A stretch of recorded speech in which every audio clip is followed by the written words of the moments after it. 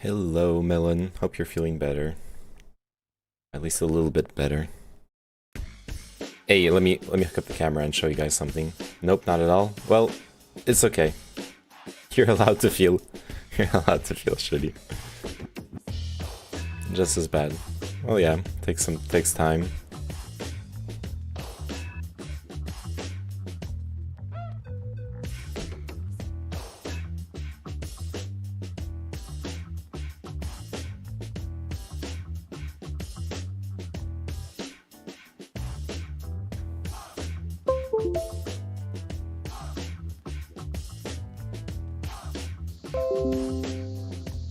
Don't worry, chat will bully the feels bad away.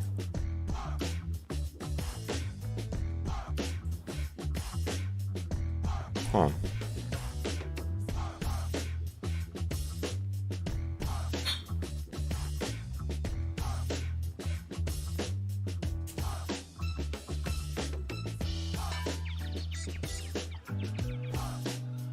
Alright.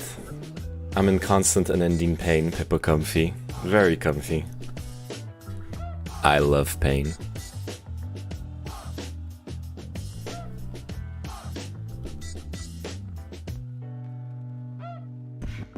Hello. I got a Queen of Pain. Hey, I got an LED strip. Got it yesterday, installed it today. We true gamers now. I can, what color do you guys prefer? Right now I got it set on sea green. I like violet too. I like the, like, fade program too. Oh no, rather the smooth one. That'll be nicer. Can I try dim orange? Sure. Like this? Yeah, that's pretty cool too, actually. Nice. There's yeah. This cost me 15 euros for 5 meters. I got like the whole under the window done, and there was even like some extra behind the screens, but doesn't really matter. I didn't even see it sitting here. So, warm candlelight. Yeah, kinda. And we can change it anytime. Obviously, it's like the cheaper one. It's not like I got an API or whatever where you can change it with the chat command or that kind of stuff. But it's pretty cool. Okay. I was looking... Okay, so my plan was to start playing Disco Elysium today. It's a 15 gigabyte update! Check it. Check what? 15 gigabytes. The only thing I didn't like is that you can see the individual whitish lights from this angle, which was more disguised. Yeah, I was actually hoping it would be a little bit better. I think I can raise the... it doesn't fix it.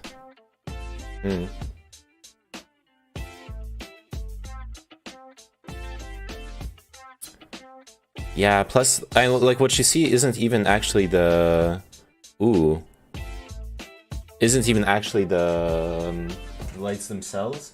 It's just that they are, there's too much space between them to like, make it regular. Yeah. I guess I can dim them? Oh yeah, I can dim them.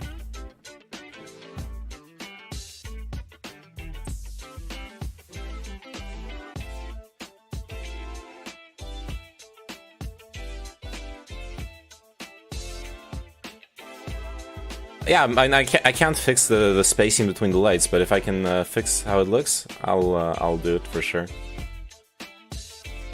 Plus, dimming them is probably much better for the lifetime. Running them at full power would probably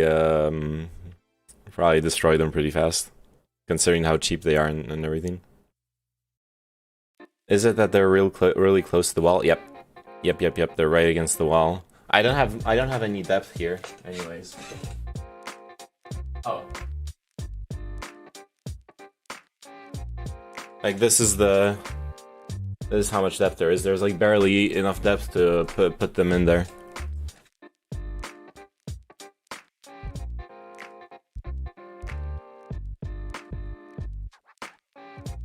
Oh shit, and there's already a...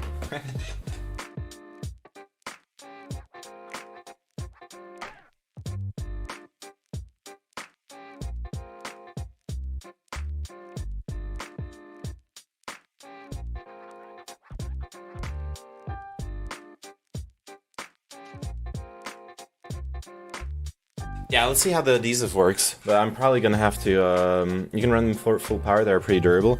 I don't know, I know LEDs are supposed to be really durable, but I've heard bad stuff about, like, planned obsolescence in LEDs, so I don't know. Yeah, they'll probably be fine.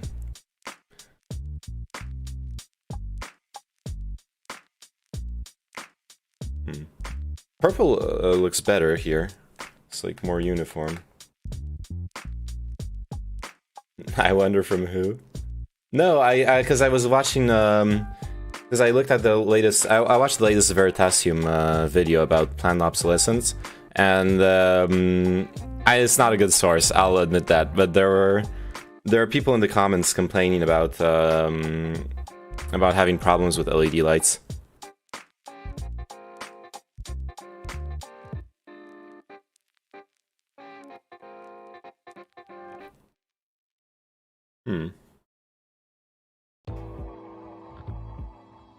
I feel like the... because LEDs are usually run by power word modulation, PWM, so they are on they're like on a really quick cycle of like strobing on and off, if I recall correctly, like the electronics of it. If I'm right about that, then that explains. There's a little like flickering effect caused by the FPS of the camera and the frequency, the like refresh frequency of the LEDs. I wonder if I can, I could like get that to.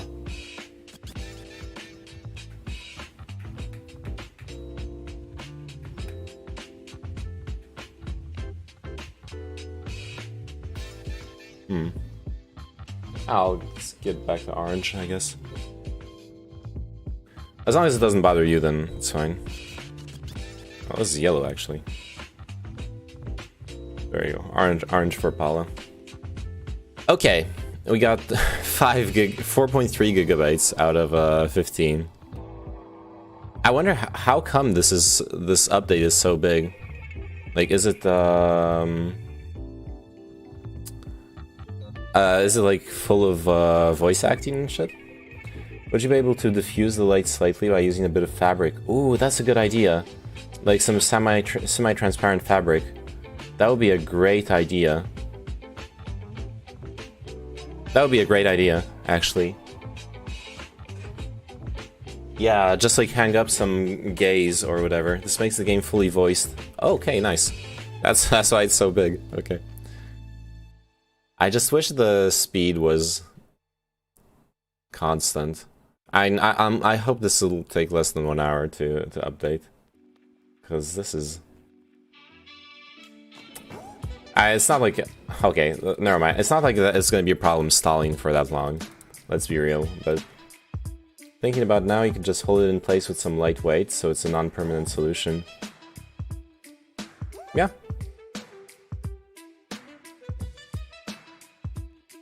Yeah, that's the only thing that worries me about the strip, is that it's like, I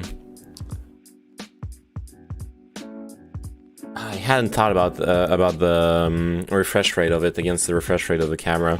But yeah, obviously, like the strip came with an adhesive. It's self-adhesive, yeah. So like when I move from here or decide to switch it up, it might be a bit annoying. I'm sorry. I have to read the Valorant patch notes. I'm not gonna play Valorant. I'm not gonna play Valorant tonight at all. But I have to read the patch notes. Bucky got nerfed. Yes. Wicked. It's time to get worked on those promised Viper and Yoru changes. Details are below. And they finally have non-garbage. Well, we will have to see if it's non-garbage, but they are promising non-garbage echolocation. Oh yeah, I saw there's a new Cyberpunk patch too. Lots of bug fixes. A couple. They tweaked the like police spawn and stuff. Yeah, I still need to finish Cyberpunk someday, or like. Get started on it again. I'm like barely somewhere at the beginning anyways. Okay, so what changes to Viper? We want Viper to make big committed decisions that truly alter the map on both sides, and how both sides plan around her influence. She should claim ground with force and dare opponents to challenge her. Dare you. The updates to Toxin should also project more threat on enemies who consider pushing her smoke, and will hopefully add a significant bite to her mark toxic screen.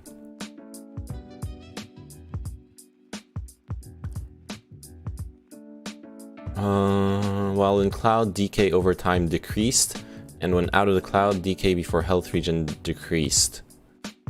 So, delay before health region. So this is a nerf to the Toxin. At what point do people just give up those? Fucking like 300 unread emails in my inbox and making zero dent into it. Tempted to finish work at 5:30 PM and blinked and it was 7 PM and still hadn't finished. Jeez. Hope you get some overtime.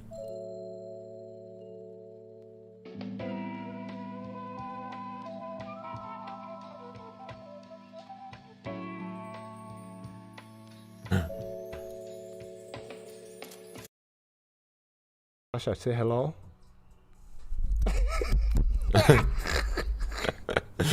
Fucking cats. That cat looks so grumpy. Sasha. I love it.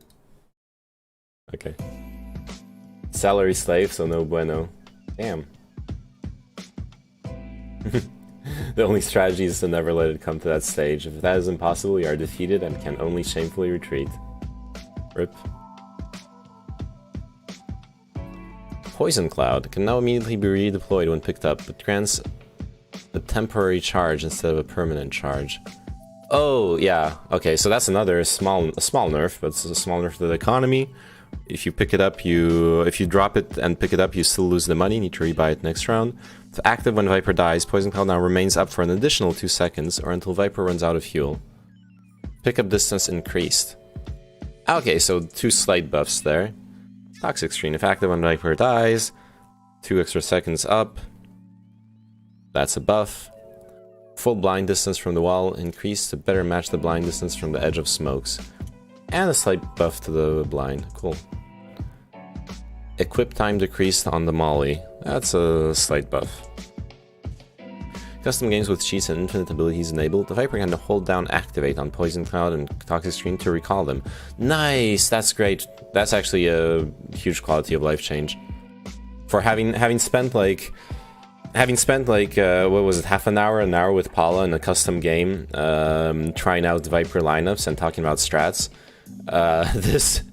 this would have saved us so much time. Yoru carries a fantasy that you've been excited to see through. A fantasy? But we believe a few restrictions have made it harder to access. Although Yoru is a unique duelist on the roster, both in pace and playstyle, we think he should still be a strong contender for good compositions and want to ensure the value he offers to his team is more consistent throughout the match. These changes should push the needle... okay, flash activation time decreased. Hey Darkest My Soul, how are you doing?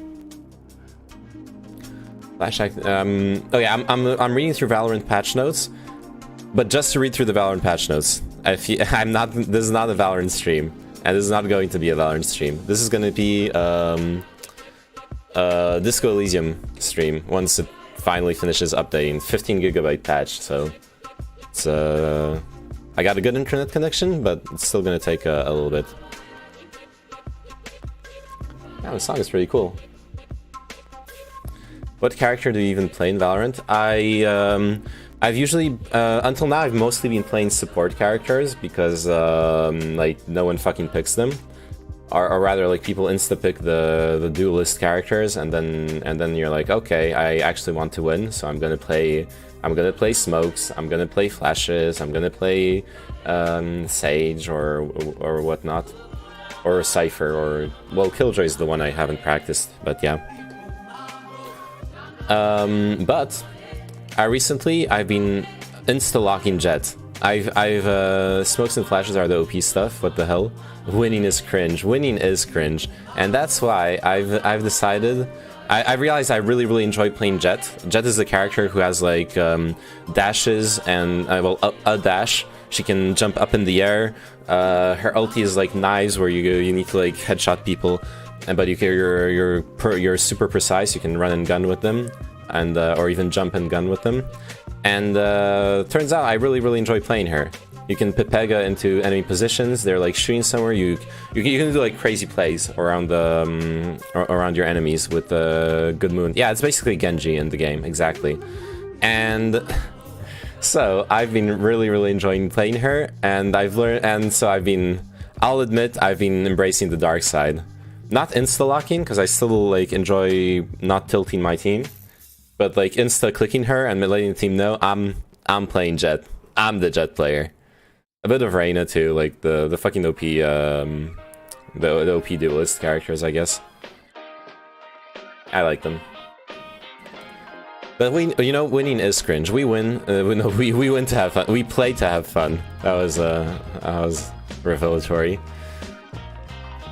Flash duration increased and flash activation time decreased. Okay, so this is a big buff to Yoru, big buff to his flashes, which is fair. His flashes are probably were probably the easiest to dodge unless you had like good lineups. Gate crash isn't. What is gate crash? That's the E. Oh yeah, that's his teleport. Gate crash is no longer refreshed on kills and is instead replenished every 35 seconds. Lifetime of the gate crash fragment increased to 30 seconds, and the range at which it is revealed decreased from 7 meters to 4 meters. Huge buffs for Yoru. And ult points decreased by 1 to get into his ult. And he can reactivate gate crash while in his ult. You should only have fun when winning, Ree. Yep. This is a big buff for Yoru. He might be like a must pick now, honestly. All of this is really huge. He's just really hard to play, in the sense that you need to be really creative with him. But I guess I'll have to try him in like unranked and stuff. See what we can figure out. Nanoswarm. You can now pick up deployed Nanoswarm grenades during the buy phase to get the charge back. Oh, this is a huge quality of life in case you fuck up placing your Nanoswarms. Bucky nerf, yes.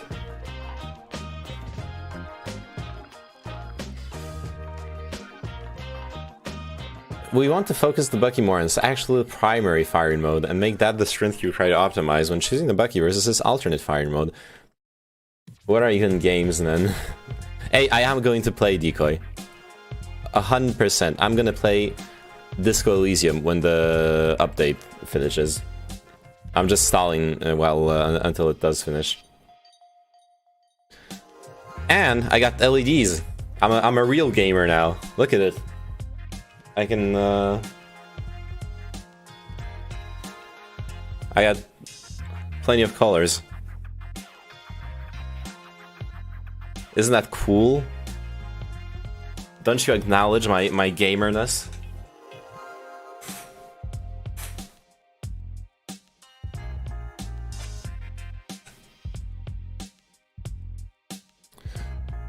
Alright, Bucky, primary left click bullet spread decreased. Decreased spread on alt fire. Updated damage curve on both. Wait, what was the damage curve before? I'd have to look it up. I imagine they nerfed the damage curve. Like it was ridiculous. You could be medium range against someone with and just one-shot them with the right click of the Bucky, which is really dumb. Reduced amount of pellets in the right click shot from 15 to 5. Yes, that is it. That is the nerf.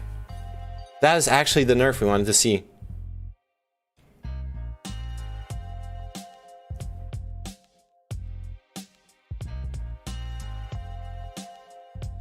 Alright, good. I like that. I like that very much. Escalation. Wait, what was escalation already?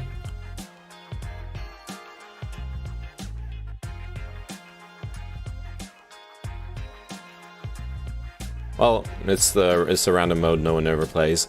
Well, I haven't played. What does right click do on Bucky? I never tried it, lol. Okay, Bucky was fucking broken. So you buy a $900 shotgun.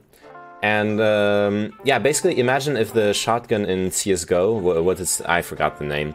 If the shotgun in CSGO had a right click and alt fire, that and the alt fire made the spread very tight. So almost like a real life shotgun. Real life shotguns are lethal at surprisingly high ranges if they're not like sawed off or you didn't do anything weird with the barrel. Like the pellets are actually focused on a single point normally. So the right click was realistic, but not fun to play against, because you're here with a your $2,900 rifle. Depends on the choke. Yeah, exactly. Yeah, it depends on the choke.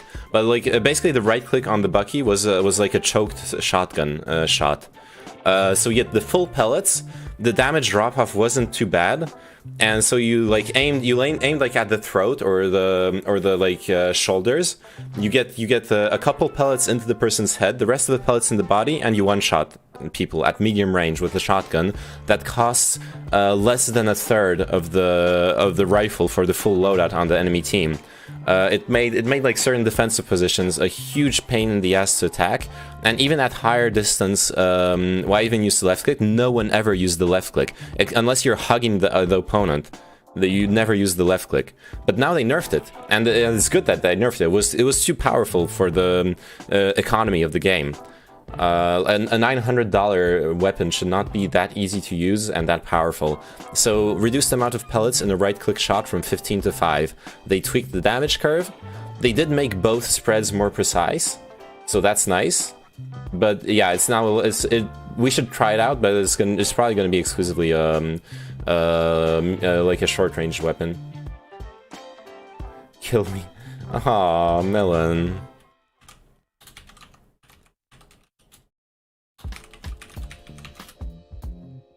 BC2, Bad Company 2, right? Smile. Smile. That's my kill me face. Bad Company 2 used to be pure memes with the shotgun sniping, both good and bad in the same sweep. Yeah, I understand a game that wants to be realistic, making the shotguns realistic, especially a game that doesn't have like an economy of weapons. The flickering is going up the side of the wall to your right as it's getting darker. Oh shit! Yeah, I see it. Yeah, This is pretty bad. I wonder if I... Okay, let me try something weird.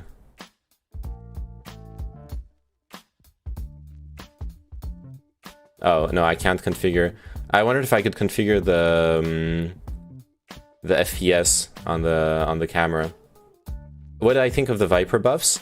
The Viper buffs are actually really nice. Oh, I can change the exposure offset. Oh, this is low exposure. This is high exposure. It doesn't change. Okay, it doesn't change anything. Never mind. I'll just leave it on medium.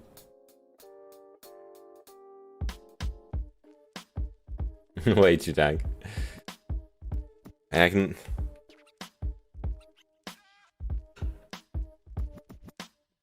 Viper buffs. Well, they're not buffs. There's a couple nerfs here, Paula. DK gets nerfed. Yeah, so DK gets nerfed. Poison Cloud economy gets nerfed. Not being able to pick it up and have it for next round. Let me go back to here. Only buff is DK, but you get a minus 50% minus 50 instant. Oh, it's instant. Oh, I misread it. No, okay, so this is a buff. This is actually a buff. Yeah. The fact that it's instant is a huge buff. Yeah, I misread it. I thought it was, I thought I only saw the decay over time decreased and the delay for health regen decreased. Okay, so no, this is a huge buff. Then like quality of life stuff, the Viper dies, it's still there, is a buff. Okay, no, so those are good buffs. And did you see the practice tools? Remember when we spent an hour in that practice lobby? We're talking about lineups and shit. Yeah, okay, I'm definitely gonna have to I might have to turn it off for this stream. I don't know. Pain is a wave-like function. It is. Almost like the LEDs behind me. It's a wave-like function. Yeah, the practice tools are awesome quality of life changes. Yoru might be super viable now. The buffs are huge. I like them. I almost wish the Poison Cloud was just a quality of life in general, yeah. I'm really looking forward to the Bucky nerf. Fuck the Bucky. And sound, dude.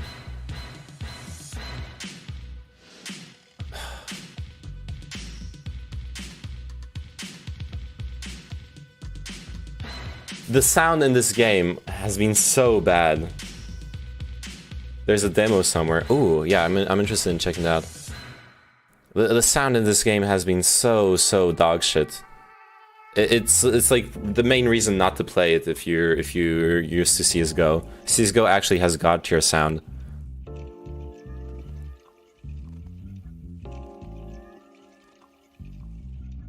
Nice. Let's try it out.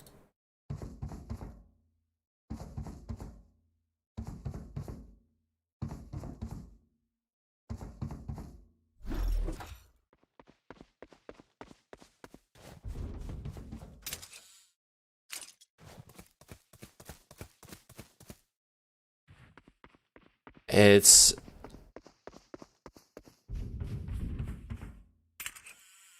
still not as okay. It's still not as good as CS:GO. Oh yeah, okay. This is without it. Yeah. So this is Valorant right now. Like literally, this shows the biggest problem in Valorant. Right. Sorry. She's running behind. She's running in front. It's the exact same sound. And now you actually have a change in the frequencies when she's behind, which is the right way to do it.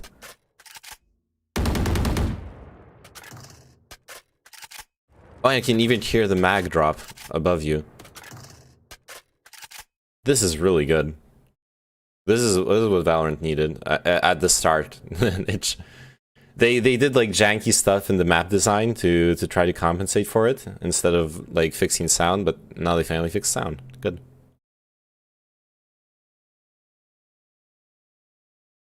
Alright, that I'm really stoked for. Alright, please let me know if the if the LED strobing is too much, and I'll have to figure it out. Yeah, hopefully like putting gaze, like some kind of fabric along it will fix it, or I guess like changing camera, but 100% people are gonna complain about the new sound model though, because people are used to it by now. I honestly don't think so, because right now the sound model is suing you for the seizure. The sound model right now, yeah. First of all, it's toggleable. You can switch back. You can stay on the normal sound if you want. Secondly, right now there is no difference. There is literally no difference between the sound behind you and the same sound in front of you at the same distance. There is no way you prefer that over something you're not used to. Because something that you're not used to, you can get used to. Our research, it comes down the camera, you need the shutter speed to be 1/60th of a second. Yeah, but the problem is my camera is a phone. I don't know if I can actually control the shutter speed. I can try. Alright, let's see if we can fix the shutter speed, but yeah. Steam audio when? What? Steam audio when? What are you talking about, Decoy? Okay, we're at 10 gigs of the Disco Elysium update. So... okay, we got those options. Brightness, contrast, delay, volume boost, white balance, exposure. Shutter speed should be exposure. We can try to lock it. It's usually related to shutter speed, but... this is like... hey, now it's complete. The shutter is closed. Like, no exposure.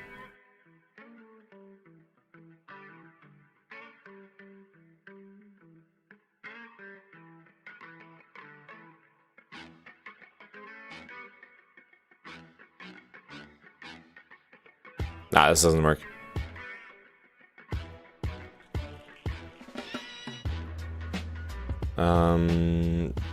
Camera flash LED, autofocus, zoom in, mirror, rotate. Nice. I'm upside down. Saved JPEG.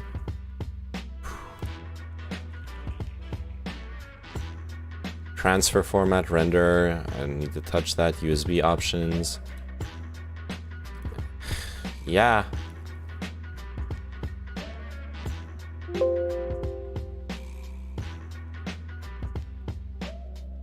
How to change shutter speed in iPhone. Ooh, let's try that. Thank you for the link.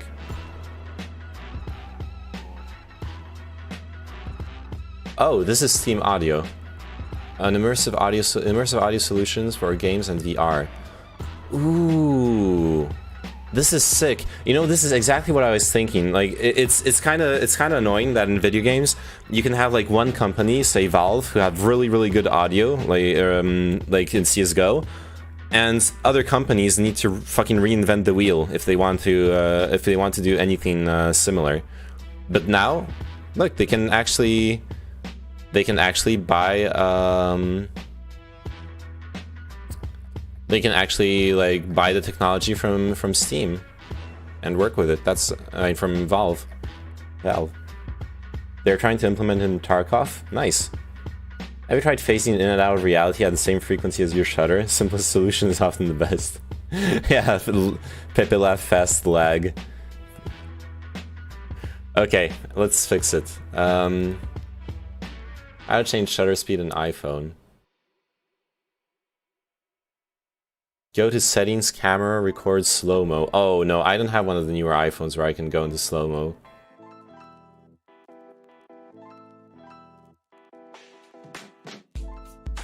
Also, honestly, I didn't want to shoot at, like...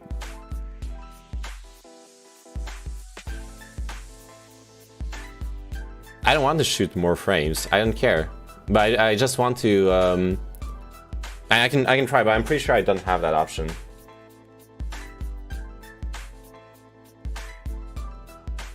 I'll look for it for a second. Worth taking a gander at least. But the hardware in my iPhone is equivalent to the hardware in an iPhone 6. It's like an iPhone SE. Try to decrease the frames. Yeah, let me see what I got. I'm going into settings, camera. Oh yeah, I'm recording at... Oh, I can record slow-mo. Okay, I'm recording at 30 FPS. So let's try 60 FPS. Oh shit, I can record in 4K. Oh yeah, let's try 60 FPS. That might be worse actually, but I'm doing it.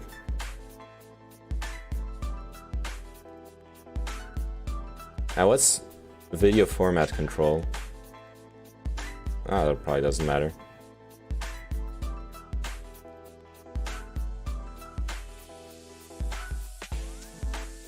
Just reduce the frequency on the LEDs. I do not have that option. I wish I did.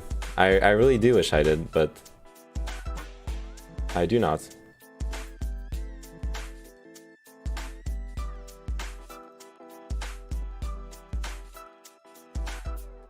Okay. Any seizures? Any Caesars in chat? Okay, the moment of truth.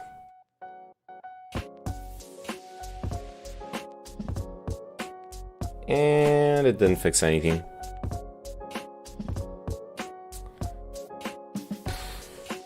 Shit. Okay,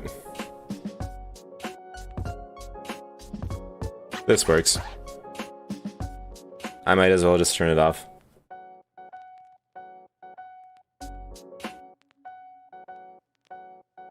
Yeah, I'll turn it off and I don't know, I'll like nail or stick some sort of fabric over it. I think that's the solution at this point.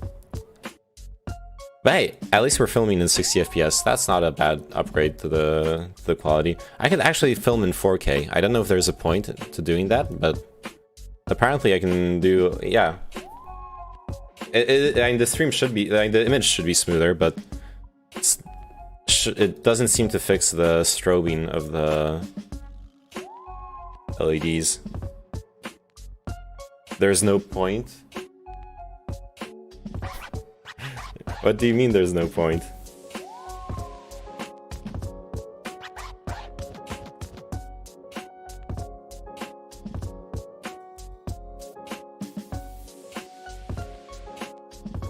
I wouldn't advise it. We'll add the necessary encoding to OBS.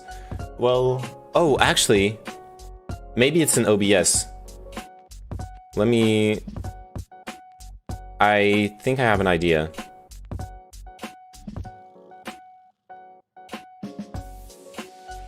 Because in the properties here... Oh, FPS match output FPS.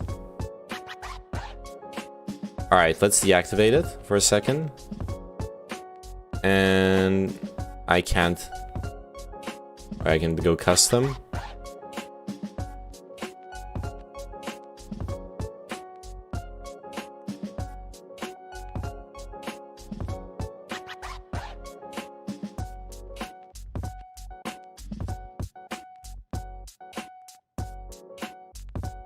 I can try like all the FPS options just in case any one of them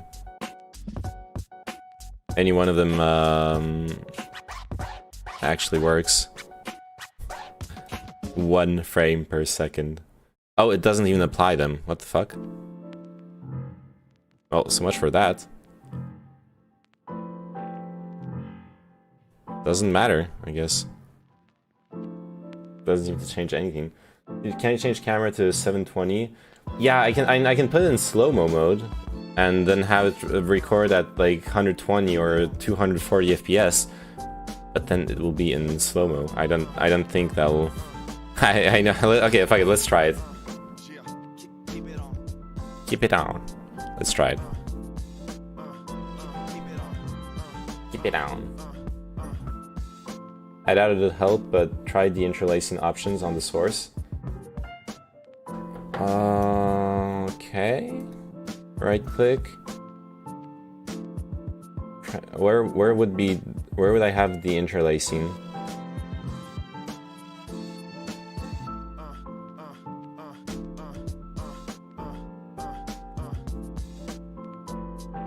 I don't have that option, honestly.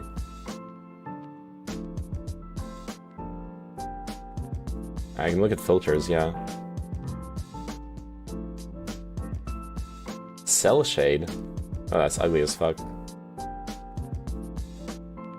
Okay, never mind. If you pause your video, it's fixed. True. No, okay, no, slow-mo isn't gonna work, because I'm not...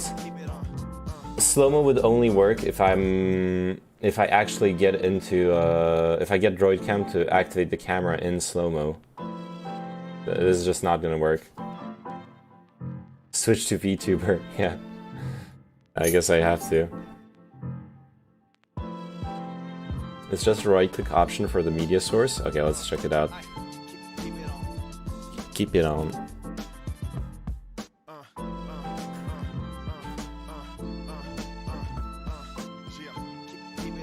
LED stripped interlinked. 3 times interlinked. Okay, so I right click here. Properties, filters, performance mode, rename, remove, source projector, hide, group, transform. I don't have the interlacing.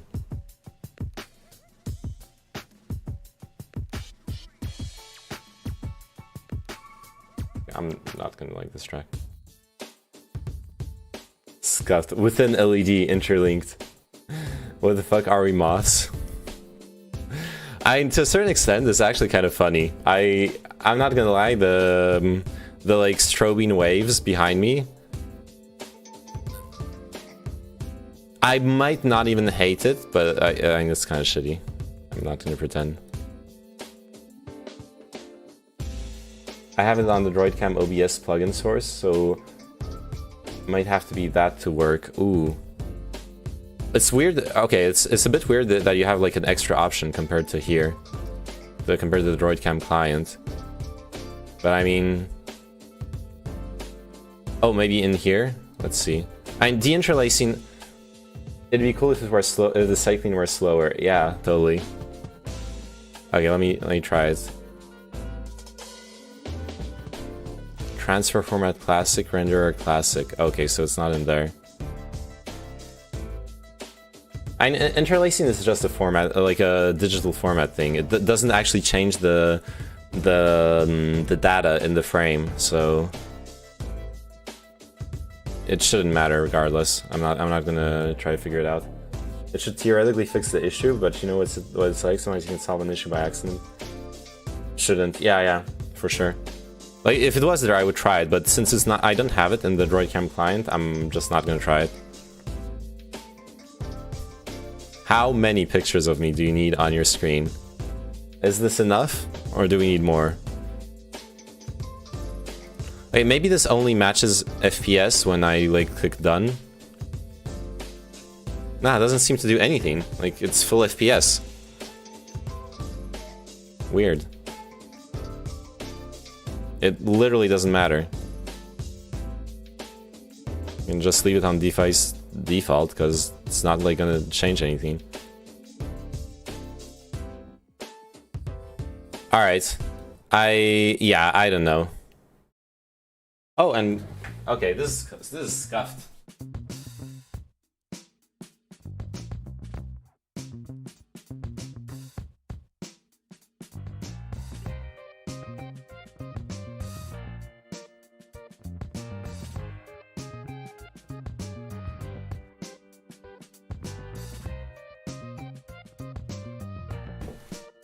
I just want to try one last thing.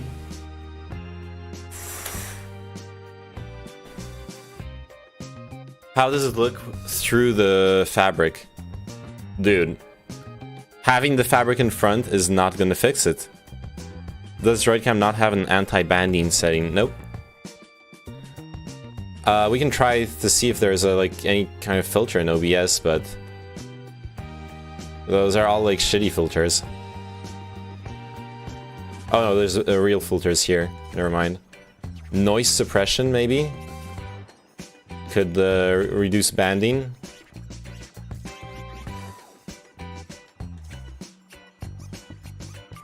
Maybe. Probably not. Nah, doesn't do anything. Now it's a fire hazard. Look, it's just I'm just testing to see if the LED goes through or not. Fuck. Well, that's shitty.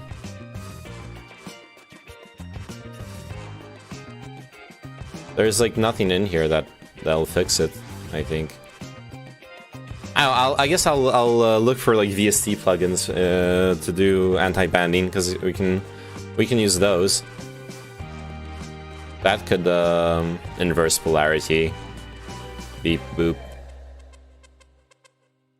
Oh, that does nothing. Okay. Yeah, I'll turn it off for now, and Google my 15 euro Pepe hands. Yeah.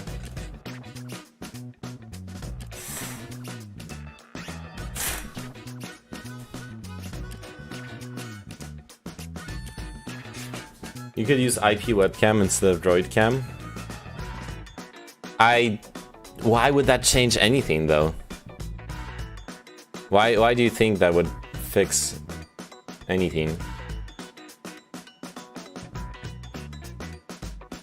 Unless you do the USB pass-through meme. Right now it's through USB, yes. But I genuinely don't understand. Like, what do you think that would fix? Because the problem, like, yeah, the problem is a banding issue caused by the FPS, like the FPS versus the refresh rate of the LEDs in like PWM mode.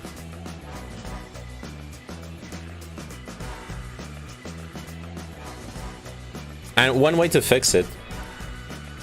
Well, okay, one last test. Oh crap. No, that's not what I wanted to do.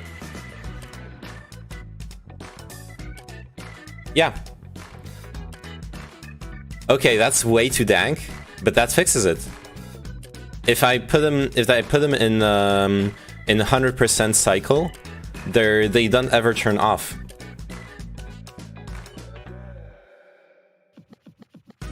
Now put the sheet in front of it. I really want to have the background of the town. But yeah. Plus, I guess it fixes not having seeing the separate LEDs. Yeah, just to test it, sure.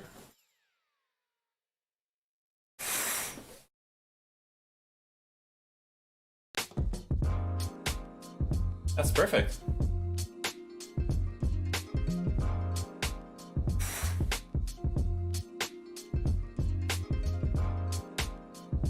That's actually really good. Your phone camera should be able to handle it. IP webcam does have anti-banding settings. Huh, I'll see it. How did I fix it? I thought for a second, what the fuck does from when I learned electronics, what does PWM modulation mean? It means the LED strobes, it turns off and then it turns on really at a really high frequency, which means that if I put it on maximum brightness, it has 100% on cycle, which means it doesn't. It will no longer cause banding.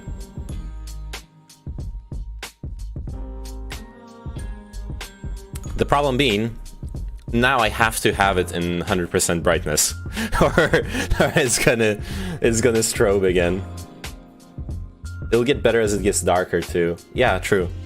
Is it okay like this, or is it like really too bright?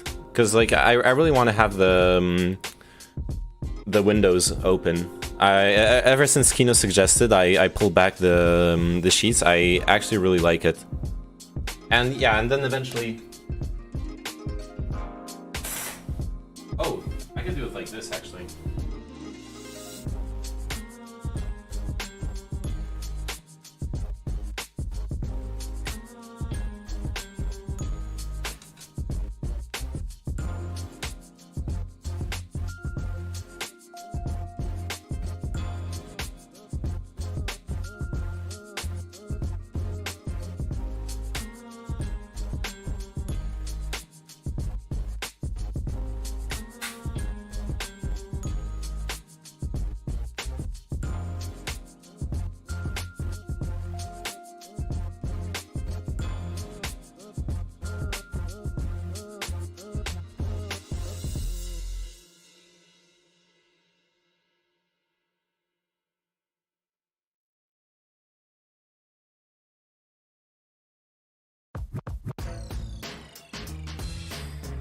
Okay.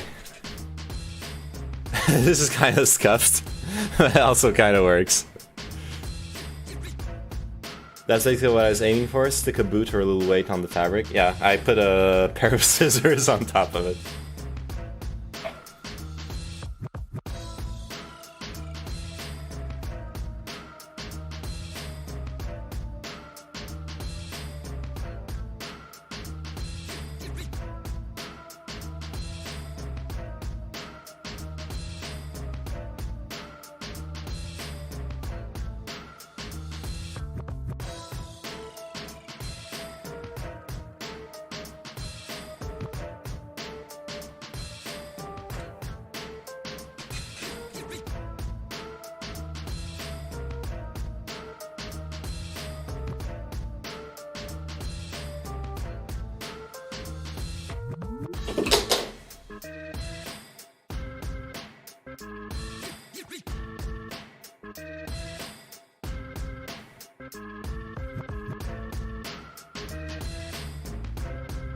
Okay, now the problem I'm trying to resolve, if the fabric is too close, it doesn't diffuse the light.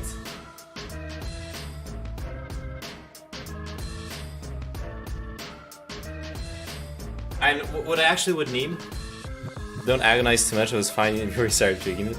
Well, the thing is, like I was saying, I don't want it to be too close to the light, because then it doesn't diffuse the light. What I actually need the lighting masterclass, Pogoi, yeah, pretty much. What I actually need is POC. What I actually need is that, like, lighting diffusal paper from that, like, people use for lighting in photography or cinema or whatever. That's, like, literally what I need. Then I just scotch it all around here, and it'll be good.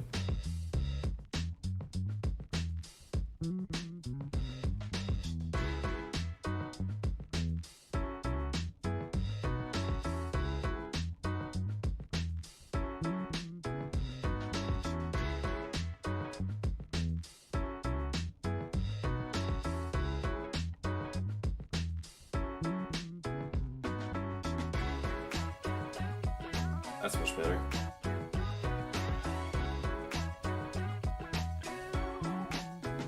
Alright, this is pretty cool. Scroll what I said earlier. To be fair, it seems to light up your room wherever it is, so it can be out of frame too. Yeah, I could just like unglue it and move it around. The MFC setup is complete. People can see from their windows that you're now a sex worker. True. I wonder how this looks like from anyone up there looking through their window. They see all those like normie light windows, and then mine with fucking purple light shining out. Nice. Okay. You wanna hear some good news? Gamer lights, yeah. We can even... Okay, now we can play around with them.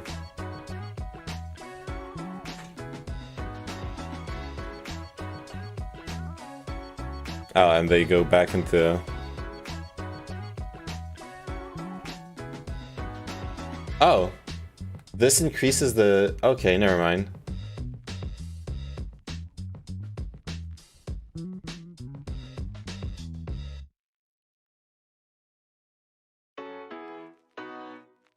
Wait, why is this one still, like, strobing? There's too much spill on your face. Yeah. Why is this one still strobing? I guess not all of them.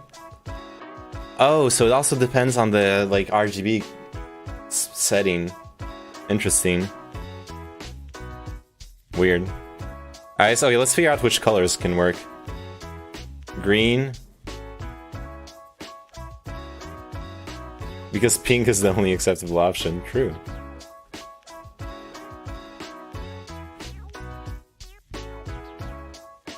Okay, blue doesn't work. Well, this blue. It certainly does not depend on the wavelength. No, it does not depend on the wavelength. It depends on the electronic setting of the LEDs. Yeah, East Night Color, there's no shutter setting on the camera, sadly. But yeah, I know that if I could set a shutter setting on it, I could fix this. The current problem is that my camera is not a real camera, it's a fucking iPhone. Maybe UV has a higher spectrum frequency. No, okay. The reason why I actually know the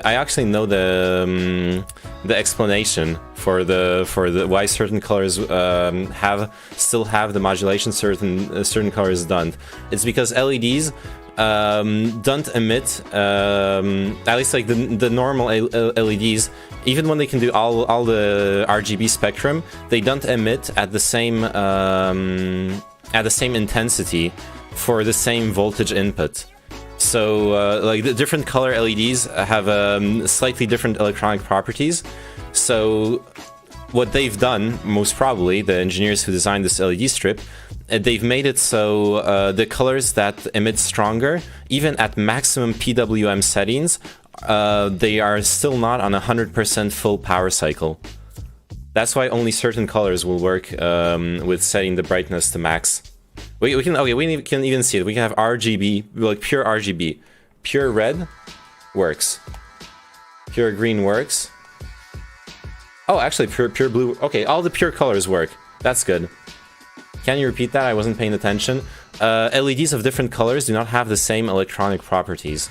So that means that for the same given voltage and power, yeah, this color is nice. I think I'm going to leave it on this for now. For the same given voltage and power, you're gonna have different intensity of light produced by the LED. So I'm assuming that what happened when they like engineered the settings here for the different color combinations is that certain color combinations they chose to even at maximum intensity or like brightness, because there's a brightness button here, they chose to make it. They chose to make it 100%, not 100% PWM, like full like load cycle, but maybe like turn it on 90% of a cycle, stuff like that. Also, chat, you've been taken for a ride. Anyone manufactured this problem so he has content while he's stalling for Disco Elysium. True, except it's already updated. It's actually been updated for like 10 minutes. I'm just really enjoying. What electronic property are you referring to? Intensity? That should only show up as brightness, no? And what do you mean load cycle? By load cycle, I mean that in when you have something run in PWM, you're basically sending a signal. You're basically sending a signal like this. Like say this is 1/10 of a second. So this is imperceptible to the human eye that during those moments the LED is off, but it will reduce the perceived intensity of the emission of the LED. Oh, it's just the eigenfrequency. I've never yeah, that works. I'm not sure what eigenfrequency means, but yeah. And so this is a pretty common control scheme in electronics when you're dealing with digital control of lights, and it's called PWM, power something modulation. Oops. I keep thinking I mean pulse width modulation. Okay, sorry, thank you. Pulse width modulation, which is okay, which makes a lot more sense. Like the width of the pulse modulates the intensity or anything else. It can modulate other stuff. You can obviously encode a lot of information in a pulse width. I modulate my pulse with your mom. Ooh, yeah. Nice one. PWM, wicked. But yeah, for like lights and LEDs, this is mostly for LEDs, because with normal lights, if you do this, you're gonna fuck up the lights real fast. It's actually something I have friends who have grown weed in their in their life, and it was actually something that came up. Interestingly, if you grow weed, you have to learn quite a bit about like random electronic stuff, where like cheaper ballasts to run their lights actually do this shit, but with a fluorescent light bulb, which is really bad for the lifetime of the light bulb. So They literally like send a square signal of power. Some other types of light sources, such as light-emitting diodes, however, turn on and off extremely rapidly and would perceivably flicker if supplied with low-frequency drive voltages. Perceivable flicker effects from such rapid response light sources can be reduced by increasing the PWM frequency. If the light fluctuations are sufficiently rapid, faster than the flicker fusion threshold, the human visual system can no longer resolve them and the eye perceives the time average intensity without flicker. Exactly.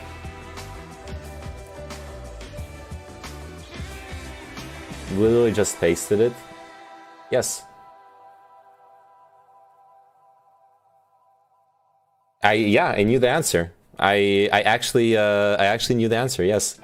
I haven't studied electronics. I'm kind of misrepresenting that, but during my first 2 years as a software developer, we were working closely with someone who's passionate about electronics, and we basically set up a workshop at the office.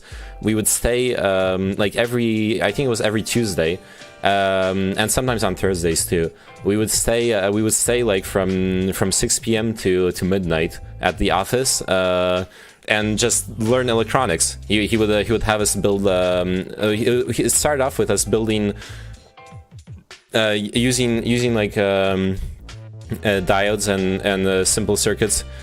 Yeah, I think it was transistors. It started up with using transistors and diodes to implement gates.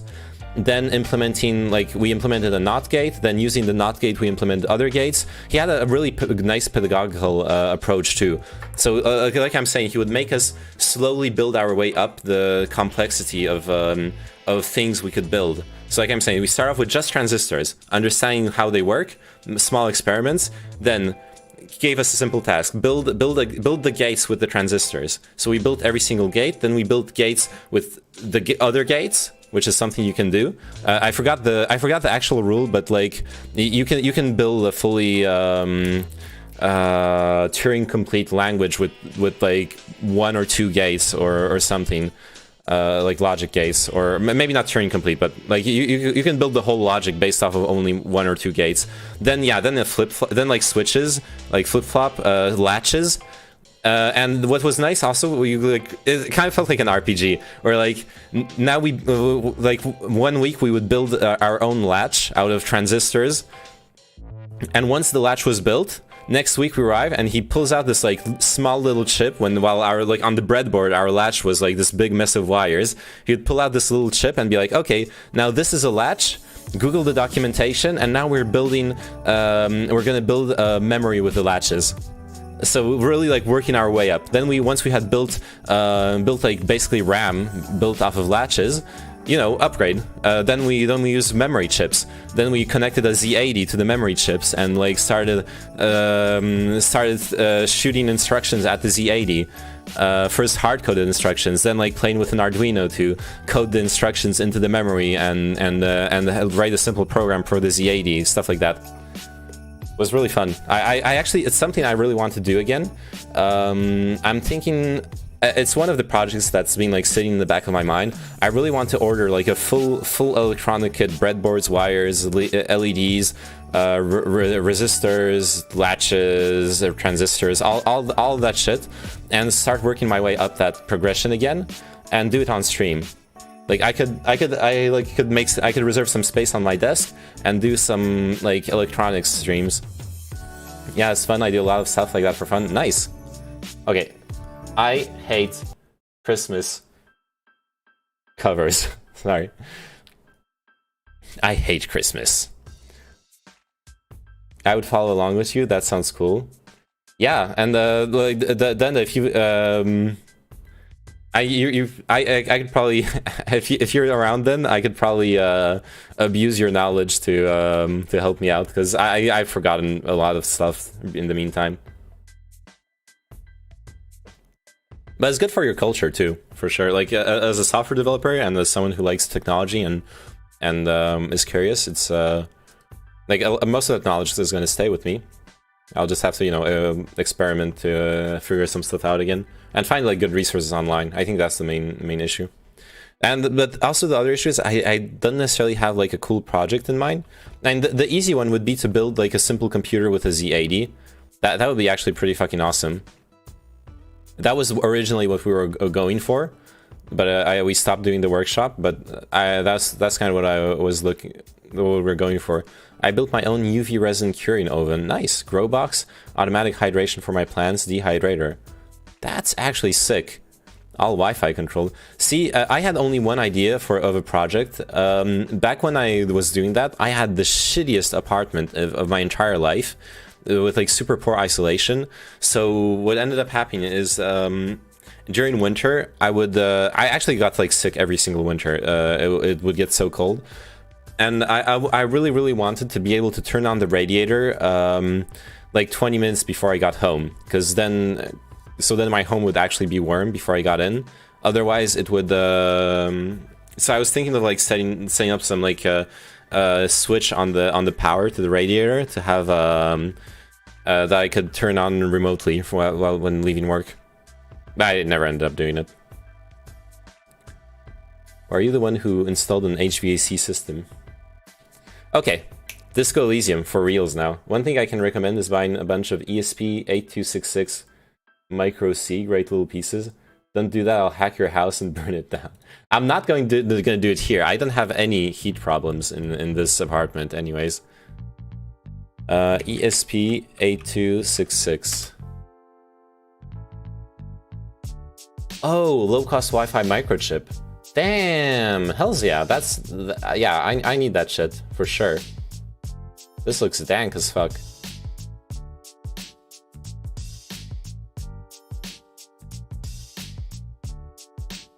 This is perfect. Give them for $1 a piece off AliExpress. Nice. Cool. Alright, you know what time it is? Unless we hop into another subject real quick. It's hey,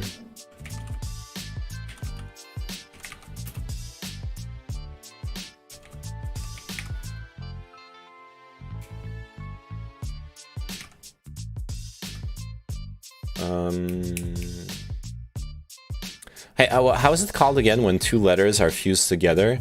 A ligature. A ligature. There you go.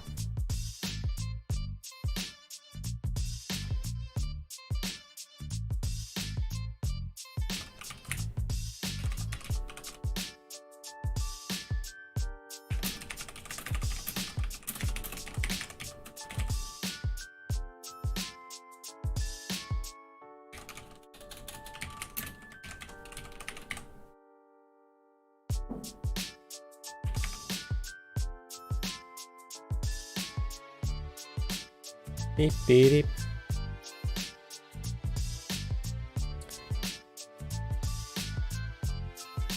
The bigger one, ESP32, even has enough computing for some fun stuff like facial recognition. Yeah, I saw that the company making them is called AI Thinker, so I imagine they do like AI stuff too. That's pretty dank, yeah. I don't think there are any big streamers in my... Oh, what are you guys talking about? Big streamers in your city? I didn't know you can DDoS Rust servers. There's a ton of Rust streamers suffering from people DDoSing the nodes on the way to the servers. What the fuck? Good thing, okay. That's not how, considering how big of a streamer I am, that's not how you're gonna convince me to play Rust, okay? Oh, fuck, not CSGO. I misclicked. I promise I misclicked. AI Thinker is a company that builds boards and modules for DIY people mostly. AI Think isn't behind the ESP, that's ExpressF. Oh, okay, sorry. I just saw AI Thinker mentioned on the in the Wikipedia page. Alright. It's actually super fucked up, and specific individuals being targeted. It's real shitty. Yeah, I imagine. Yeah, that's like the online bully memes. Thinker, sensitive, physical.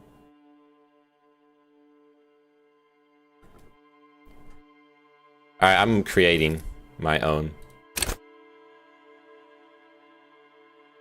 Raw brain power. What's that song? Da da da da da. Something power. Also, is my camera being in the bottom right going to be fine? Anyone? Yes, I think here. I'm gonna make a nerd. I'm 100% making a nerd. Like I know how I play those kinds of games. Like psyche and intellect, probably. What power? The that like meme song that everyone was on about. Okay, let's go full intellect. Yeah, that one, McDoodles. Oh, yeah, oh. I forgot the name of it.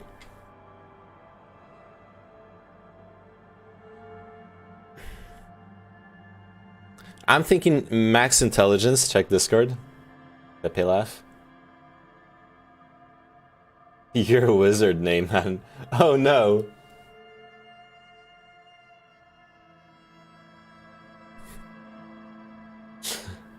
Nice. This looks like a pretty good UI, but why is it scaled like 3 times bigger than necessary?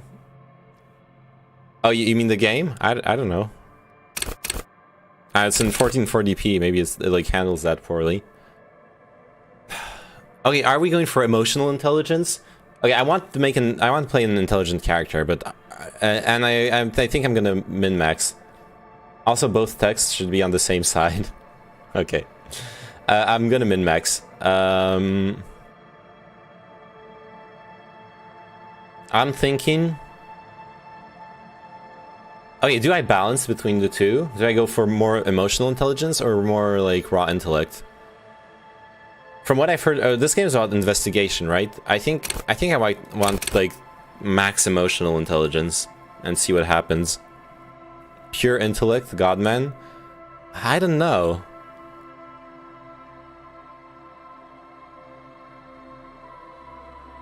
Max stats everything like a Chad. That's not possible.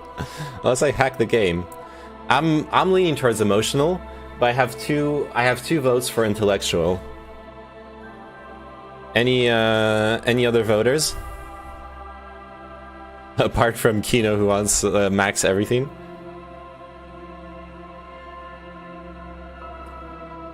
Okay, I'll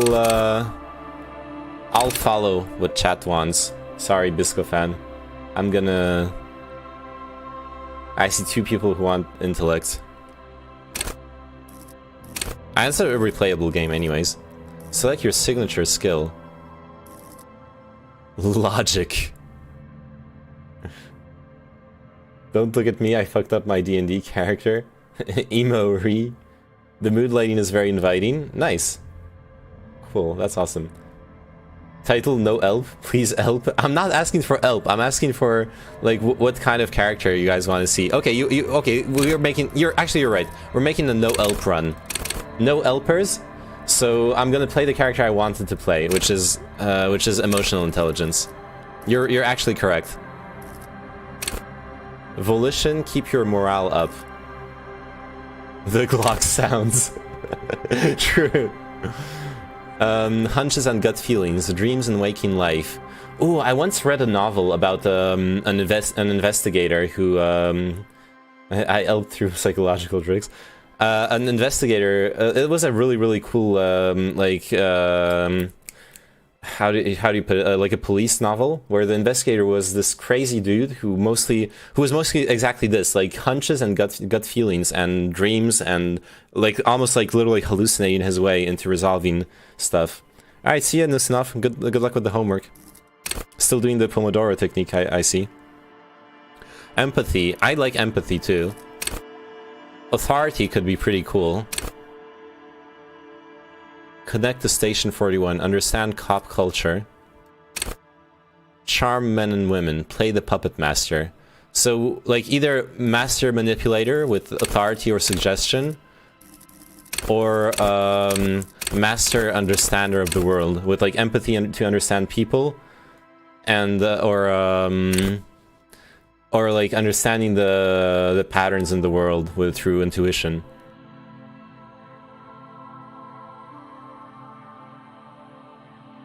Though, oh, we can like pick one skill in every in every thing, right? So like if I can set this one. Oh, never mind. Okay.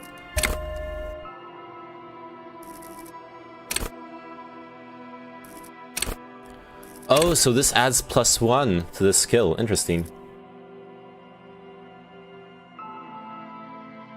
I'm getting linked. Clips.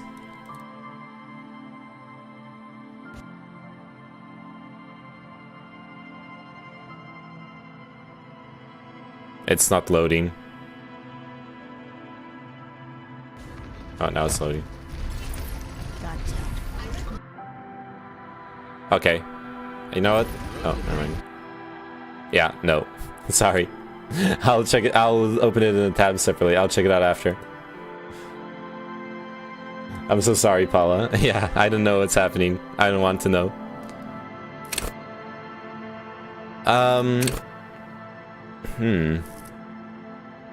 Yeah, I'll go with the full intuition. I think that's pretty cool.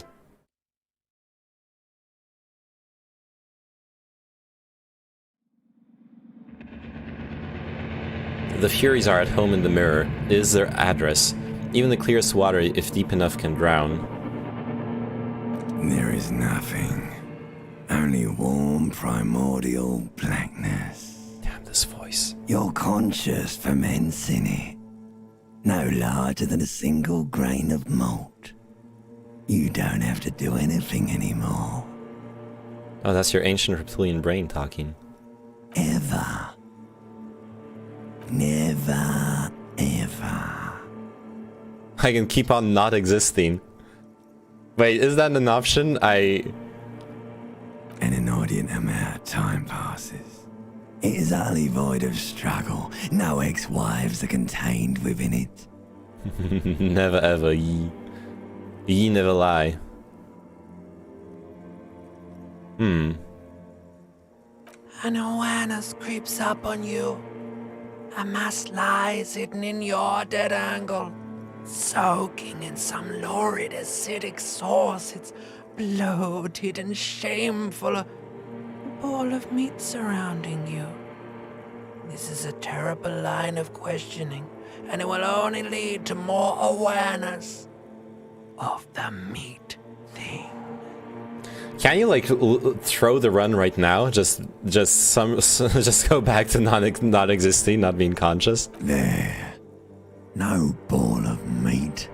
No light in the formless nothing. It's the only morally just night option. Swimming. I like nothing. I know you do, baby. Comfy feels. I know. I like nothing. Can I stop existing, please? This is our generation's fantasy. Coming right up, sir. Smooth passage. Alright. Nothing down to fuck all, borough.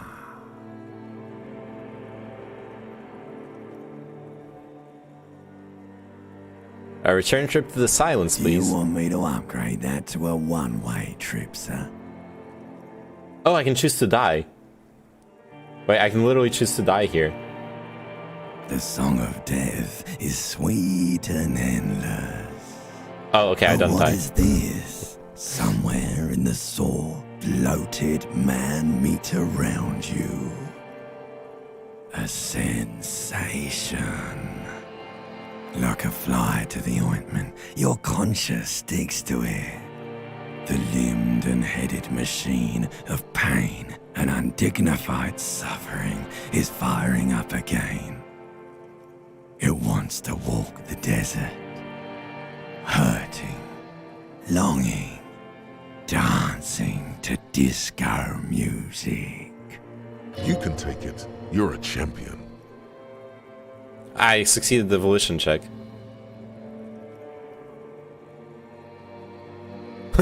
Mother help me, there's a head attached to my neck and I'm in it.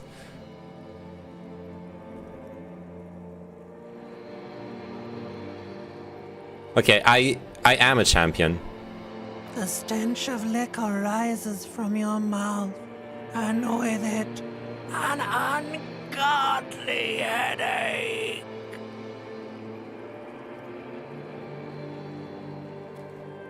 I already did, but you should thank your previous manager. Oh, but should you thank your previous managers for references? If you know, well, yeah, for sure. And you should clear up with anyone you're adding as a reference that they're okay with being a reference. I hope someone cut my head off. It's trying to murder the rest of me. A fiery streak penetrates your skull, trying to force your eyes open. It's a sound, a clarion call from hell. My limbic system is talking. Yeah, I cleared it with them and then thanked them. Well, that's good. Yeah, you thank people when they help you with something. That is good, Kino. Somehow, you know what it is. A caprice to name a motor carriage. Well, we open our eyes.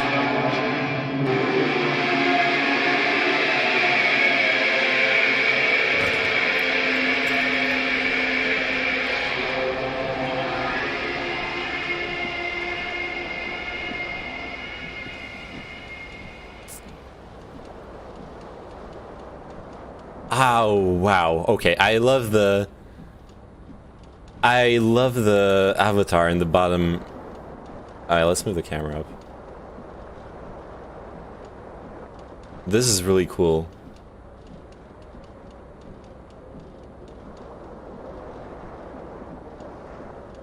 This fan has two chain pull switches. One ends in a tiny fan, the other in a light bulb. A truly horrific necktie has somehow attached itself to one of the blades. Or has it been consigned there as punishment? You feel as though this creature is your friend and wants to reattach itself to your neck so that you may continue your adventures together in this strange world. The blades come squeaking to a halt. It should be easier to reach the tie now. You swoop up and catch the tie. Snap. It's released from the blade. Warning, warning. The necktie is no longer contained. Any tie what catchers? What you have in your hand is a fantastically colorful tie with 4 or 5 different patterns. The knot reminds you of a noose. If it's your friend, why was it up there? Who ties their friend to a ceiling fan?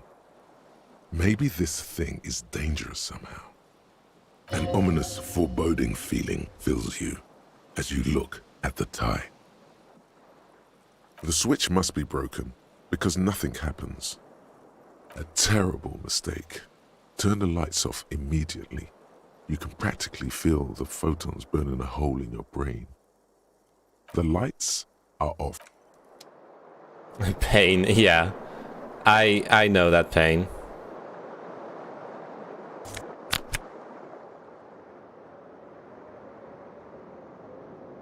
-1 savoir-faire, +1 electrochemistry. Let's put them on. You hear a jingle.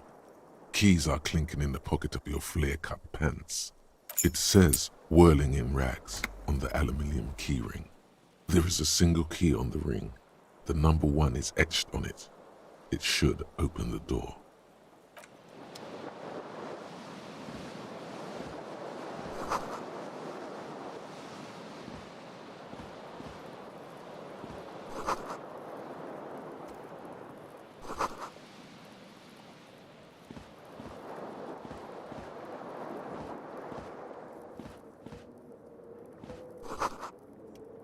Bottles in the bathtub. That's not a good sign. Jeez.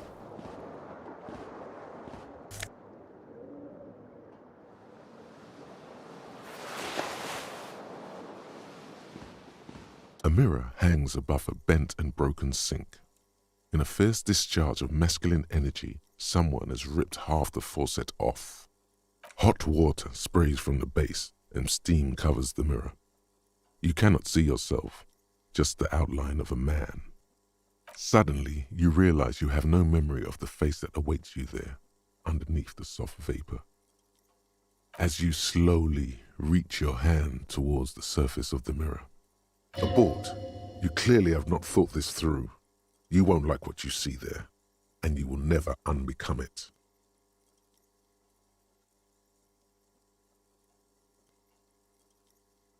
Yeah, there is definitely something wrong with it. Where to even begin? There is the bloatedness, then the swollenness.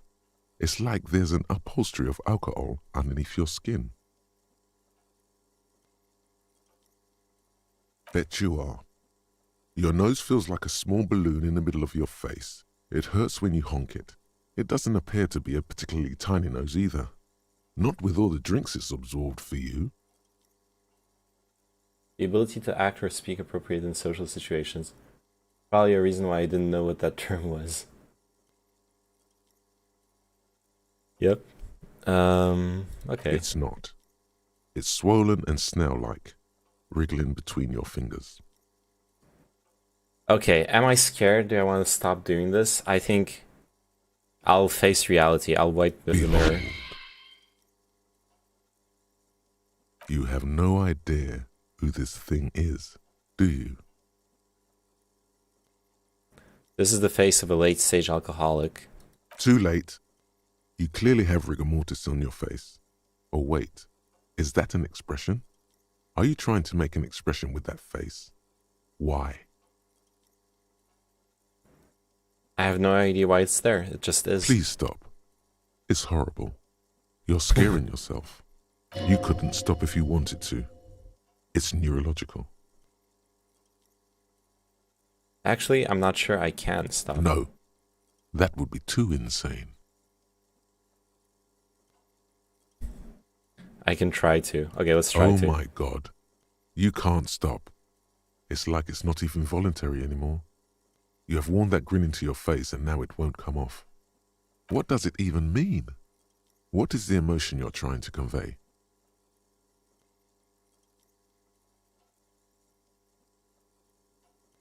It's an expression of pain. You are correct.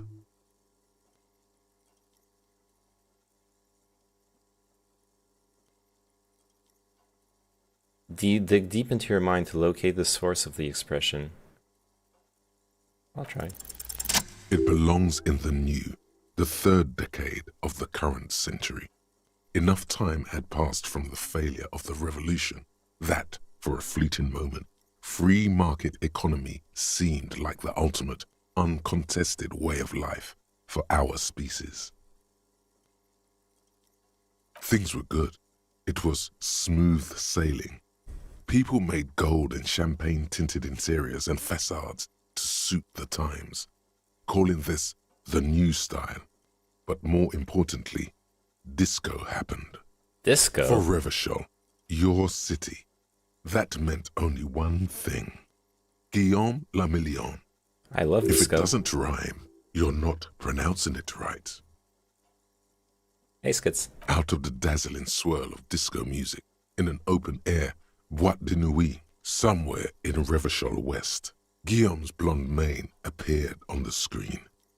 He sang some bullshit. Then he made the expression. So I adopted it? Why? Everyone loved it. Maybe you thought some of the stardust would rub off on you. Maybe it did. Either way, it's all gone now. Only the grimace remains. I feel that I need to add a clicking sound when The I click make it. is used to spur on a horse. It also features heavily in Guillaume le Million's regional mega hit, Don't Worry, Your Pretty Little Head. How long ago was the new? Some 20-odd years. There is a vast ocean of time between right now and the expression. Looking good on you, or anyone. Humanity has run aground in that time. It's a different world now. The expression is a relic. Anything else? Like, who am I? Why did I drink myself into oblivion? You have some understanding of the near history of disco. The rest is darkness. Aside from the useless fact that the motor carriage outside was a caprice cinema. I guess that's it then. It doesn't have to be. You can swoon over Guillaume and his champagne-corked smile whenever you want to. Maybe some of the stardust will return. Yeah, this voice acting is amazing. It was definitely worth waiting for it to be released. I'm enjoying it. It's too late. Like an image on film. The expression belongs to your primary motor cortex. It would take a minor neurological miracle for you to cease producing it. I agree, reading this for losers. That's like really good. Okay, we looked in the mirror. Oh yeah, let's get our jacket first. I wanna wear it.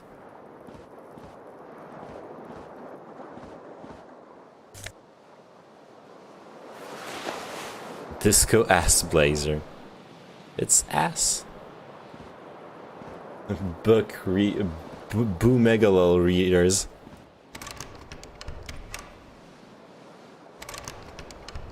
Uh-huh. This door is locked for some reason.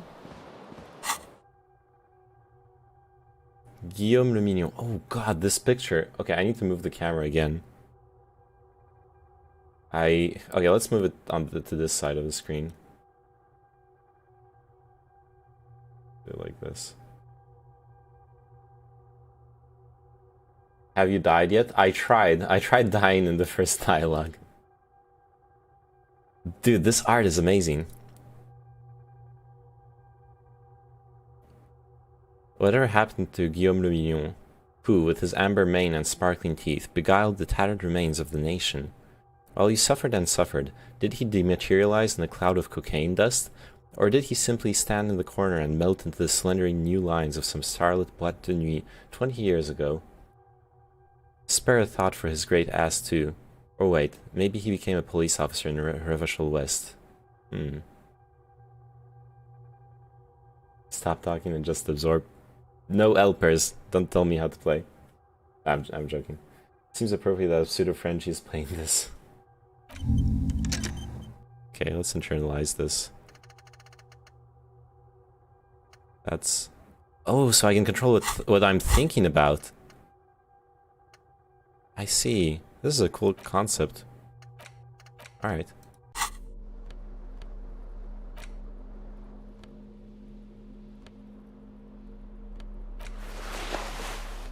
Oh, okay.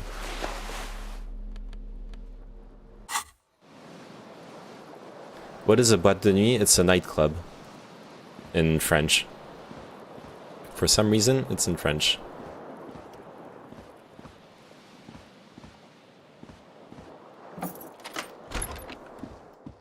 Oh. Now he's out of his house, he can... standing up a bit straighter.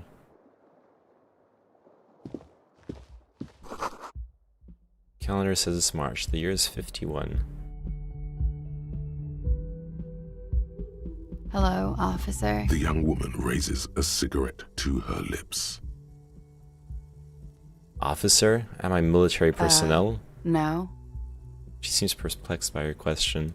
There's only one solution to this. You're a businessman. Wait, I know. I'm a businessman. Chief Executive Officer, right? The young woman shakes her head slowly. Okay, Chief Technical Officer? No. You're a police officer, sir. Are you sure? I am, yes. Unless you've been feeding us a set of very well-rehearsed lies all this time. All this time? You've been here for 3 days. On official police business, no less. And what business is that? I couldn't say. In truth, so far, mostly drinking. Try the expression on her. Let her know you want her physically. Oh, God. The words have already left your mouth. I want to have fuck with you. What was that? That's not even how words are used. What did you say? Come on, say it again. I said I wanted to have sex with you. No, you see, that's not what you said. You said... Come on, man. Pretty, please. One more time. Don't back down now. Say what you said again. Proudly. I said I want to have fuck with you. Goddamn right you did. You crazy asshole, you. What kind of cup are you? I'm a cop of the apocalypse. I'm sorry, I don't know why I said that. You're pretty. Has the time come already?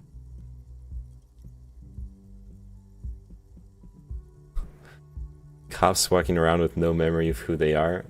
The archetype, I went for emotional intelligence maxed, and then in like intellect. And I chose a specialization in the intuition skill.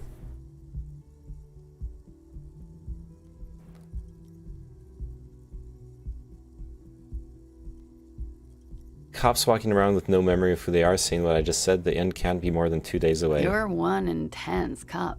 Anyone ever tell you that? Yeah, I guess I'm pretty intense. Alright then. Looks like I should go and prepare for what's to come. And thank you. This has been delightful. I do hope it happens sooner. Otherwise, I should have asked her more questions before hitting on her. it's gonna suck for you later when you have to interrogate me. Yeah, I should have asked her more questions. And for the record, no, I didn't do it.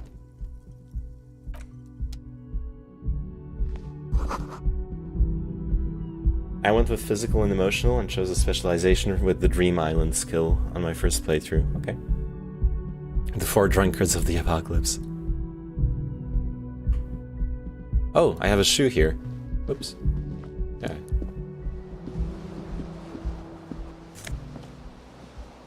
Or shoes, plural. No, okay, just one. Just one shoe. Okay.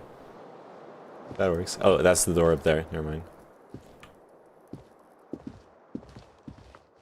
Dream Island is a fun skill. Well, it's not the one I have, but... The door is closed. It's probably not the time to bother her again after that interaction. This is the weekend edition of the satirical newspaper Trompe le Monde. For the non-French people, that means lie to the world. You can grow to whatever you want. Okay. Time to start up my second playthrough. I wish you good luck, sir. Alright. Good luck, Skits.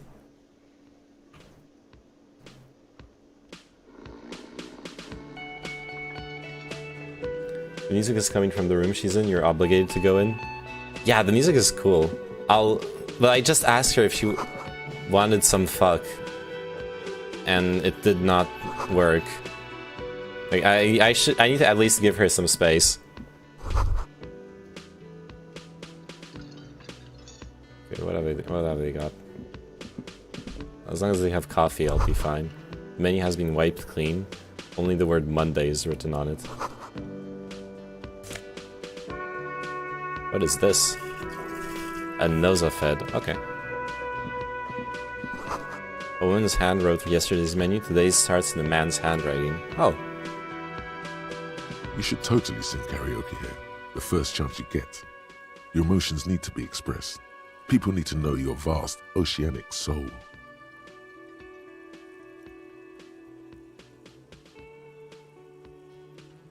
My soul's cubic content is obscured by the hangover.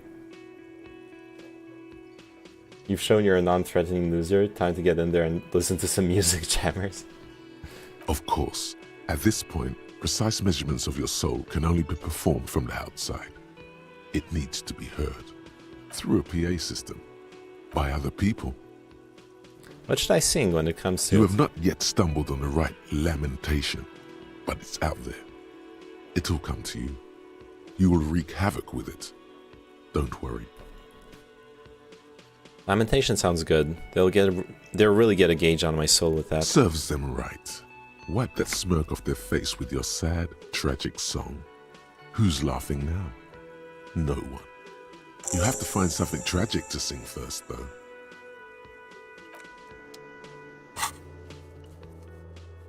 Get hold of sad song on tape. Okay. A man in his late 20s stands behind the counter, inspecting a stuffed seabird. As you approach, he gives you a sideways glance, then looks down again. I'm a creep. That would work. That was disdain in his eyes. Even now he's purposely ignoring you.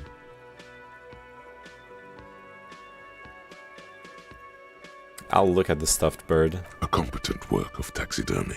The white and brown seabird lies among piles of coasters and drying mugs. One of its wings broken. The man is trying to mend it. Looks like the bird was ripped off the shield that was used to mount it, most likely on a wall. This is the Great Skua. The seabird is the symbol for the discovery of the Insulindian Isola, the part of the world you are in right now. Something about it makes you feel bitter. What happened Look, to the bird? Your buddy is over there. He looks at the doors where a man in a bomber jacket is tapping his foot on the floor. Why don't you go and talk to him, okay? What do you mean, my buddy? He pretends not to hear you, concentrating on the bird instead. Something tells me you don't like me. Oh no, you're a hero. A real hero cop. Could the massive property damage upstairs have anything to do with this? You're being sarcastic. Am I? Or did you ride in, take the body down, solve the murder, and not trash my hostel room?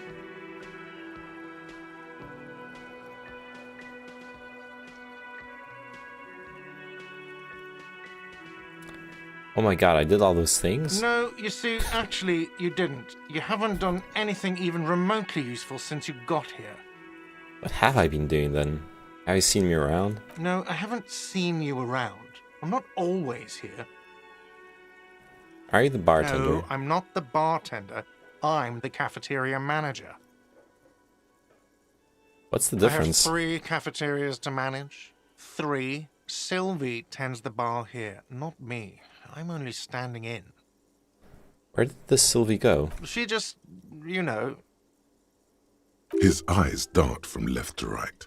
This man isn't lying, but he is hiding something. She just... what? So now you're a cop. Oh, forget it. Hmm.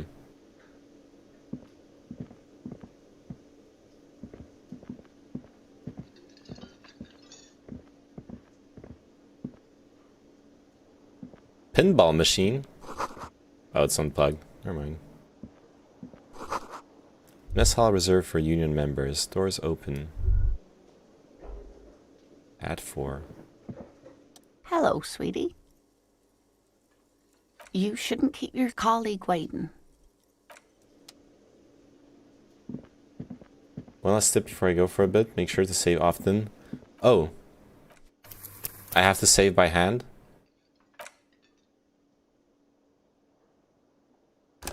Is there like a quick save button? Usually it's A5. Okay, cool. Got a quick save. Okay, I'm gonna go hit up that lady. There's autosaves, but there's also there's soft locks. Ooh, that's dangerous. The door is closed. There is no answer. A tremendous loneliness comes over you. Everybody in the world is doing something without you.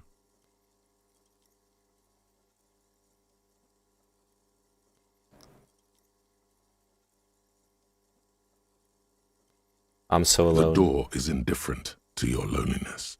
The world does not care. Okay, Still good. no answer. Have you checked out all the settings now that you're in game? No.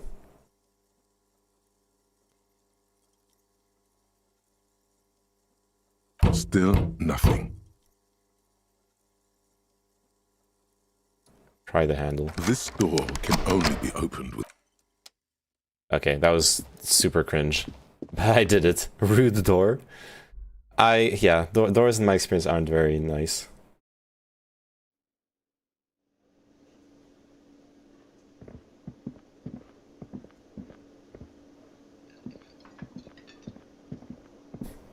Or didn't even want to listen to me. I told it I was lonely.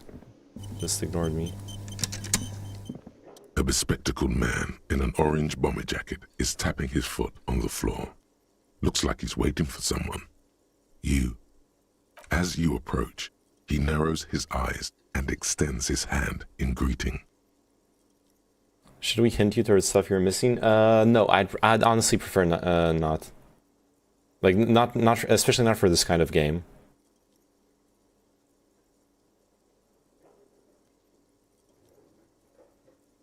If an assault were launched on this building right now, if the windows came crashing down and the whole world descended upon you, this man would hurl himself in death's way to save you. You are sure of this. But why? Hold on, who is he to me? He is your half-brother. Shake his hand. Hello. I'm Kim Kitsuragi, Lieutenant, Precinct 57. You must be from the 41st. You realize he's waiting for your name. This is your chance to come up with a really good name for yourself. Get creative. Conceptualize. Hells yeah. Raphael Ambrosius Cousteau.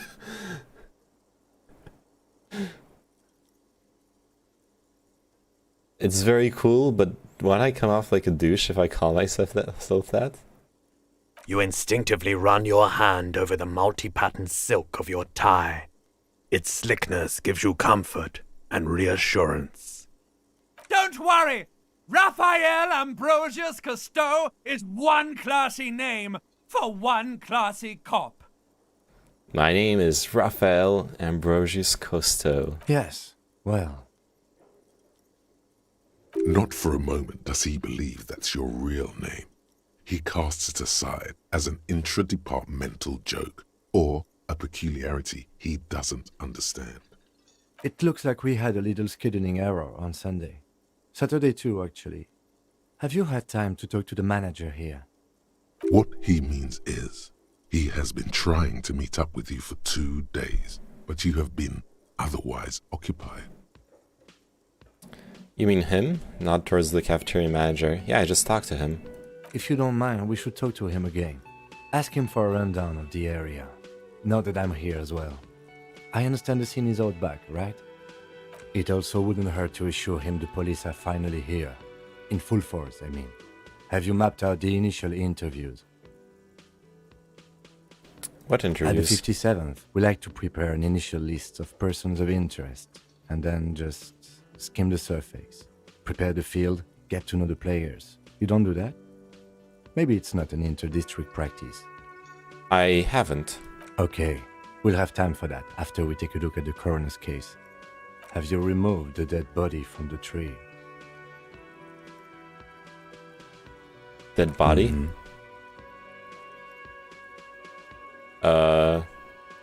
I don't remember. I'll go with no. So, the body is still in the tree. This is the first time you detect a weariness in the lieutenant's voice. It is obvious he would have preferred for the body to no longer be in the tree. Where it has been hanging for 7 days straight. We should go there as soon as we are done talking to the owner.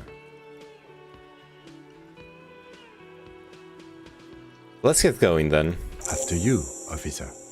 If you're about to embark on an investigation, shouldn't you have a badge? Wait, shouldn't I have a badge or something? You mean you don't have a badge? It wasn't on me when I woke up. Losing your identification card is a serious matter. My vehicle has a shortwave. You can use it to report your badge missing. I advise you to try to locate it as quickly as possible, but getting the body down should still take precedence.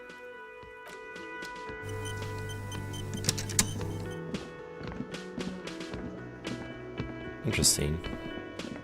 Oh, what's back here? Kitchen reserved. Okay. The man with the unimpressive beard notices you approaching. He drops the ledger he was holding and turns to the lieutenant. Mr. Gart, right? You run this place. Yes. He responds tersely. I am Kim Kitsuragi from Precinct 57.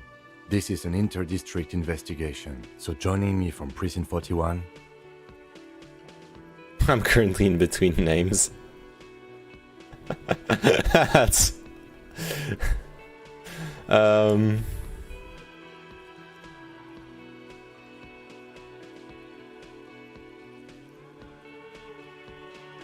As I said, Detective Raphael Right. Ambrosius Cousteau. Now, I know it took us a while to arrive at the scene. It also took you a while to call us and report the dead body.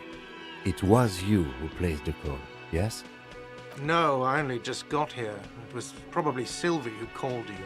She usually works the bar here. I'm only temporarily taking over her duties. Do you have her number? As a matter of fact, I do. He looks behind a pile of coasters, finds a slip of paper, and hands it to the lieutenant. You said you just got here. From where? Are you a local? What, of Martinez?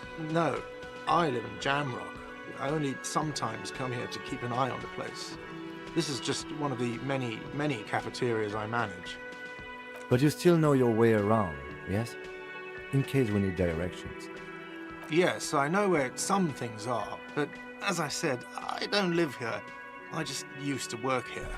And I'm not going to start working here again, if that's what you think. I didn't imply that.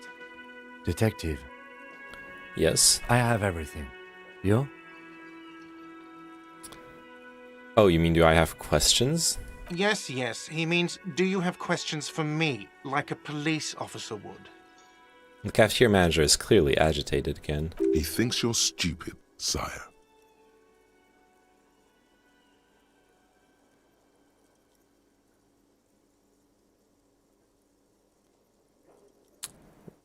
Where exactly is the Behind body? this building, there's a courtyard. They hoisted him up on a tree there. And how do you get there then? That's easy. See that door there? First you exit through that. Then, to your right, you should see a big hole in the fence. A really big one. You can get to the courtyard through there. No need for the keys. The hole is big enough for the Franco-Nigerian cavalry to fit through. Does he want you to feel guilty of making that hole? It's implied in his voice. Who killed him? I don't know who killed him. I'm not the police. That's your job. I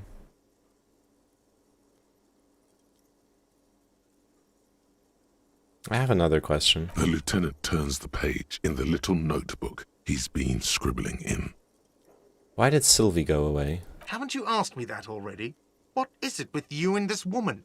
She has nothing to do with this. No, before I asked you where, now I'm asking you why she left. Okay, you got me. She went away because of the dead body out back. And because I asked for her number. That's why Sylvie went away. I hope you appreciate that. Thank you. The lieutenant says. He opens his little notebook at the cover. Number is safely tucked away in a small pocket. Didn't go well? I asked an employee out. She didn't want to come, but felt obliged to. It was a bad idea. Now, what is so goddamn fascinating about that for you? It's got nothing to do with the lynching. Everything has something to do with everything. Good for you. Was there something else? I'd like to get back to what I was doing. That's all. Let's go. Not so fast. You owe me 130 real. No one is saying the multi-pattern necktie you found tied to the ceiling fan can talk. No one. It must be merely imagination. But Let's bail! Time to push the eject button! Sounds like a responsibility! You don't like those! no, don't listen to him. It's madness. Just talk.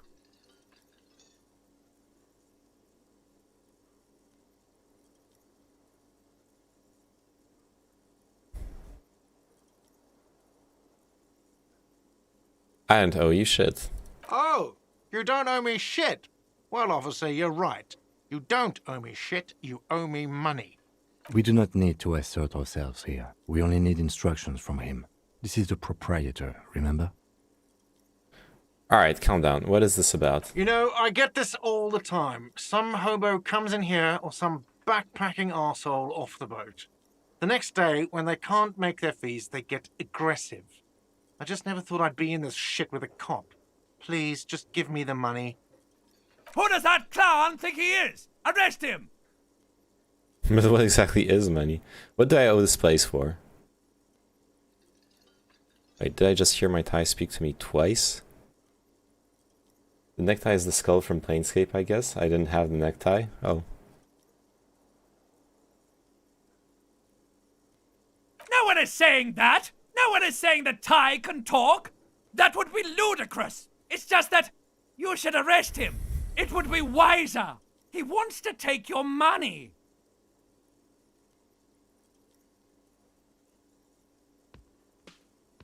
Great advice, I'm considering it. The lieutenant looks at you tugging on your garish tie. He puts his hand on your shoulder. If you don't have the money, it's okay. None of us are in this for the wages. That's cop 4. I haven't offered to pay because I don't have any money either. What do I owe this place for? Let's see. 3 nights at a tariff of 20 real comes to 60 real. Then there's the window you annihilated. The hole in the window was the first thing I saw when I came to work. So don't try to tell me you didn't. That will be 40 real in damages. Another thing you've annihilated is half the bar. You've run a tab of 30 real. Actually more, but we'll round it down to 30 for your hard work maintaining the stability and order of Revachol. That's 60 plus 40 plus 30 equals 130 real.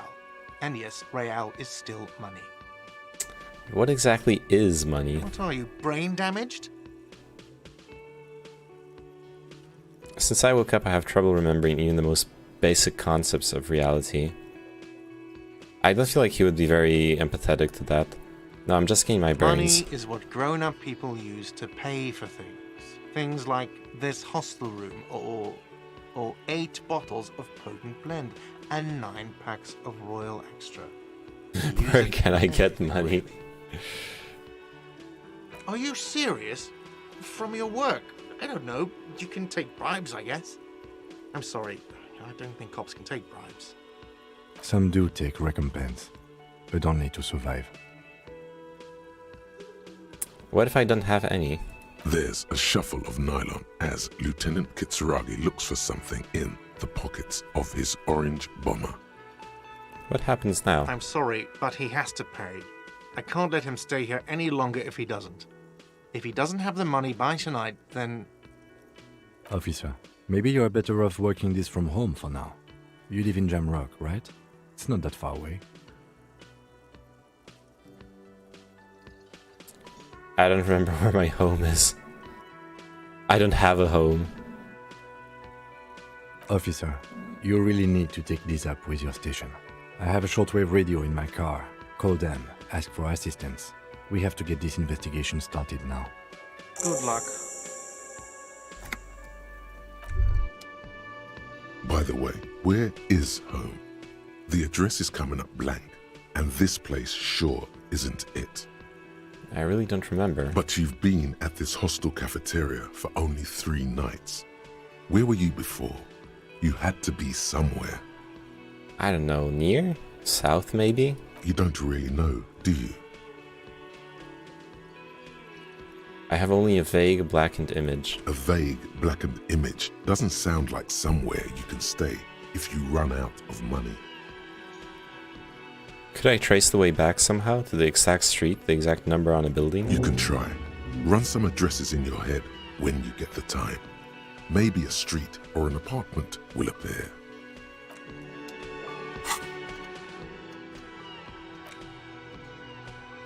Oh, I would need to unlock more thoughts. Oh, never mind. I can do this here.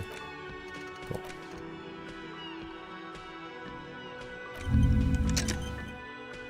Time to remember where I live.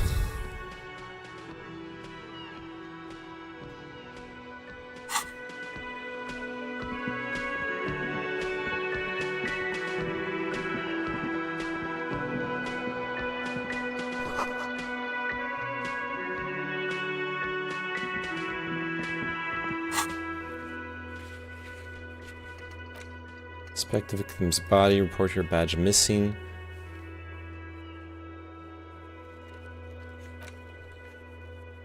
Call Sylvie using Kim's shortwave.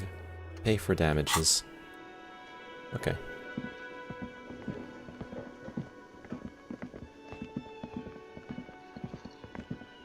Oh, maybe she can talk now? Hello again, sweetie. I see you've met up with your colleague. The lieutenant nods politely. Who is Sweetie? Why, you are, officer. Maybe I am. And have you found anyone to be sweet to? She smiles conspiratorially.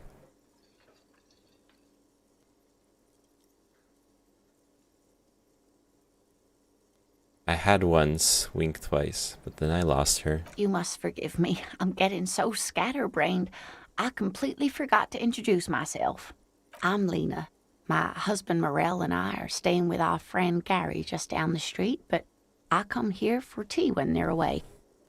Her eyes glitter over the rims of her glasses as she looks up, smiling. This Lena is wacky enough for the motley crew. Hire her on the spot. You seem to be in a chair. Yes, dear. I'm a paraplegic. A paraplegic is someone with limited or no ability to use the lower half of their body. Paraplegia is caused by spinal cord injuries, like falling from a great height, or a grenade explosion. I'm sorry, it was rude of me to mention the wheelchair. Let's move on. That's quite all right. I'm used to people asking questions. I know they're thinking about it anyway. There is no bitterness in her voice. She accepted the curiosity her condition inspires a long time ago. I don't know if you've noticed, but I don't know where I am or what I'm doing or anything. Yes, officer. You look rather dazed. Like a stunned fox. But surely things can't be that bad. Her eyes follow your movements with some concern. She won't judge you, no matter what you say. Oh, finally. I am proud of you, Decoy. Good job.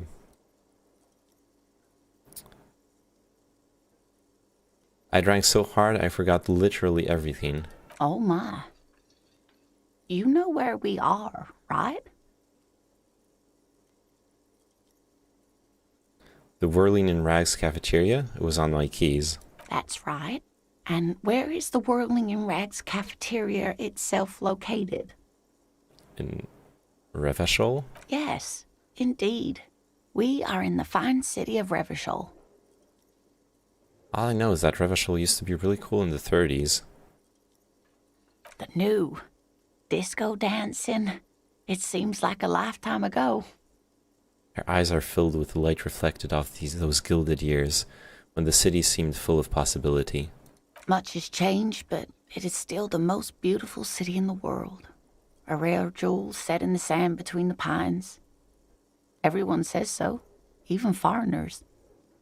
There's a pause as she studies your expression. You must look quite lost. Speaking of history, you know what year it is, yes? It's the spring of 51. That's right, dear. How splendid. Here, take this pen. Knowledge should always be rewarded. I can tell that this is taxing for you, so I'll just ask one more question. What regime are we living under? What mode of government? Some kind of democracy, maybe? I'd like to think it's the dictatorship of the proletariat, but something tells me it's not. Our leaders are fierce warriors who traverse the plains on steeds. Are governed by intelligent machines. Radios are being used to control people's minds and distort our perception of reality, concealing our true masters, foreigners and women. Cop, we are living under the cop regime. No, sadly not. Revachol is what's called a zone of control, under an alliance of foreign powers called the Coalition. We have no government of our own, and what democracy we have is market-driven. Meaning, buying is voting. If there is no government, how come there are cops? Oh dear. She shakes her head. And you were doing so well. There aren't any cops in Revachol, not in the traditional sense. The status of law enforcement has been a complicated matter since the revolution. But we should stop for today, sweetie. You look like you need a break. Besides, I'm not the best person to explain the big things to anyone. What is the revolution you mentioned? A defeat, I'm afraid. The people of this archipelago tried to build something new, something different. The rest of the world didn't like it, so they came and ended it. This was 42 years ago. What does that have to do with there not being any cops? It has something to do with everything. I really don't know how to explain it better. I'm just a poor woman, she thinks. What do I know of these things? And how can I help you? Who could tell me more? Someone more educated in sweeping matters. Maybe you should ask. She turns to the lieutenant. No, I'm not an encyclopedia. I won't be a guide either. I'm a detective. Of course. Then I don't know. Someone rich, maybe? Wealthy people are educated. Though I don't know where you would find a wealthy person in Martinez. How'd you like to roll with me? Whatever do you mean? I want you to be my wheelchaired partner in fighting crime, raiding backyards of corpses, catching sequence killers. Sequence killers? Oh my. But I think you already have a partner, sweetie. A partner who needs you to help him get a corpse down from a tree.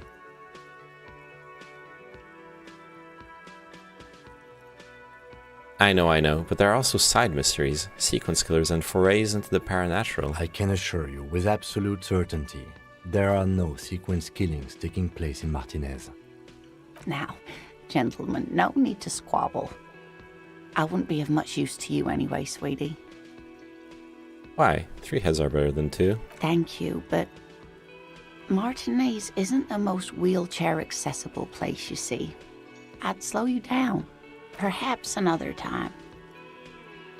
Sweetie needs money. I'm not gonna beg her for money. I've gotta get going. Of course, dear. Good luck with your case.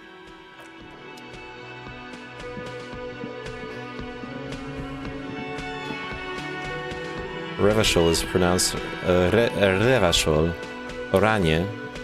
It's pronounced Oranie. Klasie. Okay.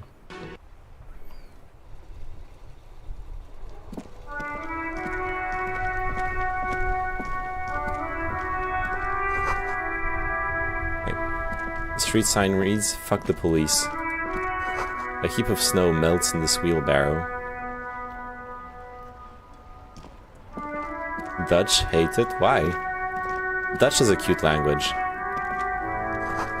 Pigs go home. The street name is illegible. Why do they hate police? The RCM in Martinez. What can I help you with? You sound surprised. We don't see a lot of police around here, that's all. I have some questions for you. Of course.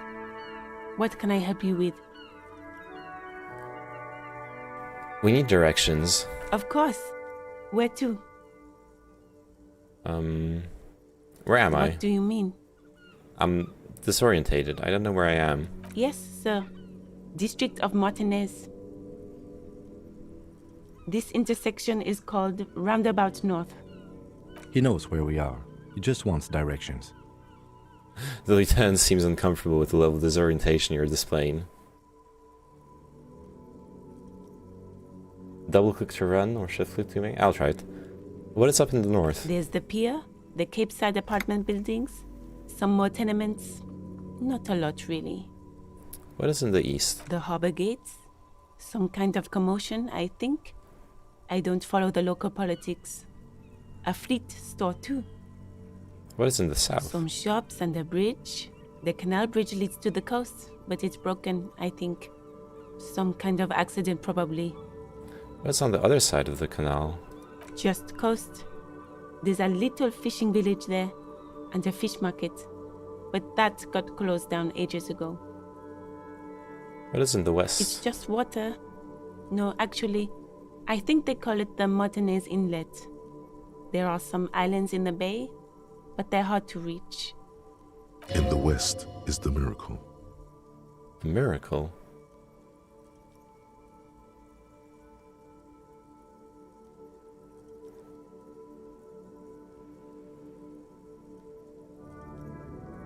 I'm looking for a dead body. Oh, She points that's north. right there, in the yard. She's relieved someone has come for it. Finally. Thanks, that's all for now. No problem. What is this fuck the police business? Excuse me? She doesn't understand. She's uncomfortable. Maybe you should drop this line of questioning. Never mind. She shifts in her seat awkwardly. Who are you exactly? Me? I am just a gardener. Cool. And what are you doing here? I am working. Working on what? I have a greenhouse in the yard there. I've been trying to get some work done. There's discomfort. She stops mid-sentence. But? Well, as you already know, there's a corpse there, hanging from a tree. It smells pretty bad, so I have to take breaks. Don't worry, miss. We are here to clean it up. You can get to work soon. Mm-hmm. I have to run. Thank you. Of course. I won't hold you back. Her gloves. You get the feeling that you need them. You have a dead body to deal with after all. One more thing. Can I borrow your gloves? Sure. Keep them. I have another pair. She hands you the rubber gloves with no visible annoyance. Thank you. Nice lady.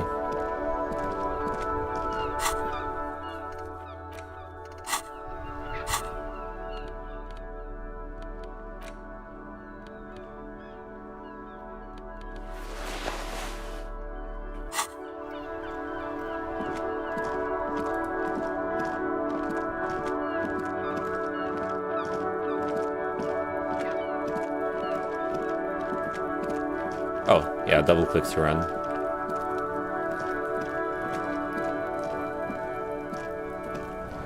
Kuno's got this. Boy throwing rocks at the dead body can't be older than 12. If there ever was such a thing as an ugly kid, then this is it. He's almost exquisite in his ugliness, like a gremlin. Oh yeah, Nappa Gumpy, Kuno! Yells the other kid behind the fence. Moment of your time, please. Can't talk, pig. Shit's coming up strong. Throwing rocks. Shit coming up strong. That sounds good. Joyous. You should hang out with this kid and see what that juicy shit is all about. Juicy what now? I mean drugs. The kid's on drugs. Yeah, Kuno, ride the lightning, Kuno! Kuno's riding it, see? Wipes sweat from his brow and sends another rock flying. The rake, Kuno! You should throw the rake at him, Kuno! The fuck? Does Kuno know what a rake is? Kuno's not a gardener.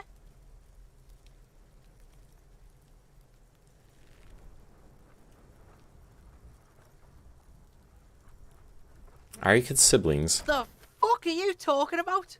He throws another rock. He's calling us Kuno! He says we're fucking each other! No, that's not what I said. Kid, you want to hang out? I'm not an narc. Fuck no! Kuno doesn't buy that shit. Fucking entrapment shit. Look, I have questions for you. Alright, entertain the Kuno. Show me what you got. What you got there? What you got, huh? Show me what you got. Body, what do you know about it? Shitload, pig. What's your question? Don't tell the pig shit, Kuno! Kim, help me out here. What do we want to know? If I were to want to waste my time, which I do not, I would ask them who he is, how he got there, and the usual. The usual being, have you seen anything out of the ordinary? Or have you seen anything suspicious? Do you know who he was? Kuno's fuck imp. Kuno uses the fuck imp for target practice. He's trying to hide the fact that he doesn't know.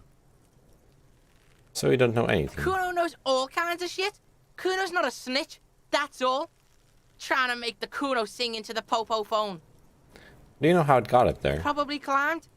Kuno was busy down the road when that shit went down. So he didn't see it happening. You heard Kuno. Kuno wasn't even in Martinez. Kuno wasn't in Revachol. Kuno wasn't regional. Okay, where did you go then? I don't know. Some fucking... He looks around, trying to come up with something. Mesk or I don't know. Some other place. Night City. Kuno was in fucking Night City. There is no Night City anywhere. That sounds like the name of a city in some pulp science fiction novel. That's a fictional city name. Night City doesn't Why exist. you gotta be riding Kuno's ass? You haven't been where Kuno's been. You haven't been in Kuno's head. You wanna know where Kuno was? You wanna know what Kuno's been fucking up to? Don't tell him that, Kuno. It's lame. It's not fucking lame. Kuno's building Kuno's City. Night City. Rage City. The City of Rage. That's it. And it's not lame. Lame. That's the name of Kuno's City, bitch. Get the fuck off Kuno's back. This shit ain't about that. Have you seen anyone suspicious around? Just a couple of pigs sniffing around in the dirt. That seems pretty fucking suspicious to Kuno. Yeah, you tell the faggoty, Kuno. Looks like you're a faggoty now, whatever that means. The suspicious question doesn't really work in antagonistic situations. More on this later. Right now, let's talk about something else. You're testing Kuno's patience here. Get lost. About the crime scene, you kids often... Oh yeah, I'm pretty sure fagari is a word for cops, not the insult that was just blacked out here. But the crime scene, you kids often play in this yard. Right, pig. This is where Kuno plays with his little wooden choo-choo. Fuck do you want with it? Yeah, whatever. Kuno doesn't give a shit. Gotta ask, who is Kuno? Kuno's Kuno, pig? So you refer to yourself in the third person? He's not gonna... The fuck are you calling a third person? Kuno's the fucking first person? I knew he was gonna answer like that. Fuck, you're calling third person. He looks slightly confused, but proud he came up with that retort. But right as he's getting distracted, you hear a malevolent hiss from behind the fence. Watch out, Kuno. He's trying to fiddle you. He's gonna put his hands on you. Thing behind the fence starts squealing, shrill and violent like a fire alarm. Help! Pig's got Kuno! Help! Rape! Sound gets louder as the child shouts at the windows overlooking the yard. Help! He's got the Kuno, help! Calm down.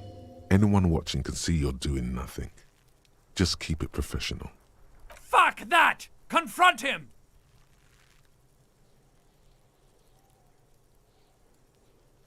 I'm not doing anything, see? Everybody, please! He's digging his dick out! Escalate, Kuno! His dick is out! You're afraid! Pigs in here, Kuno! Somebody, please! Don't punch him, it's a bad idea, and back off. Look. For emphasis, a ghost is saying this. A shit-eating psychopathic ghost with an ace up his sleeve. I know you wanted to hit me. You got that I'm gonna fuck that Kuno up look that Kuno's dad gets. The murder look. The rage look.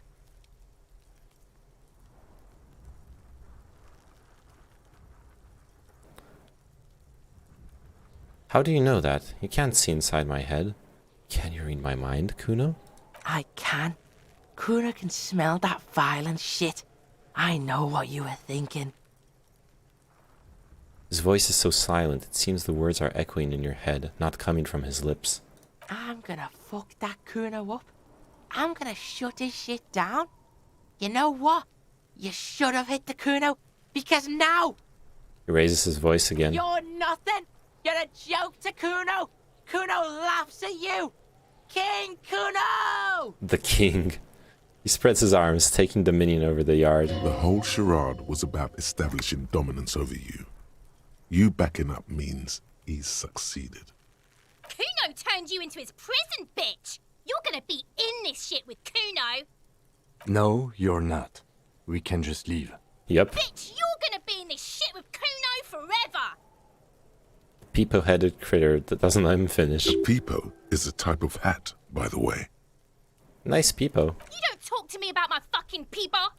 You don't know where I come from. You just Kuno's bottom bitch. Leave. That was funny, but it was a waste of time. Oh, what have we got here? Wait, I didn't see the... Shit. Wait. I missed the notes. Oh no. I clicked here and it didn't show me. It was out of the... Oh, yeah, I can just zoom out. I couldn't zoom out in the house. This kid's ladder is rickety but still climbable. The corpse looks at you with bulging white eyes. The face around them does not look human. It's swollen and ready to burst. His lips are fish-like and his tongue like a ball gag in his mouth. F in the chat. You seem to be holding your breath. Look down. A cargo belt twists his neck at an unnatural angle. The body below appears stiff. It's letting out an ungodly rot. The smell seeps in even through your clenched nostrils. God, what is that? Why is it so bad? Active decay. It's okay to throw up, officer. No one is judging. He's about to blow. Cock's gonna blow, Kuno. The smell is repulsive. It pushes in from your mouth, more instant and more familiar than anything you'd expected. More fever than odor. It fills your mind, flushing you from within. I'm letting it out.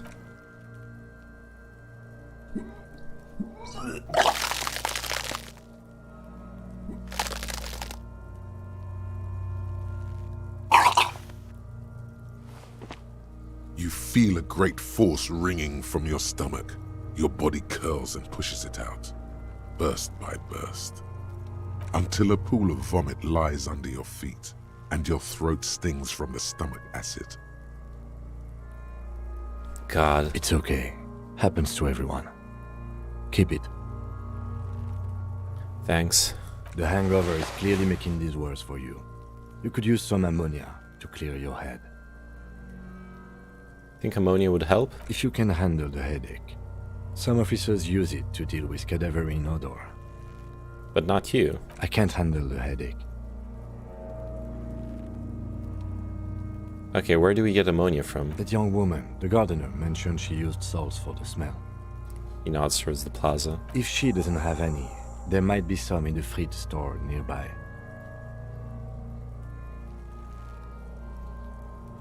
Okay. Ladders for kids, it wouldn't hold the weight of a grown man. Oh, there's something here. The letter R wears a crown. On the ribbon below, a light above descending.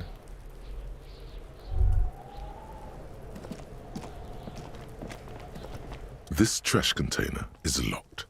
The sliding lid has a padlock that says, "Whirling in rags."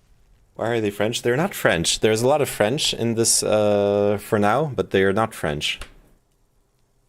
There's something in there, not necessarily connected to the case, but still. Why am I looking at you, trash container? You're just a trash container. The body is downwind from here. Maybe you prefer the smell of garbage to the smell of death. Lieutenant, what do you think could be in there? Trash? Food waste from the cafeteria? They lock these containers to keep the derelicts from flocking in. Could be evidence too. Yes, I feel like there's something in there. What do you mean, feel? It's just a hunch. Maybe someone threw something in there? Mm-hmm. How do you get the lock open? We could try using a pry bar. There's one in my motor carriage, or, Lieutenant? Or we could ask for a key from the manager of the Whirling in Rags. He probably has one.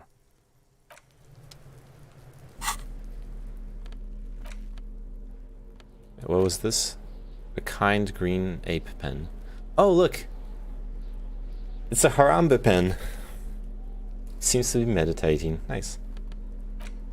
Lieutenant's handkerchief. Monkey, yeah.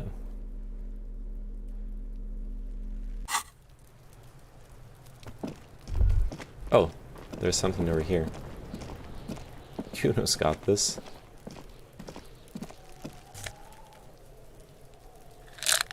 Magnesium.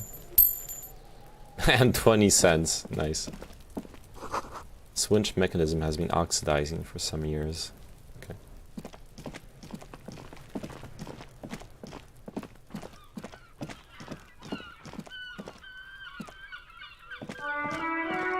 I'm sorry. Rue de Saint-Ghislaine. Okay, this is... Okay, never mind. This is France. I apologize. That is a French name. This street. There are bottles inside. You could pick them up if you had a bag. Let's see if she can lend me some salt. Got destroyed. Hello again, officer. How are things? Do you still have your salts? I think I could use some. Sure. I'm done with them. She takes a small capsule out of her breast pocket and hands it to you. Go easy on that stuff. It gave me a terrible headache. I have to run. Alright. Oh yeah. And let's open the trash too.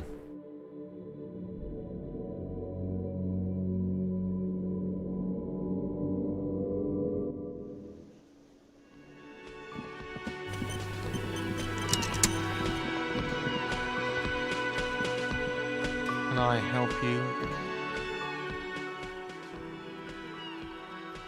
Is the trash container out back yours? Mine? No, it belongs to the Whirling in Rags. Thank you for clearing that up. Why do you keep the container locked? Why? To keep the hobos and drunks out. That's why. And the neighbors too. They put their trash there and they don't pay for the garbage company. I thought as much.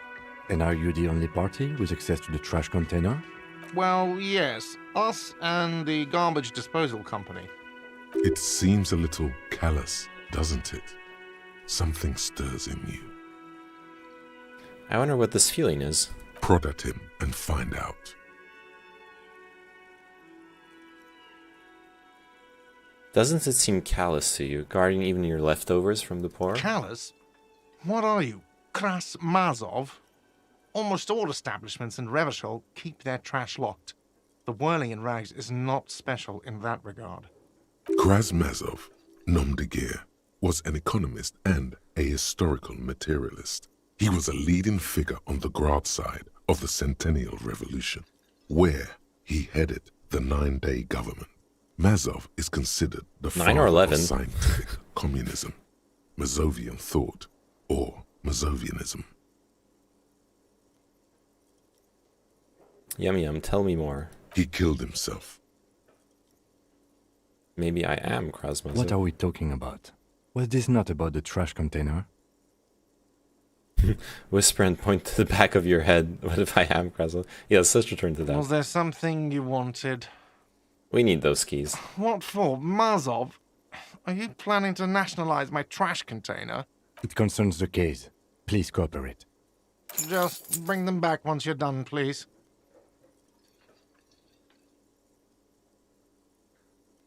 By the way, I'm going to sing karaoke here. Absolutely out of the question. You wait and see, cafeteria manager. Absolutely in the question. First we find a sad banger. Then we sing this place to shit.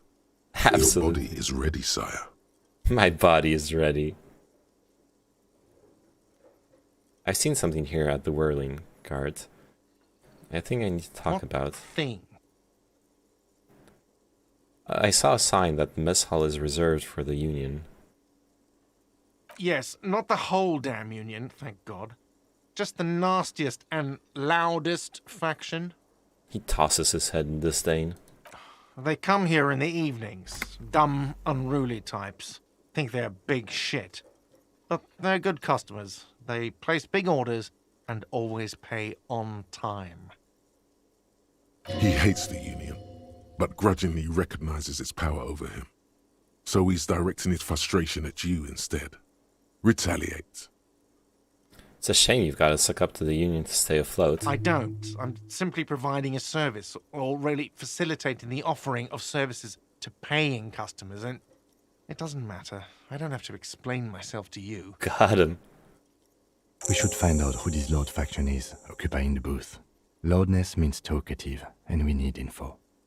How do we find them? We don't. We have to wait. They'll show up sooner or later. Men get hungry, even striking men. If not today, then they'll be here tomorrow. Guard, I saw a sign that said I couldn't go into the kitchen. Why can't I go into the kitchen? What are you, a cook now? That's none of your business. But there may be something pertinent to the investigation in the kitchen. He wasn't pan-fried. He was lynched. What could the kitchen possibly have to do with... He changes his mind. Fine, okay. The kitchen is closed until 1 p.m. because the cook is working. You can snoop around after that, if you must. What? You feel like you should come back to this thing-based questionnaire if you see anything interesting in the whirling later. Guard, I saw another thing at the whirling. Another thing? Yes. I saw them. Okay. Oh, wait. Oh, that's in the kitchen. Wait, is there like a guy here? Oh. Bottle of rum has been knocked over. Beautiful dark liquid is spilling out. Sleeping dock worker. A man is sleeping at the table, wearing mud-caked boots and rolled-down overalls. The back of his shirt reads Wild Pines, encircled by a logo with a tree. On the counter, rolled out of his open hand, you see a blister pack of headache medicine. Lieutenant, who is this? No idea. Looks like he works for Wild Pines, the logistics company who owns and operates the harbor. But why is he sleeping during the day? Possibly because there's a strike going on in the harbor. There's not much to do aside from drinking and sleeping. The man does not mind. You probably need them more than he does.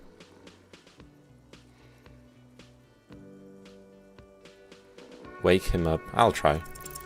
You gently shake his shoulder, but nothing happens.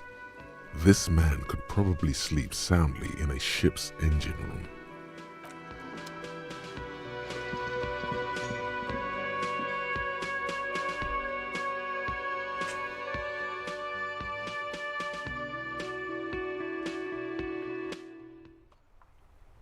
Ah, I was jamming to the music. Okay, we got an ampoule of ammonia that we're gonna have to use. Never mind. Guess I just keep it in there. Cool. And we got the keys to the trash can. That we're never returning. This trash container... Oh wait, I want to click this. This is the logo of the municipality of Revachol. This trash container is locked. The sliding with a well-oiled crack, the lock pops open. It should now be possible to simply raise the lid. Don't. Maybe you shouldn't. Wait, didn't I just have a premonition that there's something in there? There is, but you won't like it. Sweat forms on your brow. Your hand is still on the lid. I'll open the lid. The smell of rotten food rises to greet you. You see soggy cartons, dirty rags, and organic waste. We're just in time. This hasn't been emptied for over a week. Okay, let's look under the boxes of cartons. You see milk and egg rest with one broken egg in it. Some pasta wrapper. Picking up the soggy packages somehow feels familiar. A box falls into pieces in your hands. Batiste Soleil cereal. There are plastic pasta packages below. And turbo noodles. Nothing of note, however. Look at the rags. Among the threadbare kitchen towels, something catches your eye. A pair of denim trousers. As the legs of the slime-covered jeans begin to unspool from the garbage, a rank corpse smell fills the air. The victim's clothes? Cadaverine odor is faint. If these belong to the deceased, they were removed when he was still in the early stages of decay.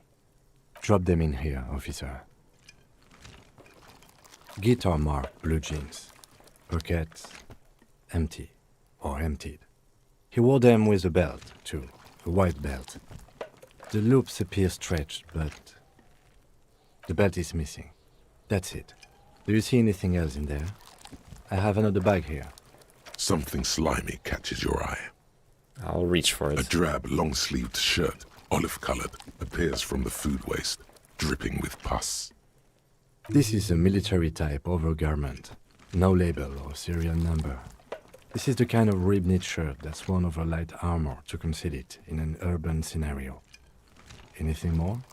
The rest of the rags are just kitchen variety waste. A yellow old mug that catches your eye. But other than that... Thrown out towel, a mug, that's all. All right. We should go to Gart again and ask if he knows who put the clothes in the trash. It could be as simple as someone from the hostel cleaning the yard. Or that one. I'd advise against confronting that force. You think someone from the Whirling might have been involved, maybe? Not really. All we know is the victim's clothes are in the trash. The lid was locked, and his establishment had the key. It's just a small loose thread. Okay. The lieutenant nods, then looks back into the trash container. I'll search the food It's waste just anyways. organic waste, cold and slimy on your hands. Apple and potato peels, mostly. Unidentified sludge, and the occasional chicken bone thrown in for good measure. But hey, nothing. It's nothing. Nothing more to see here. What's this? What? A blue piece of plastic sticks out from the apple peels. It's shiny. Looks like the corner of something. Get out. They look badly damaged, but you can still make out forms and notes, written in a man's handwriting. Officer, is that your paperwork? I don't know what this is. It is. Look, the plastic has the RCM street grid on it. You've even got an autopsy form in there. A miserable-looking slip of paper sticks to the board. If you don't mind me asking, how did this get in the trash?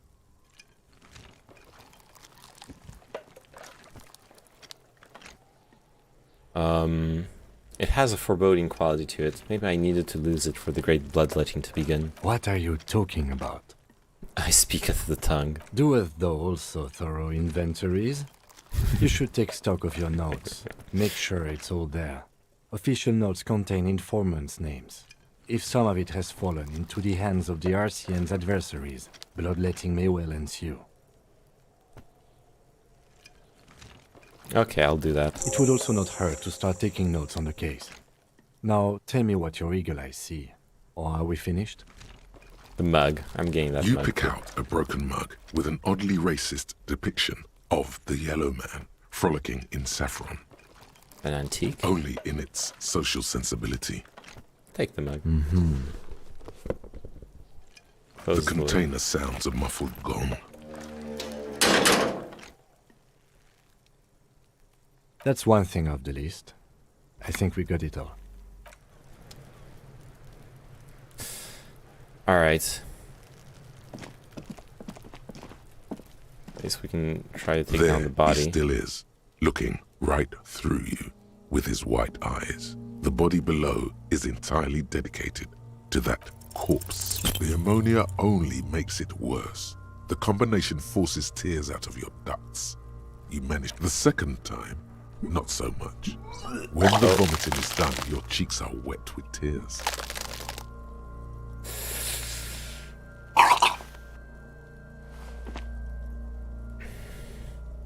The ammonia didn't help at all. Nor does the wind right now. Feel the lieutenant pat your back rhythmically.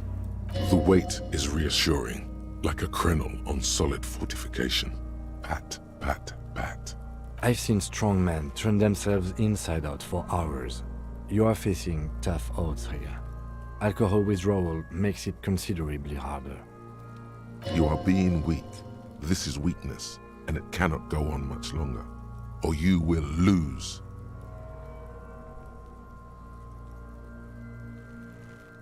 Give me a moment, I got this. Let's try again. An appropriate attitude. He withdraws his hand and looks you in the eye. You need to get your shit together. Say nothing, just nod. We should go talk to the locals. Find something else to do while the wind changes. It's pretty bad right now. Thought gained, volumetric shit compressor. Give it half an hour. Get yourself together. Then come back and have another go. Yeah, let's engage the volumetric shit compressor. Your shit is apart, and it's rather unbecoming of a cop and a human being. It's supposed to be the opposite of that, together, compressed in a small area. To achieve a solid level of shit compression, squeeze your butt cheeks for 30 minutes. Do something similar with the two hemispheres of your brain. Talk to people. Maybe that will help. Oh my god, the image for the volumetric shit compressor. Wait, they've been putting nanobots in the masks? Yeah, I'm clicking your link. Hello. It's the 25th of March 2021 and I want to show you guys something. I got a mask, just one of those blue masks, pliers, alcohol, magnifying glass, and a little plate with water with alcohol in it. This guy does not sound like Turnit. Is what I picked off this little mask here.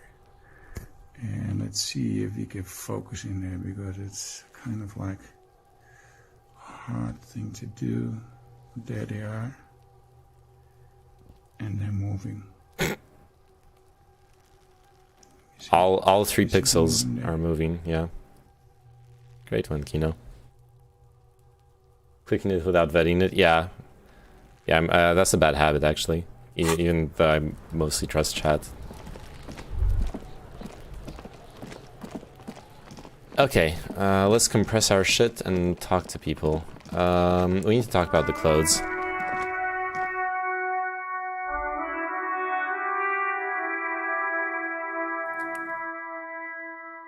This was a trust fall, pretty much, yeah.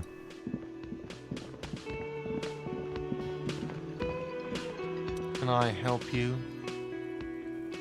Here's your trash container key. Thanks. I hope you found what you were looking for. I found the victim's clothes. How strange. I certainly didn't put them there. Could someone on your staff have put them there? Sylvie had the keys before I got here, and I can vouch for her. I can vouch for all my staff. None of us would tamper with the crime scene. Who else has keys to the trash container? The trash collection service, CS Municipal. I don't see why they would put anything in the trash, though. Ah, the elusive CS Municipal. I doubt we'll be able to track down who was sent here last and when. This will have to be one of those little threads that solves itself down the road. Thank you anyway. Maybe you don't remember putting them there? Maybe you're sleepwalking or in a fugue I think state? fugue states are more your forte, officer. Thanks. Let's talk about something else. Alright, what time is it? 10 PM? I still can't go to the kitchen.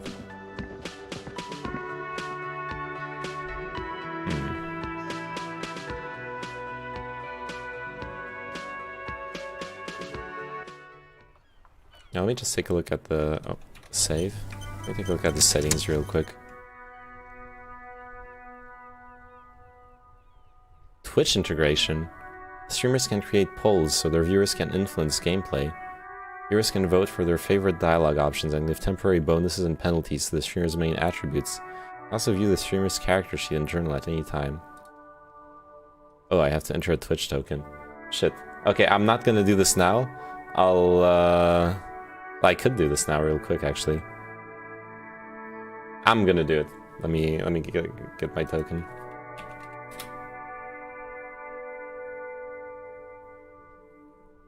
I didn't know there was that.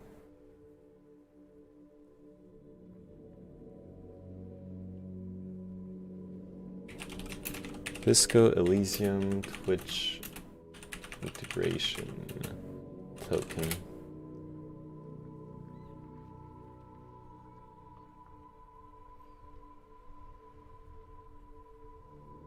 Okay, I guess I just have to find my... How do I generate a token, though? I think you should leave it off so you have your organic playthrough.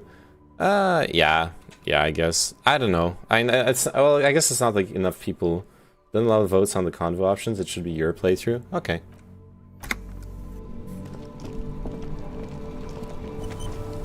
Yeah, I guess this isn't the right game for that. It doesn't seem to be the right game for that. This Postlavantorie mail collection box has been heavily vandalized with graffito. A closer inspection reveals 2 bullet holes in the front. Good mail delivery box. I pat it. The box seems happy. The character sheet is a nice touch, I guess, though, but you can do that later. Change your scene. Oh, yeah, sorry. Forgot to change the scene. With the ERL scene. It'd be different if you wanted to see what people's opinions were and still make your own choice. Well, that's what I was thinking. I would like get people's opinions and I would still make my own choices. Or like if I'm really hesitating between 2 things. But I guess it will still like influence me, so...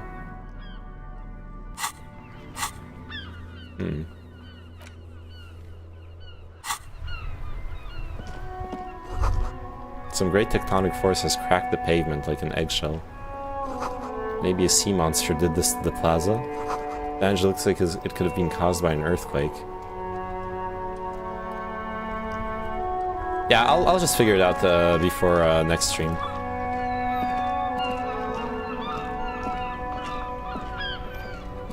Before you stands a motor carriage. The bodywork is covered in blue and white livery, bearing the number 57. Vapor emanates from the large engine on the back of the vehicle. It hasn't had time to cool off yet. This must be the infernal machine that tore you from oblivion. The Caprice Kinema motor carriage. In the cabin, you are welcomed by a set of steering levers, a radio microphone on a hook, a pull-out toolbox under the seat, and the soft glow of the fuel preheater gauge. Pick up the radio. The frequency tableau lights up, and a green button labeled Prime Line glows like a feline eye. And then you hear something. The soft purr of electrical kittens, radio waves cast far and wide over the metropolis. A woman's voice greets you through the static. Yeah, this is the Final Cut version. That's why I'm playing it. I bought it a couple months ago, and I was waiting for the Final Cut version to start playing through it. This is Precinct 57. Hello, Lieutenant. How may I assist you? Lieutenant. Yes. Hello, Alice. Please assist our colleague from the 41st Precinct here. I'm putting him on. Hi, Alice. This is the officer from the 41st Precinct speaking. Nice to meet you. This is Officer Alice Demetri, Precinct 57. How may I assist you?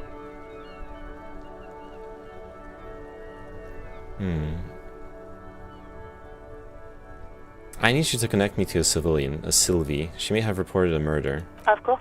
What is her number, officer? Kim, didn't Guard give you Sylvie's number? Yes, hold on. Her number is 005 1944 298. Received. Hold on, officer.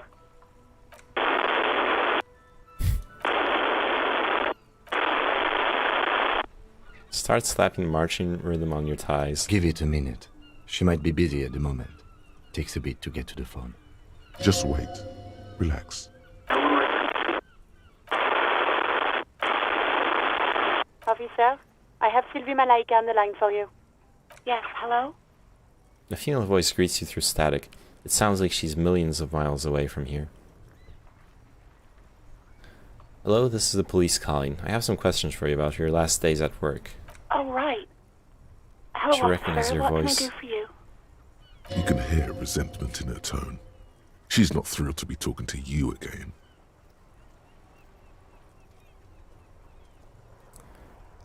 You quit your job at the Whirling. Why?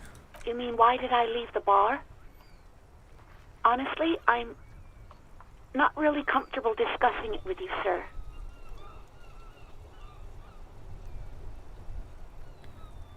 Okay, did you leave because of a guard? What? No, why would you even think that?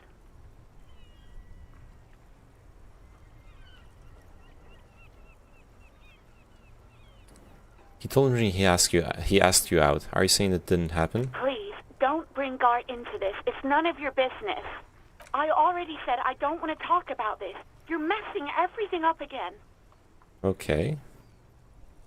Was it you who called the police? No, not me.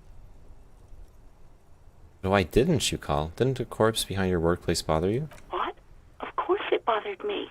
But I thought the union already knew about the corpse. What does this union have to do with anything? No one calls the police. The union would get angry. What do you mean by that? You know, what the union says goes. People listen to them and they take care of their own, which is like everyone here. Garbage.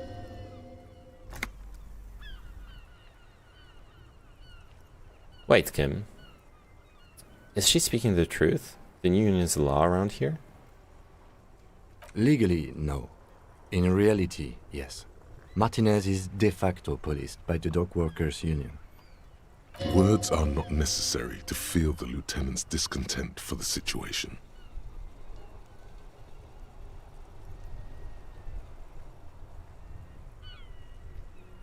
Push on or back off? I'm gonna push. Tell me, why exactly did you let a corpse hang in your own backyard for weeks instead of calling us? I didn't want to get in trouble with the others. Push her further. Show her the error of her ways. No, don't push her. It sounds as if she's about to cry. I see, don't worry about it. I understand. You do? Oh. What else can I do for you? Yeah, because, like, like, the empathy check, like, confirmed it. At that point, I'm just making her suffer, suffer for my own satisfaction. She's not gonna give any specific information that matters, I think. Do you know who made that call? No, sorry. I don't. Not a lot of people have phones around here. Copper thieves take the wires. People don't have the money to have the cables put in again. They use the union's phone, or the one on the coast. It was someone else. We'll find them sooner or later, officer. It just might take a while. Okay, next question. Yeah, go on. Do you know how my paperwork ended up in the trash container behind the whirling? Well, you tried to jam it down the toilet, sir, clogging it completely. After I had unclogged the toilet and retrieved the paperwork, I threw it out in the trash, thinking you didn't need it. That sounds like me with my homework. I found a check in my drawer for 1.5. Damn. Congratulations, Kino. I am sorry about that. Anything else, Detective? She doesn't sound like she's actually that sorry. I think I got everything I need, thanks. I do hope so. Please, don't call me again. Bye. Wait, why does she seem angry with you? Yes, you have obviously done something to upset her at the Whirling in Rags, when she was still working there. Wait, before you go, you're mad at me, right? Tell me, what did I do? I can't remember anything. I'm not mad, it's just... You were so drunk and so emotional all the time, and then the skua thing happened. It just made me want to quit. What skua thing? The stuffed bird. The great skua. You threw it against the wall while screaming, "Fuck that bird," and laughing like a maniac. That does sound like me. I think you said it had been giving you shit ever since you got there. Bitch bird got what was coming to her. Why do I always end up screwing everything up? This sounds like me, alright. Didn't seem like you had fun doing it, though. So you're telling me that I was the one who made you want to quit? Yes, obviously. You were the worst client I've ever seen. And I have seen so many assholes in this place. I've had sailors fighting, union guys grabbing my ass, kids stealing booze. Once a guy was glued to the karaoke machine every night for 2 months. But you... Go on. I want to know what I did. Well, you were worse than all of them. Honestly, you were getting borderline aggressive. Even about little things like not turning down the volume at 3 a.m. I even liked one of those songs you kept listening to on repeat. No more. I hate it now. Hold on, which song? We Go On by the O.O. I can't listen to it anymore. You've turned it into a parody. I'm sorry. Sorry about the song. To hell with that song. Then there was your room. Your project. An experiment to see how bad it can get in there. Sounds like my IRL room. I tried to send the cleaner, but you wouldn't let me. Threatened to make me understand. I had no idea what you meant, and I don't want to know. And then you screamed something about the end of all times and how everyone is a piece of shit. I'm sorry. And then I had to deal with your toilet.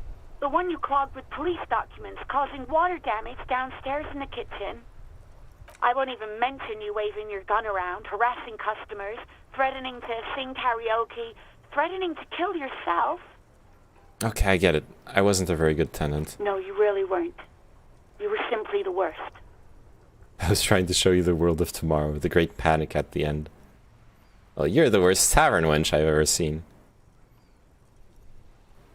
I'm truly sorry for everything, Sylvie. God, I knew I shouldn't have brought it up. Just try not to call me again, and let's pretend it never happened. But when I spoke to Garth, it seemed like he thought you left because of him. Really? No, this is absolutely not true. I like Garth. I really do. Didn't he cross the line when he asked you out? No, I was actually flattered. I've always liked him. It was just bad timing, with the corpse and all that.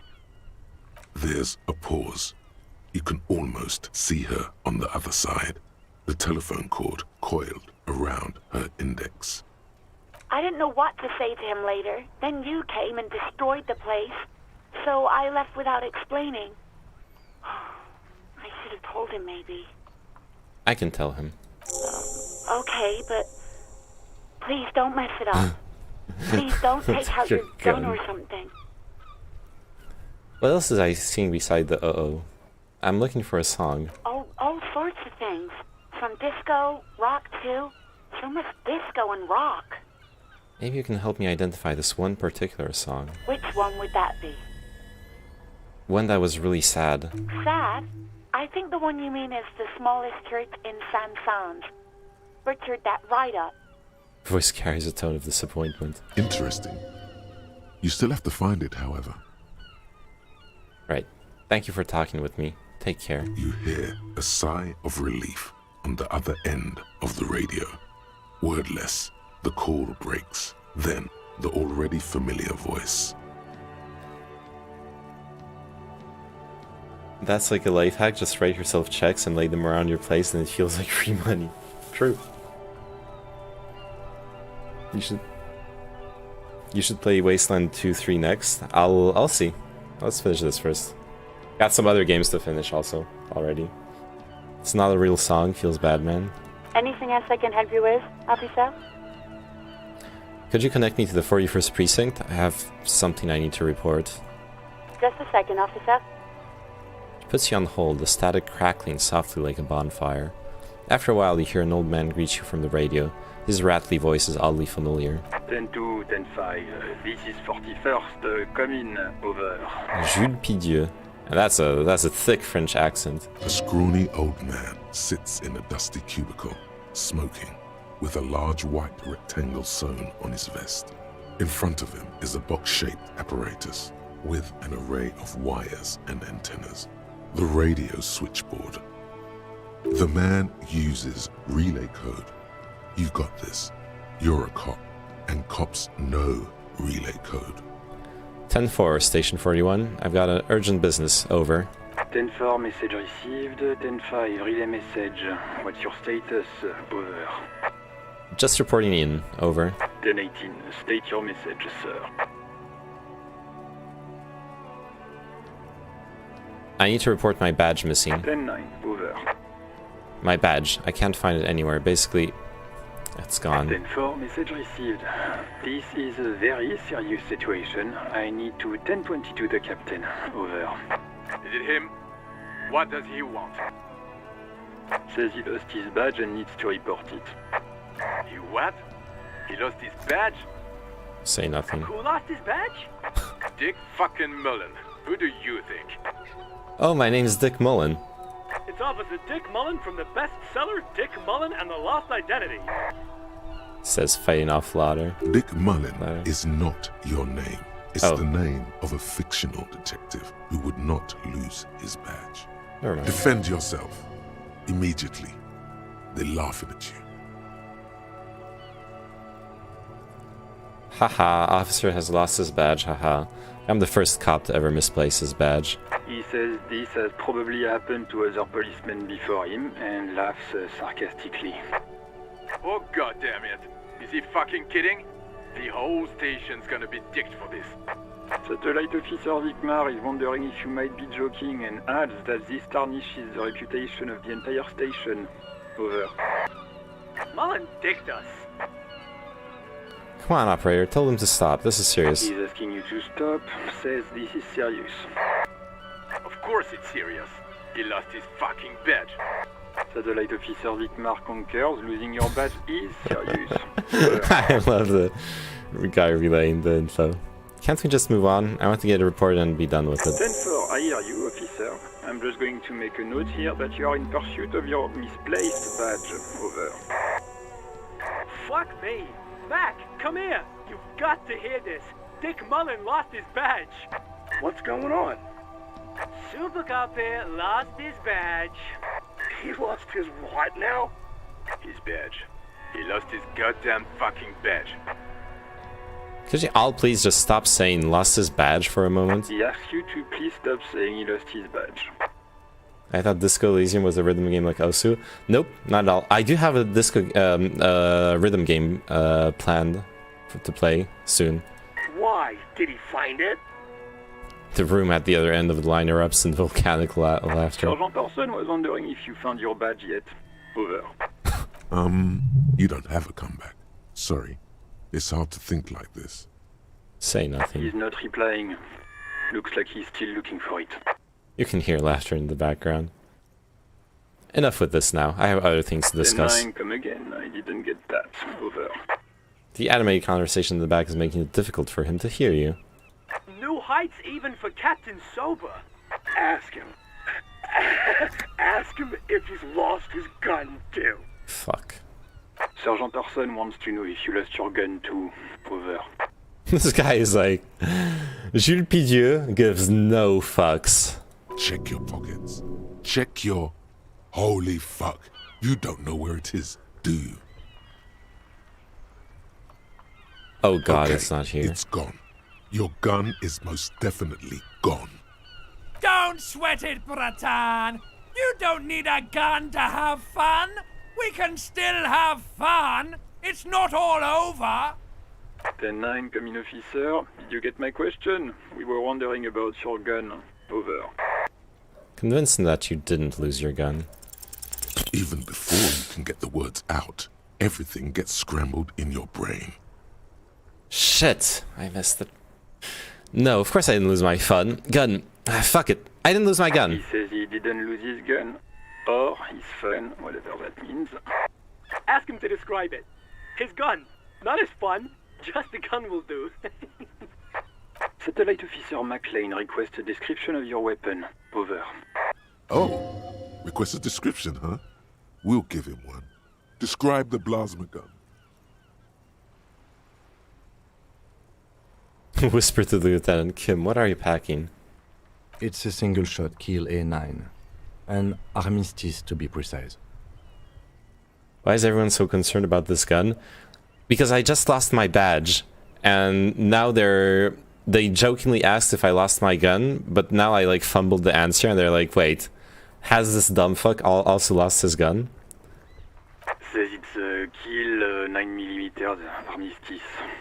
Armistice? What, is he a fucking... Clearly he doesn't have his Villiers anymore. Dear God, he lost his gun. Oh my, I can't. This isn't really a laughing matter. Mac can face a giant of Coco Noor by himself, but Disco here made him piss his pants. Oh, I can't. Fuck. He lost his... Ask him if he's still got his wiener.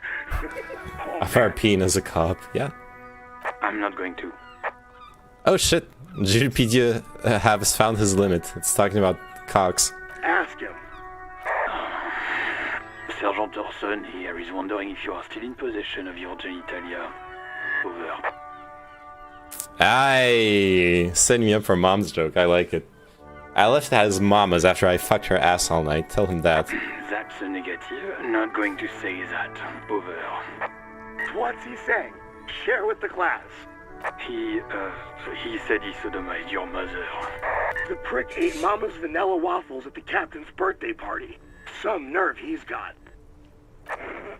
Sure her vanilla waffles were the only thing he ate? Shut up, Chester. This isn't funny. This is my mom we're talking about. Tell him to apologize right now. Sergeant Orson requests that you apologize for the claims that you made about his mother. Over. I already ruined my reputation entirely, and it's already started off ruined, actually. I'll apologize. He says he's sorry and didn't mean nothing by it. Okay. Tell him to find his goddamn badge and gun. That's the only thing that matters here. Yeah. Satellite officer. I heard him and I'm on it. Affirmative. Officer is in pursuit of his firearm. Oh, God, Officer, do you need further assistance? Over. I'm in dire need of financial assistance. 10-4, I hear you. I don't have the authority to grant your request, but... What does he want now? He's asking for money. Is he fucking kidding? I don't think he is. Don't give that asshole anything. He's just gonna drink it all. Right. That's a negative on the additional funds, sir. Over.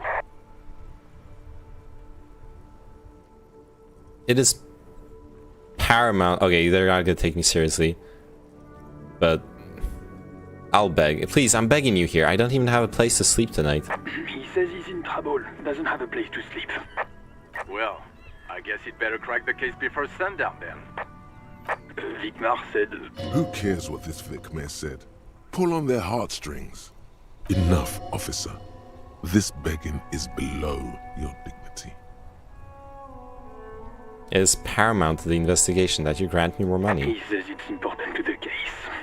He isn't getting a red cent. You can tell him that. Request denied, sir. Over. Okay, I heard you. No funds. Anything else, sir? Over. This might sound odd, but there's personal details I'd like to discuss. Okay, 10-4, sir. I hear you. Relay your question. Over. Wait. Before you say anything stupid, think it through.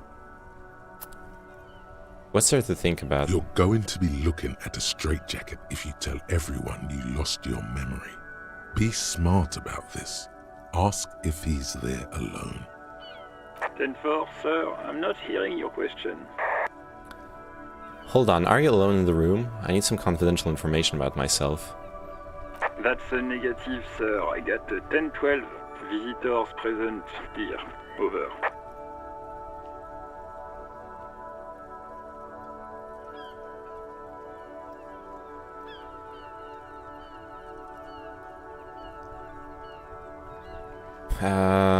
I want to know if you got my badge's description right in your report. Could you read it to me? Name, rank, date of birth? That would work. What?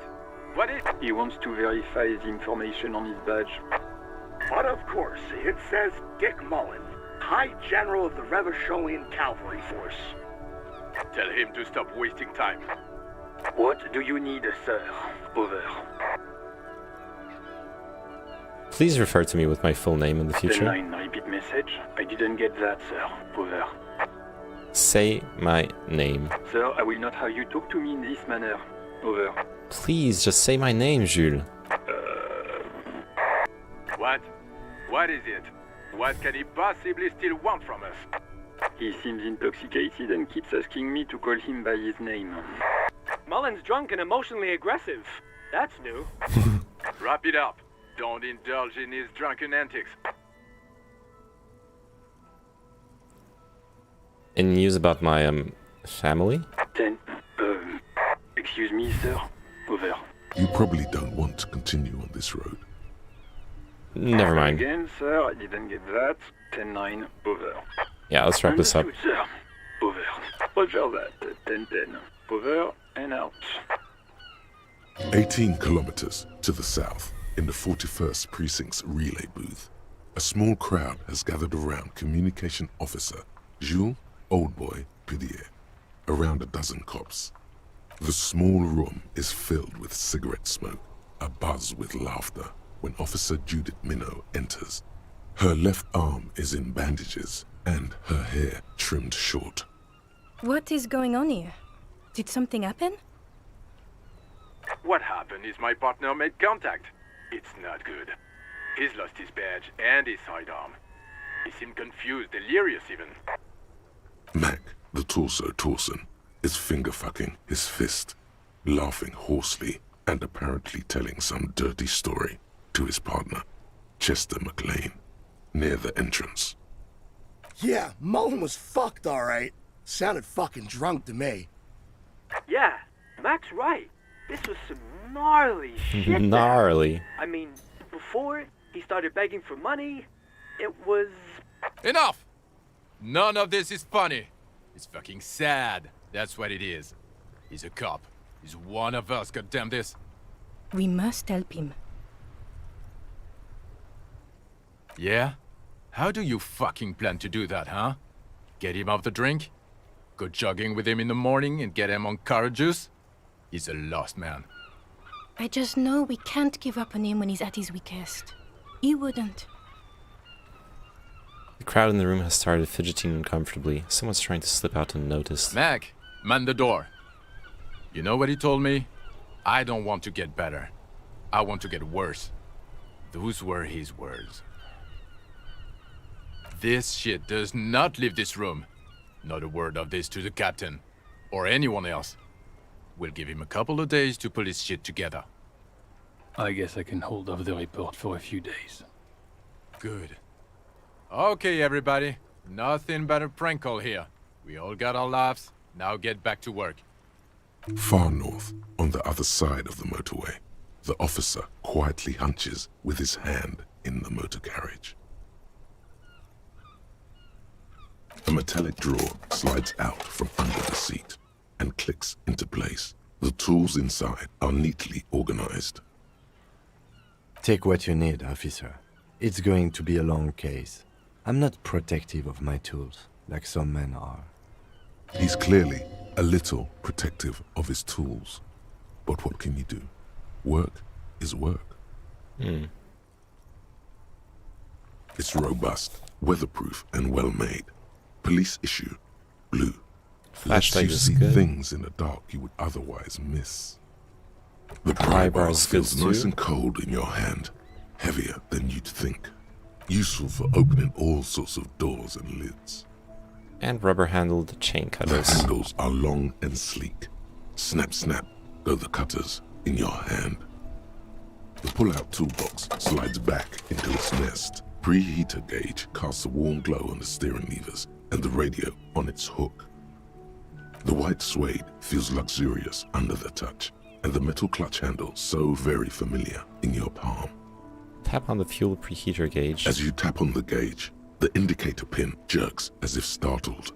It's in the large orange sector, indicating the engine is warm.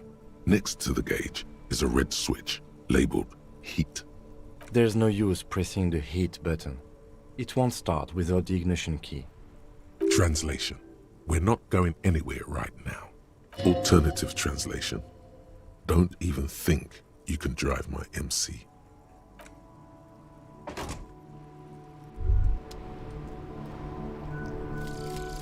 Volumetric ship compressor.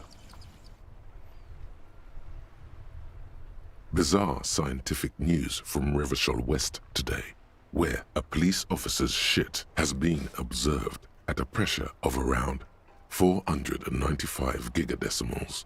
These metallic Gigadecimals. hydrogen levels of shit togetherness were thought to exist only at the center of collapsing stars, not law officials. It remains to be seen how long the shit singularity lasts. Poggers.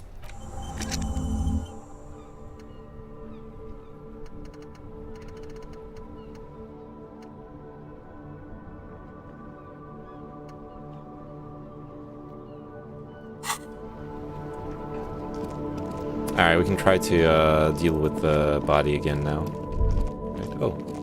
Wait, what is this? An interphone. Alright, let's focus on the body.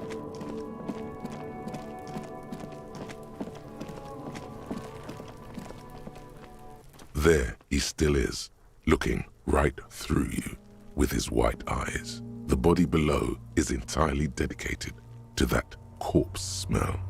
Emitting it is all it does now. As you breathe in, the odor comes over you. It's a smell of the mind telling you to run, and your stomach to wring itself empty. With your hands at your sides and your eyes squinting, you stand in it. I really want to tell you to do something. Well, that's the pain. That's the pain of watching someone play this kind of game. The spell has no effect. You stand eye to eye with it, the odor washing through you. Step closer. The man before you is naked, but for a pair of underpants and enameled boots. His skin is greenish, marbled with decaying veins, and blotched by lividity. A fading web of tattoos covers his chest and shoulders. The cargo belt used to fasten him to the branch above appears industrial in strength. The material appears to be ceramic. Its clean white stands in stark contrast to the decaying flesh above the knee. The man wore thick polymer socks, probably for padding. A fine array of interlocking plates covers them. Looking at your stream, your face contrasts with the background more. Now really helps with pop, whereas before you blend it in with the background. Yeah, I was thinking it also helps like in... it might seem dumb, but it also helps like in Discovery, where like if people are scrolling through, or like get the stream suggested in the in Twitch, they'll like see the color is like inviting, right? Exactly, yeah. Really, because this game isn't something like Fallout or a traditional Final Fantasy-esque RPG, the idea of missing stuff feels like it's less critical. Otherwise, I'm hella scared of missing items or content. Yeah. Delicate and fragile, they feel alien to the world around you, out of place somehow. These are clearly not boots. They're armor, possibly part of a larger set. These aren't just boots, are they? They're armor. Indeed. Technically speaking, these are sabatons, not boots. What kind of armor is this exactly? Ceramic plate. Zirconium dioxide, most likely. This is where the make would be. Under the heel. Fair weather. Fair weather model T500 VE. I'm guessing that's vitreous enamel. This is advanced stuff. What happened to the rest of it? Probably scavenged it. It would be odd if he had more on after 7 days. We should keep a lookout for these species. The armor could yield information. This is one thing he might actually know. Understood. The sabatons dangle off the man's decaying form, ageless and synthetic. Knock on a small bell-like sound fills the air, like tapping on the side of a porcelain cup. Sounds fragile. It's anything but. This material is a kinetic redistributor. It spreads kinetic energy horizontally, from plate to plate, dissipating it entirely. See? Faint, organic lines cover the plates where they separate into smaller ones. These plates then divide into smaller plates until there are hundreds of them altogether. Plates interlinked.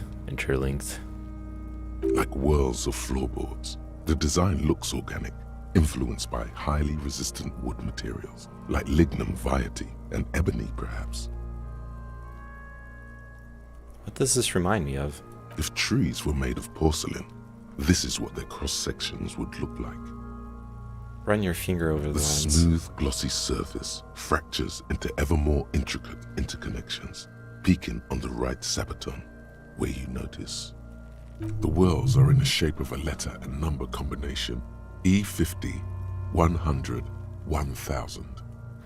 Looks like there's a serial number on the right sabaton. Good. Can you read it to me? E50, 100, 1000. We have a make and a number. That's something. We can use the radio in my kinema when we're done. Either station can chase it for us. The material looks out of place here. It is. It's expensive. The lieutenant draws a line in the condensation on the ceramic with his index finger. We've requested similar material for our tactical units for years now. The constabularies deemed it too costly.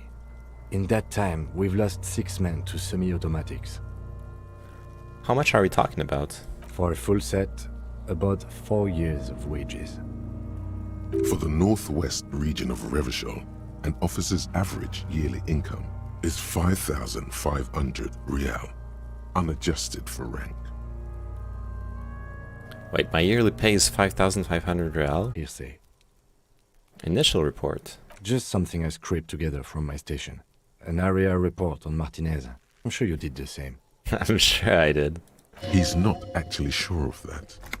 He's just being tactful. These look pretty advanced for a security guard. I agree. This equipment is way beyond what a guard can afford. Pull the boot off. This feels dangerous. Are you sure? Better not even try. The sabatons dangle off the man's decaying form. The cadaver slowly twists on the cargo belt, his torso covered in tattoos, and extremities blotched pink and blue. Do these choices drive any plot, or are you just role-playing as a roleplay? What? I'm enjoying. Inspect the belt. The hangman's knot is pulled tight by the weight of the corpse below. Yellow, hard-edged polyester cuts into his neck. Above, a sliding buckle ties the belt to the branch. This is a steel-reinforced cargo lashing belt, big brother of the regular cargo belt. It's used for tying cargo under 6-rotor airships. Don't ask me how I know, but this is a lashing belt used for airlifting cargo. Airlifting? I thought it was used on lorries for strapping cargo to them. Apparently this is the reinforced kind, for air transport. My brain tells me so. The local harbor uses 6 rotors to shuffle containers around. I get the sense they use whatever was on hand, without paying much attention to not incriminating themselves. We're assuming dock workers from the harbor did it? The brief suggested as much, politically motivated by the ongoing strike. Did you not get a briefing? My past has undergone total annihilation. Nothing remains. My mother, the love of my life. Certainly not a briefing. Okay, you should ask me for one the first moment we get. They sure wanted him to stay up there. The rope is reinforced with steel wiring. I was afraid it would be. Thin steel wiring, parallel strands. This makes getting him down more problematic than I had assumed. How did they even get him up there? A noose is one of those things that's easier to use one way around. Points to the buckle, tying the belt to the branch above. No, I mean, if you make a choice, does it affect the plot, or it's the same ending? I'm pretty sure it changes things, but it's my first time playing. I don't know what the ending is going to be like. Did they climb up using the kid's ladder? That ladder can't carry a grown man. I didn't see any splintering either, did you? I think they lassoed the branch, then pulled on the belt to close the buckle. Could be. The shape of the branch supports the theory. The cadaver hangs from the cargo belt, limbs limp and torso covered in tattoos. An intricate web of blue lines stretches across the torso, from the right shoulder to the solar plexus. Each time they intersect, a small white star is formed in their crossing. Hundreds of fading asterisks riddle his skin. Their concentration is highest around his heart. His corpse is marked by stars. What will mine be marked by? Alcohol and heartbreak. Is this a map of the night sky? A map of the stars. I do see some similarity to astronomical charts. Great Century Messinian, maybe. But this seems more particular. Customized somehow. As if someone left out most of the night sky, filtering it through personal choice. The principle of this filter remains unknown to you. The thought dissipates, and you feel as though you were only half right. Even though I know it's not, I feel like the entire playthrough has been sat in front of this corpse. Yeah, it does. I'm missing something here. So am I. Sudden ringing fills the air as the lieutenant pulls down the zipper of his orange jacket. He takes a thin piece of milled aluminium from his coat pocket and pulls it open. Sounds like a sword being unsheathed. A small lens appears. Some sort of camera. Let the lieutenant work. Shit, Kuno! What the fuck is that? An instant color camera. Reduces two metal capped ampoules and clicks them into place on the side of the apparatus. A thin slot shines there. This is the first time he openly acknowledges the kid's existence. I have only 2 ampoules, so nobody move. I don't want to waste one. Points the camera at the corpse, peering into it. The lens needs adjusting. Then a sound, a shrill flash, followed by the breaking of a small ampoule of glass. You see streams of color pour onto the thick, glossy piece of paper, rolling out. In case we need it. The lieutenant says and shakes the paper, letting it dry in the cold wind. On it, a color-perfect copy of the dead man's tattooed chest. Cool machine. Yes, it is pretty cool, isn't it? What do we need this photo for? It contains insight to the victim's person. By his build, I'd say this was a man of physical violence. The story he wanted his body to tell was important to him. It is his letter. To us. Someone should decipher it. We'll need to show it around. Can I have it? I should look at it later, without the corpse smell. Sure. Just don't lose it. I don't lose anything. Why would he ever say that? I don't lose stuff. The glossy-eyed corpse looks by, his mouth mute and his skin as colorful as the chemical rainbow on the photo paper, teeming with opportunistic organisms. He's worried you just stick in the toilet. And honestly, I was half expecting him to refuse to give it to me, based on what's happened up until now. His eyes are milky white and blind to the world, protruding comically from their sockets. There is no one home, just subaquatic terrors there. Dark brown hair grows on his head. His face is ready to explode from the organic processes inside. The death's head grin has passed. What remains is an unrecognizable mess. Underneath the curdled meat there is an expression, not carried on his features, but below, inside, an expression of pleasure. This man was experiencing joy at the moment of his death.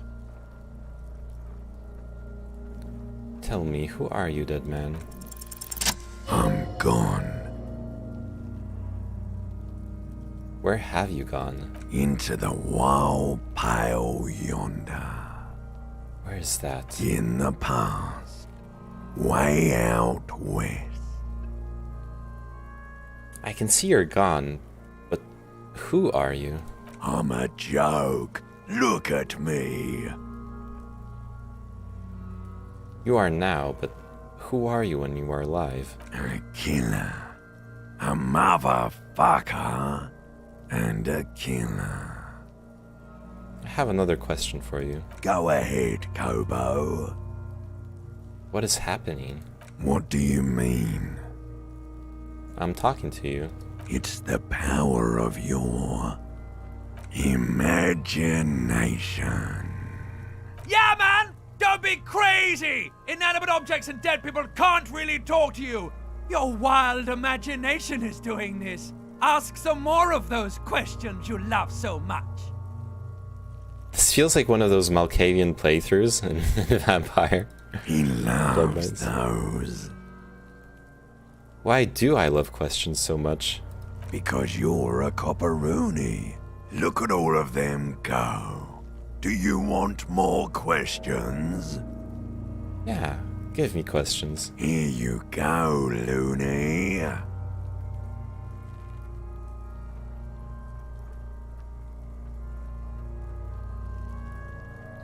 Why were you feeling pleasure when you died? Maybe I was getting my rocks off. First, do you have to speak like that? What dialect is that anyway? It's a mishmash, Copperbolo. You think I'm Messinian, don't you? For you, this is how people from Messina speak like. Are you from Messina? No. My hair is too light a shade of brown. My eyebrows too. Trust your inner racist. I always trust my inner racist. He shows me the score. Yeah. Well, he seems to think I'm also a racist, since I have tattoos and a military body build. It's called profiling. So, you were feeling sexual arousal when they were hanging you? Do I look like an erotic auto-asphyxiation type to you? People weird racist. No. Captain Copodromo, I fear we are drifting away, fixating on sexuality again. Let's go with a simpler question. Is my name Rooney? Fuck no. You're no Rooney. Of course not. The name is Rafael Ambrosius Costo. Listen to yourself. You're not a Raphael anything. You're probably just a Harry or something. That's right. Harry. Fixating on sexuality again, yep. Could I really be Harry? You can be anything you want to be, Brother Copo. Why do I feel like I've forgotten something terrible? Because you have. I hate you, you stink and you're boring. Do I remind you of someone? Shit. A child born with Muller's disease, harlequinism, grown up miraculously. A baby affected with harlequinism. You sure wrinkled out of that one, Coppolini. Enough. Come back later, Coppo. Amuse yourself with my frank manners and my memento mori features. If possible. Also, see me in your dreams. So, squint and take a step back. Let's do that. As you narrow your eyes, the monster before you blurs into a violent mess of green and pink. This is a trick. You've done it before. Pink is where the blood settled in the first hours post-mortem. You can use it to see if the corpse has been tampered with. Does his position at the time of death match the discoloration? Only the lower extremities are pink with a dash of blue. His fatted hands, thighs, and his neck, just above the noose. The rest of the corpse appears dark green in the cold spring air. His face and hands are pink, thighs too. I see it. His neck too. The lividity goes right up his chin. We have good, well-pronounced discoloration here. The monster comes back into focus, an explosion of color, coursing with dark marbled veins. His stomach appears pregnant with something. Black liquid streams down his thigh and onto his boot. So, what do you think?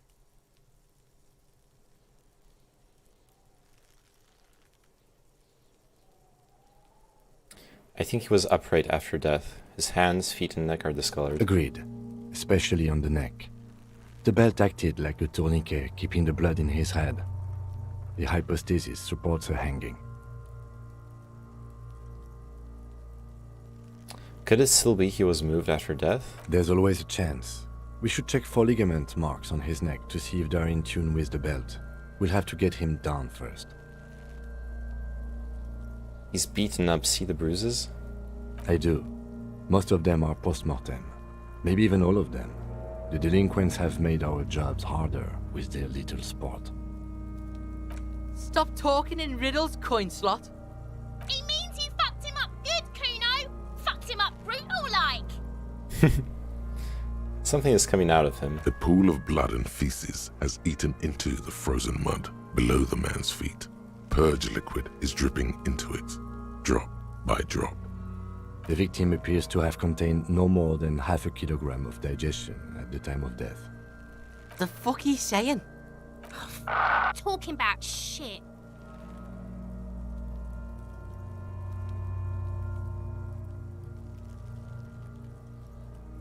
Maybe he went to the toilet sometime before death. Maybe. He doesn't really want to dwell on it too long. I think he's dead. I agree. There are crow's feet in his eyes. He's laughing silently. Nice. Okay, I made Kim laugh. His I'm happy about that. personality is no longer a part of the world. Totally dead.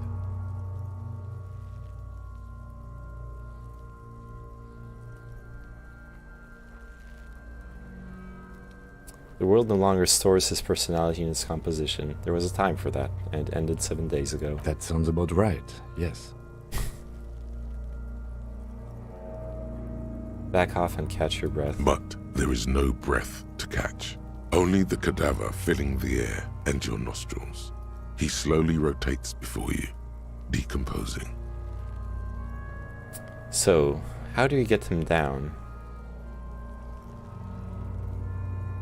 Wait. His eyes are milky, dark brown. Underneath the curdled meat there is an expression. Not carried on his features, but below, inside. An expression of pleasure. This man was experiencing joy at the moment of his death. This man enjoyed the moment Why of do death. you think so? It's an intuition. Okay. The corpse looks right through you as you distance yourself from its stench. Eyes like a shark. So how do we get him down? Are you sure we finished the preliminary examination of the cadaver? We might miss some of these things once he's done. Step back and The have another cadaver look slowly for us. twists on the cargo belt. His torso covered in tattoos and extremities blotched pink and blue. I have something I need to know, corpse man. Of course. You have questions, don't you? The power of your imagination is at your service.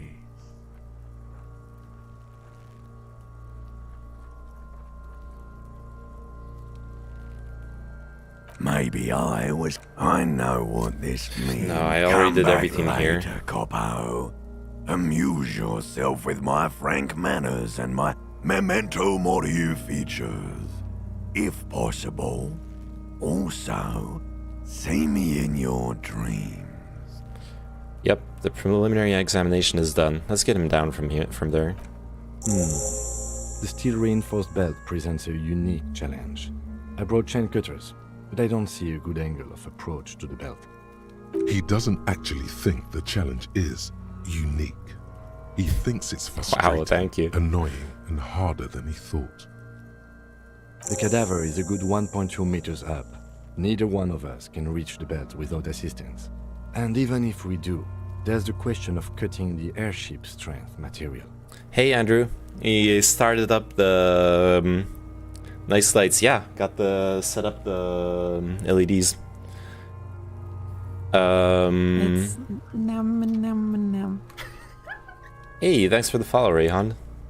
Already improving the quality of the stream. Yep. Wait, why is there still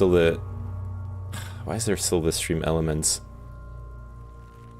Okay, I need to do stuff with the bots at some point. Not gonna fix it now. Yeah, we're playing Disco Elysium. There's the Final Cut patch that got released today, just a couple hours ago, and so there's full voice acting for the entire game now. I love how this is listed in educational. Yeah. Hey, I can teach you stuff. Really educational stuff here. Sometimes, not always, but sometimes.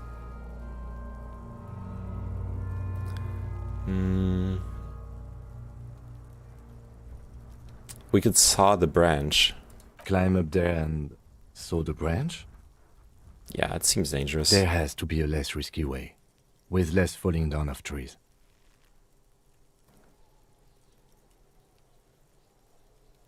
Maybe we could shoot him down. Bang bang time, pig! Shoot his head off!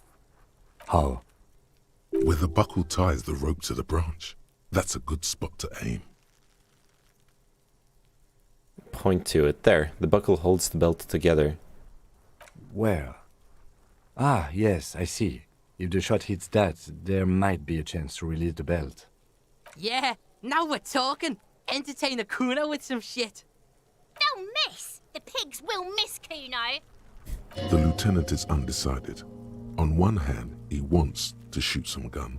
On the other, it's an awfully stupid idea.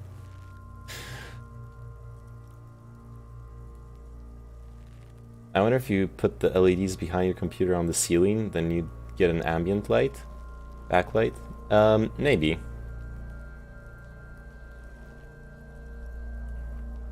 Actually don't. It has bad idea written all over it. I don't know. We don't have any better ideas though.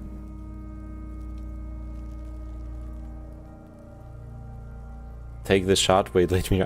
I'm not trying it. I'm not a good shot. Until now, I'm a police officer who's lost his badge, tried to shove the case file into the toilets and clogged them, so then the case file got thrown into the trash. I've lost my gun. I don't think I should take the shot. What's the worst that could happen? I think the worst that could happen would be either a stray bullet hitting someone anywhere else, or like hitting the corpse and ruining it even more. But what else can we do? Can't someone else do it? Someone else? You mean like the police? Yes, exactly. Call the police. You have a point. Sadly, yes. The whole RCM is out there right now, doing the exact same thing we are. Are we in a rush to help them?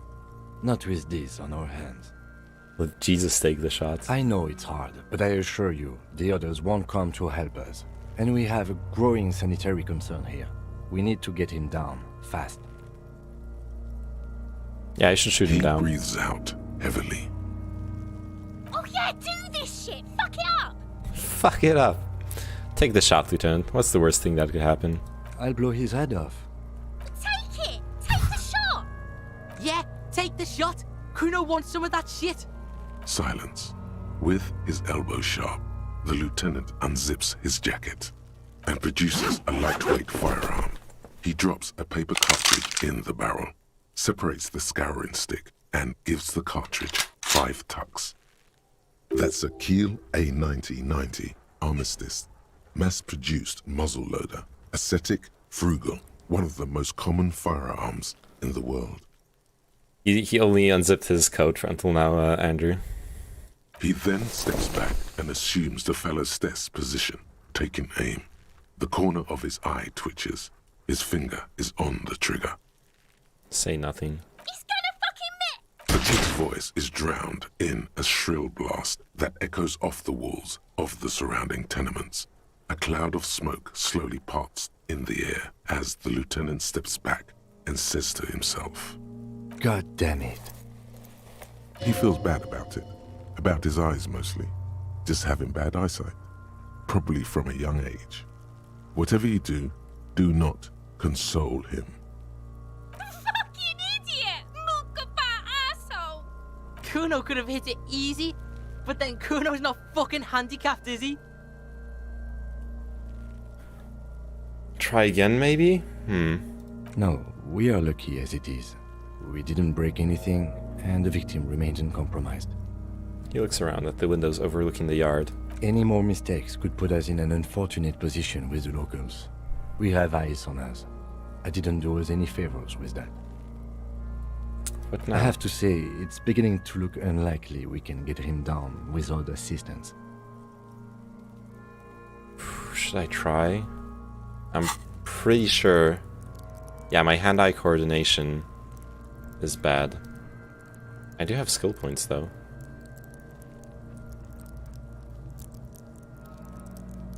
Two of them.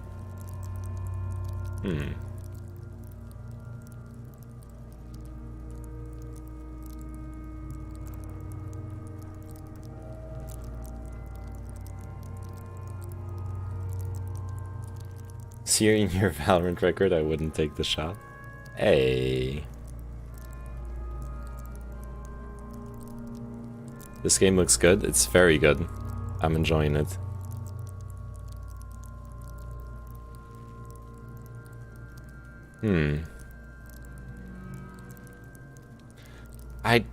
Considering the link to the docks, I don't want to, like, ask for help to take the body down, but I think I'll have to. Maybe we can ask for help from the harbor. I was really hoping we wouldn't. The Union appeared to be suspect in this case. It seems like a dangerous route to go down. Yeah, that's exactly what I was thinking. Let's reconsider. But what other options? The corpse twists on the belt, like chicken on a skewer. Can I have the gun? I should try. It's bad as it is. Us shooting firearms like punks. Pauses and proceeds to load Go the ahead. pistol. I'm not stopping you. Just don't lose it. They only have one gun. This is the sorriest pair of pigs Kuno's ever seen. Kim Kitsuragi has a French accent? No, it's not a French accent. But in general, there's a lot of like French going on in here.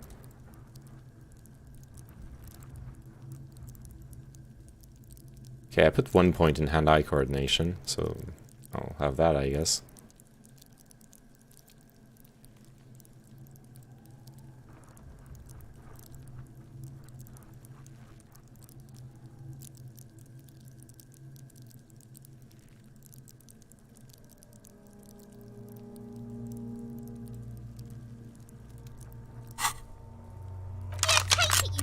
Banani Boyka.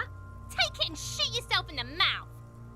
Feel the weight. A cold first. piece of bakelite and gunmetal is surprisingly light. Your fingers fit right through the guard, instinctively resting on the trigger. The fuck are you waiting for, Kuno? Tell him to shoot himself in the mouth. Point the gun at the belt. The buckle comes into focus in your sights. You stand with your feet planted firmly in the ground and your left hand supporting your gun arm.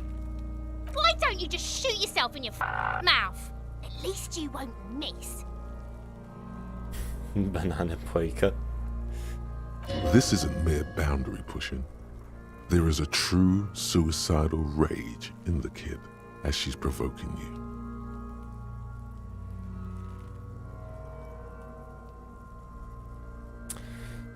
Oof! Shoot the kitties. She's annoying. That was the girl egging me on. Too real. Yeah.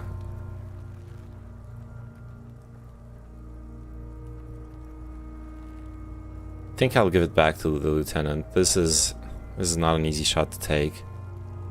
Fine. If I succeed it, that's really good. If I fail it, I guess we already shot once.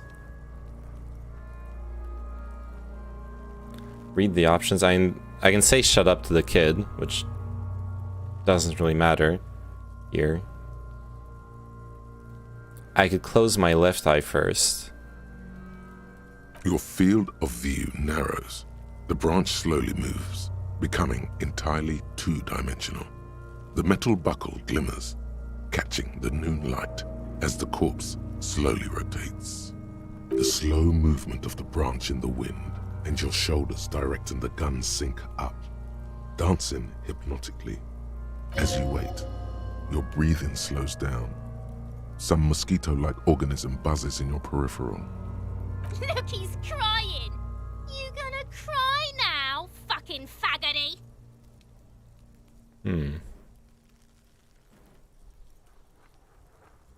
Alright, I'm gonna try it.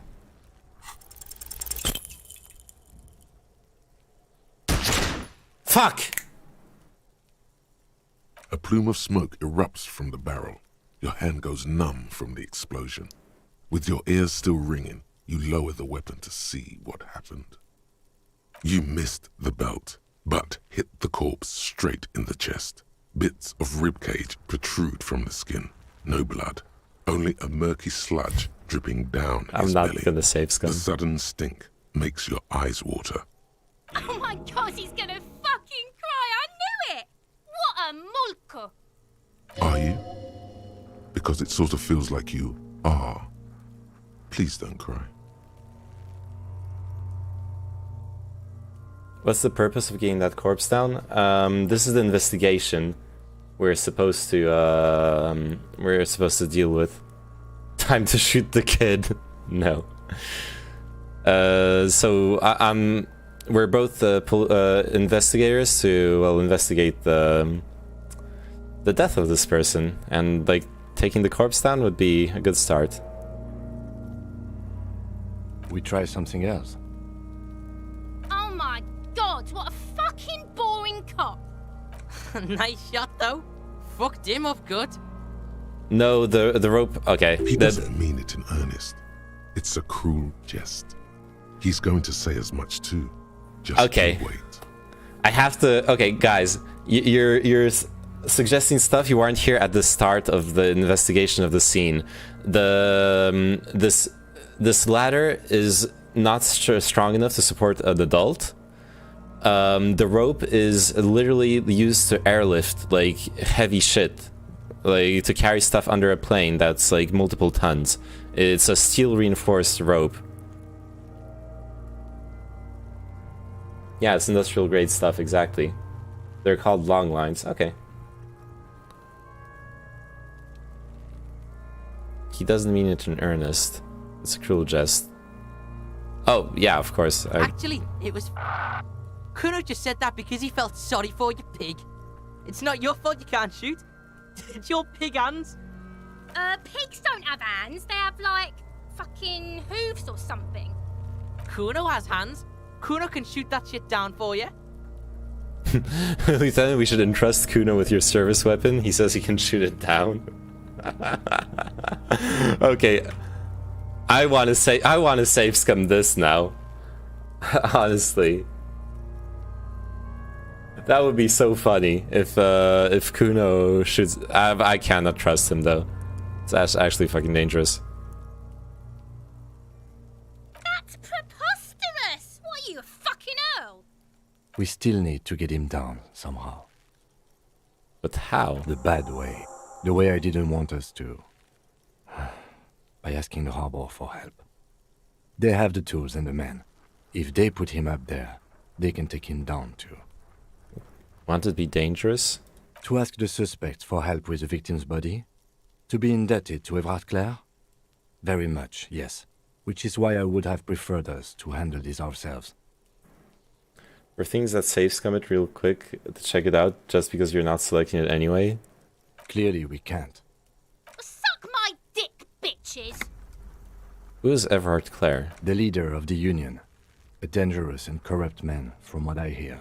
You don't want to owe him much. Yeah? Don't go being someone else's bitches. You're Kuno's bitches. How do we get inside the harbor? From the gates, by negotiating or fighting. I'm unenthusiastic about fighting. Or we can try to find some secret third path. It's unlikely though. To the gates. Let's negotiate. Guillaume Lemillion. Bad news. Guillaume Lemillion did not become a cop. In 1938, he went on a tour to the Sinyao province in Safre, where he died of autoerotic asphyxiation. His body was found hanging from a decorative dragon tree in his junior suite, amid drug paraphernalia, unwholesome objects, and the Sylvia Trainer single, Wonderland, skipping in the background. And yes, you can take this as a metaphor for Revachol in the 30s, and also as a warning.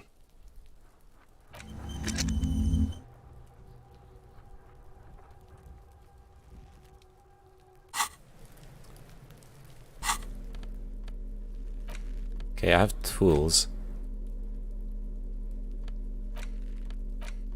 Wait.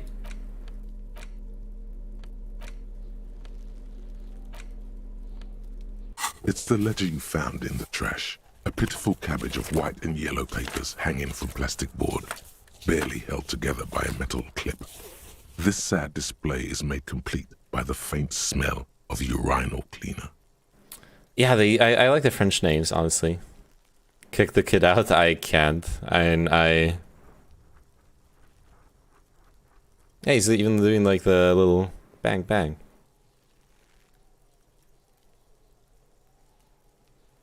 There's a piece of toilet paper, or is it cleaning tissue? No, it's toilet paper, desperately sticking to the back of the blue plastic clipboard. It's a metaphor, for you. Below the pathetics, terror. Do not look into its blue heart. It's just toilet paper sticking to the back of the plastic clipboard. You can take it off if you want. Leave it there, it's cool. Take it off. Still wet, the toilet paper peels off the plastic easily. All you have to do is shake it off with your finger and voila! The ledger now looks marginally better. That would be a pog move. An aluminium block runs the width of the board, biting down on the paperwork. Its crocodile teeth are the only thing keeping the papers together. A regular pencil, the tip worn down to nothing, has been attached to the clip. Take toilet paper off plus 5 XP. Yeah, because the thing is, like, my character... I literally woke up from a drunken haze, not remembering what I'm even doing. Like, this clip, which is the case file, was shoved into a toilet. All this just to say that... I feel like part of what I'm trying to solve here is the complete path of self-destruction that I am on as a raging alcoholic, depressed cop. So even like the small things are actual progress right? So it actually makes sense. The surface is interrupted by a silvery sticker. It's rectangular, sparkling with iridescence. You don't know how you didn't notice it before. Hey, Lieutenant, what is this? What? That thing. It's a halogen watermark. We use it for adding information to RCM property. Interesting. What kind of information? It depends. Aside from an anti-counterfeiting stamp, mine has my station number and address. The information varies by date of issue. Think spanking the kid will solve the whole situation? Actually, in the dialogue with the kid, the kid saw that at some point I was close to using violence, and it responded. The kid answered that it could tell I was close to violence because I was similar to his father. I didn't want to hit him. I'm not going to. Maybe yours will have how many cases you've solved. How many years you've been on the force, he's thinking. It'll have that. Poor kid, yeah. How can I read it? Any capable light with the right wavelength will do. Like, for example? All RCM vehicles have headlights designed to reveal halogen watermarks. Mine too. This means you can read the watermarks if you just turn the lights on. That's all, thank you. Okay. While a bunch of sodden papers sag from the clipboard in your hand, it's a sorry sight. Browse the white papers. They're not exactly white. They're yellowed in patches by sunlight and alcohol, and covered in dense blue handwriting. Ink escapes into watercolor patterns, reaching its tendrils across entire pages. The paper itself is checkered, with faint red lines, forming short paragraphs.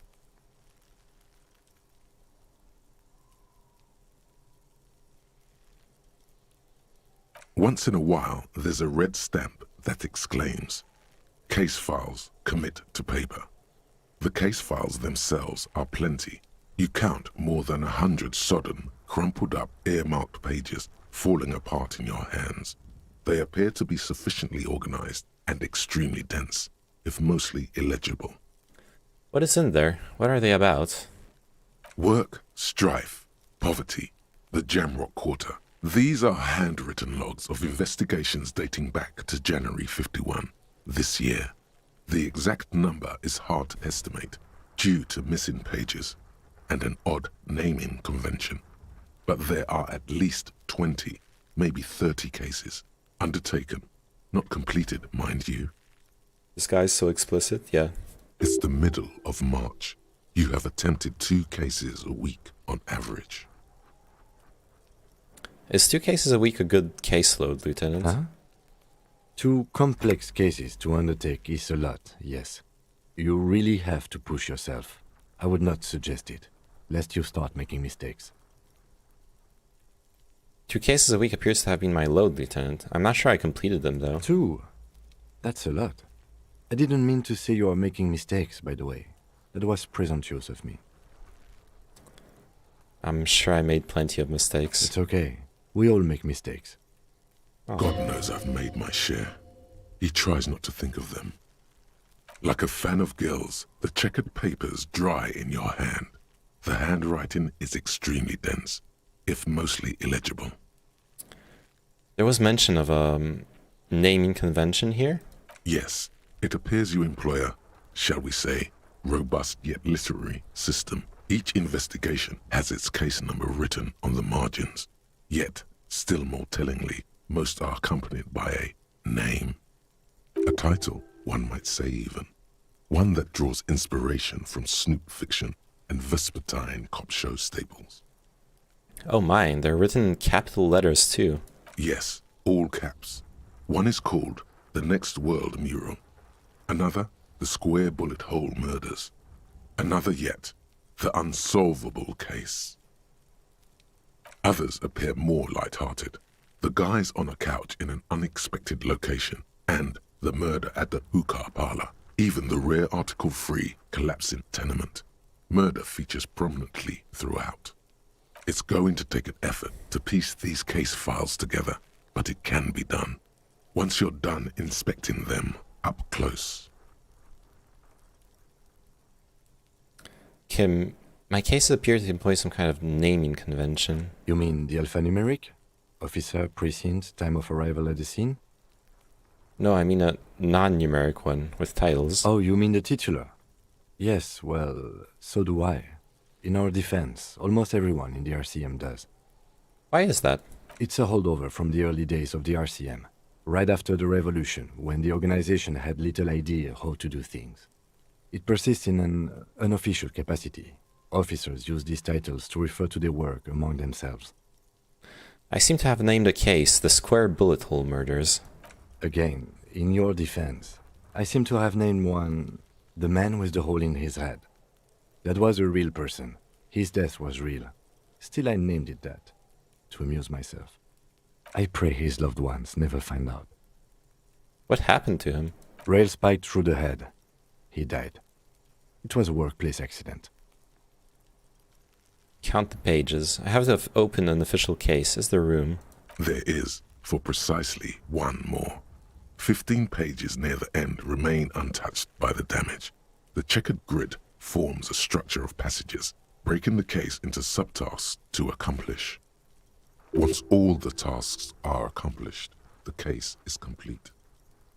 Commit to paper using the pen Lena gave you. The tasks you've completed flow out of the kind green ape pen in a brash freehand similar to the rest of the letters. The wording comes easily. It's almost robotically simple, a language developed for mental rigor and simplicity. Inspect the victim's body. Get the body down. Interview the cafeteria manager. It's not exactly poetry, but poetry would be out of place. Cross out the ones you've already finished. A satisfying slash sounds across the paper. You're done, it seems to say. And you, and you. Things to be done and things already done. The composition of reality.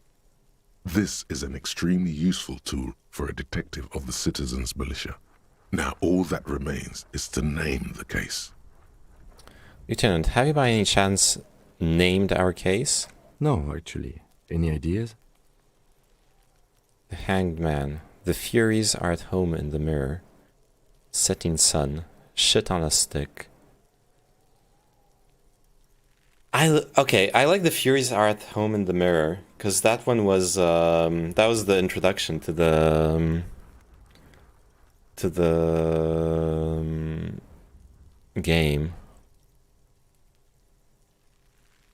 But I don't know what exactly it refers to.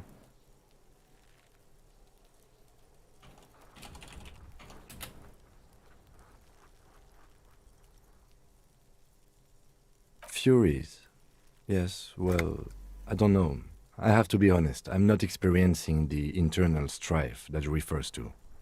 And also, could you make it less poetic somehow? Just a normal case name, you know? Think, what would that be? A good normal name. Yes, yes, you know what that normal name is, but it's so plain. Anything else, please.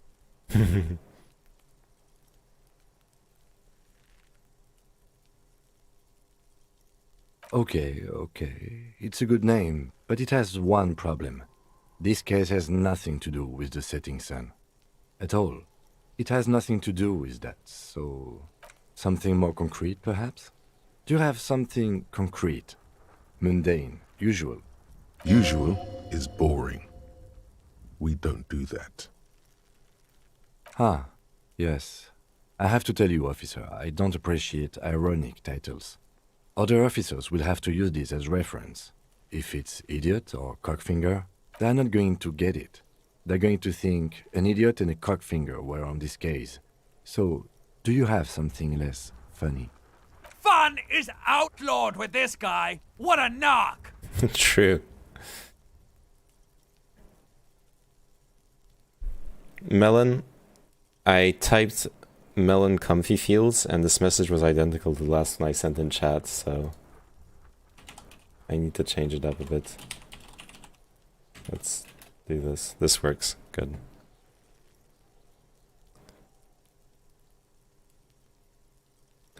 The Hanged Man? I guess that's the only one. Great. That's great. That's actually what I was thinking too. The Hanged Man. Boring. Good, strong name. We have a very good name for the case now. Comfy feels. I'm going to start calling it the Hanged Man. It's good we sorted this out. I'm done inspecting the case You files. don't exactly close them, so much as distance yourself from the smelly papers. They're a little further from your nose now. Ooh, can I read the case files now? Let's try it. It's proving to be harder than expected. You just don't have the intellectual rigor to patch the quilt back together. Try again later.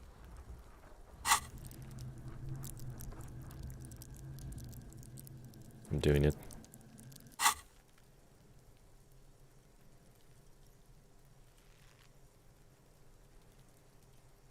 Smell The the ledger. acidic stench of rotting food is rubbed off on the cellulose. It now forms the base of the experience. This base surrounded by a faint air of spoiled meat, the stuff of death itself, and then sprinkled liberally with the citrus zest of toilet cleaner. That sounds amazing. Yes, at last, you find a way to piece them together using the alphanumeric code on the margin.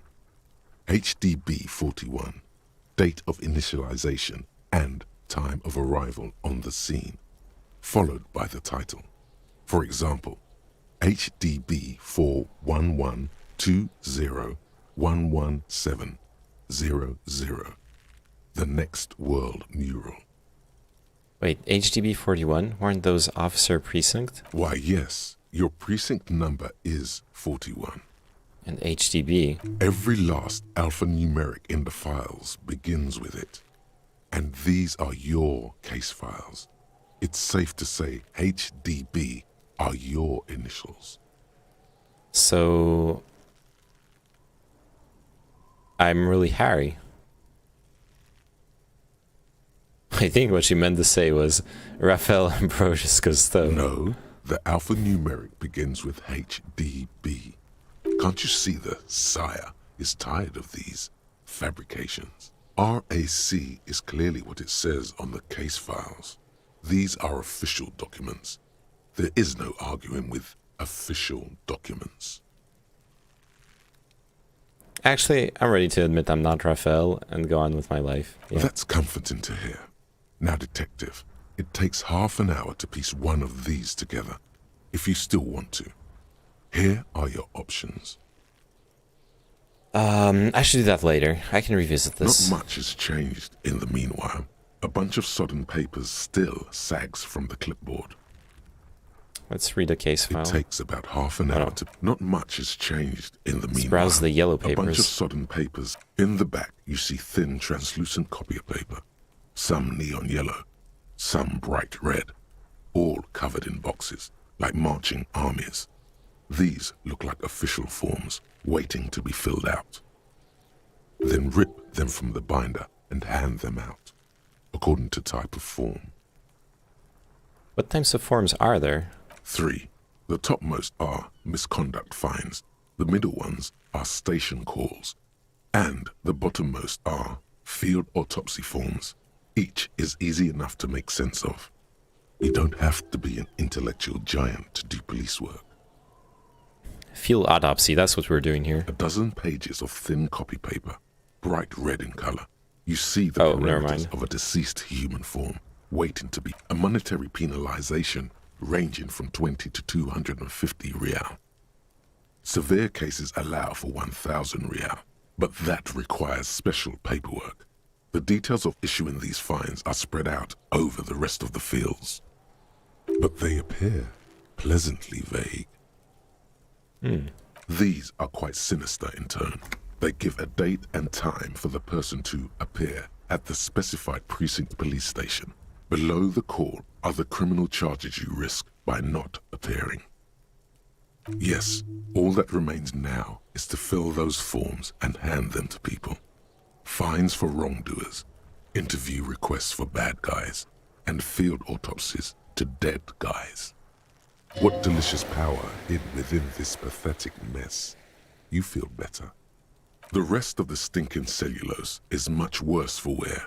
Being sandwiched between the board and the rest of the paperwork must have spared the fragile copier paper.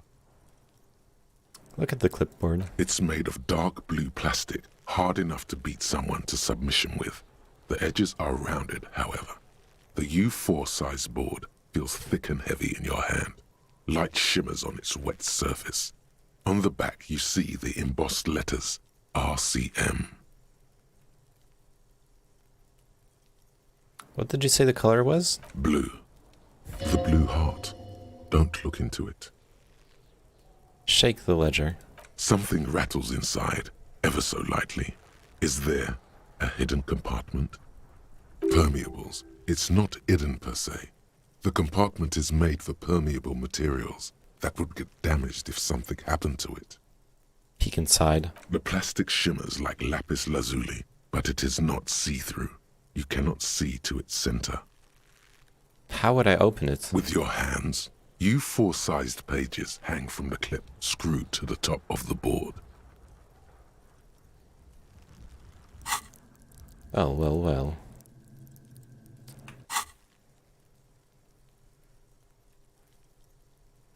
That's not gonna work. It's not what you end up doing. You squeeze the plastic to slide it open, but nothing happens. Then you bend it some, then crack it. The goddamn thing is stuck. The ledger quivers in your hand. As it shakes, the pages rustle.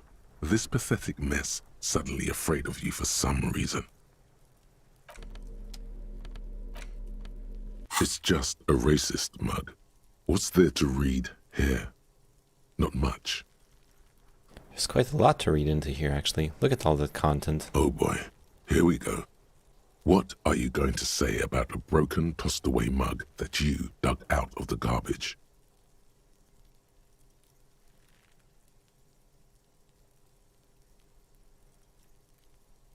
This mug is an example of prejudice, and I'm going to use it as an example of what not to do. But it was in the trash.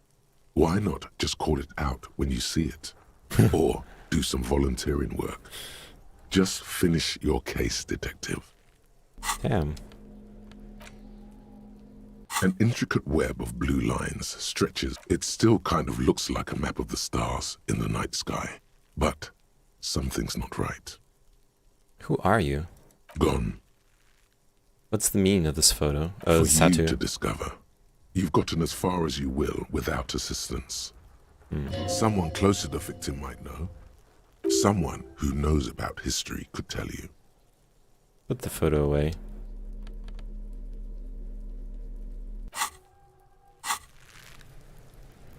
Shit. Ah. The man before you.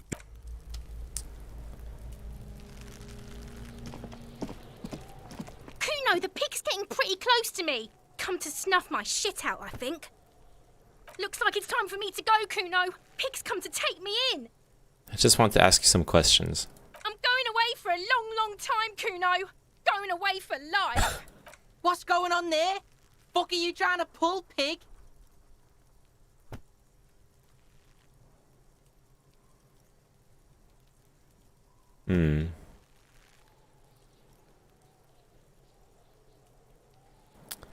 Listen, child, that corpse made me puke twice, and I was wondering why you don't... Stay away from me, pig!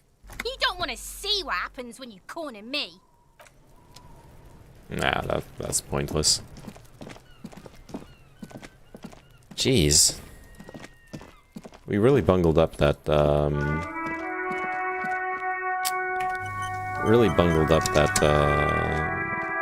taking down that corpse. With a matrix of push buttons lists all the companies in the East Delta Commerce Center. Empty card. This button looks new, but somewhat... Huh. This button looks new. It's probably not connected yet.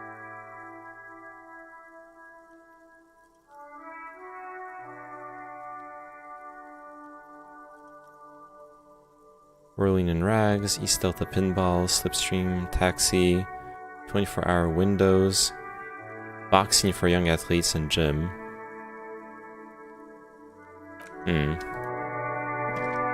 It was here. Nothing. I locked the door. Oh yeah, let's talk to this girl over here. I haven't talked to her yet. There's this crime, romance, biographies of famous people. Oh. Hello, sir. Step right in. The store is open. A young girl with chubby red cheeks waves at you, smiling. Her nose is also red from the cold. Hello. Are you interested in a new and exciting book? She stomps her feet to feel warmer. What kind of a store is this anyway? It's a bookstore, sir. We sell books, postcards, and some board games. It's called Crime, Romance, and Biographies of Famous People. Whoa, whoa, whoa, whoa. Hold your horses, little girl. What is a book? Wait, how did I fail this?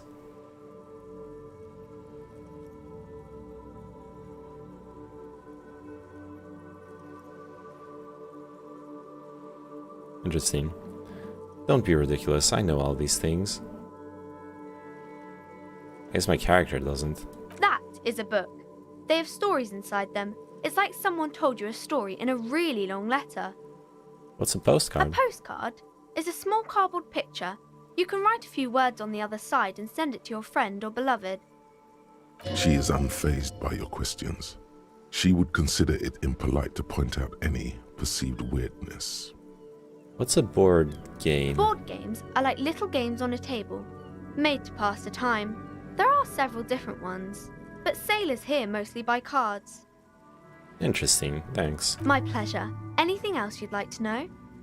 Is it okay if I ask you some questions? Okay, sir. I'll try to answer any questions you have. I hope they're about books. What is your name? My name is Annette, sir. My mum, her name is Plaisance. She owns the store. She's inside minding the register or organising the stock. The girl gazes at the window, then suddenly jolts, her eyes wide as if recalling something. Feel free to step in and browse our wares. And you're standing out here in the cold because... I'm signalling that the store is open. Otherwise people might not know. They'd miss out on the crime, romance and biographies of famous people. A sudden gush of wind turns the pages of the books on the counters. She covers her face, smiling. But she's cold. You're cold. Can I help in some way? Kind of you to offer, sir. She doesn't know what else to say. What could you do to help her anyway?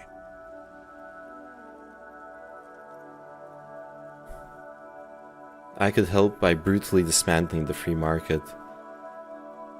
I should have a word with the store owner, maybe. Yeah. Oh, no, sir. I'm happy to help Mum by luring in customers. Oh, she's helping her mom. Besides, I have some hot juice in my vacuum bottle to keep warm. She's a juicer. Shouldn't you be at school or something? I do my studies at home at the moment. I have to help Mum keep this place running. Isn't going to school more important than this? Mum says it's necessary to do both because it builds character. Mum says a proper worker is dutiful. That's how you get ahead in life. You succeed. How's the business going? Mum says it's peachy. She was a little afraid at first, There's talk about this house being cursed. Behind her, the window has been boarded up. You sense the boards creaking, twisting for a second, and some kind of doubt in her tense shoulders. A true bootstrapper, yes. Cursed in what way? Cursed in the way that makes them say that no business has ever really thrived here, sir. That they all go... Bankrupt? Exactly. But we've been doing fine so far.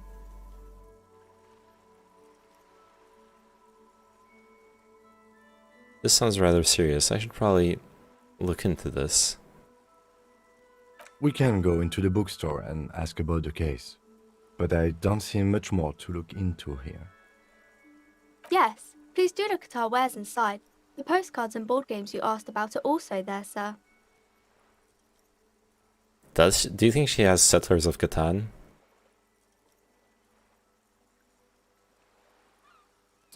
What do you know about the other failed businesses? Nothing really, sir. Mum doesn't allow me to sneak around in the back rooms or the cellar. I don't really know what's there. How does this curse manifest itself? It does not manifest itself in any way. It does not Kim. exist. I liked it better when we were talking about whether it's appropriate to stand out in the freezing weather. But Kim, the plasmic manifestations... No such thing. Anything else you wanted to talk about, sir? Enough about the curse Maybe for I can now. tell you about some of our books instead. What is this crime business? Crime fiction is about murders or burglaries or things like that, and the work of a policeman or a private detective who's trying to solve a crime and catch the criminals. Wait, not crime fiction? I need to know what a crime is. What crime is? What is crime, little girl? Okay, I get it. Crime murder gets the people going.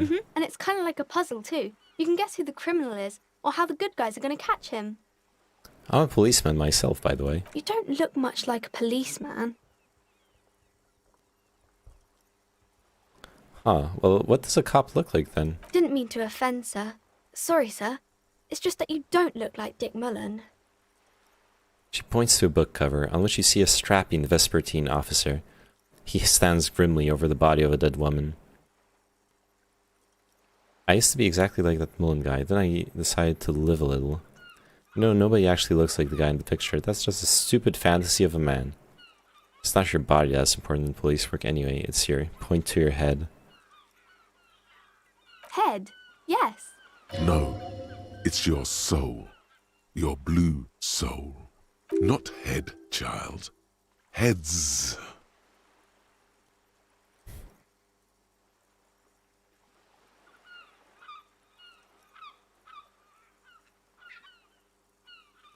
Soul, that Mullen guy looks like a Hampel man. Who could respect that face? It's not even drawn correctly. He lacks soul. Or flexibility. There are millions of different people out there, and you have to get into their heads. Sometimes you gotta be the killer to catch the killer. I'll go with soul. I'm not sure I understand. A policeman's gotta have the right stuff.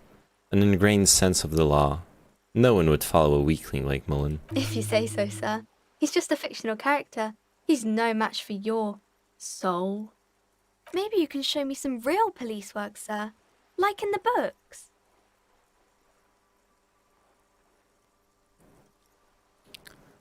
I'm gonna ask her some more questions first. What is romance? It's the type of book where there's a rich lady and she has to choose between the good man and the bad man. She smiles at the thought, perhaps imagining herself in that situation. Or there could be a story about a poor lady getting a rich man. It's about man and lady business, sir. What about a poor man getting a rich lady? It happens, but usually the guy gets rich in the process. Or should actually be rich himself, but has lost his family property unjustly, like during the revolution or something. Those are unhappy books, for most of the pages. People sad about what they have lost, but then it all turns out just fine in the end. What about when both of the men are bad? These are not very common. You can't have a choice between bad and bad. Nobody wants to read a story like that. What if it's written really well? Well, maybe then it's fine. Maybe if the lady then decides not to pick either, because she doesn't need a bad man. Yes, that would be interesting. What about when everyone is poor? That's really not a proper romance story. That's more like everyday life. Sometimes you have to write about real life things. Not in romance books, sir. These are about nice and pretty people, and everyone is happy in the end. What about a book where the man and lady business doesn't work out at all? I haven't read many of those. Maybe you should ask Mum. Yeah? You think she has one about an excruciatingly painful breakup?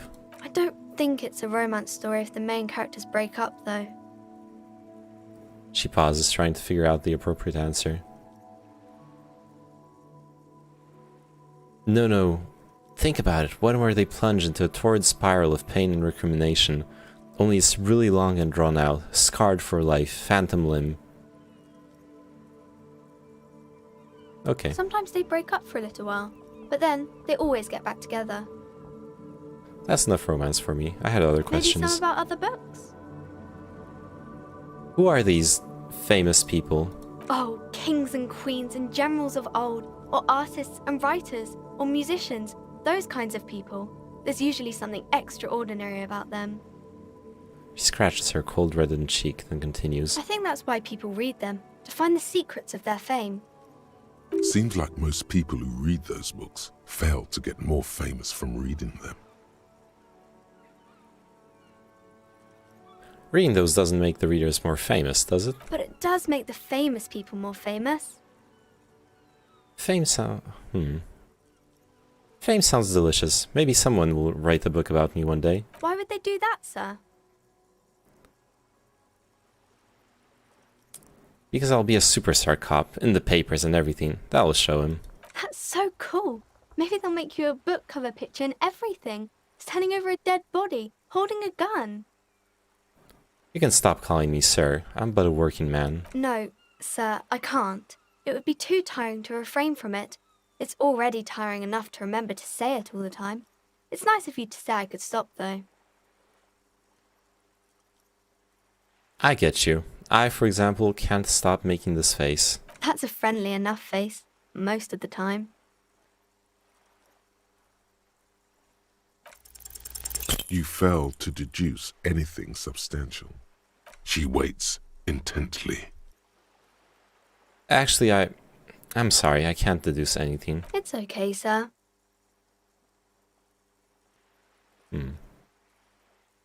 Okay, bye. See you around, Annette. Hey, so we've been monitoring you internally, and now we know your Copo type. Wait, there are Copo types? Yes. Guess what's yours? Sorry, cop? I'm sorry, I'm not sure. Yes, sorry, cop. The cop who's sorriest. Let's make it official then, shall we? Huge lack of enthusiasm going on in here. I'm sorry. You know, actually, I'm not sorry. I changed my mind. Yeah. No, you don't. Come on. You'll be back to saying sorry in 2 minutes. Stop wasting time and begin the repentance. Okay, but what are the other Copo types? Oh, you know. Apocalypse, Superstellar, the Advanced Interesting Cop, Liquid Shadow Cop. But you're too sorry to say those things. So, here we go. Want the other Copo types to be jealous? Jealous of the sorry cop? I think they'll be fine. Don't worry. They'll be super fine. It'll be totally okay. You can dual Copo type from sorry to anything. Dual wield. I am sorry. Of course you are. It's okay. See if you can get something out of this, like info. Or maybe every time you say you're sorry, you get $1 million. That won't happen.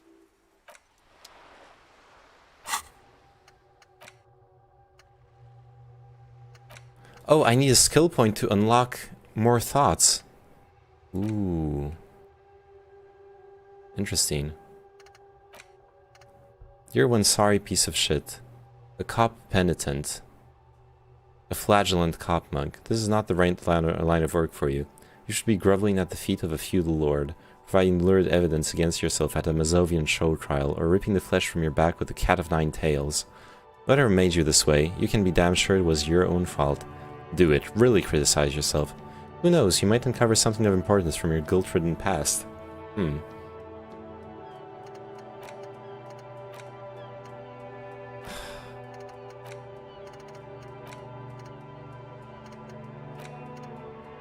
Okay, next skill point, I'm adding some thoughts. This book has a rose, a pistol, and a half-naked dame on its cover. On the cover stands a very muscular man surrounded by flames. This is a book about pâté.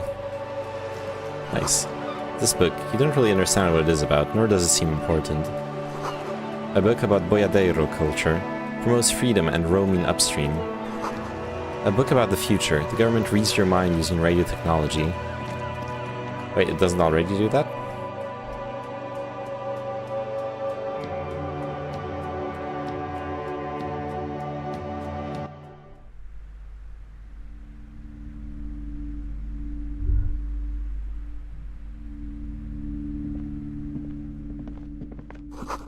Gifts, books, and molten candy.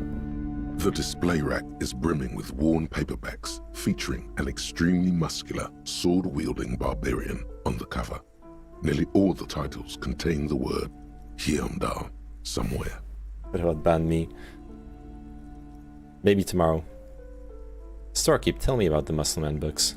Oh, Man from Heimdall. A very popular series of adventure novels. They're awfully immoral and violent books. Immoral? Why are they so popular? Blood and violence, scantily clad women, epic narratives, all those mystical things he encounters. They're bound to grab those with little imagination and nothing to do.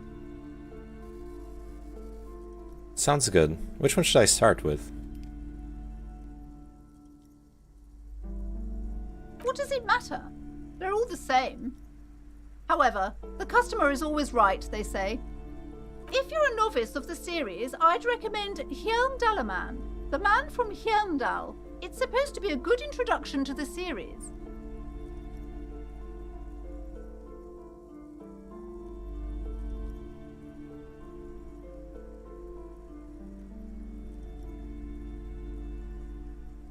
Rows and rows of Heimdallamen blur your vision.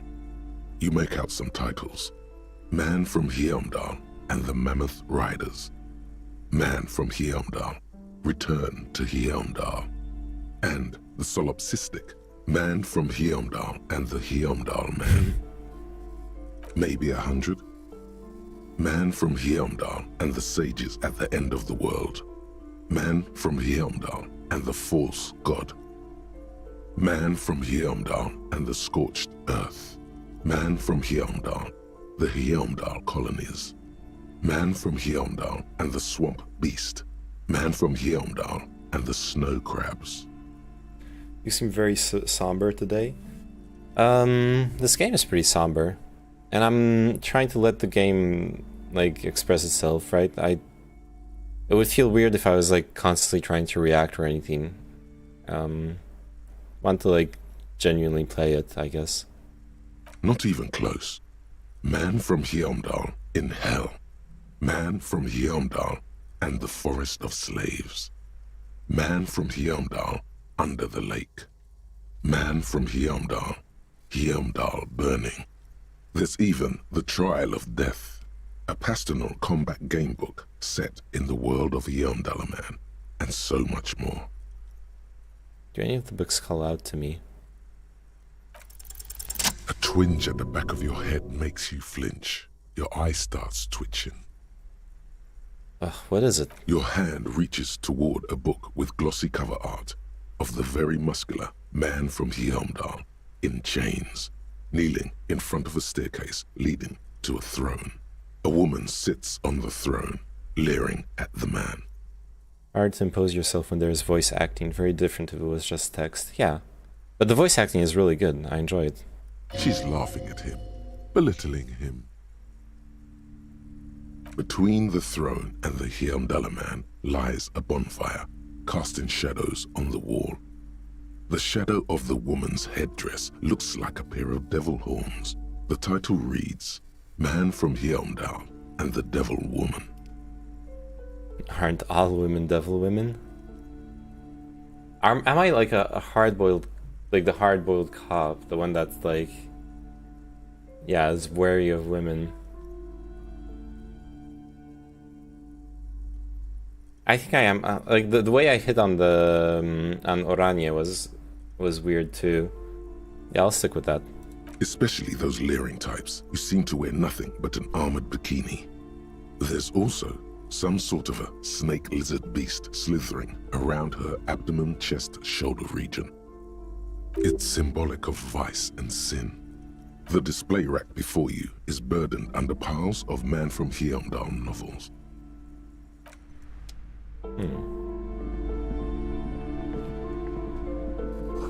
Old sports magazines tucked away in a dark corner. The book collects the national recipes of Arda. They are all about lake trout.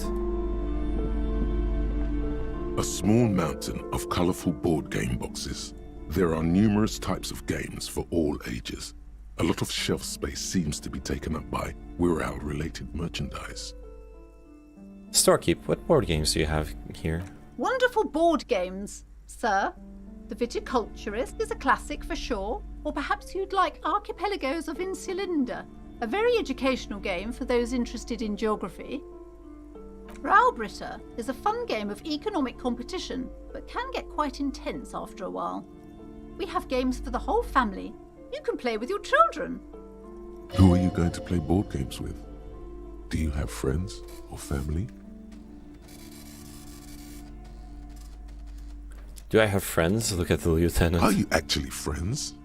Or just colleagues thrown together by circumstance? Look at me. Who'd want to have children with me? Don't be so hard on yourself, sir. You just need to clean up a bit. And technically, friends are a bit like family. That is true. Monopoly or Cluedo when. For playing with friends, I'd recommend Suzerainty. It's a civilization building game where you build a civilization, then set off to brutally colonize and repress other civilizations. It'll cost 12 real. That sounds like a fun game.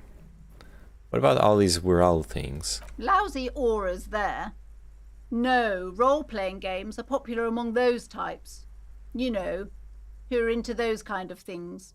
Personally, I don't like it. Not at all. I've heard they turn people into occult enthusiasts. That they have rituals where they try to summon entities. Highly immoral stuff. You can still buy them, though. Look through the pile of Wirral-related items. An endless variety of source books, lore books, and codices litter the table. The topmost book is titled Welkin Compendium, 2nd edition. There's also a large hardbound tome with intricate cover art, The Hunters of Katawak, Boreal Creature Compendium, and a Pick-Your-Path adventure gamebook titled Tales of Wirral, Cavern of Velkrag. I wonder who joined an occult Discord lately. Really? Yeah, or after playing D&D. Really gets the noggin jogging, yeah. Books in a board game section? Who wants to read books? Anything that really catches my eye? There's a box that says Wirral, 3rd edition Mega Setting Supplements module. The side panel notes, a fantastique adventure board game, new maps and miniatures. A sticker on it displays 25 real. Pretty expensive. That price is steep, but then it's the 3rd edition Mega Setting Supplement, so it makes sense. Mega Setting.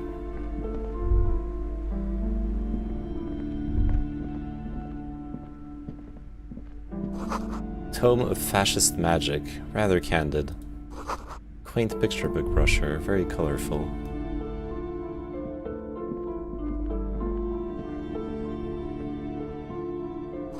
Another boring book, just discarded there. This bookstore is not strictly about crime, romance, and biographies of famous people. There's also a wide range of paranatural literature. Look through the Amidst the various books, you find one written by someone named Matthias W. Dundas. It's about wholeness, unity, balance. These 3 things are very important to the working class mind. The point of the book, and many others on this shelf, is to give people medicinal advice in situations where they don't have access to paid health services. Also, why are we using Brazilian currency? I don't know. How does that work? It serves platitudes, while also telling everyone that traditional medicine, the kind people don't have access to and which costs more than this book, is garbage and would only give you cancer anyway, without even curing your cold or anything. That is how it works. Wholeness, unity, balance, on the other hand, can basically take care of anything. Though it is important to note, when it's up to your mind to heal yourself, then it's because of your mind that you're ill in the first place. Does the book say anything else? The book features chapters on topics such as how to find magnesium.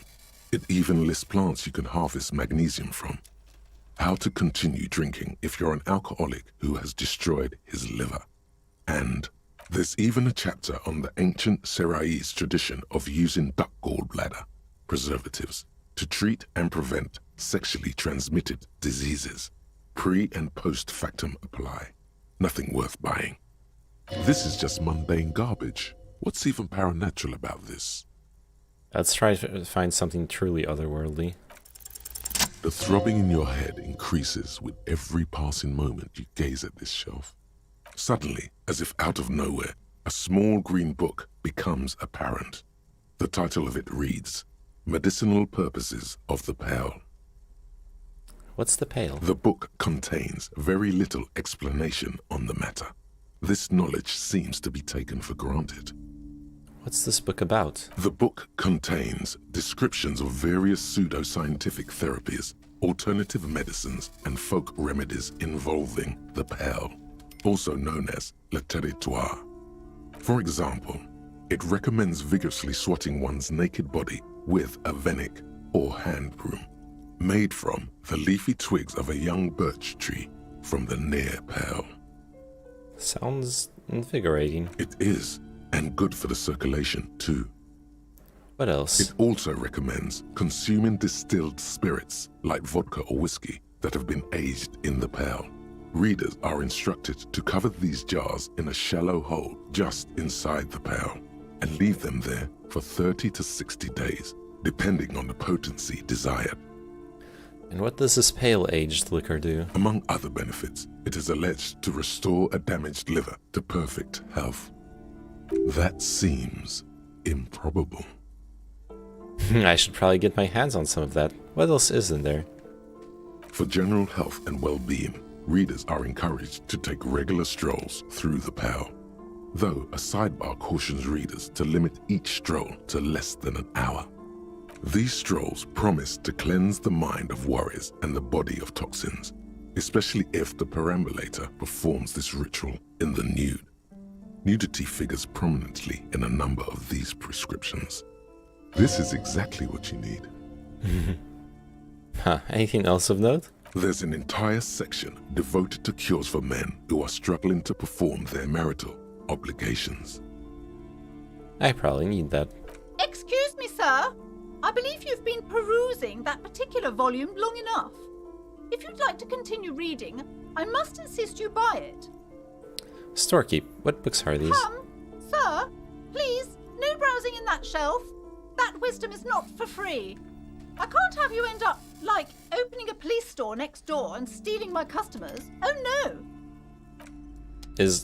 Really? Okay. Several maps have been attached to a bulletin board hidden inside the alcove. They're held up by small pins. The board has come loose from one corner. The maps look old and faded. Your eye catches a map of Insulinda, a map of Revachol, and a map of Martinaise. This large map displays archipelagos. You see a constellation of small dots on the light blue emptiness of the Insulindic Ocean. The largest in the northeast is La Caillou. Which means the stone in Another French. far away in the southwest, Seminese Islands, Ile de Fantôme. Which means Island of the Ghost. Ozon, Laurentide, Face à la Mer, Archipelagos, North Arcade Islands, all just specks of dust on the vastness of the Insulindic. On the edges of the map, the color fades into a blur of dotted lines, black and white. Face à la mer means facing the sea. Disintegrating into mathematics. In the northeast, a dust mite stands on the north coast of Caillou in a bookstore. It's you. Can you see the cities on the islands? You can. On Caillou, Revachol, a single black star. On Ozon, Fond de l'Air, and Vilmandu. On archipelagos, Croyan Moran, Villiers. On Semenine, Olduvai, and on Laurentide, Deora of the Seven Seas. Lost little pearls of light, tiny fires in the dark. 850 million people live on these little dots, an oceanic world of culture and commerce torn apart by history. The ocean breaks apart into a tangle of cosines and azimuths, all pointing into pale nothingness. Windy is the north azimuth. Grad is the northeast azimuth. Samara is the east azimuth. Seo is the west azimuth. Isolas, they're called. Connections to other worlds, words past the Incelindian, unknown to you. You only know you've never been there. I feel like you have an unfair advantage as Frenchie playing this game. No. You have little idea what they are. Distant stars, gods, but looking at them makes you feel almost non-existent. Whatever they are, the Isolas are immeasurably large compared to you, and very, very far away. Perhaps they are gods, gods of distance and outer dust. Look at the map of Revachol. The north coast of a verdant island is shattered by the delta of a river. It is the river Esperance. Countless bridges put the shards back together, connecting city blocks to river islands. La Delta says a great artificial heart in the center, teeming with life forms and construction. To the east, rolling hillsides, Le Jardin, Stella Marie, the suburbs of Saint-Baptiste, swallowed up into the megacity. They sound rich to you. This is Revachol East. And west of the river. Houdon, it's somewhere to live. Not bad. Then there's Jamrock. It's bad. People shouldn't live there, but they do. Then Forberg. It's almost as bad, and much larger. Then Coal City.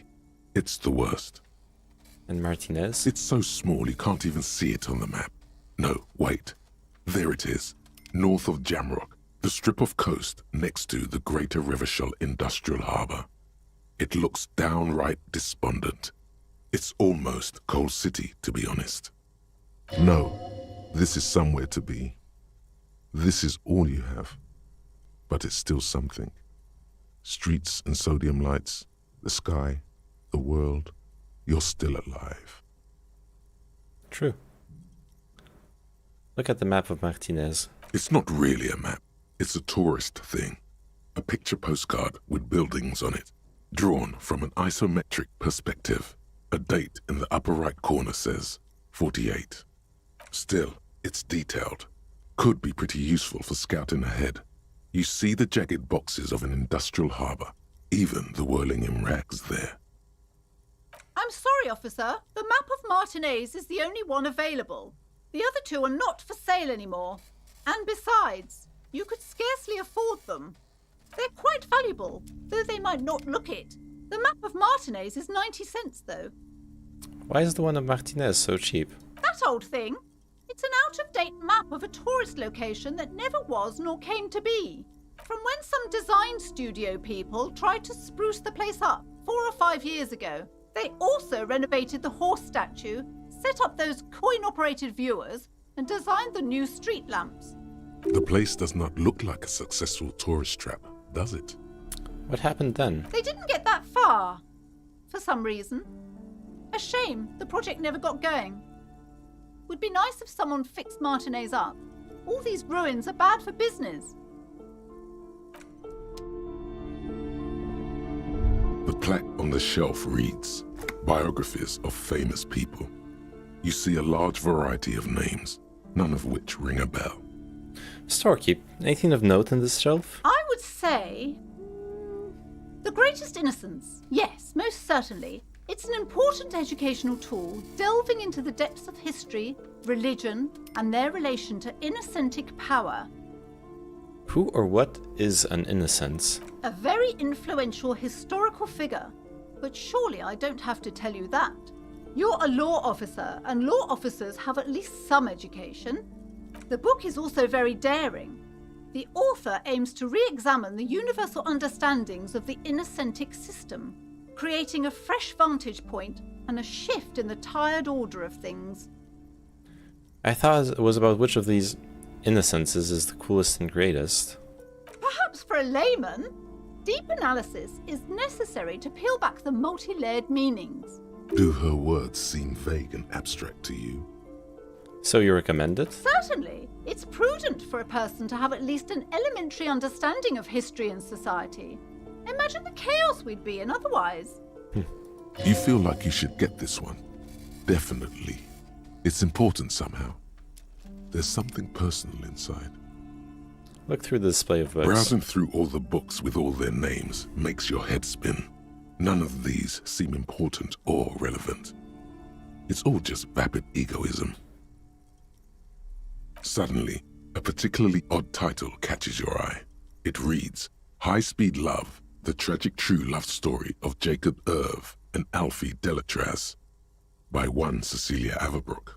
What's it about? High Speed Love chronicles the romance between two of the finest tip-top tourney racers in history. One of them is the madcap driver, Jacob Irv. His blonde mane graces the cover. Next to Irv's life story, you see a slim biography of an Occidental rock star called the Anti-Star. He's famous for shooting morphine into one of his eyeballs and cocaine into the other. Next to that, Rivasholian radio personality Guillaume Bevy stands in front of a run-down drug den. He's a permanent fixture on Channel 8, reporting on real-life crime and ruining cops' days. I really must insist you buy one of the books. Reading them is not for free. Do still browse, though, but not too long. She understands she has erred against the customer and immediately corrects course. I'm sorry, I did not mean to rush you. You are browsing. Go ahead. Take your time. Time is commerce. Well. These shelves are overburdened with books from the same series. You see the name Dick Mullen over and over. Oh, crime, robberies, murders, even sexual crimes. We're fortunate to have Dick Mullen and his stories to sort all that out. You're a police officer, apparently. You should buy all of these. They really do teach a person how to be a proper detective. Look through the display of books. Crime fiction is a disgrace. An asinine misrepresentation of the physical attributes of the arduous everyday work of actual police officers. These books greatly overstate the excitement of police work, glossing over how long it takes to actually follow up on leads and eliminate dead ends. What's more, they completely ignore the psychological hardships of year after year coming into contact with people during the worst days of their lives. Not a single mention of all the stress this work creates upon the officer's family. Detective fiction just doesn't tell the truth at all. Now, would you like a list of all the books found on the shelf? Sure thing. You see Dick Mullen on the job. Get Me Mullen. The Stalwart Adventures of Richard P. Mullen. Dick Mullen and the Murder in the Orchard. The Sordid Affair of Dick Mullen. A killing is declared. Dick Mullen in the Murder House. The Final Case of Dick Mullen. An obvious lie. Dick Mullen in the Clock Tower. The Ordeals of Dick Mullen. Dauntless Dick. Dick Mullen's Funeral. Dauntless Dick. The Murder of Dick That's Mullen. the name of mine. Melon is in your game? Oh, Mullen. I didn't even make the connection. Yes, Melon is Dick Mullen. Dick Mullen dies? Oh no. Turns out he faked it to solve a case. Are there any more? Yes. There's also Oh, I shouldn't have the clicked dame this. who did it. Farewell, my Mullen. Faking death seems to be a common trope in the Mullen series. The morbid tales of Dick Mullen. A dark tide turns. Tragedy calls for Dick Mullen. Another one with fake death. And, of course, Dick Mullen, the murderer. In order to catch a murderer, Dick Mullen must become the murderer. Come on, this is not the way real police solve crimes. The real police are some 20 kilometers away, sitting in an armored motor carriage. Come on, Chester. Tell the story again. Bald man turns towards the lead man and pats him on the back. Again? Man, I tell that one at least once a month. It's not that interesting. The fuck it is. And these guys haven't heard it. You see, Chester here...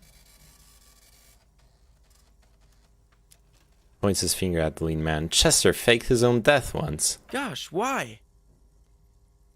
One civilian looks on, amazed. The bald man bellows a reply. A very fucking dangerous case, ain't that right, Chester? They almost got you that time. Yeah, sure came close. Alright, so I was tailing this guy called Francis the Shoe. The inside of the motor carriage is thick with cigarette smoke. Outside, it starts to rain. After all this, you still haven't found the answer to the one question that matters. Who is Dick Mullen? Your attempt to grasp at the answer fails. It seems very close by, pulsating just out of reach.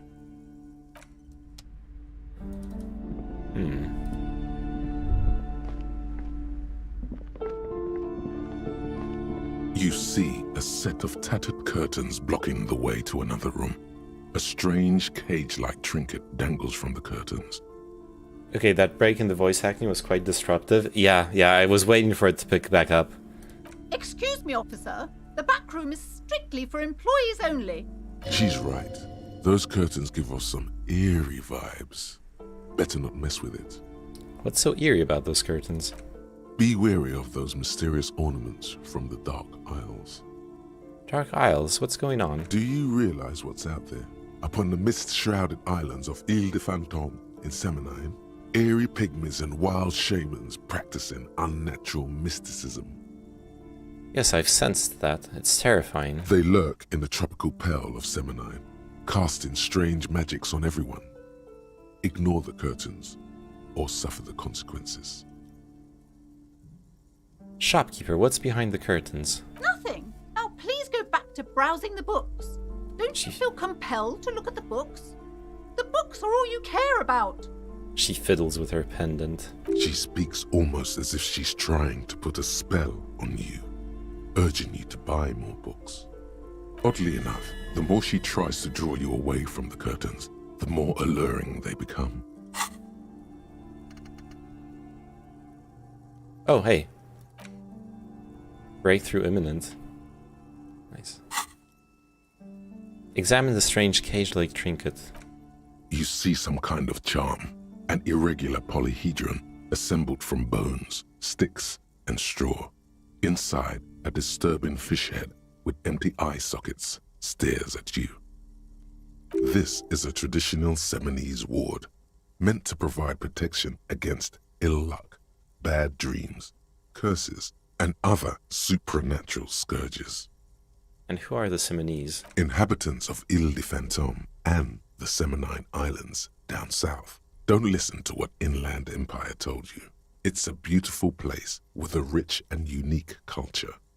Aside from poking at it suspiciously, there is nothing else to do with the fishhead charm at this time. The curtains remain shut before you. I want to go behind the curtains. But first... Lonesome, long way home.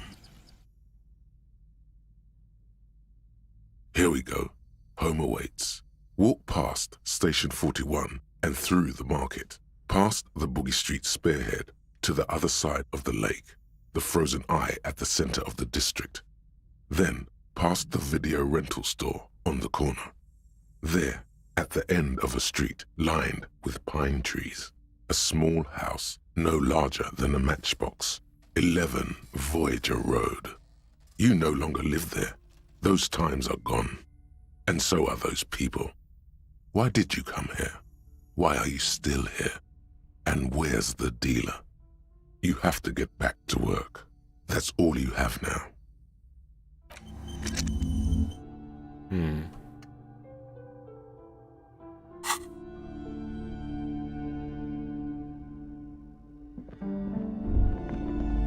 Welcome to Crime, Romance, and Biographies of Famous People. My name is Plaisance. Be welcome, and please take responsibility for the energy you bring into this space. A golden pendant hangs around the woman's neck, in the shape of what looks like a tiny fish head trapped in amber. Before you go on, you seem to be well off enough. Can you give me some money? I feel like there won't be an opportune moment to ask later. No, I'm not going to do that. A curious pendant you're wearing. Narrow your eyes mysteriously. Oh yes, helps to have an anchor in these times. So are you the owner of the store? I am. The proudest owner of our little shop of culture. She has fine-tuned her voice to find the most welcoming approach for attracting new customers. It doesn't work. What if I want to buy a book? Goodness, you were already doing good, browsing the shelves. Why'd you stop? Don't you feel compelled? Go, go, get back there. The books await you. So what types of books do you have? Everything is on the shelves. Take a look yourself. The shelves compel you, don't they? Compel you? She's attempting to mentally direct you towards the shelves. She only wants you to buy the goods. She doesn't care about the books. Do you even know what books you have for sale? Truth be told, not really. My sister brings in most of the goods. I'm sure it's all very literary stuff with well-written prose. But you don't learn about the important things in life from fabricated stories. Where do you learn about the important things, then? The truth is available if you just know where to look. And you have to open and free your mind to understand. She nods at you cryptically. Okay, I'll take another look then. She smiles and nods, seemingly relieved. The girl outside mentioned that this place is cursed. Cursed? Who said that? Annette? I will have a word with her. This place is not cursed. It has a robustly magnetic energy. Good for commercial activity. My business is thriving, sir. What in God's name is she talking about? Doesn't feel like it's thriving. Feels ghostly. Your daughter is the one standing outside the store, right? Annette, yes, my daughter. I hope she wasn't slacking off again with her nose in science fiction. Tell me, was she at her post doing her job like a proper girl? Yes, of course. Wonderful. Did you talk to her? Yes. Great. On a scale of 1 to 10, how compelled were you to buy books after talking with her? Oh, God.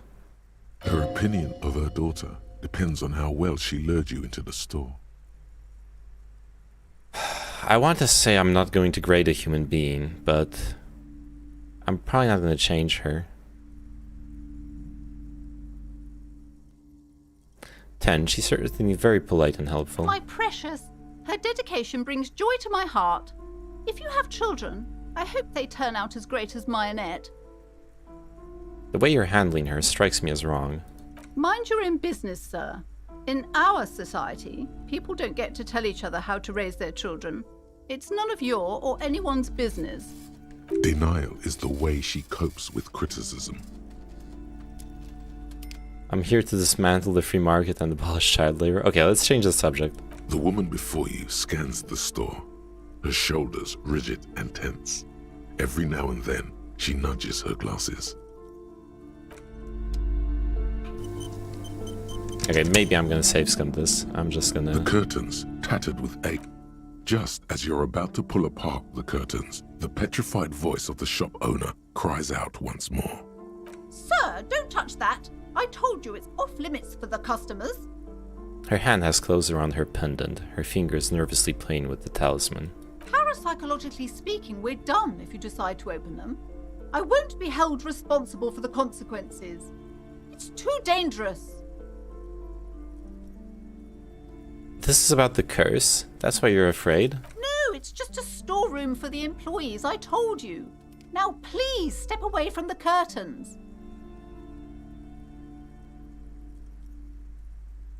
Ma'am, this is different. I'm a police officer. I need to get in there. Why? It's not like anyone was killed there. I'm sorry, I don't mean to be so impolite. Just please don't go there. I can't allow that. You'll only make things worse and unleash the powers. But I sense this place calling for me. I must investigate beyond the threshold. You do? My God, even more reasons not to mess with the curtains. Just step away, dear sir. I don't care, you can't stop me. I'll open them. No! Please just talk to me, officer. Come here and let's talk this through before you decide to do anything extreme. If there's not an ancient octopus behind the curtain, I'm gonna be disappointed. Talking is always good. Go see what she has to say. There is something mysterious about the curtains. Be careful. The curtains, tattered with age and covered in dust, hang before you, as if taunting you.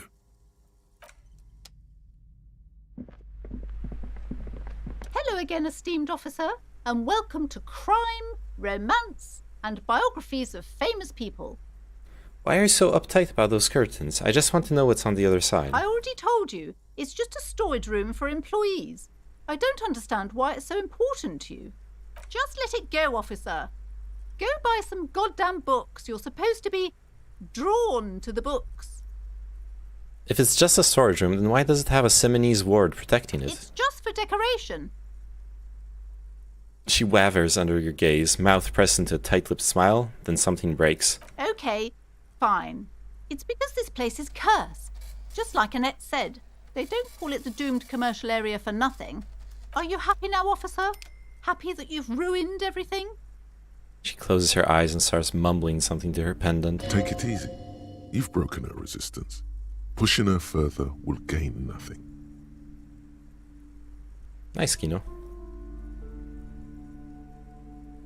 How does this curse manifest itself? The curse is so much worse than you could imagine. It's a disease, eating at the very foundation. A shiver runs through the woman as she looks around the dimly lit store. It's the curse of financial distress, of ruin and bankruptcy. Didn't that curtain just move? Ah, Annette mentioned that the previous tenants have experienced some financial troubles. It's not just that, officer. We're dealing with something supernatural here. It's the cacodemons feeding off bad business practices and disappointing income statements. The cacodemons of bad business practices. I wish those were the cacodemons in Doom. There's something wrong with this building, I can tell you. Ever since I arrived, I've sensed an eerie lingering presence, as if I was unwanted here. Sounds familiar. Strange. I feel unwanted too. What does it mean? Truly so? Perhaps the dark energies are leeching off you. You shouldn't stay in the store too long. It may be dangerous. Have you sought help from anyone? Yes. I've contacted numerous parapsychologists and even a pair of Simonese mediators. They provided me with the wards. The wards help to keep the doom at bay and protect us against the darkness that lies further in the building, even though now I fear it's not enough. Is your pendant part of the wards as well? Oh, this? No, it's a special Himian amulet, blessed by desert pygmy shamans with a spell of compulsion. It's to compel people to buy books. There are numerous spells cast throughout the store. I had the books anointed with a different inducement spell, for example. It's guaranteed to boost sales 15%. Desert pygmy shamans. That sounds like a rather questionable way to describe a group of people. Would you like me to take the case? I could investigate, see if the curse is real. Most certainly not. I don't want anyone who's not familiar with the psychic arts to get involved in this mess. Stay away. Leave the spirits be, so they can return to their slumber. My liege, you know what this case calls for? A para-detective. Oh, -1 gave smartass parenting advice. Oops. Slither up to her, you silver-tongued fiend. Show her what world-class perfidy looks like. Ma'am, I came here to help. I've handled paranatural situations before. Are you sure? Don't think I haven't seen charlatans before. I have returned from the void, a paradetective from a long line of paradetectives. No, I sense the psychic emanations from afar. The sleeper beyond calls out. I'm not sure I can trust your claims. Honestly, You look like a bit of a drinker. I'm sorry for being so blunt, but... The lieutenant keeps his usual stony calm. He silently picks out his notebook. Go ahead then, rock her world, he thinks. I'll compose some notes.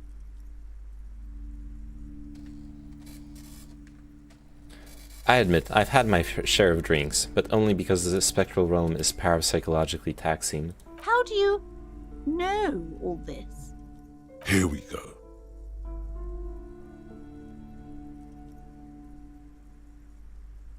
Your words brought me here in the first place. The Simonese blood also runs through me. You're part Simonese. Oh, it means our meeting couldn't have been mere chance. The hand of fate guides us.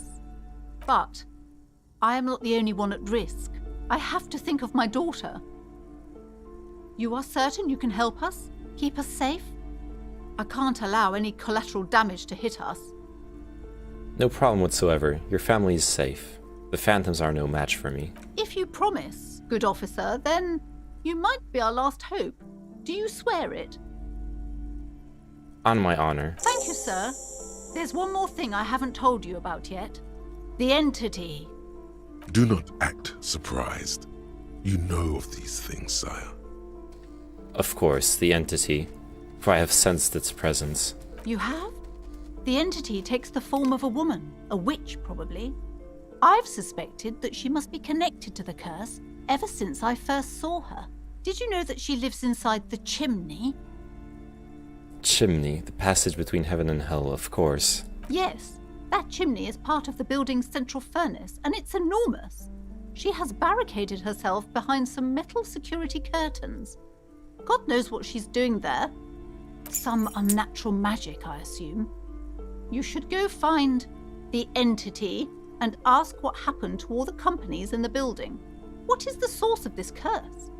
Here's the key to the warded door behind the curtains. Take it. Oh, and please do return to me after you've looked round. I'm quite anxious to know what she has to say about the curse. What you discover in there. Unbelievable darkness and ruin. What you discover? Probably just some office space. Don't be scared. I like the battle between the logic and the Inland Empire.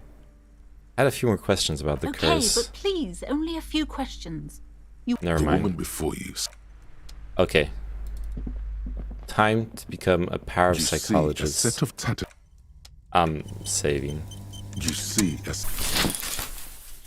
see a dimly lit room full of dusty furniture and trash.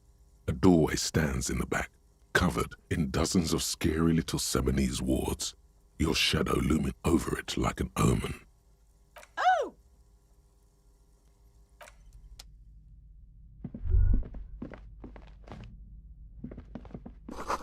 Ghostly silhouettes of hairdryers. A vaguely androgynous portrait of a man. It's like David Bowie. A heavy door with a missing handle stands before you, covered in dozens, if not hundreds, of Simonese trinkets and charms. It appears to be locked.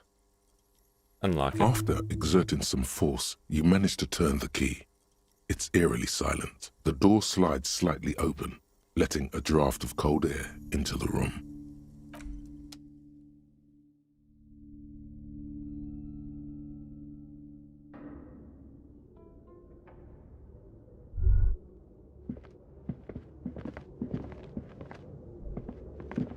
Oh, sand is dripping from a punch bag. What is this place? Looks like a gym to me. Yes, but no one's been here in ages. I doubt the electricity still works. Good thing we have a flashlight on us. Don't forget to take it out of your bag before we move on. An eerie feeling rises in your chest. What if there's a reason why no one's been here for ages? Yes, because it's closed. No need to look for supernatural explanations where a banal one will do. Now let's move on, shall we? Based Kim.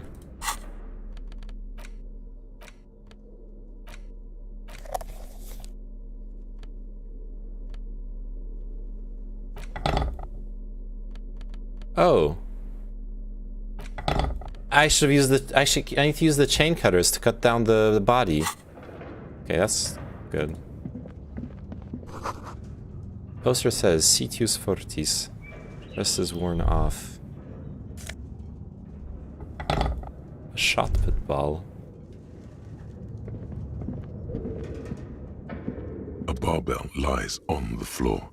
The color has worn off its weight plates. It's 60 kilograms. Your triceps hum at the sight of these weights.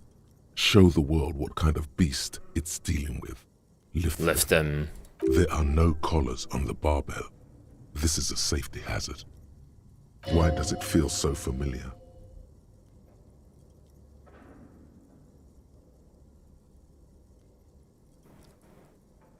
Is this familiar because I'm a weightlifter? No, it's not that. It's the stale smell of rubber, the squeaky sound of sneakers, your bruised knee against the mat, and a whistle. Then the feeling is gone. It's just a memory. Look, Kim, it's a trap. There are no collars on the barbell. You're right. The weight may fall off. Better not touch it then. What kind of bastard would just remove the collars? It should be a felony. It would be a violation of EPIS safety regulations if the gym was still operating, but it isn't. No one's supposed to come here anymore.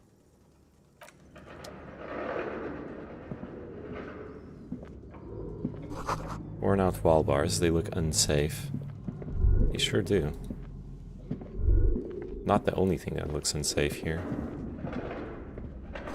The hallway is blocked by old window panes and debris.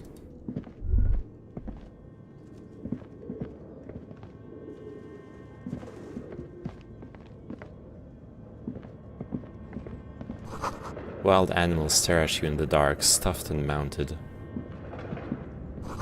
A large demijohn, full of strange liquid.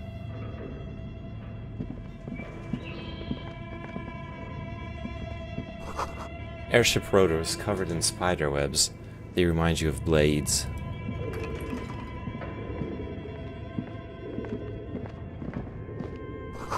A naked mannequin torso, a strange yellow color. Blue velvet, soft to the touch, moth-bitten. Nice money.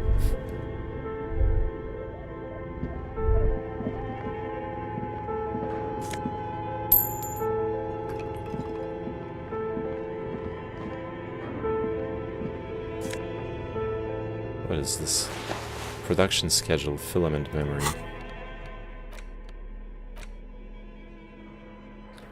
The cube-like crisscross of filaments feels oddly fragile in your hand, its intricate structure covered in dust. Silver tape on the side reads production schedule. Note, this filament contains information that can be read using a radio computer. Oh. Wasn't sure this would work well as stream content, but actually more engaging than I expected. Not that it would be a bad game, just not great for streaming. Yeah. I'm surprised there's people enjoying this, because it's like a pretty slow passive stream for sure. But I'm enjoying it. I mean, the art in this game is amazing. So like the music, the writing, skis with slipstream. Looks like someone tried to reconceptualize their business here. I don't get it. Look, the skis and rotor blades both bear the same slipstream logo. It seems likely that they started out making one, failed to turn a profit, and then pivoted to producing the other.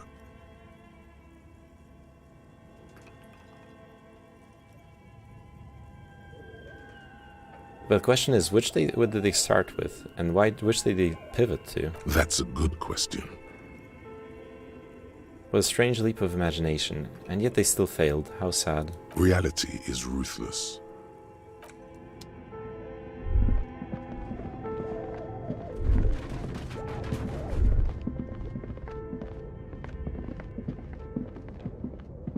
This appears to be some kind of machine with a cube-shaped heart and a wired framework. The keyboard has a rectangular on-off button. Computers? A piece of paper still hangs from the printer. The radio computer. Just sitting here without anyone inside. Do you think we we should had turn one it of on? these down at the station, but I never really learned how to use it. Turn on the machine. The machine lights up like some prehistoric animal stirring from its slumber, revealing fluorescent play and print keys on the keyboard. The hatch on the machine's central compartment is wide open.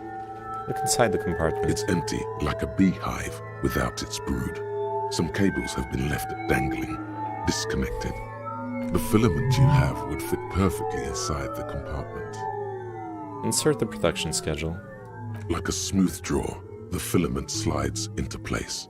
On the keyboard, the play key starts blinking.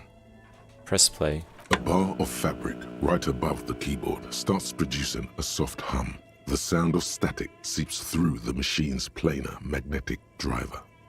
Have you stirred the ghost of the doomed commercial area from its rest? Could this be its dismembered heart beginning to flutter? The static gets louder, slowly filling up the abandoned hall, until a voice speaks out, crackling and old, cutting into the air. Good afternoon. Fortress accident en rue de Saint-Ghislaine. This is East Insulindian Repeater Station 1. Please repeat. Is this the production schedule? What's the production schedule? The filament you have inserted into the reader. You mean that glowing thing I put inside? Yes. Is that the production schedule? Yes. Good. Please repeat the password. Password? Of course it would have a password. That's why there's a human administrator involved. You should ask her for a hint. I'm really bad at passwords. Can you give me a hint? No. A hint system is not part of the protocol for repeater stations.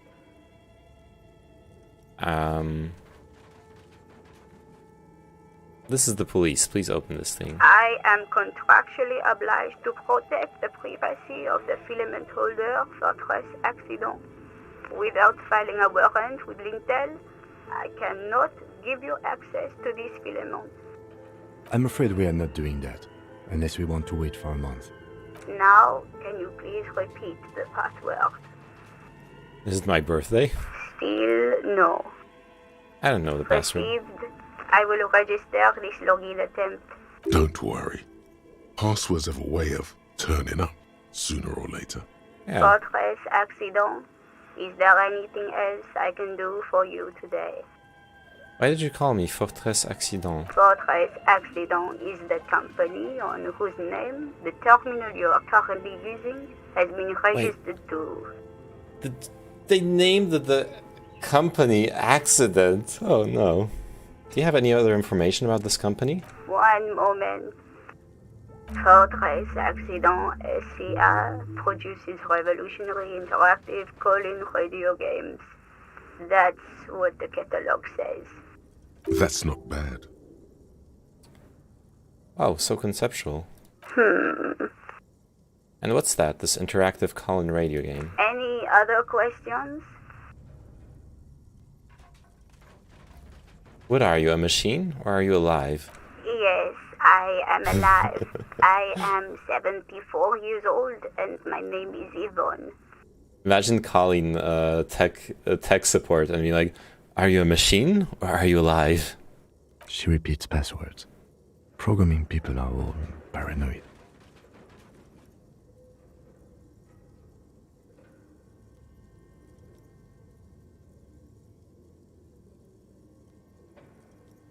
Yvonne, my partner tells me that you're here because radio computer guys are all paranoid. They are merely cautious. It's my job to protect their filaments as a password repeater at the East Insulindian Station. Okay, but where are you? How did you know where I am? I work as a repeater at the East Insulindian Repeater Station.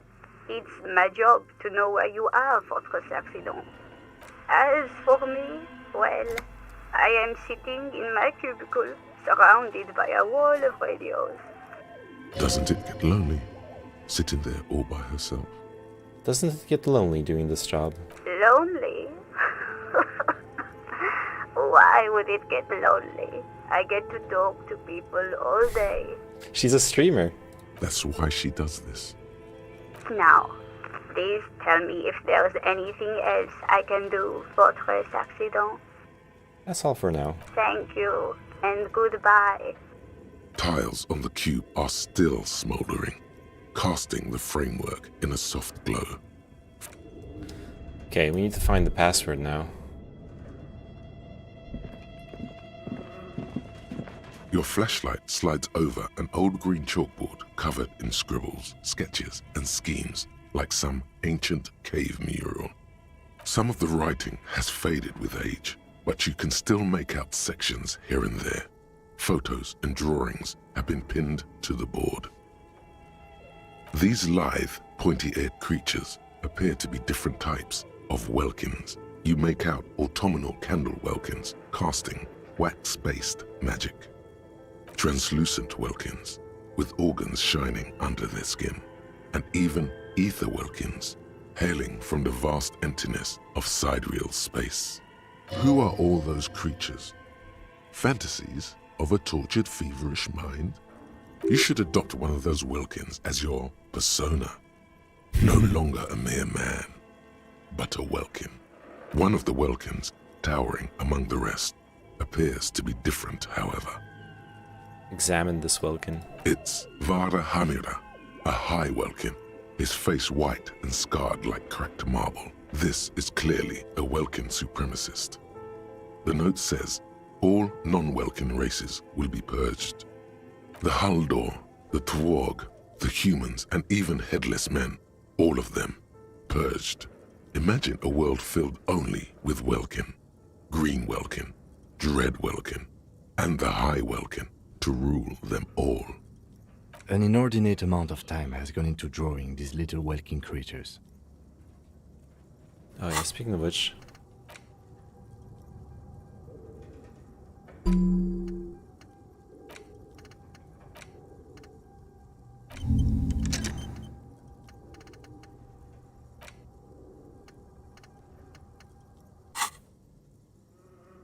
Why would anyone spend so much time on this? Some people really like building a world, I think, even if it's just for a game. Who are these creatures? Who drew them? Are they real? I have so many questions. This looks like concept art for a project. It's not really real.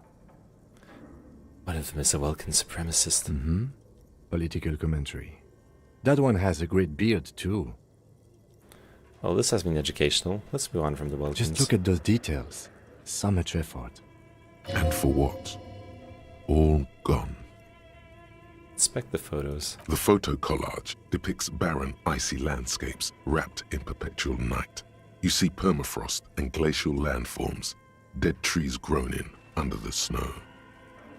Entire oceans have been frozen from shore to shore. There are pictures of settlements on dried up riverbeds, abandoned in a storm. Animal corpses in the dark, carcasses and bones.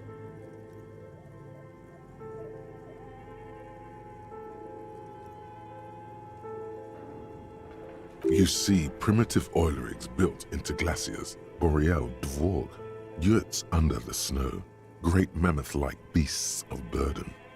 A pinned postcard reads, "The heat death scenario, a desperate fight for geothermal energy engulfs the world as Wirral becomes untethered from its sun, drifting through the universe."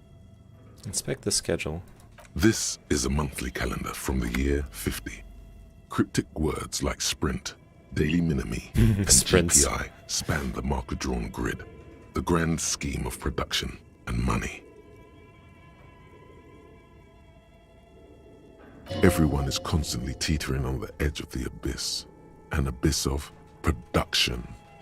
These squares look orderly, but beneath them is chaos, worry, pain.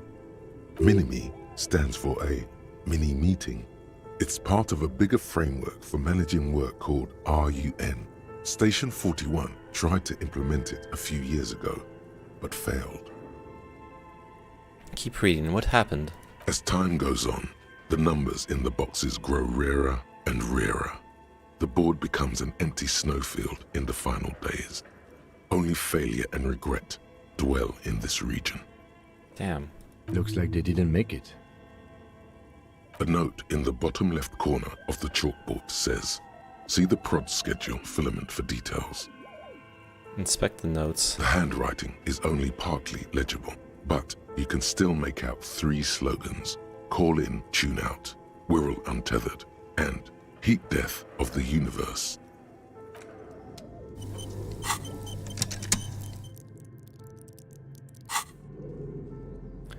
Let me check your video real quick.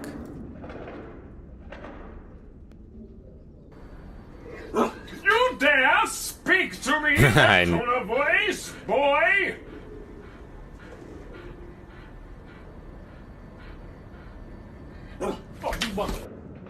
Aww. Don't scare the doggo. That was a cute doggo. This old fireplace is covered in lines drawn in blue and red marker, the mesh spreading over the stone like blood vessels on alabaster skin. It looks ghostly and strangely ancient. A diagram for summoning some time-forgotten being. The symbols seem very esoteric. The whole thing resembles Kadran mosaic tiles. Very pedantic. Hold on, how do I know what Kadran mosaic tiles are supposed to look like? History classes, students with their textbooks open, studying the roots of our civilization. Those aquarelle blue tiles looked beautiful in the sun. What am I looking at? Radio frequencies, it seems.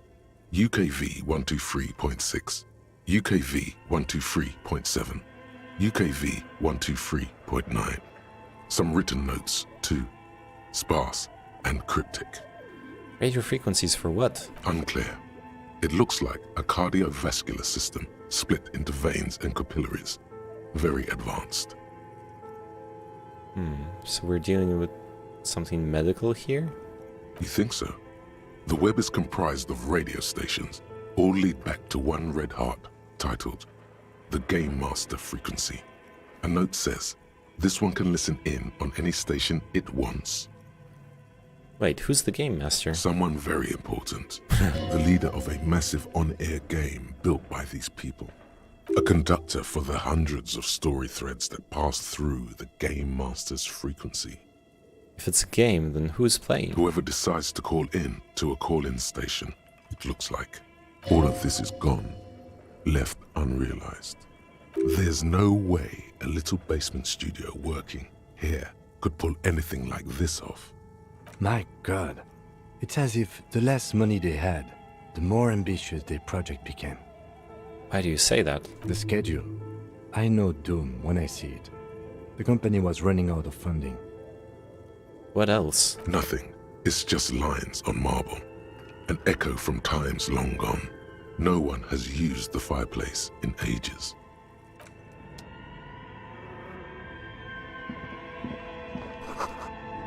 Scribbled across a notebook. Developers of the most advanced RPG in the universe. Okay. What do you think is going on with that computer, chalkboard, and fireplace? Someone tried to exorcise the curse using technology? No, that's not it. It looks like one of those popular pen and paper role-playing games. Only these people were trying to automate it, make it work on radio computers. Utter madness, he thinks, as a compliment. How are they planning to do that? Through call-in stations. None of the players have to be physically present. Anyone in the world can participate in the game, as long as they have a two-way radio. Then there's the Game Master frequency that listens in on the smaller call-in stations. I think that was supposed to coordinate the stories, functioning as a master of ceremonies of sorts. It's Roll20. I think this is a step further. Anyone remember the MUD games? The text MMORPGs back in the day? I think that's actually what they're trying to accomplish. They were trying to accomplish. Yeah, I played MUDs. I think that's what they were going for here. Like a coordinated MMORPG, but based off of tabletop memes. Not to my knowledge. They make automated games in Grad, Messina, Königstein. You know, places with industry. Not in Revachol West, among the ruins. But I don't think anyone has attempted to create an interinsulary game before. We just don't have the technology. And this was a role-playing game? Indeed. Those Welkins are a dead giveaway. Role-playing people love that stuff. The world looks like a modified version of the WeWorld board game, with hit death thrown in. Super cool. Someone should give them millions of real immediately. This game is too good to be left unfinished. I agree. What do you think happened to the company? No idea. They stopped filling out the schedule on the chalkboard. Wow. Indeed, it's ambitious and untethered from reality, but...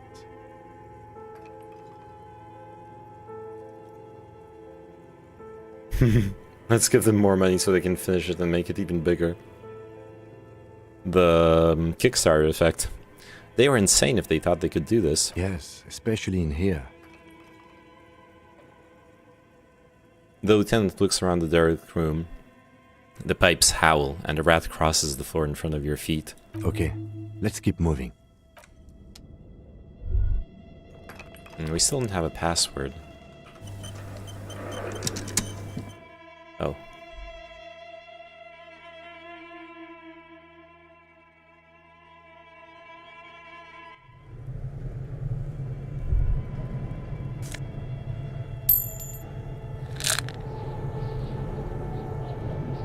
Healing item acquired. Magnesium. You see a terrifying ice bear with a strange compartment in its belly. The door is covered in frost, and the bear's eyes are glowing red. The bear looks oddly realistic. Is it taxidermy? What is this thing? It looks like a giant ice bear. The lieutenant doesn't answer. His eyes are glued to the animal. A sharp slice of light shines out from its mysterious belly door. Crack opened the door. A gust of freezing cold air rushes to greet you. You hear a low grumble as the bear regulates itself. This is the inside of a refrigerator. The lieutenant takes a peek inside.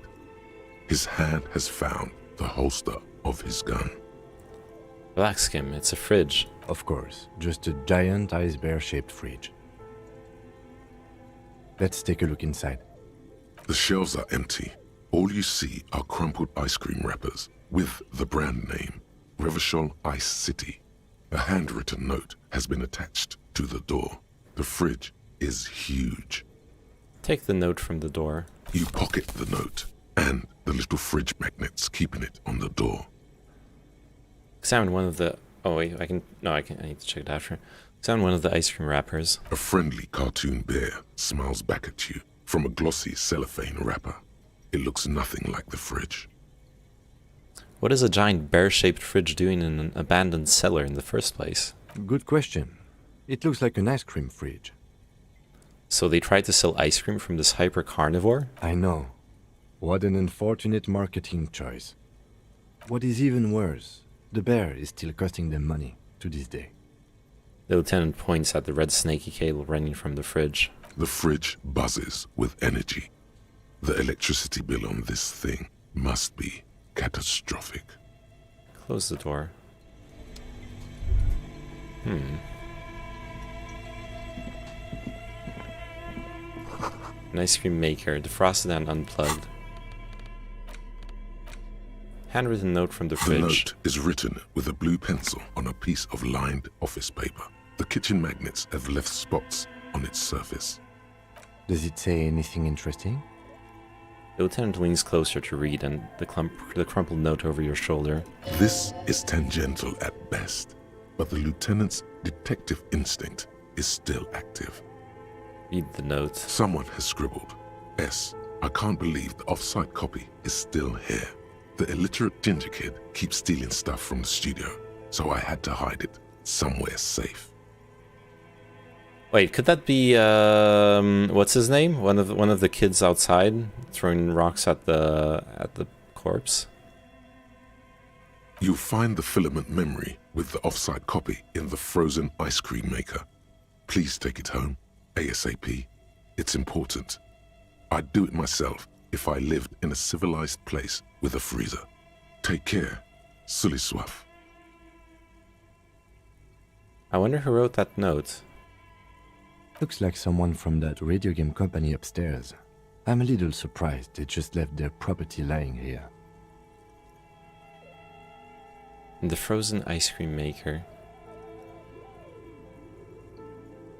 Maybe they had to leave in a hurry. That's a plausible hypothesis. Hey Zimvo, how you doing? I actually streamed yesterday, though I noticed I ended the stream right before you arrived. Hey, look at it. We got the gamer background now. Got the set up the LED strips. And we're playing Disco Elysium. The final cut patch came out today. So fully voice acted. Well, we found a couple bugs, but are they RGB strips? Yep. I got a little remote control here to change the colors. Remind me again, what's a filament memory? It belongs inside a radio computer, storing its memory. It's like a tape. You listen to disco tapes, right? It's like one of your disco tapes, only for a computer. Yeah. Disco Elysium is like 3 years old. It's not that old. Who's the illiterate ginger kid? Really? You don't have a single guess? You mean Kuno? Oh, I'm sure that child would love to get his hands on a filament memory. Even if he doesn't know what to do with it, he'd probably try to pawn it for speed, based on our encounter. As name and as general manager, we agreed the LED would entice new viewers. Yes, absolutely. You have any idea where the frozen ice cream maker could be? I don't know. I assume it's somewhere close to the ice bear fridge. The wall collapsed. It's inaccessible now. A thick layer of coal dust covers the furnace, coloring it pitch black. Looks like this furnace has a face, and it's a face of agony. I love having the Inland Empire as the main voice I'm talking to. It's pretty cool. Kim, what is this thing? Is it the furnace? Looks like it. Looks like an old central furnace used to heat the building.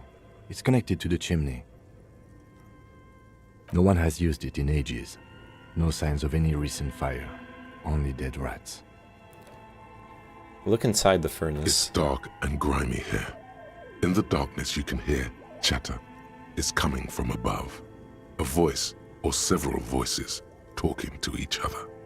Near the smoke chamber, upstairs. What are you doing? I'm not sure, Kim, but I think I can hear someone talking upstairs. Wait, really? You should investigate, see if someone's upstairs.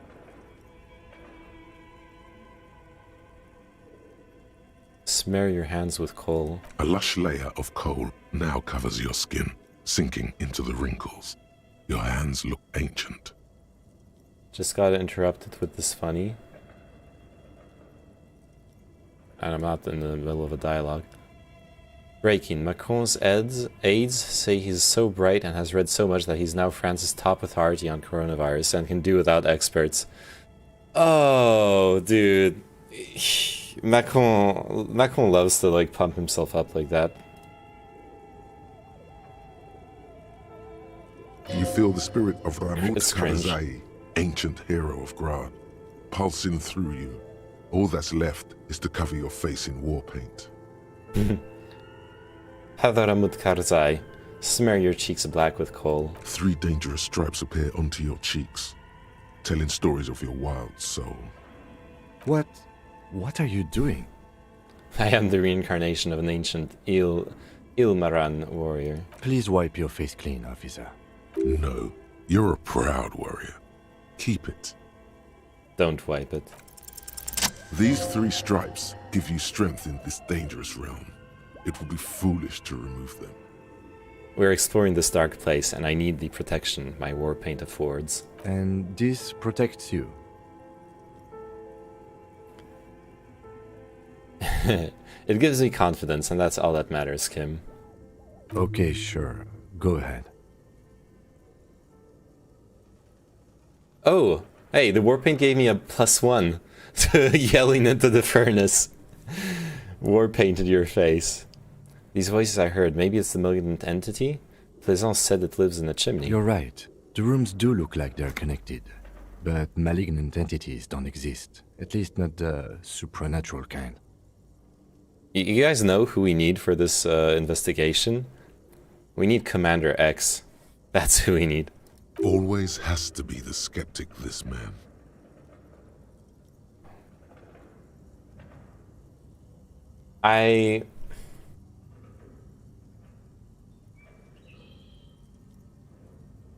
I'll do it. I'll yell. You muster all your strength and yell. Your dehydrated, hungover throat can produce little more than a dry croak. A lifetime of smoking and drinking will do that to you. The chatter from the chimney continues on as before. You seem to have made no impression on whatever's up there. Then again, maybe it's worth actually trying something up there. Maybe you should let your voice rest, officer. Try again later. I want to kick it. You should do a daily recap of his Discord. I haven't started investigating it. I was thinking what I'm gonna do is I'm gonna take a good look at it and ooh, a frozen ice cream maker that's still running. That one will contain the filament. This orange machine is buzzing like an old submarine. It has a hand-cranked ice cream churner on top and an electric freezer that appears to be frozen shut. I'm thinking when I'm gonna like look through it, find the good memes instead of like looking through it, discovering it on stream. Just look through it, find like the good stuff, and then do like a recap of what I found. You slip your fingers under the frozen lid, but the ice is too cold for you to get a good grip. A pry bar would come in handy here. If you want to try again, then you need to have the pry bar in your hand, detective.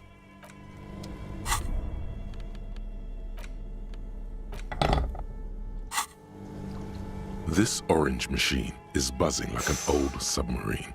It has a hand-cranked ice cream churner on top and an electric freezer that appears to be frozen shut. -20.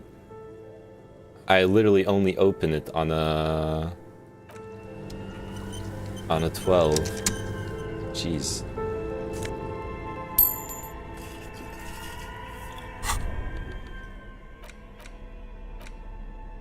That's gonna be rough. This orange machine is buzzing like an old submarine.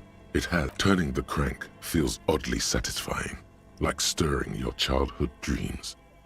In the distance, you hear water dripping. It's all gone now. You'll never become a poet or an entrepreneur. The ice squeaks beneath the pry bar. You think you've got the bar jammed in there pretty well, but the lid simply won't budge. It's only day one, you can try and come back later. Yeah, sure, I know. You see the pry bar's metal handle bending right before your very eyes. Yeah, well, that's a good pry bar. I'm not criticizing it, but this ice cream maker is frozen shut. It takes an advanced tool to get it open. Advanced? Where do we get one? I have no idea, officer. This ice cream maker isn't important enough to requisition a special tool. Oh, yes it is. Sooner or later, you will stumble upon a tool mighty enough. Then we will know what's in this mysterious ice cream maker. Two cables are plugged into the breaker box. The red one leads to the ice bear fridge, and the black one to the ice cream maker nearby. Wait, I should definitely unplug the bear. An That's electric just a sizzle. waste. The room is slightly quieter now. Go to the ice cream. I think I should unplug the ice cream maker. If I unplug it, then it will unfreeze and I'll get the filament inside. Something close to you dies with a soft... Why did you do that? I don't know why I unplugged it. I do things without any reason. It's black, it's not like it's the red one. Wait, why can't I explain to him the logic? I'll melt... I'll literally let it melt and be able to get the filament from inside. Because it's black, the color... I do things without any reason. Raises his brows, but doesn't say anything. The electric distribution board now has one cable missing.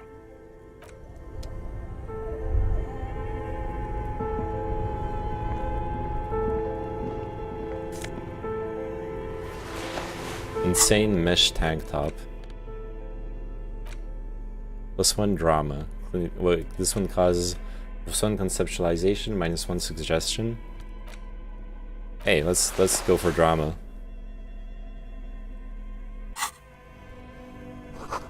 Intercom wires running into the breaker box. What's over here? A cellar window. People's feet shuffling by on the street. Still haven't found the password either to the other thingy. This orange machine is dead still. It has a hand-cranked ice cream churner and an electric freezer. Machine unplugged +2. Melting. I still have like no chance of opening it though. I'll try again. The ice squeaks beneath the pry bar. You see the pry. Yeah, well, I have no idea. Sooner or later, you will stumble upon it. Well, I tried.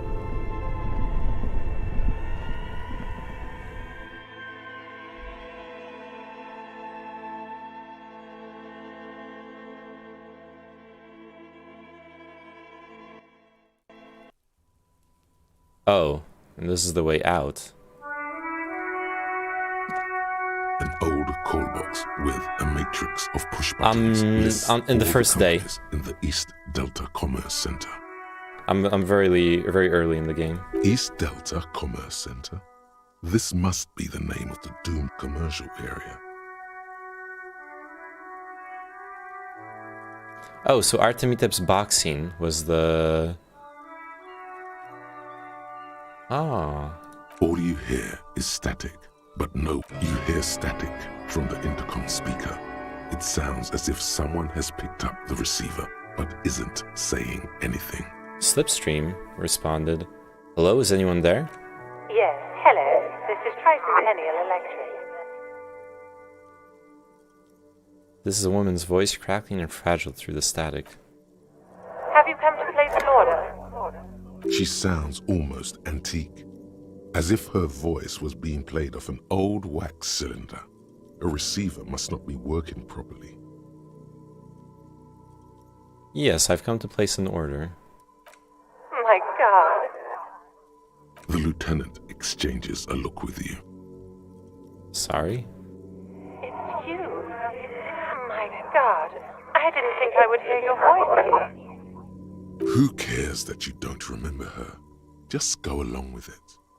No, something's wrong here. Are you sure she's talking to you?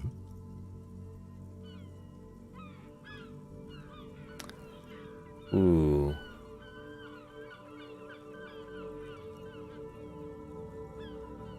This game is creepy. I'm going on... this game is somber in general, but right now I'm going on a very weird, like, tangent right off the bat. Because like instead of investigating the... Basically, to give a quick recap, instead of investigating the corpse and advancing the main storyline, I decided to go into a bookstore and follow up on a rumor that it's cursed, and like convince the bookstore lady that I have like parapsychological talents and will investigate the curse for her. That's why you just saw me spend like half an hour in a basement, like of like ruined stuff, to looking at things. But this is weird. This intercom. Because this company is one of the companies that was in the basement that supposedly has no went bankrupt. There's no reason there should be someone responding. So like it's either a recording, but then why is the recording recognizing me? It's very strange.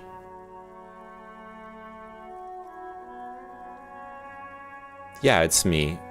Do I keep playing the pretense? I'll do it. Michelle, just please.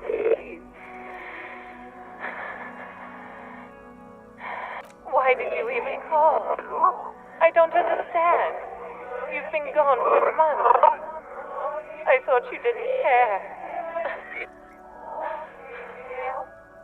Of course I care. It's just that I've been going through some tough times. Ever since I came to live here, it's been different. As if my mind's been wiped clean. Do I like the game? Yeah, until now I like it. As I haven't played it for very long, but I'm enjoying it, yeah. A spot of static overrides her words. When she speaks again, it sounds like she's submerged. It's so nice. It's so nice to be able to finally forget. Forget about what? She sounds like she's about to cry. Hello? She doesn't answer. You said it was nice. What's so nice about forgetting? I think that's nicer to ask than are you still there? Silence. The only thing you can hear now is static and waves washing ashore on the bay. What just happened? Another seagull passes by. It's getting cold standing here, staring at the silent call box. I don't know what happened either. We should probably stop playing with this thing. Alright, it's a goodbye then. You press the number sign on the keypad that terminates the call. 12 name cards on the call box read. I'm trying it again. Whatever she says, it can't hurt you. You're a different person now. Stronger, healthier, and... Alright, maybe not healthier, but it's a bonus that you've drunk so hard you can't remember any of your past relationships. Oblivion's the ace in your corner. There's a light buzz as you press the doorbell, waiting for her to answer the call. It's cold outside, and you can hear the wind blowing into the speaker. Yes, hello. This is Tricentennial Electric. Have you come to place an order? Hi, it's me again. I wanted to talk to you. My God. Here come the bad vibes again. Relax. Distance yourself from it. Please don't hang up. I just want to explain myself. It's you. My God. I didn't think I would hear your voice again. Didn't you already say that the last time we talked? Michelle, just please. Why did you even call? I don't understand. Yep. That's what I was thinking earlier, that she was, she's a recording. Yeah, like it's a computer. Oh, cool, gamer lights, yep. Is learning from Destiny about lighting. A lot of streamers do this, honestly. Oh no, games. Look, it's a nice game. Is this some kind of joke? It doesn't matter what I say, you're just going to continue, right? The voice from the intercom doesn't answer, but you can hear her breathing. Wind blows into your microphone again, crackling and echoing in the box. Is it over? Can we talk now? Ever since I came to work here, it's been different. As if my mind's been wiped clean. Say nothing. It's so nice. It's so nice to be able to finally forget about you. And then it hits you. You're recording. She tries again not to cry, and still doesn't succeed completely. Her quiet sobs sound old and distant, as if her voice is being played off a wax cylinder. I get it! I get it now. I cracked the case. The ghost is in an upstairs room that belonged to one of the bankrupt companies. A recording that's on loop. Real or not, your mirror neurons react. It feels painful to be listening to this.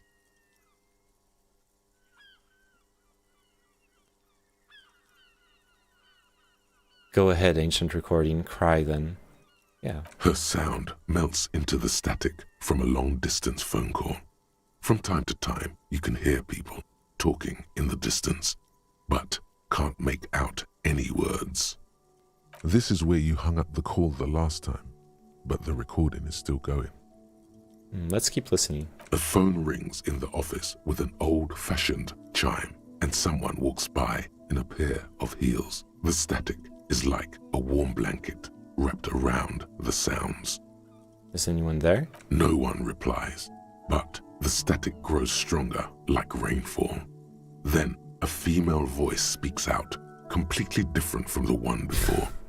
Glorious and total somehow. Crawling inside your head. Your character's arm must be aching. He's been holding that position for hours, true. Her words are too cold to comprehend. She smells of sodium lights and rain streaks on car windows. Eyes like pilot lights watch your shape in dark hallways, guttering. So...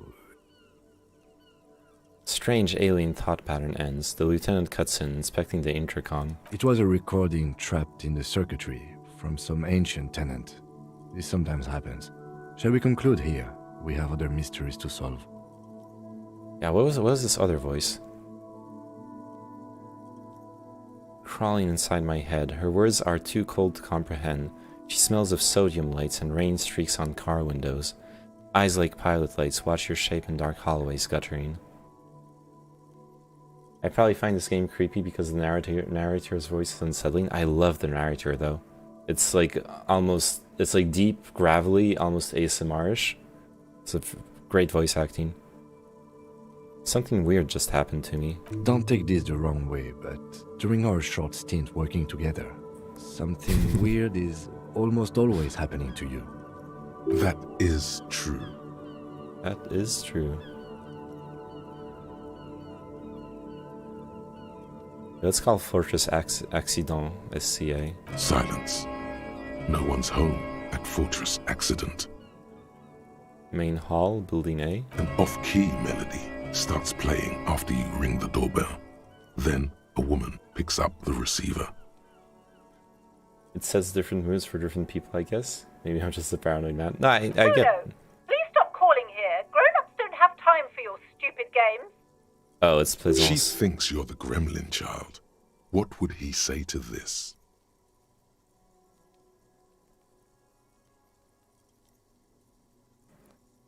Plaisance, it's me. I'm not gonna lie to her. Doesn't really matter.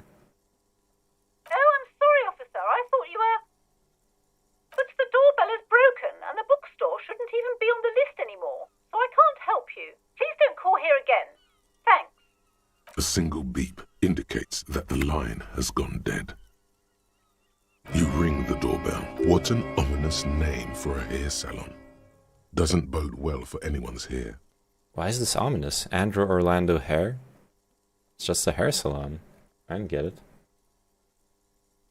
You ring the doorbell, but nothing happens. You wait for a minute or two, but all you get from the call box is silence. No one answers the call. The doorbell sounds so creepy too. It does. Looks like someone has melted half the plastic off with a lighter. The doorbell doesn't work anymore. Revachol Ice City. Silence. No one answers the doorbell. And East Delta Pinball. Silence. No one answers your call. Whirling in Rags is the place I came from. Okay. How do I... Oh yeah, I know how I'll get up there to find the recording. Okay. This orange machine is dead still.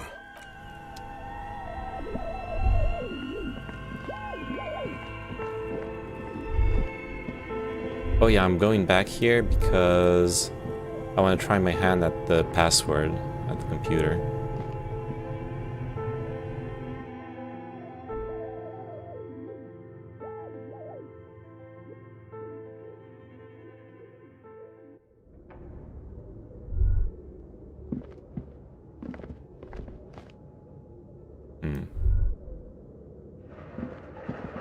Tiles on the cube are still smoldering, casting the framework in a soft glow. Fluorescent play and print keys shine on the keyboard. The speaker comes to life. Static seeps through the machine's planar magnetic driver. An old lady greets you. Her voice sounds 100 years old. Good afternoon. Fortress accident en rue de Saint-Ghislaine. This is East Insulindian Repeater Station 1. Please repeat. Is this the production schedule? Let's try the password for the production schedule. Good. Please repeat the password. Oh. Okay, I haven't found the clue. Don't worry. Fortress accident. Thank you. Tiles on the cube are... I still haven't found a clue.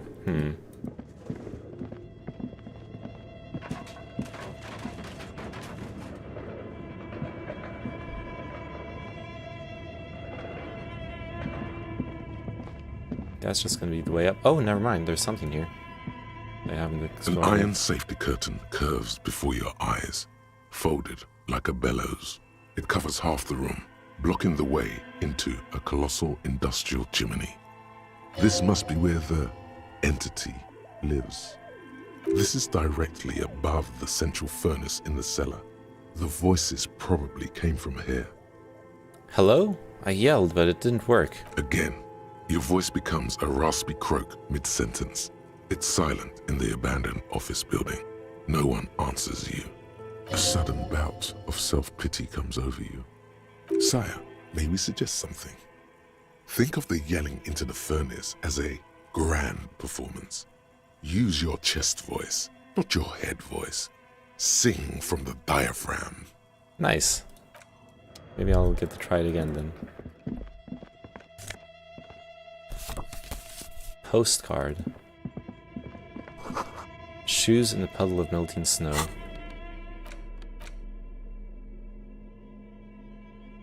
Sunlight has made this postcard almost completely sepia-toned.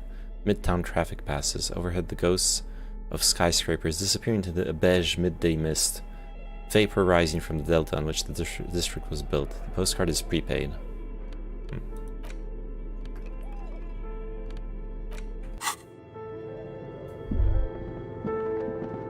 As before, this is directly above.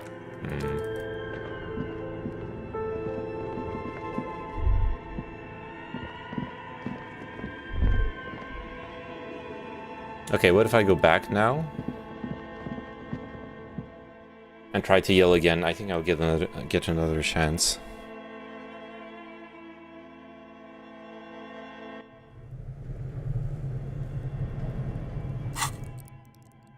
I have no skill points, never mind. A thick layer of coal dust covers the furnace, coloring it pitch black. Something breaks loose in you. A mighty bellow echoes throughout the chimney's depths. The chatter of tiny voices above suddenly cease.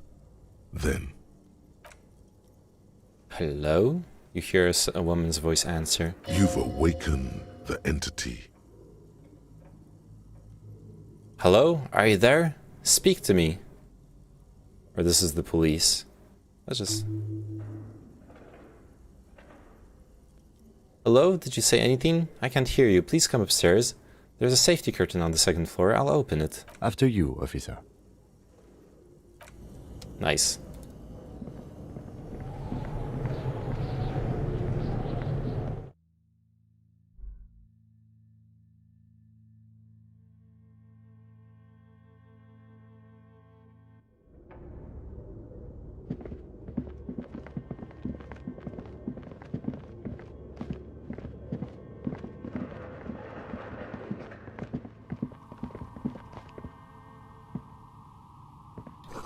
This tray is full of dice, colorful polyhedral dice, hundreds of them.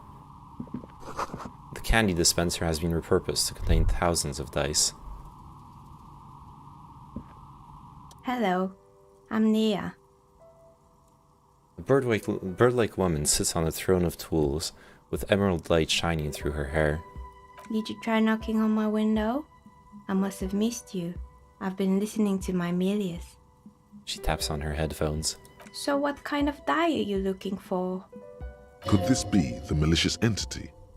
Perhaps it's wise to go along with this masquerade for now. She's got a direct view to the backyard. You should interrogate her about the lynching.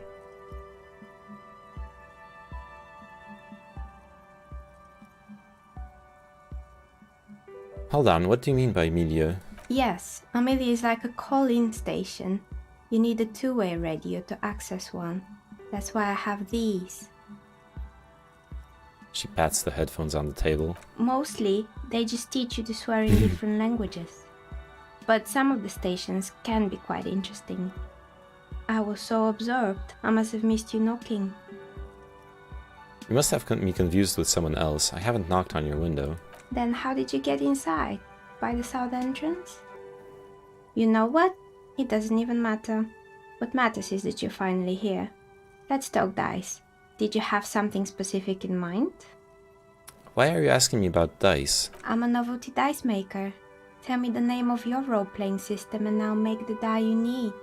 That's why you're here, yes? Role-playing games? You know the one made by Fortress Accident. Does that count?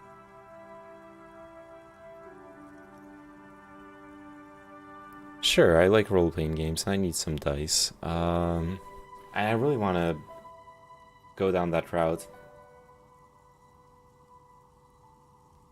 No, I was looking for something else. Answers. Answers? How strange. These days people only come to me for dice and role-playing games. I'm not sure how helpful I'll be, but go ahead and ask. The walls around her are covered with rows of precious stones and minerals. It almost looks as if the stones and dice are a natural part of the room, growing out of the shells like stalagmites. This person means you, or no one else, absolutely no harm. She will answer freely and honestly. No falsehoods are present. She's a novelty dice maker and doesn't have anything to hide. Ask what you need. How did you become a dice maker? How did I become one? It was a business decision. I was a regular jeweler at first, but that's an unfocused field with too much competition. Some of my friends were role players. They asked me to make some polyhedral dice out of cobalt. That was my first order. I grew it from there. Are stalagmites don't exist? Are stalagmites on the ceiling or on the floor of the cave? I always confuse the two. I think stalagmites are on the floor and stalactites are on the ceiling. It's 50-50. You like role-playing games yourself. Not especially. I like working with rare materials and a steady pay. And role players as customers? They're nice people. Hey, we're nice people. Some of those nice people have big bucks to spend on novelty items. She's thankful for the security they provide her.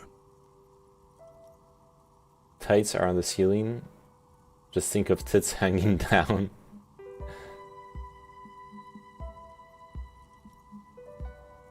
What do you know about the man who was lynched behind the whirling rags? Nothing really. I didn't know him.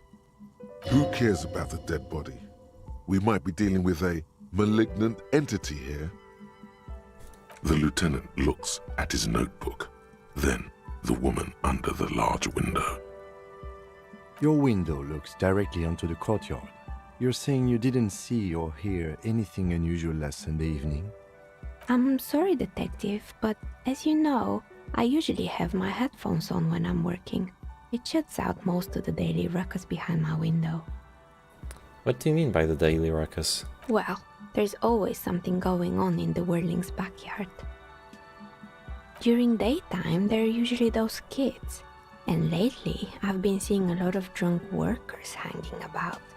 Must be because... She's heard of the murder, but did not see it, sire. Sorry, I didn't want to interrupt her. Must be because of the strike. She's not sorry to disappoint you. Informing on someone in a murder investigation would intrude upon her focused existence. But I never saw anyone during that fateful Sunday night, I'm afraid. And you never took your eyes off the work to look out the window. I might have, but in this case, all I would have seen is my own reflection staring back from the darkness. It's really hard to make anything out in the yard when it's dark outside. Besides, I rarely get up to look out the window when I'm in the zone. Do you often work Sunday nights? It's an odd profession, making dice for people, but I like it, and I prefer doing this to sitting at home. I see. Thank you for your answers. She nods. Anything else, officer? Where are we anyway? What is this place? We're inside the chimney of an old central furnace. It's strange, I know. But when I arrived here, all the other rooms were taken, so I had to build myself a makeshift home. Besides, I don't really have to pay any rent here, so that's a plus. Plaisance was right. There's an entity living in the chimney. You should ask her about the curse. Creative.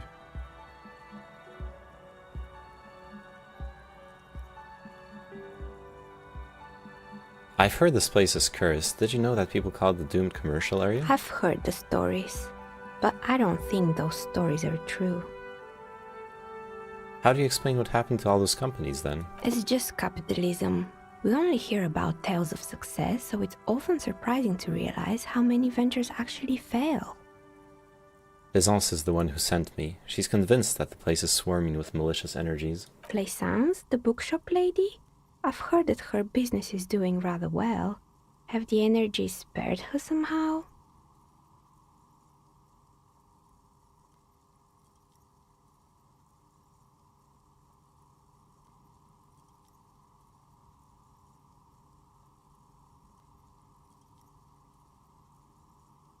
I don't know why the bookstore hasn't gone bankrupt yet. That's what I'm here to investigate, I guess. I do want to throw in that she's exploiting her own daughter, but...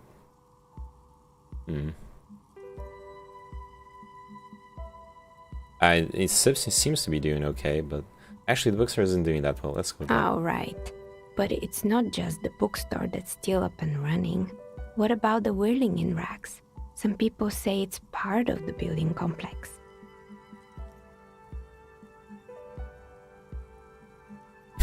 The whirling isn't doing well either. Its waitress just took off and customers have trouble paying bills. Yep. Hold on, the whirling is part of the doomed commercial area? You could say so. Both houses were built at the same time and under the East of the Commerce Central project.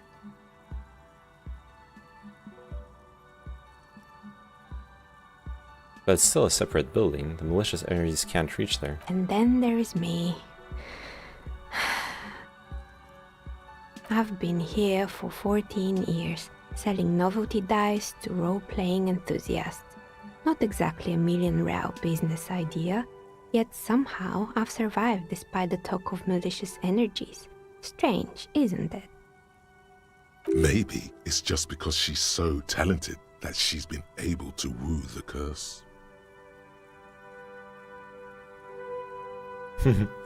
I'll be the first to admit there are many inconsistencies in this so-called curse.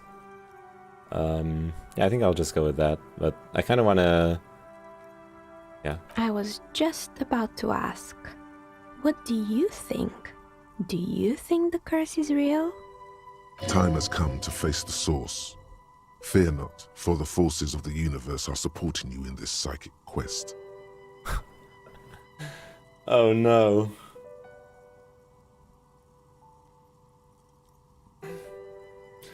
I think I might have to not listen to my intuition here.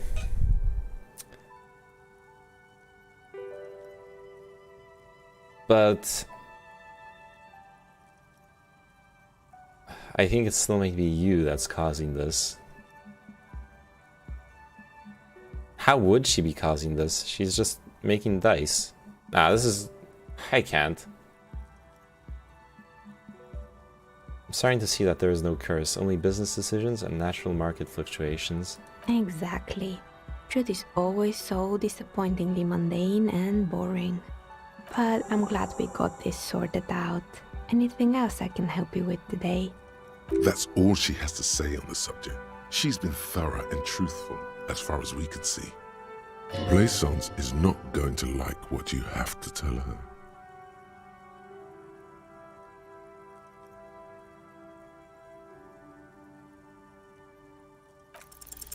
You feel nothing.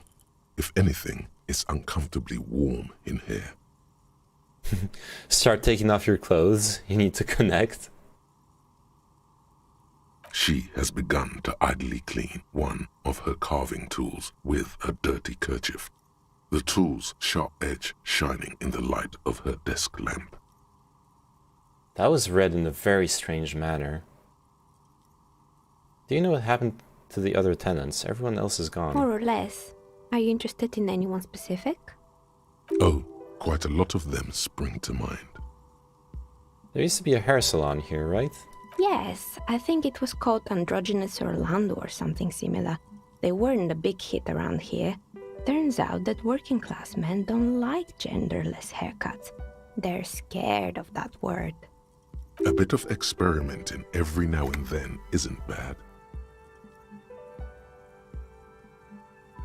What's wrong with a bit of experimenting? Customers should have been more open-minded. I guess it just wasn't the time yet. What happened to the gym? It wasn't merely a gym, it was Artemitep's boxing club. A community project created to steer at-risk youth away from drugs and crime. And who was Artemitep? A kind man, from Zemsk. I heard he had some trouble with the law when he was younger, and that's why he wanted to start the gym, as his way of giving back. Maybe that's what Kuno needs, a community-centric boxing club. Kuno? Who's Kuno? He's sort of the king around here. He's a little ginger gremlin who likes to defile dead bodies. Oh yes, you mean the kid with the sailor's mouth? Yes, I've heard him yelling profanities in the backyard. I think it would take more than a gym to help that kid. Judging from the kids I've met so far, it didn't really work, did it? It didn't. If anything, it made the youth situation in Martinez even worse. At some point, someone started a rumor that the punching bag downstairs was full of amphetamines. It's not really full of that. No one would store their drugs like that. Eventually, the you, coalition Logic. took away the funding and the club went bankrupt. This was a few years ago. It's gotten much more peaceful around the plaza ever since. What's up with the broken windows? Oh, this one's a mess. There used to be a company that promised to repair windows 24 hours a day. What could go wrong with this one, right? Turns out, the business was actually set up as a front for an illicit group that was producing snuff milieu.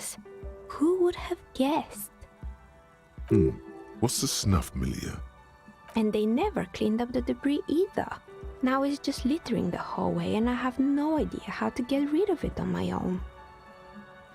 Cool, very cool about the debris, but what's a snuff milieu? It's a sub-Rosa radio station that broadcasts real murders with real victims. Some people pay good money to get off on it.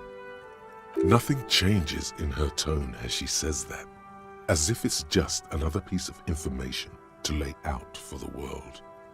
Don't worry, the ICP has a separate division that deals exclusively with unlicensed sub-roses. This isn't our problem. Good luck with that. It's not easy catching those perpetrators. Did someone here make stuffed animals? I saw mounts lying around. You mean Mr. Fabron, the taxidermist? No, he mostly just did drugs. Anything else? I found creepy mannequins. There used to be a fashion atelier here, but I have forgotten the head designer's name. They were doing well for a couple of years, until the insect rights activists came. Insect rights activists? What in the name of? The atelier produced a certain collection that used chitin among the materials. Apparently chitin is made in the Occident, where it's extracted from beetle wings. And you know how all kinds of political movements are big in the Occident. The activists shut down the biggest chitin supplier, which of course caused the price to skyrocket. And, naturally, all the most fashionable tastemakers refused to be seen in chitin from then on. The atelier went bankrupt before they could finish the collection.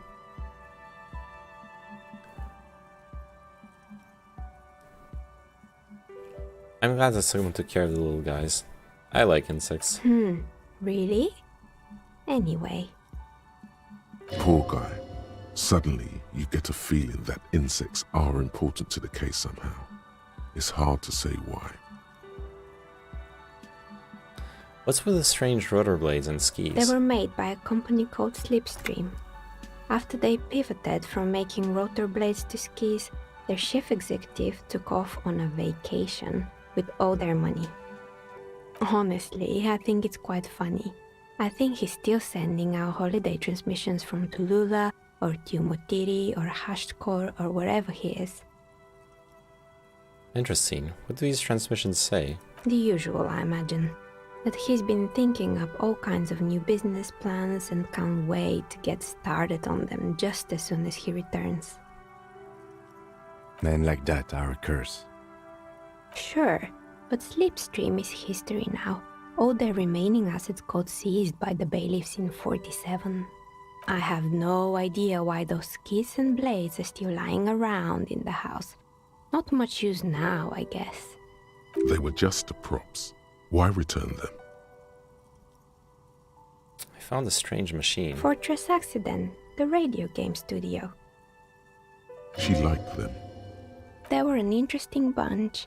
We talked about role-playing systems every now and then. Once, I even saw two of them get into fisticuffs over Wirral. They certainly took their work very seriously, even if they seemed to be chronically liberal with their schedules. What do you mean liberal? What happened? The usual. They ran out of money and couldn't get the project done on time. What went wrong? Well, I did hear them talking at times. They seemed to believe they were historical individuals on some grand quest. She sounds almost mocking when she says that. What I've seen so far, the project did look quite impressive. Yes, but when the money started to run out, they just began to complain a lot about capitalism. You know, how the markets are rigged to keep out new businesses and so on. In the end, they just didn't get it done. They didn't have enough willpower to produce something truly historic, and to show up to work on time. She's right. Showing up to work on time is important. Well, showing up to work on time is incredibly hard. That's too bad. I would have supported them. The project looked great. Not the wisest decision. You would have lost all your savings. The dice is black and filled with little silvery flakes, like snowfall. Anything else? There was a terrifying taxidermied bear in the cellar. Oh boy, the fabled Revachol ICT. You're in for a treat here. She smiles and leans closer, hands on her knees like a stand-up comedian ready to tell a story. The place was owned by two guys who had some rather innovative ideas about marketing. The bear was one of them. Now ask me about their other ideas. Indeed. What were the other ideas? Alright, what about the other ideas? There was really just one. And it involved picking out the prettiest girls in the neighborhood and paying them 20 cents per hour to man the booth. And by man the booth, I mean slump behind the counter with a face that could maim you if you ever dared to disturb their bored magazine browsing. Sounds like she really didn't like those girls.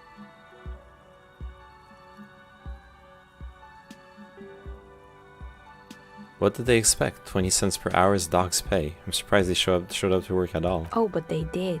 They did show up to work, and not alone. There were also acne-ridden girlfriends and gorilla-like boyfriends loitering near the ice cream stand. And they already had the bear. What about the bear? The bear. It didn't work out? Of course not. The bear was terrifying. No one wants ice cream guarded by a hostile apex predator. To make matters worse, the fridge didn't work too well either, and half the ice cream came out malformed and partially melted. Eventually, Revachol ICT lost the price war to its rival, Glace 5000. Glace 5000 sold caramel sundaes for only 5 cents a piece, out of regular fridges. I killed the bear. You did what? I had to kill the bear to become the bear.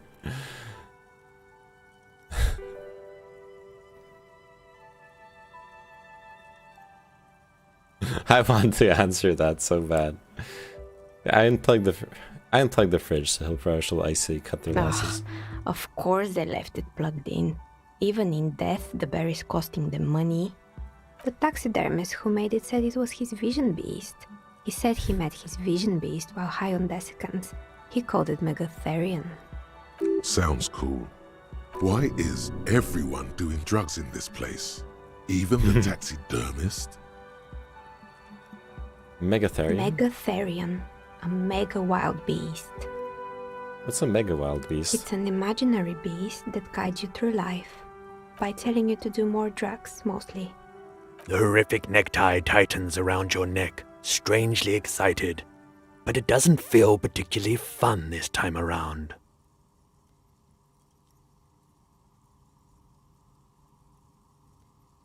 I do drugs. I got a vision beast myself. Well, I don't Very do good. drugs. You shouldn't do them. You're a police officer after all. Anyway, now you know the story of the fallen ice cream empire. She seems almost sad, finishing the story.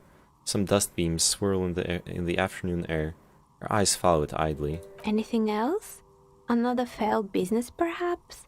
I've been here for a long time. I found the building's intercom, but it's not working. Oh, right. I hope you didn't try to ring me. I think none of those doorbells work, including mine. I'm still in the middle of connecting the wires. Sorry about the confusion. The doorbell with the empty name card must belong to her then. So you're telling me that the doorbell with the empty name card was yours? That's right. I haven't even written my name there.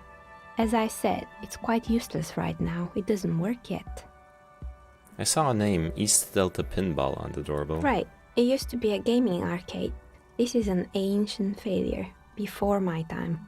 I'm not surprised, however. My advice? Don't base your business on a fad. Hypnotism, fluorography, trick-track, especially pinball. Agreed. Pinball is the worst. His disdain for pinball could not be clearer. Strange thing happened when I tried calling a company named Slipstream SCA. Someone answered. It can't be true. They don't work here anymore. They've been gone for years. Are you sure it was Slipstream SCA? Was it a woman? Maybe it was Plaisance from the bookstore. She said she was from Tricentennial Electrics. Tricentennial Electrics? It used to be a major electric company 100 years ago. Are you sure it wasn't just some kids playing a prank on you? No, it was something else. It was eerie. It was too real to be just a prank.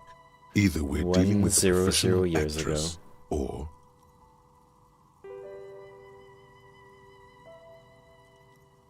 It was something else, something eerie. Pranks can be eerie. She looks as if she's still convinced it's nothing to be worried about. The kids these days. We were just one of them, and now they're terrorizing us. No solidarity.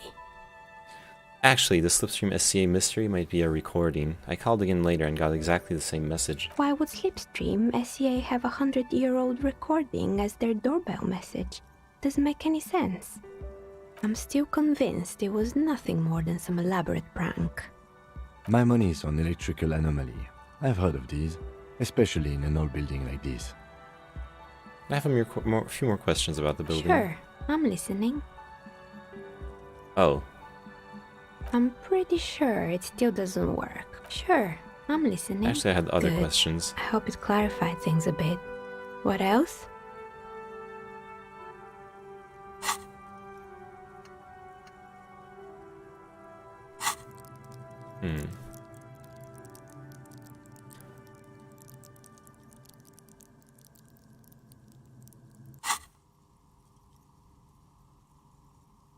I'm listening.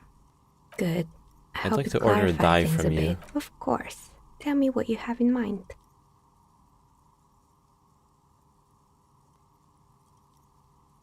I'm looking for something to help with my work. I think I have just the right one for you. Police colors. Because I'm a police officer, right? Not the most original, I know. But sometimes the obvious choice is obvious because it's best. Here, catch. They're a gift from me. Aw. A beautiful woman tossing you a gift. Whatever you do, don't overthink it. Catch the dice. Totally overthinking it. -1. Uh-oh. You overthink it. Your hands can't agree what to do, and the two dice drop to the floor and scatter in opposite directions, like pearls from a broken string. The blue one disappears down the pit in the center of the room. Ah, down the drain, like your career. I apologize, officer. That comment was unnecessary. Pick up the red die. That one is made of bloodstone with a lapis lazuli inlay. The other one was the inverse. They were a set, you see, but now the set is broken. It's a shame. They might have brought you luck. You definitely need luck in Martinez. Is she pitying you? Good God, she's pitying you. Now, was there anything else? Of course. Tell me what you have in mind. Sorry, I don't actually know what die I How want. about an amber dye? Amber, a poor man's gold? Who told you amber was cheap? It's beautiful, really, and has been treasured since the ancient times. For 7 real, I'll craft you a 13-sided die from piece of amber with a fossilized insect. It's perfect for those who can't seem to let go of their past. That sounds like me. I had a feeling. I need to think about it. Maybe you have some other ideas for dyes? Actually, I need more time to No think need about to it. rush. Take a look around, see if anything inspires you.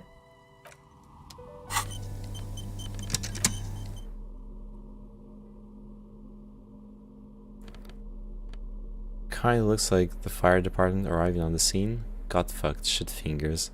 Note, look at the map tab in your journal to see which white checks have opened. Map tab in my journal.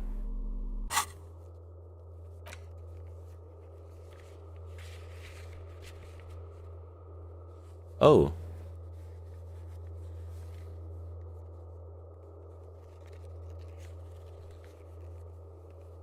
Okay. The map wall. Oh no, this was to steal the map. I didn't want to do that.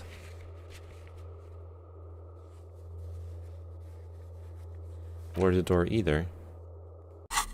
Why is it talking to me about the map tab and the checks?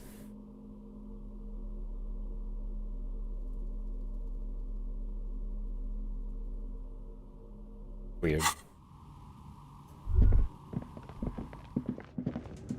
Well, I mean, okay, I still don't have the password for that slipstream stuff.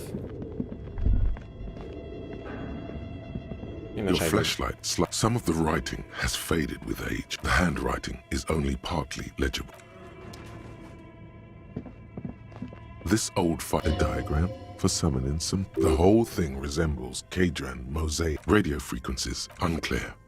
It looks like a cardiovascular system split into veins and capillaries. Very advanced. The anatomy Perhaps curse. the web is comprised of radio stations. Or whoever decides all of this is gone. There's no... My God, the schedule. Nothing. Yeah, I've already went through that. Am I done here? I think I'm done here for now.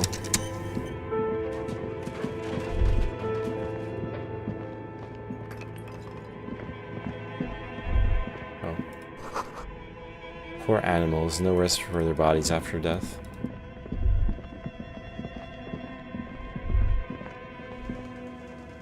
This is just a dumb idea. Like trying to pick up the barbell. The barbell waits patiently on the floor, like a dog for its master.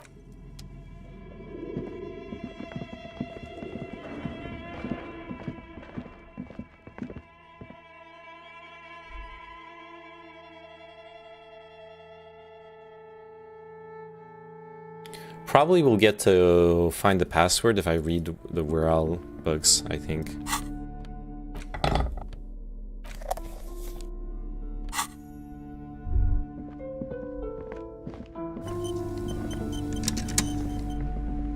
You're alive and well. Don't keep me waiting now. What's in there? In that dark sarcophagus? The dark sarcophagus. Yes, yes. How was it? Tell her how ghastly it was. You know it's what she wants to hear. Do you have a habit of hitting quick save every other minute? Not always, but sometimes. Was a charnel house of failed business enterprises, leeching life energy from this bookstore. I knew it! Oh, such horrors that have been thrust upon us! But, what else did you find? Did anything survive? No, of course not. Have you located the entity? I talked to the entity you told me about. Her name is Neha, and she's a novelty dice maker. A novelty dice maker? Well, spit it out. Why does she need the dice? For some kind of sorcery? Sometimes they use the ankle bones of sheep.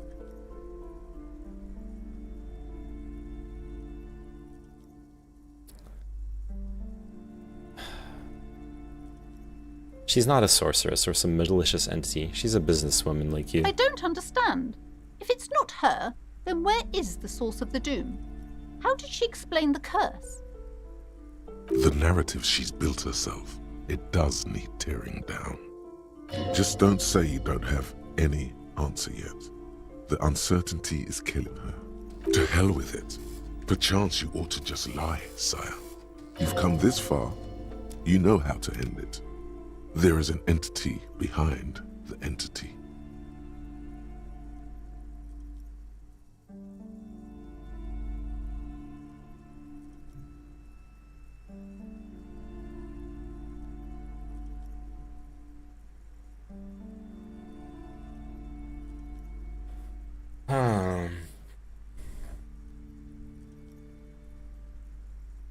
Do I tear down her narrative? I'll go for the entity behind the entity, maybe. There is another entity, more malignant, pulling the strings in Martinez. Perhaps in my travels I will cross paths with it. A third order presence, yes. A great dark relief washes over her. I've heard of these triactors. In certain occult literature, that's too dark to dwell on for too long, and definitely not in public. I understand everything, sir. Thank you for your descending into the maelstrom. I will keep fort up here, strengthen the wards, do my best. And if you happen upon the third entity in your travels, may the Lord be with you. Well, this has been absolutely educational. If we happen on the third presence in our travels, we will certainly come back to tell you. Yes, the venture continues. In other waters, darker waters. Should we get out of here before the vortex collapses? Alright, now I got a skill point.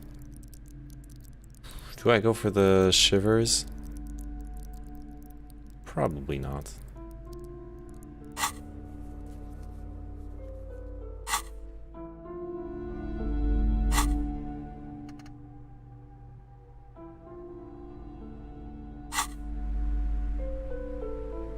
I could buy... I don't know, I have a feeling that if I buy the book here about the World RPG of colorful board game boxes.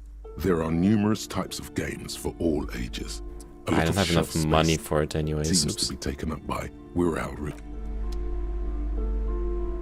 I should just leave probably. 9 wrestlers, 11 viewers. Yes.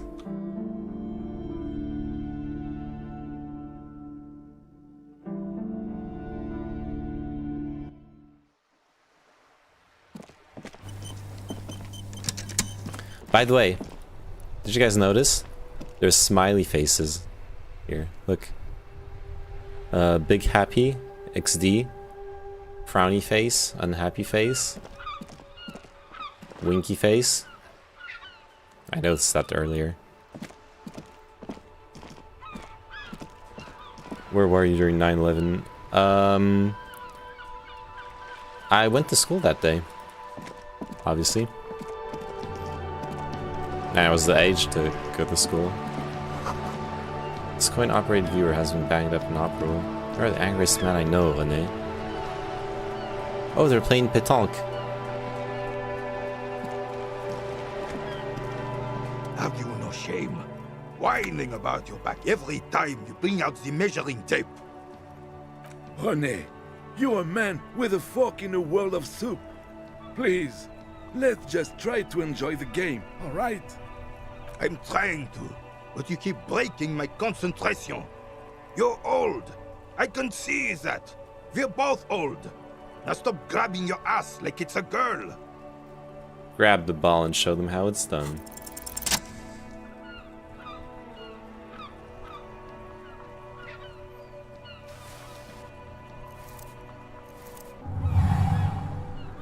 You are immediately surprised by the ball's lack of weight. No matter, you'll make it work.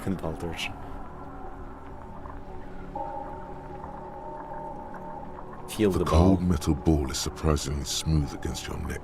It has a pattern on it, probably a sponsored ball. Yours would only be covered with bumps of learning and scars of victory. Already your muscles are adjusting to the weight, the nervous system calibrating, until you and the ball have merged into a single entity. The man ball is ready. Take in the surroundings. A chilly breeze ruffles your hair as you stand there, feet firmly planted. All sounds, smells, even the wind, everything fades until the only thing left is the union of man and ball. Who am I? An embodiment of pure motion, a fine-tuned locomotor running at maximum efficiency. Some would still say you're a cop, but I guess we're beyond that now. The inertia can be contained no more than a bullet leaving a gun. Let go. Be the bullet.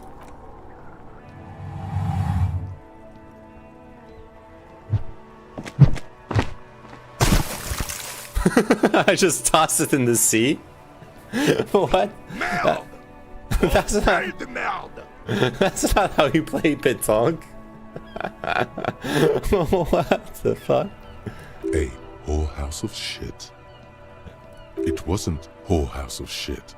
The shot was at least 23 meters, probably 24. That's not how you play this game. Nothing to be embarrassed about. Oh no. Yeah, bordel de merde literally means whorehouse of shit. What the hell is your problem? Yeah. Not a weak triceps, that's for sure. I don't care if you are a cop. You do not just ruin someone's game. It's so goddamn disrespectful. I'm sensing anger, and I don't understand why. Vandalized our game, son. We can't play pétanque with 5 bull. I thought it was shot put. Well, it damn well isn't. It's pétanque. You ruined a pétanque game. We want our bull back. Take it easy, René. This is just a misunderstanding, isn't it, officer? No harm done. Of course there's harm done, you orange slug. You owe us a goddamn bull. I don't have a bull, but will this do? Hold out the shot put ball. Will this... No, it will goddamn not. Thank you, officer. This is really something. Honestly, I think it's better than our old bull, even. Mon Dieu. Alright, fine. What do you want, officer? Yes, why did you come here? It's unlikely they know anything about the murder. You never know. He might know something. This is a good vantage point. Just talk. It'll smooth things over. Old people like attention. You don't know anything about the man hanged in the backyard of whirling in rags. Unfortunately, I don't. Unlike most of the locals, I have no qualms about assisting law enforcement. But this affair has passed me by completely. And most of the locals? In Martinez, the union is the law. So can you really blame them? But you don't have a problem with the cops. Cop is a pejorative term. I don't have a problem with policemen. On the contrary, I admire the effort to bring order to our streets. He doesn't know about the crime. Your time is better spent discussing politics. What about police women? I'm confident they are indispensable in regard to all the paperwork and other administrative duties. Oh no.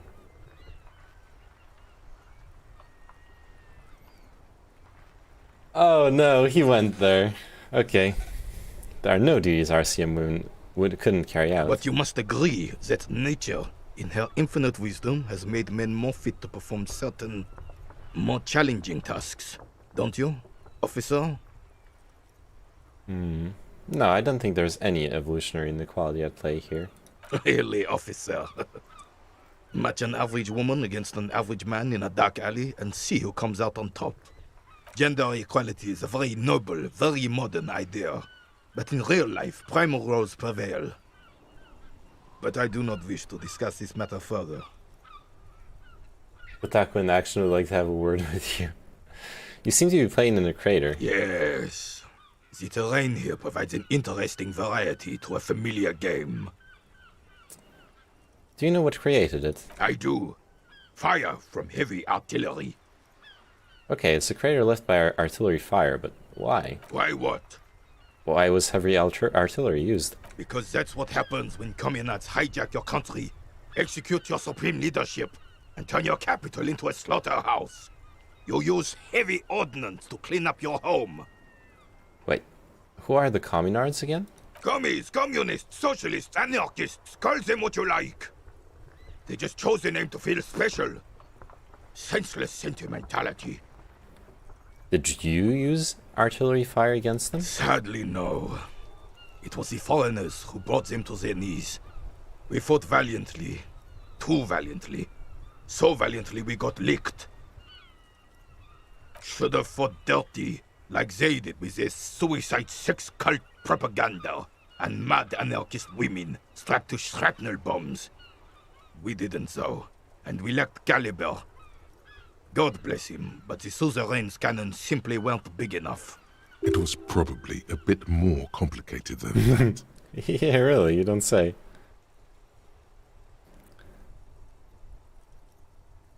Why shell them here in Martinez? Because this place is a damn beachhead. Had to soften the commies up first. The beachhead? Yes. The military coordinated amphibious landing to take back Revachol. He finds your lack of historic knowledge troubling, a sign of mental deterioration in the preceding generations. Martinez was used as one of the 3 footholds in Revachol during Operation Deathblow in 08. The other 2 are off in Stella Maris and the Delta. Deathblow. Sounds grim. This here is Blood Ground, where coalition boots first made landfall and cleaned those rabid dogs out. Most likely, we're playing pétanque on their mangled corpses. Blood Ground. You got old René going there. Like he isn't hungry enough already. Hold on, the coalition? Don't get me wrong, officer. I hate those foreign dogs, but the enemy of my enemy and all that. They're the lesser evil. Is that why everything is so bombed out? Damn right, son. They laid the fire of hell on the city before they stormed it. And it worked, too. The rest of the city got cleaned up, but Martinez they keep as a monument. And now the Union Socialists are practically running the place. Well, it's your own damn fault. You, we, the coalition, Revachol, whoever you want to blame, never finished the job. Officially, the party never surrendered. Of course they still hold influence. You don't even begin to truly understand the players on the table, let alone the specific circumstances surrounding the... What do you think? Thinking men have opinions on these things. Present one.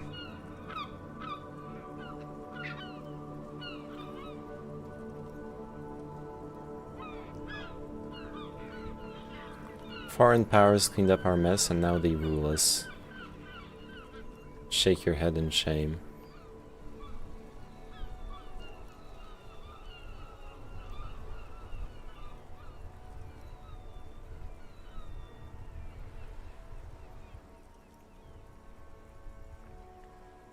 I'm sorry it had to be them.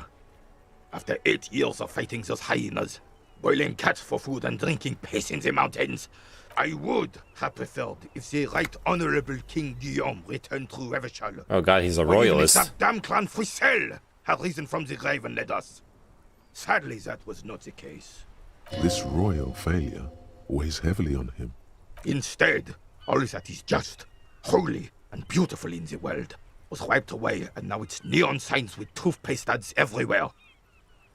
Foreign influence peddling garbage and stupid music on the radio. This is just what the commies wanted.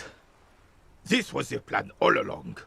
This is what they wanted to replace the role of the suzerain with.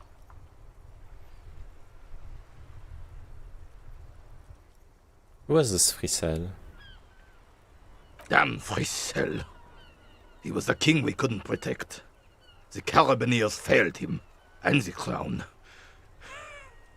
He died in the hands of the Hyperlay, in a very public execution.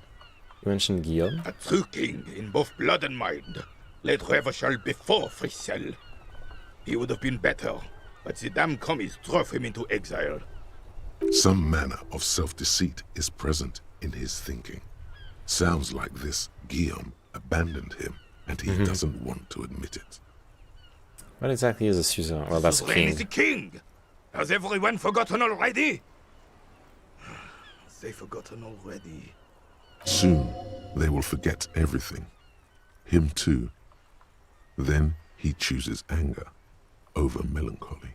It's no use talking to you. You were still in Daddy's balls when it happened. When we took our last stand against the filth and rode the cavalry straight into gunfire. All you observe is a veteran refusing to let go of the past and his old uniform. This is not uncommon. This is the uniform of the Royal Carabineers in service of Fricelle I, Guillaume le Lion, and the valiant King Philip V before him. Don't you mean Fricelle the Fan? You do not speak his name, Craven, although he was a clown. But he was our clown, ours to ridicule and to mourn. There's something you missed. You will get to it. Don't worry.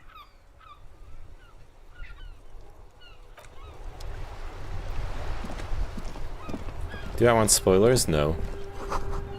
There are tire tracks leading onto the roof. Slush and rain has almost washed them off.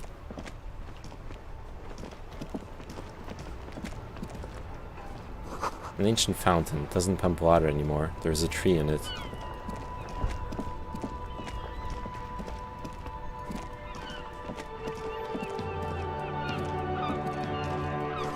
Roy's Pawn Shop. Fast cash for faster times. Water lock out of order until Wednesday, 7:15 a.m. Butter sign down. A crumpled billboard reading, Samaran butter soaks in the canal.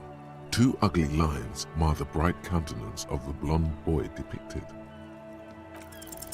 Judging by the size of the impact and the parallel lines of burnt rubber, the cause was probably a motor vehicle.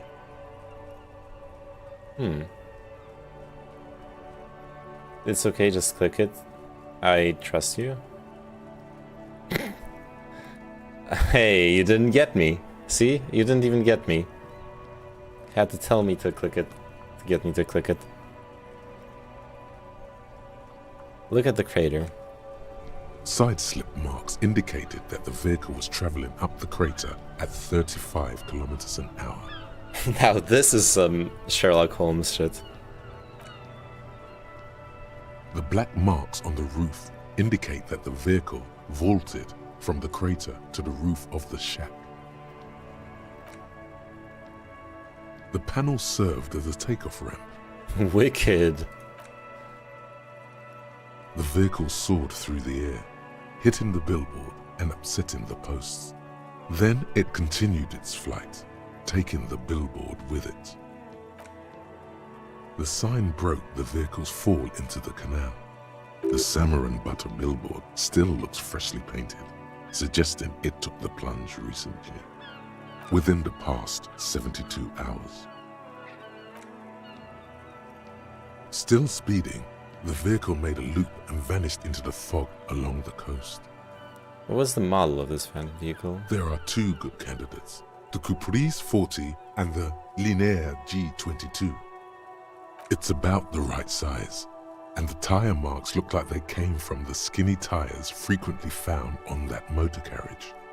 The Caprice 40 is a very popular model, with bank clerks, topping pie delivery drivers, secondary school teachers, cops, strippers the right dressed as size. cops, undressed strippers. Very sturdy but light motor carriage. More likely than most to survive that jump. The Linear G22 is not a particularly popular model due to its peculiar proportions, which the manufacturer's design team probably thought about for too long. You'd have to follow the tracks to be sure. The lieutenant looks on, waiting for you to wrap up your analysis. Weird. Evening, officers. A burly man hangs out by the waterlock, carving up a generous serving of salami with an old hunter's knife. His eyes are fixed on a man stranded on the other side of the waterlock and on an enormous billboard that has fallen down into the canal between them. Alright, thanks for dropping by, Roserg. Yeah, I'm gonna go sleep soonish. I'm tired. But thanks for dropping by. Oh, Roserg, did you see? We got the gamer lighting going on now. In the background.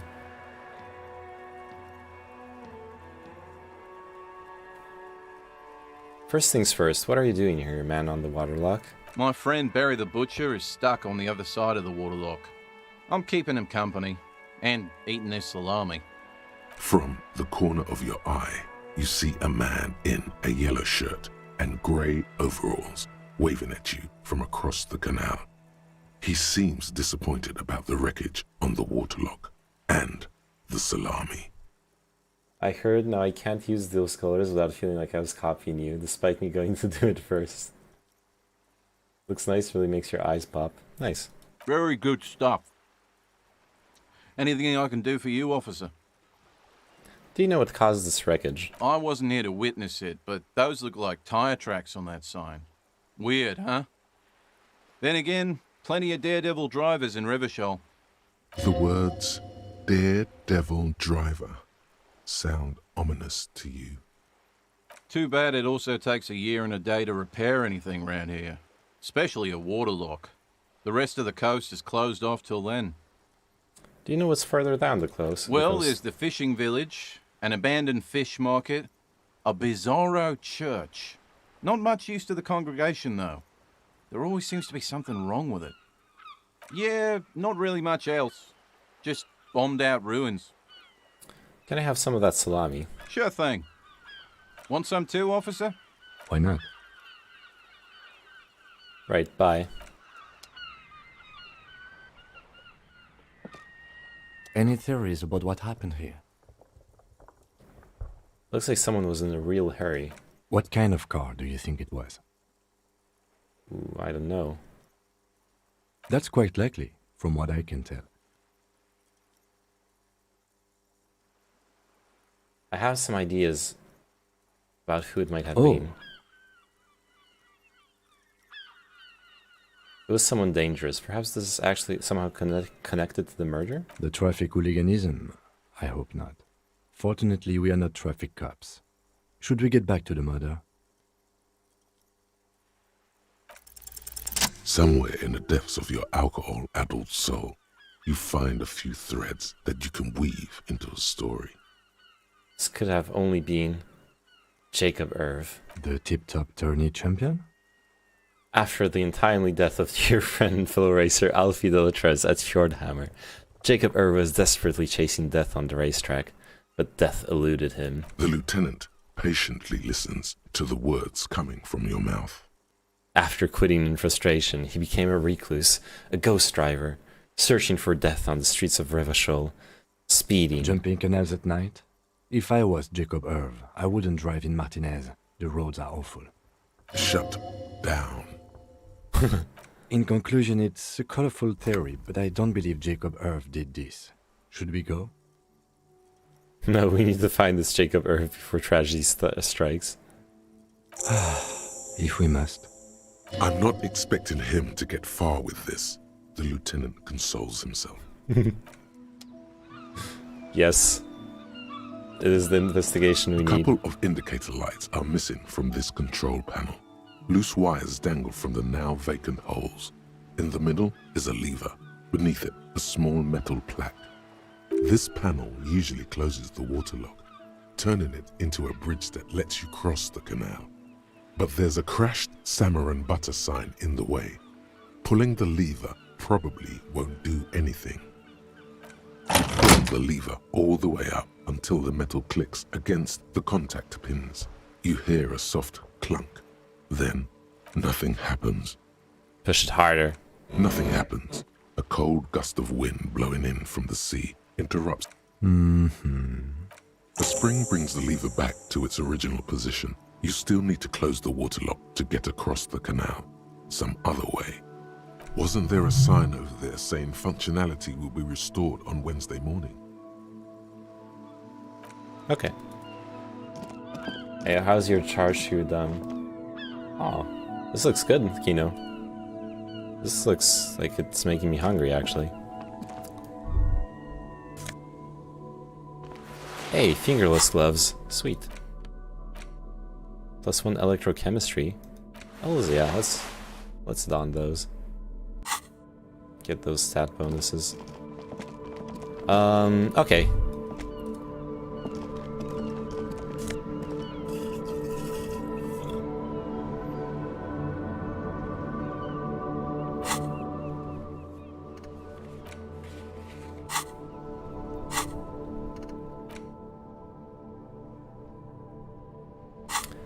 I think I should save. That's what I should do.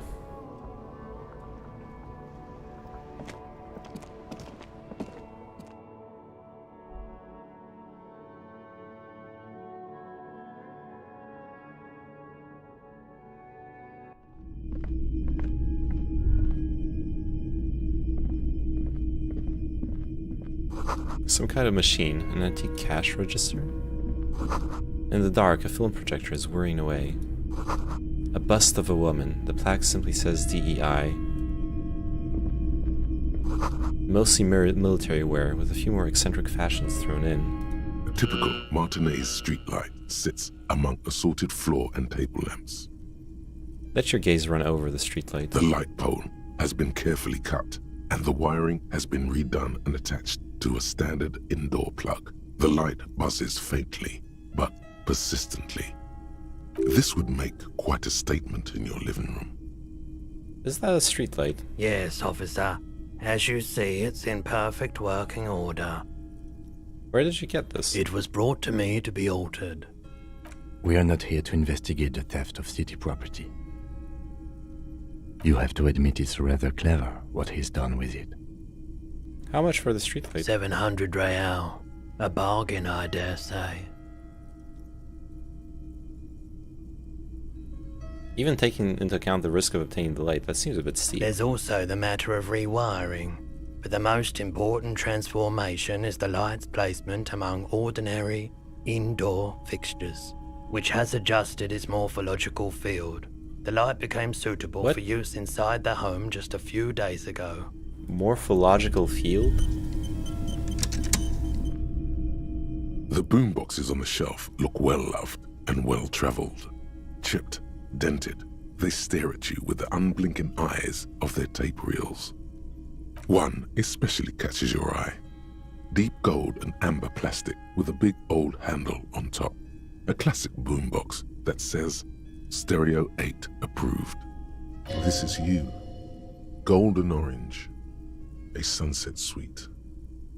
Shopkeep, the Stereo 8 approved machine here. Is the Harman Welsh W2. Made in Vespa. Designed in Seoul.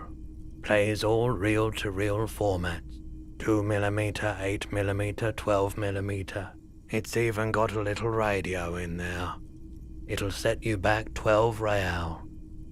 What I really want to know is, could this device come handy in my police work? If police work means playing tapes, sure.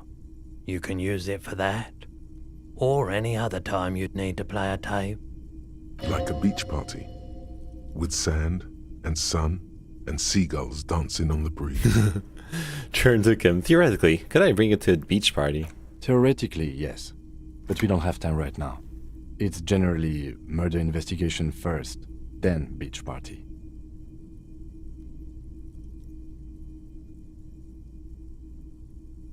Actually, it doesn't have to be a beach. With a boombox like that, I'll bring the party into the streets. You can play it any way you like. And I guess since you're a police officer, no one can arrest you for it. That's all.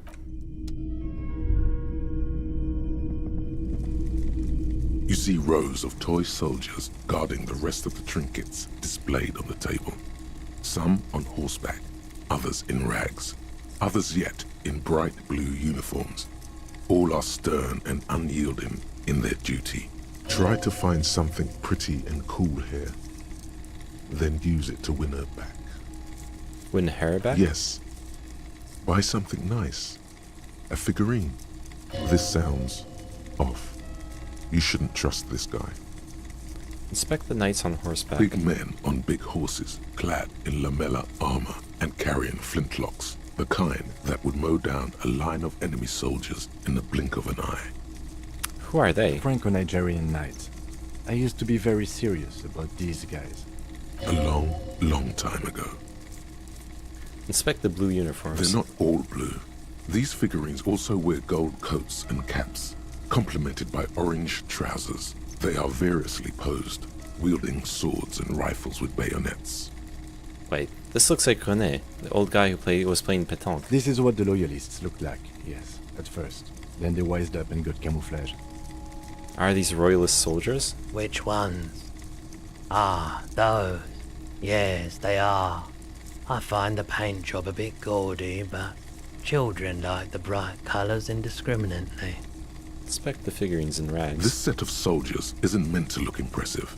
A few have rifles, but most of them carry pistols. Some even shovels and tall sticks. Are these even soldiers? You're probably talking about the revolutionaries, yes? Yes, they are soldiers, revolutionary soldiers. I think their poverty has been exaggerated for effect. When you place them next to the royalists, it doesn't seem like they could possibly win.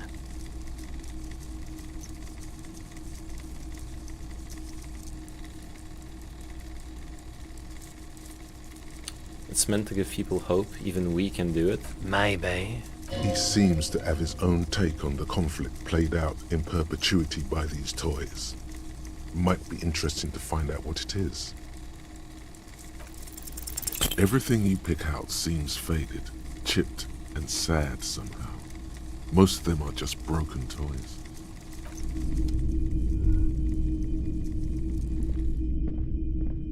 It's not often that I see officers from the RCM in my pawn shop. What can I do for you? His courtesy is not insincere, but he prefers being alone with his projector, just watching the movement of light across the walls of the shop. It's shameful how insufficient the police presence is in these parts. I haven't had any problems myself, though some of my customers have complained about inconsistent law enforcement. Who are your customers usually? All kinds of people come through here. Locals, travelers, people looking for a deal, people looking for a keepsake. People who are terminally bored. As you can see, I have a wide selection of goods for everyone to choose from.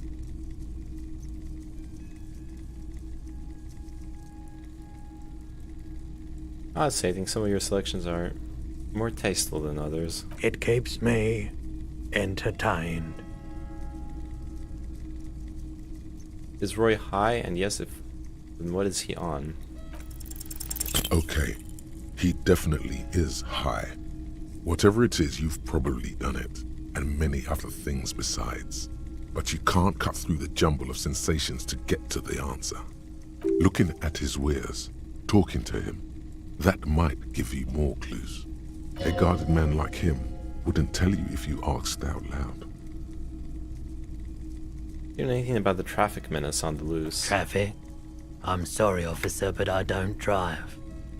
But didn't you hear it when the traffic menace drove over your roof? Now that I think about it, I do remember hearing a thunderous noise the other night. Some kind of powerful electric vortex hitting the shop, and then moving on. That sure narrows down our list of suspects. Vortex sounds fascinating. Yeah, it was pretty wild. I didn't really know what to make of it, but I know it meant something. Might be able to aid our I investigation. doubt it, but I can try and answer any questions you may have. Know anything about the recent hanging? I do my best to keep my distance from all manner of butchery. Bad for business, bad for everyone. He doesn't know anything. Think you could help me get a corpse out of the tree? The corpse behind the hostel, I assume. I don't have a truck with a mounted platform or anything of that sort myself. Ask around the harbour. There might be some workers there who'd be willing to help. The pawnbroker's gaze is already fixed on the dancing colors. By the way, do you happen to have any guns, like the ones carried by cops? Someone else came here earlier today asking the same question.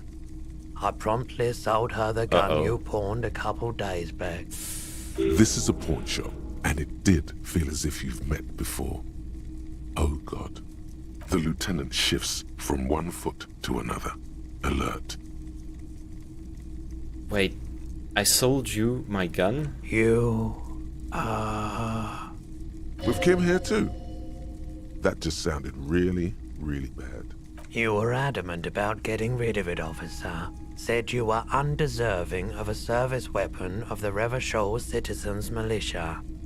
And I don't like keeping guns around the shop for long. Off-the-charts photon emissions. The unhealthy kind. He's not telling you the whole story. It seems he's trying to spare you.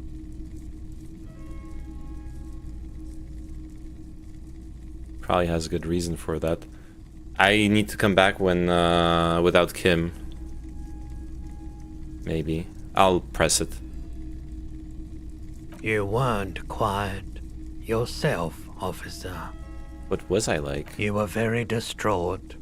You said the gun was a threat to your life and that you can't trust yourself with it tonight. And that you need the money.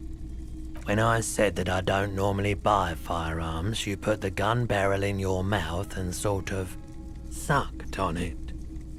Then I agreed to take it. Wait, how much did I sell the gun for? 15 real. The lieutenant looks from you to Roy, and then back to you. It's clear that he hopes this tableau might still turn out to be a bad dream. It's not, though. This has got to be the most. Wow. There's pity there, too, in case you didn't notice.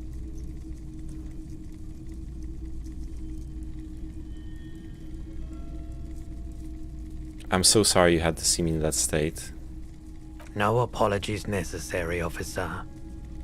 Was the buyer a policeman, too? She didn't seem like a policeman, although she kept referring to herself as a pig, which was odd. I found her interest in the gun a bit obsessive, but I was just happy to get rid of it, and of her. Truth be told, she was terrifying. Right, so let me get this right. You sold your sidearm, issued by the Citizens Militia, and now a civilian is running around the streets of Martinez with it? Miraculously, his face does not reveal what's happening inside.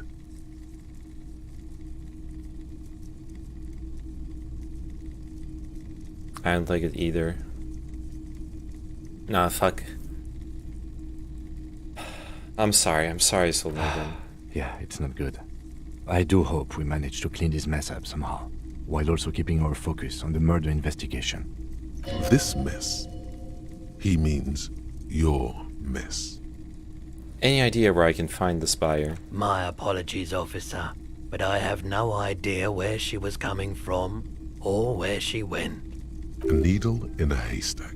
There is nothing you can do about it now. You'll just have to hope you luck upon her somehow. At least now I know how I lost my sidearm. Let's talk about something else. Of course. There's something I'd like to sell. Let me have a look.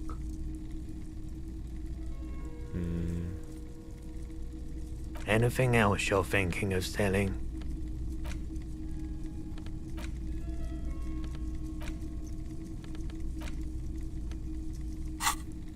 I don't have anything to sell. Another time, perhaps. Crap. I am the worst police officer ever. Jesus.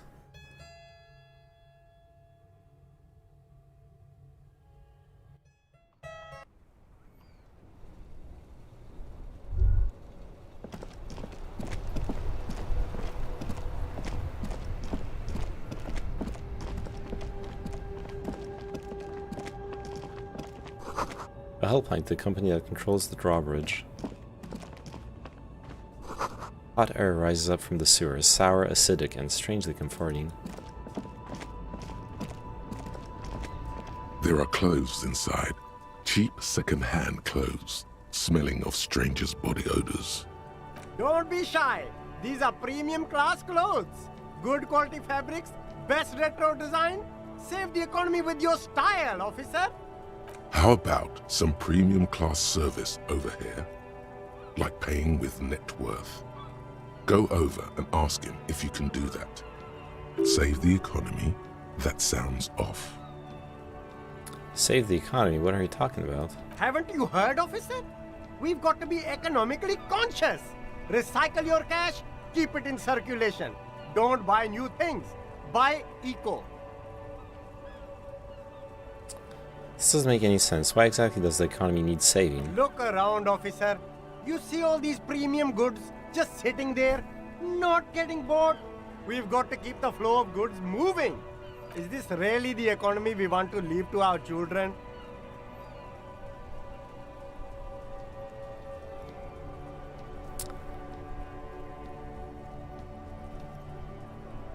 You're right, we've got to save mother economy. That's the spirit.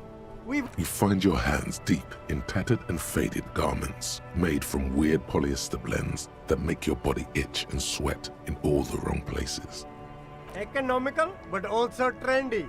Look firsthand, buy secondhand. Keep the economy moving. No good. All you can come up with are some treated wool pants. You can tell they're too tight around your thighs and too loose around the waist. Touch them. They itch like hell. Like an itch pit in hell. All natural materials, see? Real wool, 100% skin friendly, and they're yours for only 2 real. You see 2 lowly, defeated speakers, thralls, slaves basically, perched atop them like conquerors surveying the land. A pair of found, durable wear sneakers, Ultra series. Ultra sneakers? I can see you've a taste for luxury, officer. Can't keep your eyes off those sneakers? Speaking of luxury, you should go over and ask about paying for those sneakers with your net worth. A pair of found Ultras. The design is impossibly sleek and simple. A futuristic silhouette with a sleek monochrome colorway, a jet black upper, and a silver-lined midsole. Those sneakers, mister. Those sneakers are the latest found sneakers. Super air, super fine, super cool. Only 50 real. Only? That's madness. These once respectable speakers have been conquered, reduced to a mere prop by the indomitable found Ultras atop them. No, don't look at the speakers, officer. Look at the sneakers. The sneakers are the stars here. Poor little speakers. No, don't pity them, officer.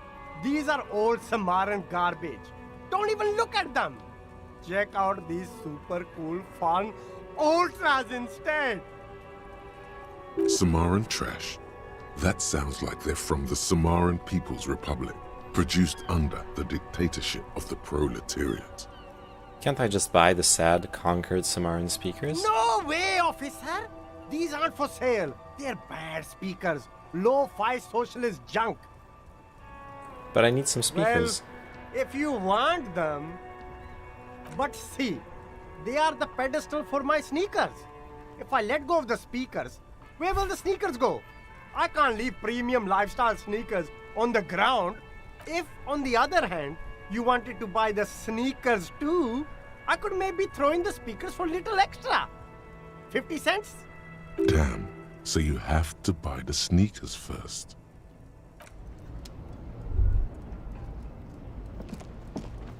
There's a pile of cheap sunglasses in a small box, a variety of shapes and colors. You like sunglasses, officer? I've got the latest styles right here. Stylish shades, huh? They'd be even more stylish if you paid for them with net worth. Go over and ask him. Abort. These are hideous. What's more, they don't even fit your face. You can feel them pinching your nose and chafing against your brow. Damn, officer! You look like a mega secret spy. Very secret. They're practically made for you.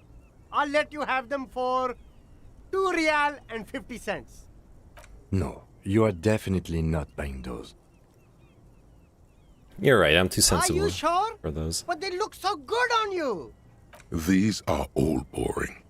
Boring third-rate ho-hum sunglasses made of cheap Syrahese plastic. The kind of plastic that melts in the sun. Those UV stickers are almost certainly just there for the show. If anything, these lenses probably direct more UV light into your pupils. A UV magnifier. These are all first-rate sunglasses.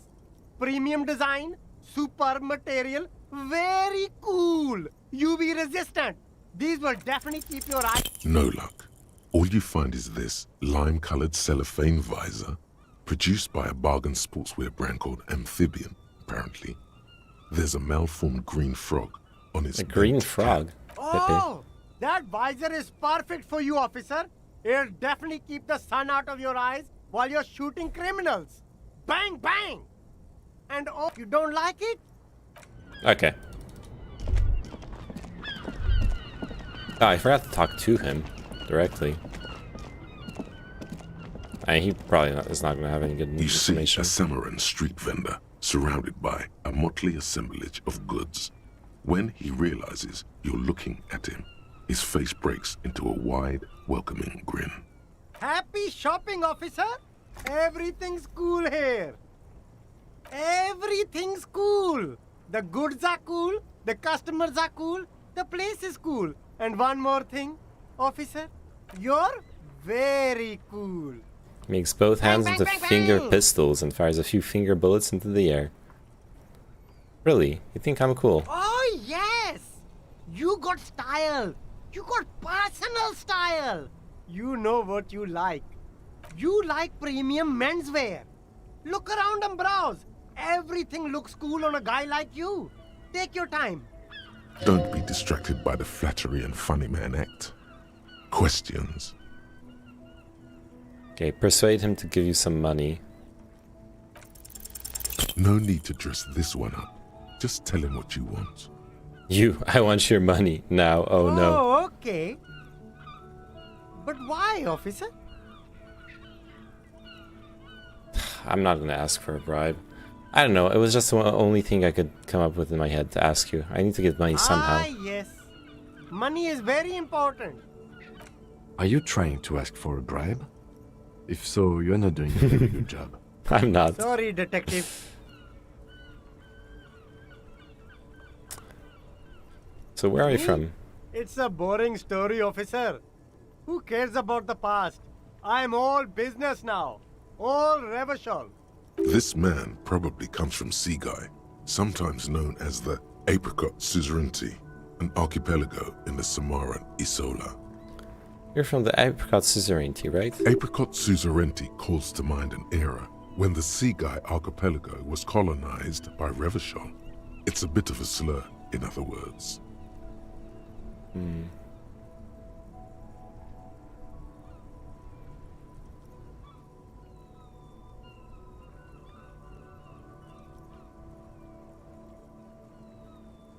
Sorry, I didn't mean to say that. I meant to say that you're from Sige. Very cool. I admire your awareness of our intertwined histories. It's super nice of you to apologize for colonialism. But the apricot suzerainty is a shithole. That's why I left.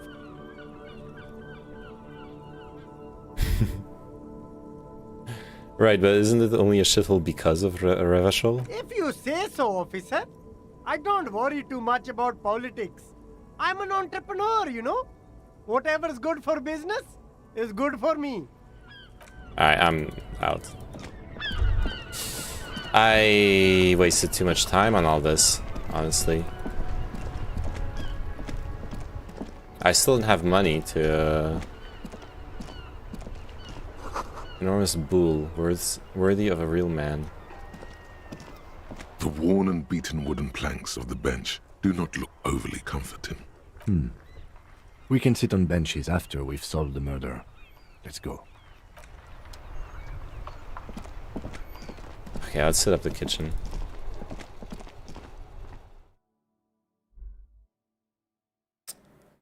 Wasted way too much time on that curse investigation.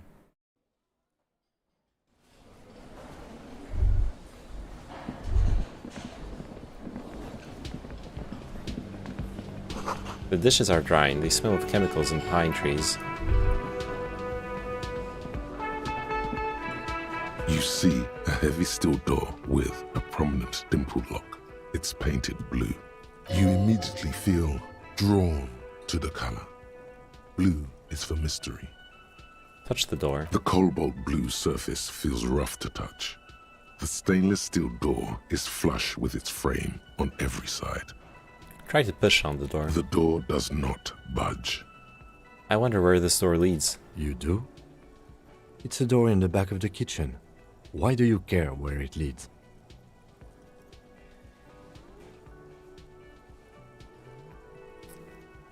I'm drawn to its cobalt blue. It is quite pretty. I suppose we could look into it as a side investigation. Yes, a mini side investigation. Gart is the person to ask about this. The cafeteria manager.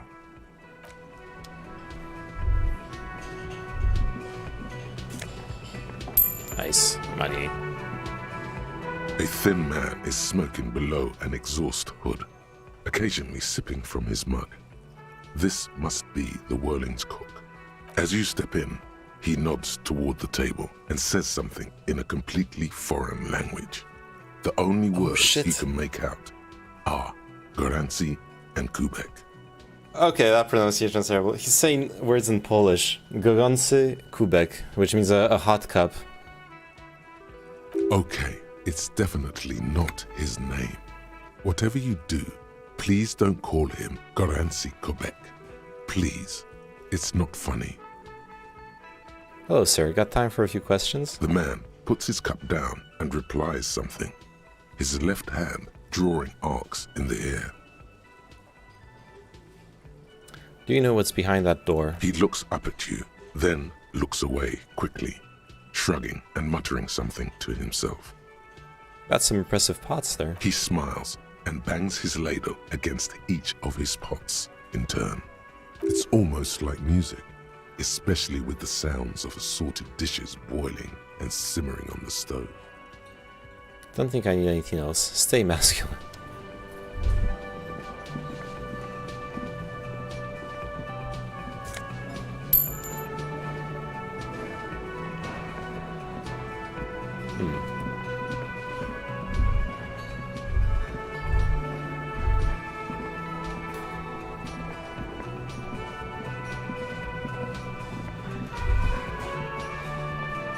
That sugary black rum stain on the counter makes you teary-eyed with joy. It's almost touching how syrupy and sticky it is. How long have you been up already? Sweet Lord, a whole hour. And you haven't thought about rum and lemonade in all that time? You've truly extinguished all trace of yourself. Actually, should I be thinking about this? Looks like drinking hasn't turned out too well for me. Maybe you haven't turned out well for your drinking. Have you thought about that? Get a goddamn rum and lemonade to yourself, boy. Or better yet, lick that stain off the counter. Don't lick it. What happened, man? You used to be cool. Go get your boring normal person drink then. Get your drink on and your act together. Oof. Gotta spend money to make money. Wow. Boring, yeah. Look. Imagine you're sitting at a bar and someone starts fucking lapping up alcohol from a spilled drink with this fucking face. The door is closed. Still nothing. The lieutenant gives you a quick glance. He doesn't like where this is going. He doesn't like where this is going. Okay. Let's not go there then. I've disappointed him enough for a single day. I'll stick with that. Jeez. There's no one else to talk to here. Oh yeah, the cobalt door. Can I help you? I talked to Sylvie. She left because of me, not you. Wait, what? But what about the bird? The bird? Yes, the bird. I found it lying on the floor with a broken wing the morning she left. She didn't break it, I did. I threw it against the wall. You broke the skewer! His face is flushed with emotions. A rash covers his neck. I assure you it was him. It's as if he can't decide whether to be angry or relieved that it was you. Again. Why on earth did you have to break the skewer? I just break things. It's the way I am. I can't believe it. I was so sure it was Sylvie. Even worse, I thought she was trying to send me a message. Symbol of hope and all. A tender type of hope. Something stirs in you. Perhaps this is why you broke it. All right. Did she say anything else? About me, you know? Did she say anything about me?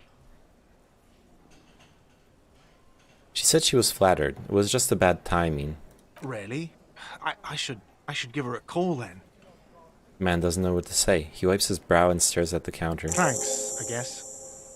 Was there anything else you wanted, or...? Or can you give him a moment? Somehow you realize this is not going to net you any professional discounts. Already he's reverting back to defensive.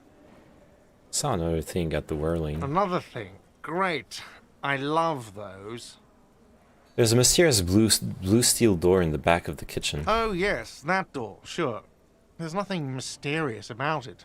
It's just a door. Do you know what's behind it? Do you have... No, I don't have a key. I don't know how to get there. And I don't care either. It's not like I've been wondering about it for 10 years. It's just a frit warehouse, probably. Or some boring storage space with a bunch of old junk and dust. Junk and dust. So, just to be clear, you don't know how to open it? Nope. No idea. Don't want to either. Yes? Okay. Time to leave. Pep will leave.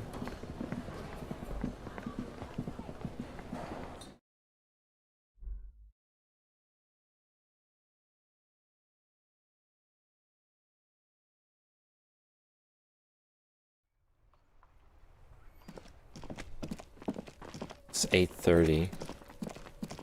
Okay, let's try one more time. Tools, this. The man before you is naked, but for a pair of underpants and white. As you narrow your eye, this is a trick. Only the lower extremities are pink. The cadaver slowly twists on the cargo. Oh, I can't try to cut it down now anymore. Shit. Shit. I fucked up. Pretty sure I fucked up. Could have... Yes? Tell me about the case. What do you want to know? Literally anything about it. I can't remember a single thing. Ah, yes. The case brief you missed. Now I remember. Brief, yes, that sounds good. 3 days ago, The RCM Emergencies Desk received a report about a security guard who was found hanged in Martinez. An anonymous caller said there was a dead body behind the Whirling in Rags hostel cafeteria. The cadaver had been there for 4 days. No one had come to investigate. During that time, the victim had been stripped of his belongings. The caller did not identify him, but used the word lynching. There is an ongoing labor dispute between the local dock workers and the logistics company Wild Pines. I was told we should approach the death as part of this dispute. Wait, does the briefing say who the victim was? A security guard or worker of some sort, hired by Wild Pines. This was just hearsay from Martinez, of course. We need to find out the truth. Why didn't we know anything about the caller? They didn't identify themselves in any way. The tone was muffled using a device of some sort. The desk could identify neither the caller's age nor sex. Why hide themselves? There's a strong prejudice against involving the RCM in what's seen as union matters. The dock workers' union is the de facto police in Martinez. Now it appears they've started executing too. We cannot allow that. Let me just make this perfectly clear. Our job here is to find the killer? Of course, yes, I understand everything now. Just to be clear, we are police officers. It's our job to find the killer. That's the case. Uncover and arrest the killer. Would you say this is a mysterious case? No, it's not a particularly mysterious case.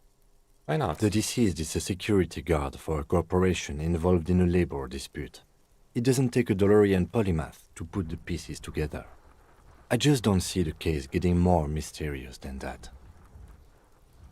Okay, so the case probably isn't mysterious, but could it be sexy? There was some interest in this case at my station, but not for the reasons you have in mind. You seem to wish there was I guess that settles it then. Was there anything else? We're from different precincts. Why are we on the same case? I'm afraid you and I are pawns in a pissing competition. His disdain is clear. This man would not use such an expression otherwise. What do you mean? You don't know? I assumed you were in on it. I don't remember being in on anything. That's good. You know what I'm in on? Retrograde amnesia. Better still than an imbecilic cop-off. A cop-off? It's just stupidity. What kind of stupidity? The cop kind. Our precincts can't decide if Martinez is part of Jamrock or the Industrial Harbor. Yours or mine, as if we somehow own parts of the city. Typical street gang mentality. So we've let the union make a mockery of law enforcement here. And now it's come to its natural conclusion. Ah, so this is a struggle over who runs Martinez. Well, sort of. It's less a matter of who gets to police Martinez than who has to. It's an orphan district, in other words.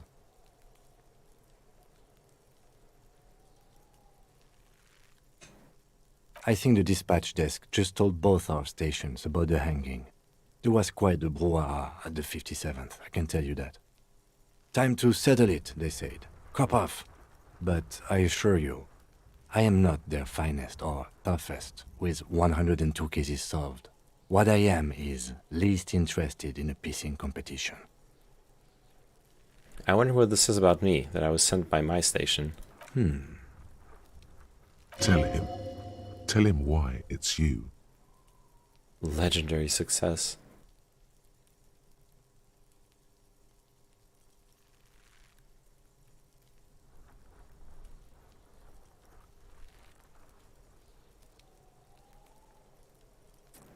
I must be an augury, an apocalyptic omen sent by my people. Can you guess my message? No. There will be a bloodletting of unimaginable proportions. Unimaginable. Oh no, it's very imaginable. We fail to place responsibility for the hanging.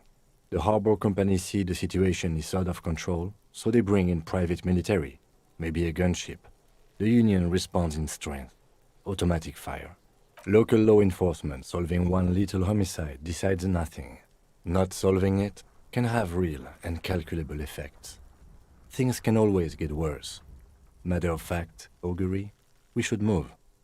What's special about Martinez? Martinez? Nothing. It's just a puddle at the end of some drain pipe. No one cares about this place. They care about sports. Most of our colleagues don't even know how to get here. North of the interchange doesn't exist. Okay, enough of the competition then. Tell me something Yes, else. it's a wholly pointless matter.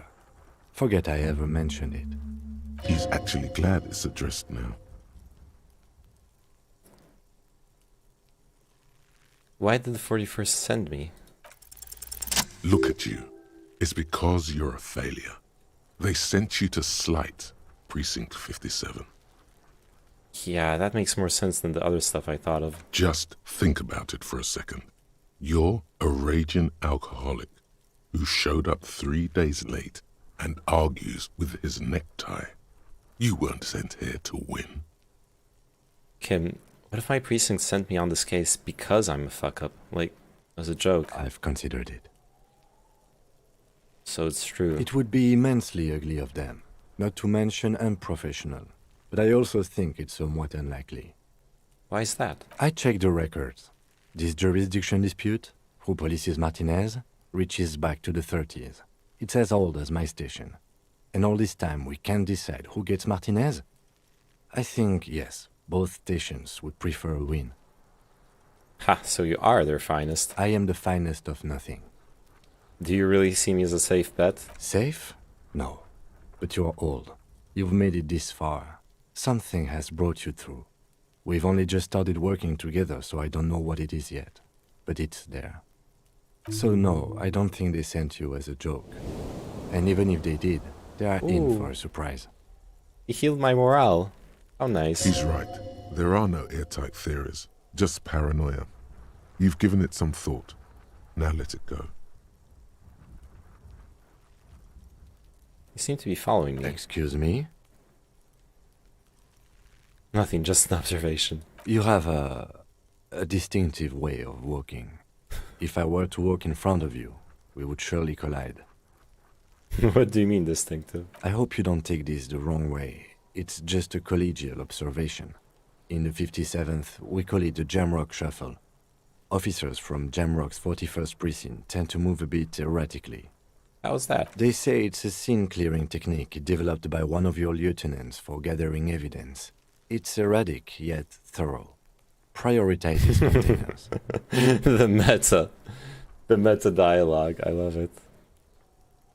You're kidding me. Why containers? I don't know. Containers contain, I guess. I'm making assumptions. We should move on. Passing along frivolous interdepartmental stereotypes is not usually his oeuvre. He regrets bringing it up. Alright, let's leave. Tremble. The time is now. Ta'ola. What's time? Time for the show. For Ta'ola. The hallowed time of fear and disintegration. A countdown has begun. All will collapse on itself. The world will disappear into a single grain of blackness. All sound will be muted. All life will scream. Ta'ola, what's that? Ulogu Theodos, Xeno Zausin, Ipoli Osidien, Echondes Fronisin. Wait. When did this countdown begin? Monday morning. The moment you arrived in this reality are the first crack in the sheer face of God. From you it will spread. This is because of the insane world ending I've been saying, isn't it? Yes, you spoke the words of the Keep a S. Palindropos and the houses of Pericarnassus. Items, people, even words will tumble. All will lose its meaning in the coming years. That is why you marked yourself. I'm a little afraid. So you should be. The world island crumbles at your feet, and in the far plain, Palindropos. Perhaps, just a thought, this has something to do with the hangover. No. Why would that be? Am I sure it's not just a joke or some kind of coping mechanism? It's totally also a coping mechanism. Okay, good. I do think the world might end soon. The face of the woman fractures. There will be herd killing. We all become vapor. Holy shit. Cop of the apocalypse. -1 rhetoric rambling madman. Let's do it. I'm internalizing it.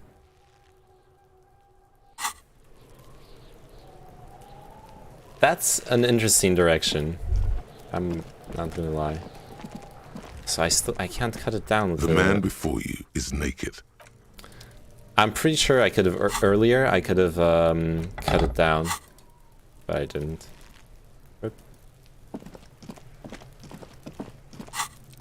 I still have 1 skill point. That's good. Ooh, do I want to?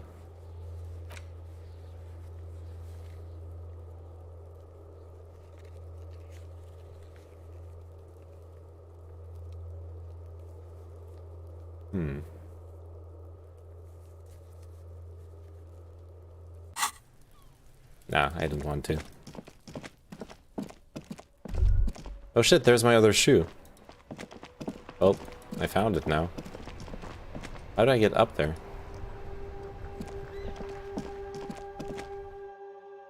Okay, time to get the other shoe. That's probably gonna be the last thing I do here before going to sleep.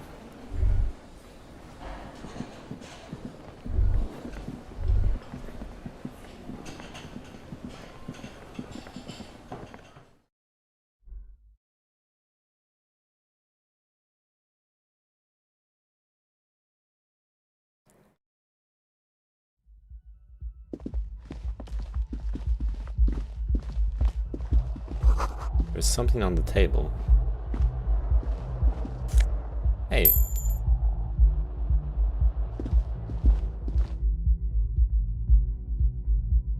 Some coinage.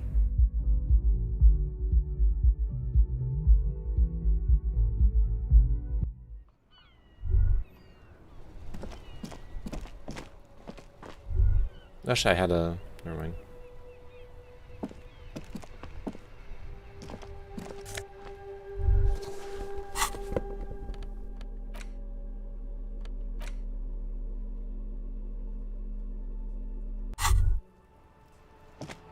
There they both are.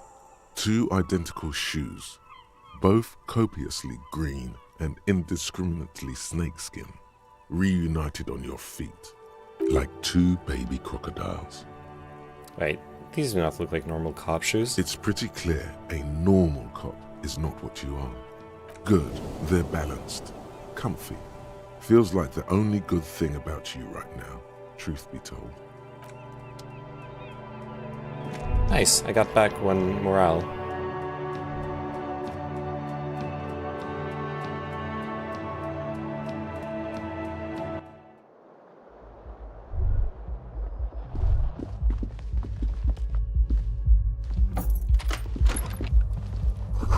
Kim tries not to look at your broken down bathroom door. Kim also tries not to look at the pile of taped viscera on the carpet, or the weird suitcase on the hat rack, or the potted plant dying in the corner. But it's all just too morbid to ignore. This is where the magic happens. And by that you mean crimes against humanity? I defied bourgeoisie morality in here. Defied it hard. I have no idea what that means. Hey. Psst. Psst. Hey, you. Who, me? Yes, you. Word on the street is you're ready to start building communism again. Again? Yes, you're ready to start building communism again. You've built it before. They've built it before. Hasn't really worked out yet. But neither has love. Should we just stop building love, too? Can't argue with that. So, what about all that communism you've promised to build? Word on the street is you've woken up from 1,000 years of slumber, promising to erect a version of communism many times greater than any attempted before. Is that true? How come there's word on the street? You keep saying things like, down with the bourgeoisie, eat the rich, I said it sodomize once. the landowners, impel all people who have more than 25 real in their pocket. Literally murder all human beings, regardless of their political beliefs. That kind of stuff. I've said some mildly left-wing things, but none of those. Oh yes, the mask of ambivalence.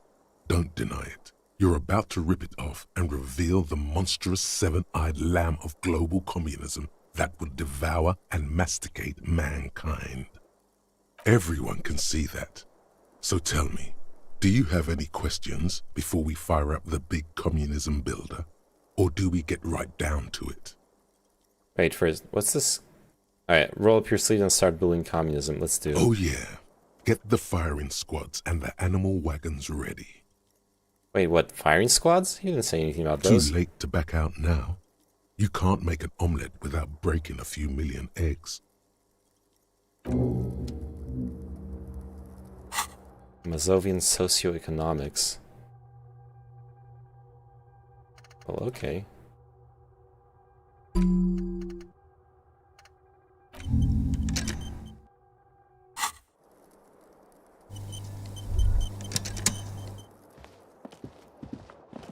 The bed is cold and not particularly inviting, but it's yours. The sheets look awful.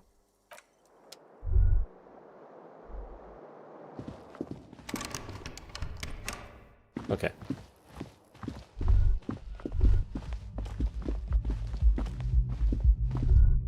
Oh wait.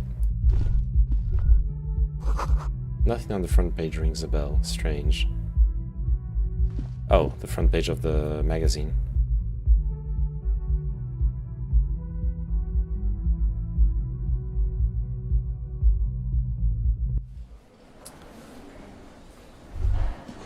Oh, no, that's my buddy. Okay, what are we doing? I think we have to go to the docks. And why is this place lagging? That entire part, the fucking restaurant lags.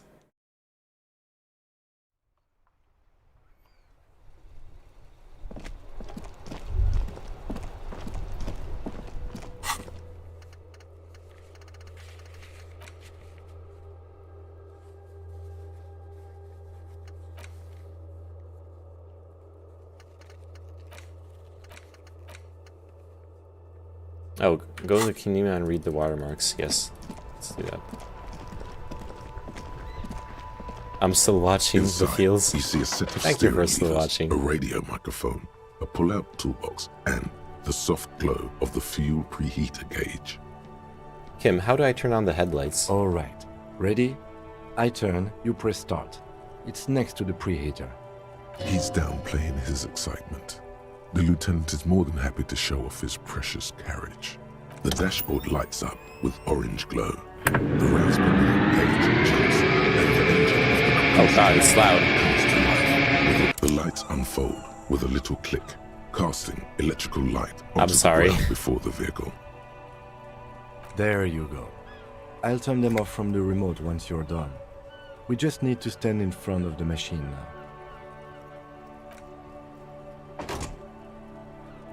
Alright.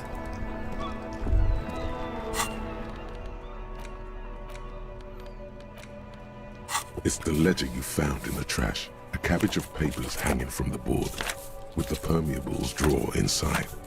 It's barely held to. An aluminium block runs the width of the board, biting a bunch of sodden paper, arson, petty theft, spousal abuse. You don't exactly close them. Thin. See the rest of the stinking set. It's made of dark with your hands. The acidic stench of rotting food. Shit, where was the thing I was supposed to do with the ledger? It now forms the base of the experience. It takes about half an hour. This one is relatively easy to reconstruct. Overnight on 1202, a graffito, nay, a mural, appears on an 8-story tenement overlooking central Jamrock. The building is a sparsely inhabited ghost tower, part of a failed real estate development called Grand Coudon. The mural is enormous. 2 silhouettes, a man and a woman, are kissing. The text cut into their form reads, "True love is possible only in the next world. For new people, it is too late for us. Wreak havoc on the middle class. People call it that thing and that fucking thing. It's visible for miles. In 2 days, the station's complaints desk gets clogged with requests to remove the bummer. You and your partner are assigned to the case. The graffito crew is easy to track down. Only the bell lettrers have the literage of industrial paint to cover the surface. One of the graffito artists is rumored to be rich. They take responsibility for the execution, but not the design. The ideologue of the next world mural, as the crew calls it, remains an unknown. Okay, a little bit of translation. Couronne is crown in French. So that would be the Great Crown Real Estate Development. Belles lettres is oh, beautiful letters, literally. It would be it's usually the name of like of what would be a big literary university or literary studies. Wait, do I ever find out who came up with it? The case files do not show you finding the author of the design. The crew agrees to clean up after themselves. However, your partner, JV, is against the removal, citing public support for conservation. This leads to a debate in Precinct 41, which then spreads to the streets of Jamrock, ending in a rare plebiscite organized by you and the rest of Row 3. The 9,000 people subjected to the mural's message, all of Lakeside, Central Jamrock, and Villalobos, plus half of the eminent domain, participate in the vote. Although the case begins with what appears to be a lot of rambling on the streets as to how juvenile and stupid the mural is, given a choice between 2 options. Shit, do I get to choose if the mural got removed or not now?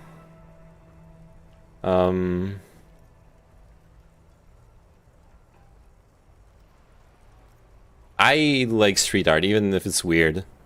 Actually, kind of, especially if it's weird. I'll keep it. A staggering 78% of voters choose to keep it. Turns out the opposition were a loud minority. And that love truly is possible in the next world for new people. And it is too late for us.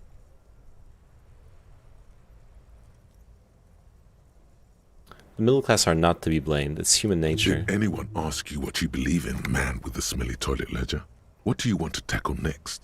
Well, not much has changed in the meanwhile. A bunch of sodden papers still sags from the clipboard.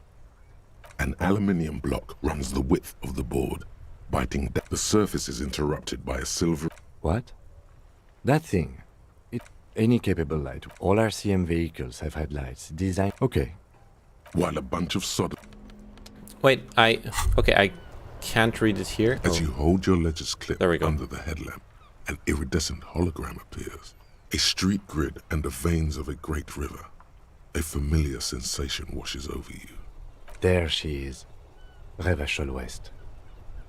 Around the borders of the watermark are dozens, no, hundreds of micro-perforations. Look at the shimmering street grid. The rectangular watermark is overlaid with the logo of the RCM, and yet the major arteries of Revachol are all recognizable. They shimmer in the Kanema's headlights. Wait, look around you. You catch a faint glimmer from a broken beer bottle. In the distance, sounds. 2 men engaged in a drunken argument, followed by the closing of some distant window. Ah, Martinez at night. Where are we on this? Let me see. Right here. Seems nice. No, it does not. Look at the perforations. There are many of them, and they are divided into 3 separate rows. Tally up the different rows. The first row has 18 dots. Not bad. Not bad for what? You don't even know what it means yet. What about the next one? The next is the longest. It runs all the way around the border, and then some. Count them individually. There are so many, it's hard to count. More than 150, at least. Maybe even 200. What about the last row? The last row has 3 perforations. 3? That's it? That's it. Hey Kim, what do all these holes mean? Those are perforations. They represent your record as an officer of the RCM. They are your statistics, as it were. I should have guessed you'd keep a record. Officers often do. Let's take a look. The first row represents your years of service. 18 years. Okay, not bad at all. What did you do before you volunteered?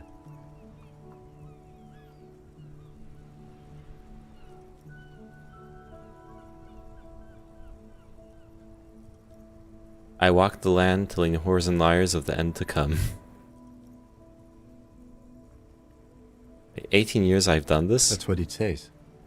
I might have guessed even longer based on your age. What did you do all those blissful years of your youth? Got drunk like a megastar? Yes, that does seem quite likely. Your youth coincided with some heady days for Revachol. But let's move on, shall we? This next row, the one that wraps all the way around, is your number of closed cases. Closed is good. It means finished. You've got, let's see... Wow, more than 200. Is that a lot? It's quite a lot, even for someone who's been on the force for nearly 2 decades. Usually, clearing more than 10 cases a year puts you in the 90th percentile of all RCM officers. I used to be good. That's some solace, I guess. What's the last number? Right. Those are your confirmed kills. You've got precisely 3 perforations there. So I'm a killer. For an RCM officer, especially Precinct 41, which is in the Jamrock quarter, it's rather tame. I mean that in a good way. What's it feel like to kill a man, Mr. McCoy? A young woman asked the man across the desk from her. Honestly, babe, says John McCoy, crossing his ankles over said desk. I don't feel anything anymore. It's just like brushing my teeth. I do it once or twice a week and don't really think about it. There's no trace of guilt in his voice. What a psychopath. Killing people is fine, but brushing your teeth only once or twice a week? There are certain officers who treat their kills like some kind of ghoulish game. If they do happen to solve a case, it's usually by accident. But it seems as though you are, or at least were, one of the good ones. So we have that to be thankful for. Have you ever killed anyone, Kim? Yes. It's not a problem for him to state it, however. How do you handle the strain? Everyone has their own method of coping. Some more effective or self-destructive than others. Personally, I find it helps to keep up a few hobbies. Like what? Oh, this and that. Let's not get into it now. Maybe I should find a hobby. Why not gardening? You've already got the yellow gloves. It's meant in earnest. Please don't mistake it for a jab. Thanks for this. The lieutenant nods. Right. I'll go turn off the lights.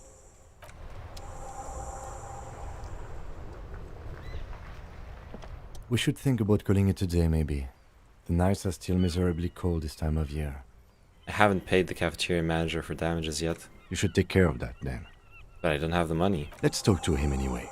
An officer of the RCM shouldn't be sleeping in the street. We'll figure something out. Though he finds this situation frustrating, he is doing his best to not make you feel any worse than you already do.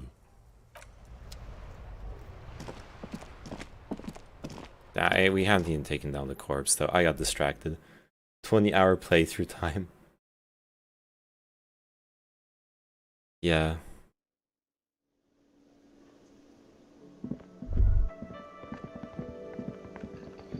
Yeah, why is this? I need to like...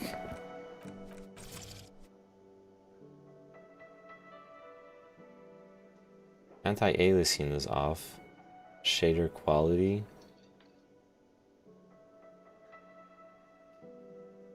Oh. I feel like this place is a little bit laggy. Kind of wish I could just like cap the frame rate to make sure the encoding doesn't get fucked. Oh, I should have put it in streamer mode.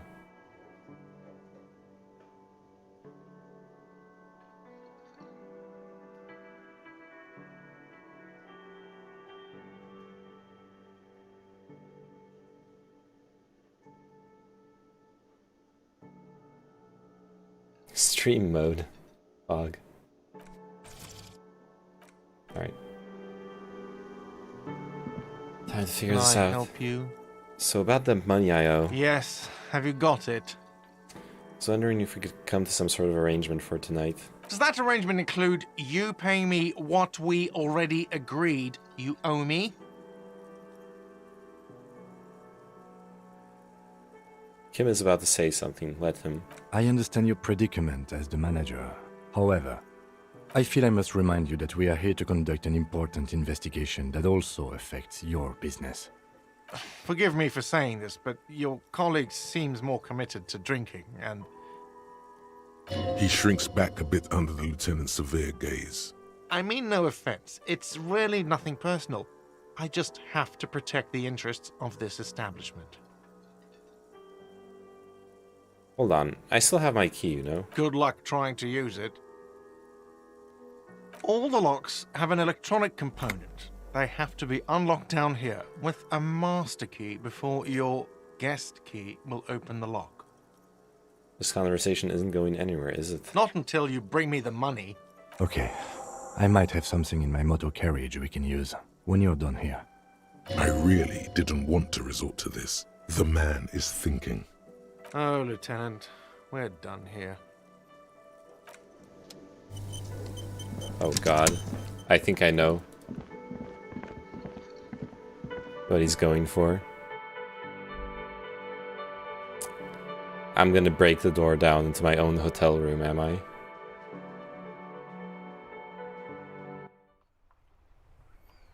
Oh god, it's night outside. I need to drink a little bit.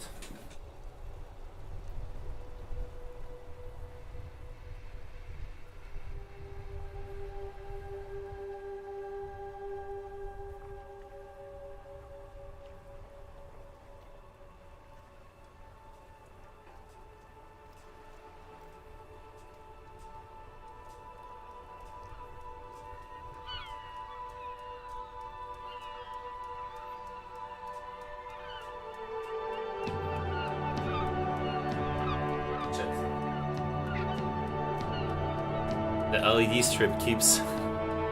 It falls off.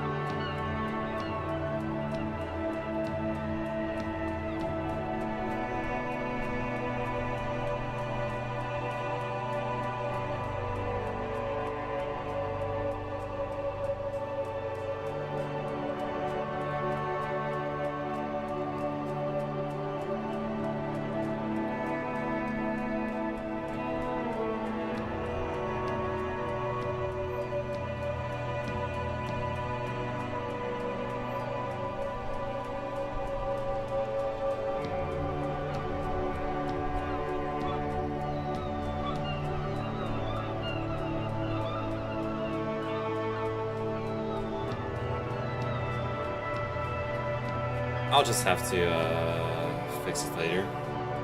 And like use some scotch.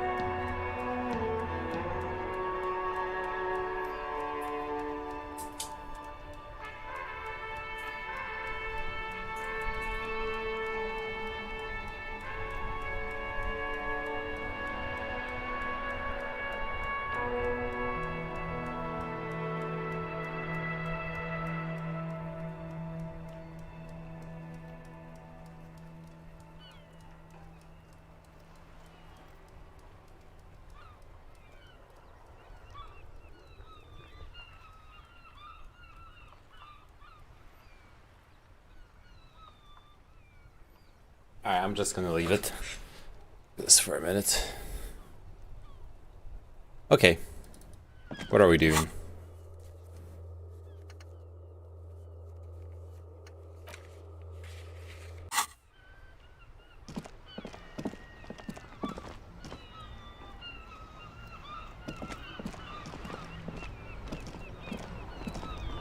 Inside, you see a set of steering levers, a radio microphone, a pull-out toolbox, and the soft glow of the fuel preheater gauge. I have something here we could sell. Look in the back, in the suspect transport enclosure.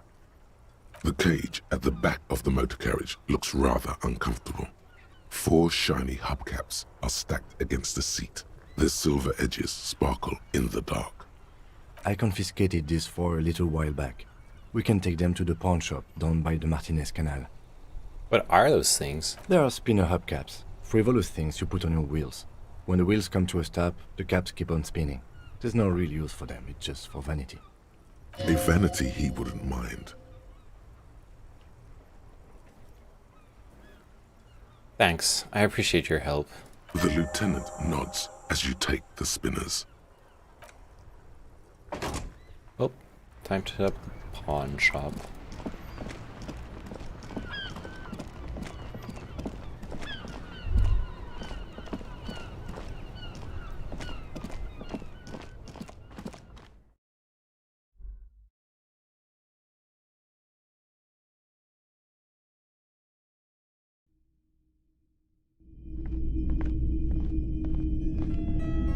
Greetings on this fine night. What brings you here? It's cool that you're still open. Big city vibes. The pawn shop is always open.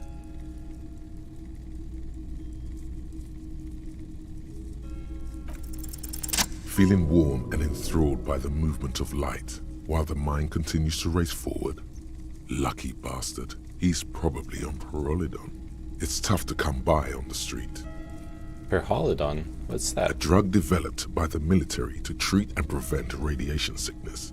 It has psychedelic side effects, and it makes your eyes turn yellow.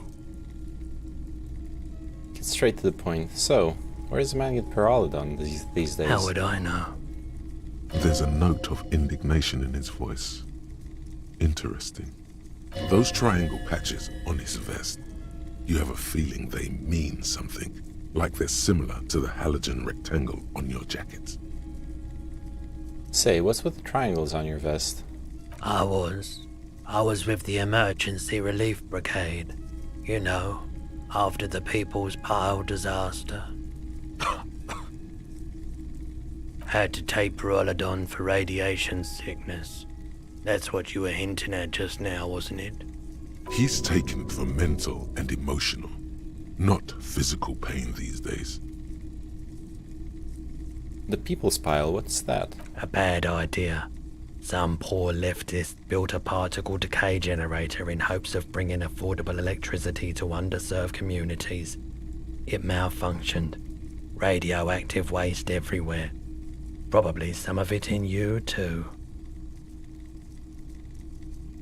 Tell me more about this emergency relief brigade you're a part of. We were an all-volunteer force, self-organized. Tried to help the fire brigades contain the spill. I lived by the river since I was a small boy. The Esperance. Didn't have the art to let it all go to shit without trying to do something to help out. There wasn't much the volunteer force could do, however. We wasted years in the river mud. Years getting sick. It must have been tough, radioactive cleanup. There's a reason why everyone's tried to forget any of it ever happened, and why no one has tried to repair or replace the pile.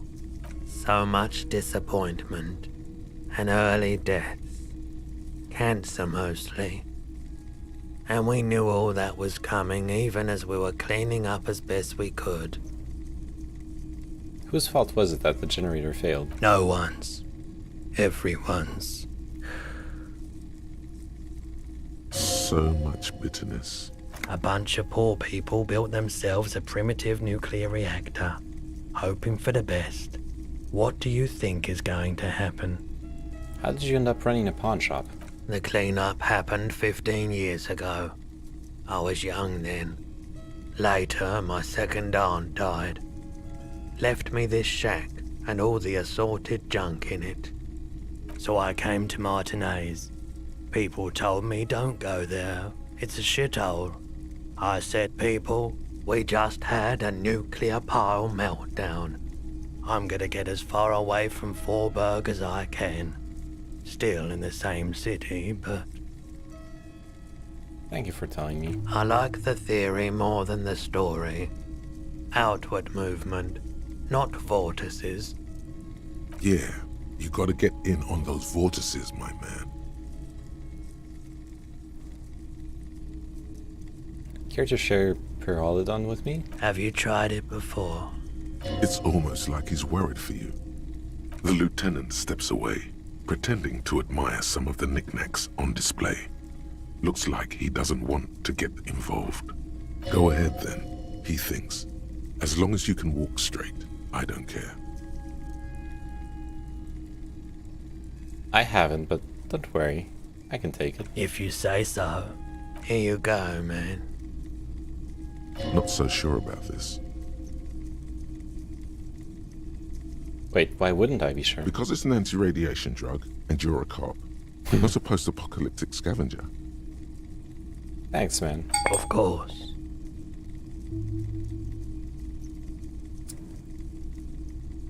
There's something I'd like to Yes, sell. we'd like to sell these hubcaps. Roy takes the hubcaps from the lieutenant and inspects them. The spinners appear iridescent in the dancing light of his pawn shop. Yes, these are very, very good. Did you defraud some foreign prince for them? Jump-a-mesk banger? No matter. I'll give you 200 real. No one was defrauded or jumped, I assure you. Of course. I meant no offense. 200 real for you, officer. Delightful doing business with you. Do come again. Thank you. Here's the 130 real you need for your bill. Do not waste it. The windfall is a small consolation. Anything else you're thinking of selling? Another time, perhaps. Rigorous self-critique. Here it is. Hard facts from the man you are. You once jerked off in the locker room and were caught. You held a young woman by the arm and kept her in your apartment for 20 minutes against her will. That's right. These are not flights of fancy.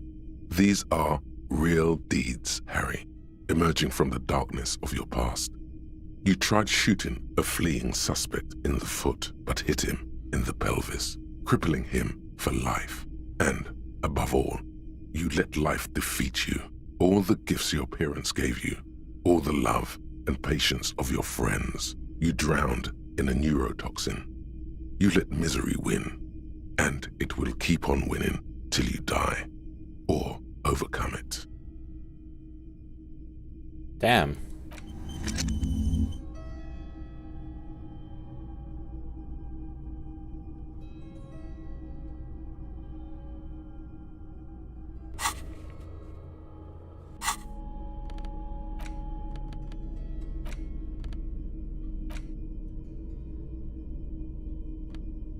+1 psyche, -1 health. Okay.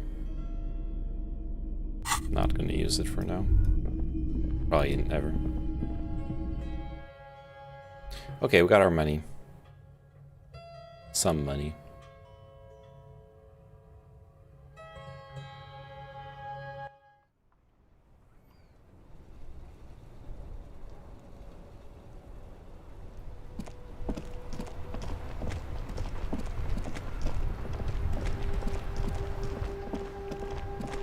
Gonna be able to sleep.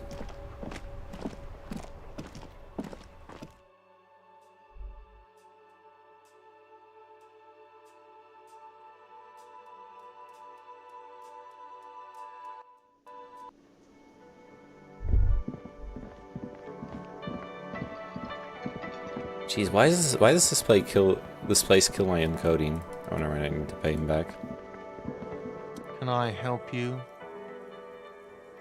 Yes, have you got it? I have your money. Well?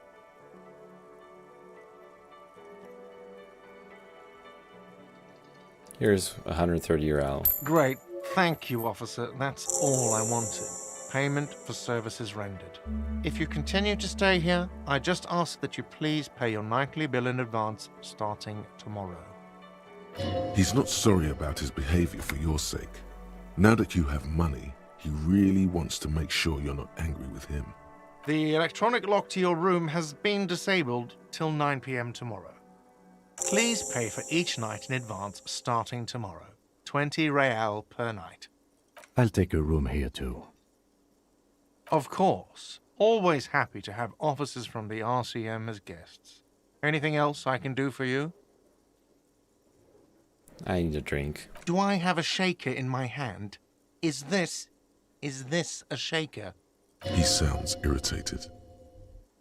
You sound irritated. Why? All I want is a drink. Am I wearing a little bow tie? Am I wearing a bow tie and doing this? Am I smiling? Do you see me smiling and shaking my little shaker? Jesus, no. This guy. Do you know why? Because you're not a bartender? That's right. I'm the cafeteria manager. I'm glad we cleared that. Was there anything else? Sick customer service. Play it calm. This man needs to understand you need a drink to help the community deal with police stuff.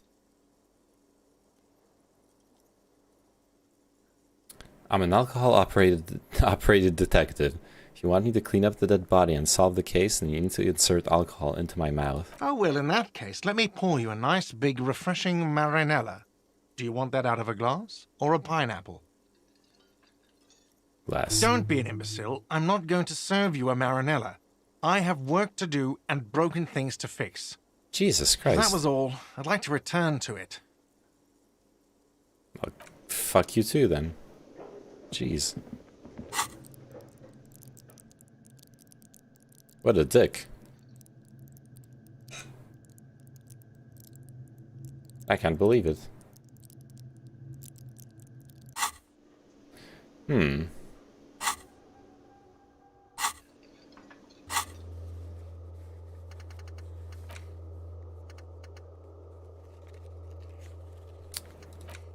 Jeez, I still don't know. Oh yeah, I have one idea. Hello again, sweetie. Yes, officer. She won't judge you, no matter what you say. You know where we are, right? We're dead, haunting each other. We're ghosts. Now. We are alive in a hostel called the Whirling in Rags. And the yes, okay. And Revachol?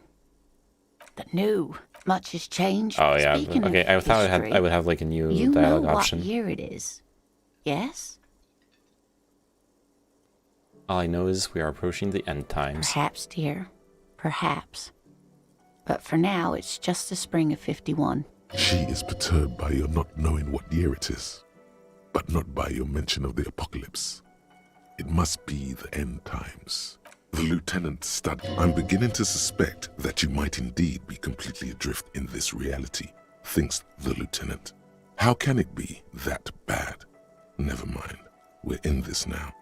I can tell that this is taxing for you, so I'll just ask one more question. What regime are we living under? What mode of government?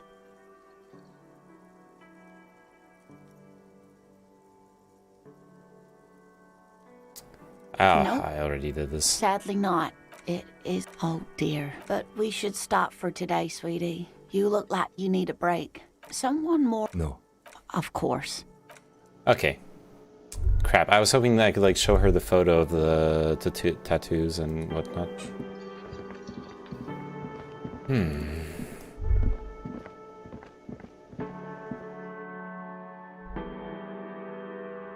think it's time to sleep. Maybe.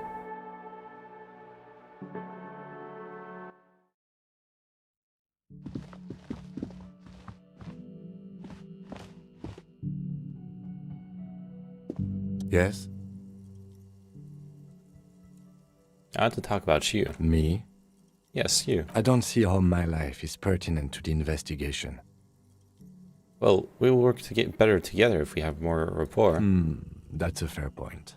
All right, for the good of the investigation, what do you want to know? You don't look like other people around here. That's because I'm half Seolite, or quarter. My father's father was from Seoul. So was my grandmother, but from my mother's side. It's not an interesting topic. What is Seoul? It's a part of the world, officer. A geopolitical entity and a geographic division. I told you it wouldn't be interesting. Seoul is a protectionist, isolationist, pan-Isolari state west of the Insulindian Isola. Actually, it's quite interesting. Some would even say mysterious. You're only making it sound uninteresting. I still want to know more about Seoul. You're barking up the wrong tree. I don't speak a word of Seolite. I've never met either one of my grandparents, and I've never been to Seoul. I'm a regular Revacholière. He's glad to have shut down your question. You're wearing glasses. That's correct. You feel a slight urge to put the lieutenant down for this, but you can't quite muster enough testosterone. Glasses are cool, I guess. Yeah, I don't feel Are they? They're mostly just cumbersome. You could use a good, normal pair yourself. Tell me a secret about yourself. No. Oh, okay. Ask again. Your brain sends the signal to your lips, but the eyebrow is exercising psionic control over you.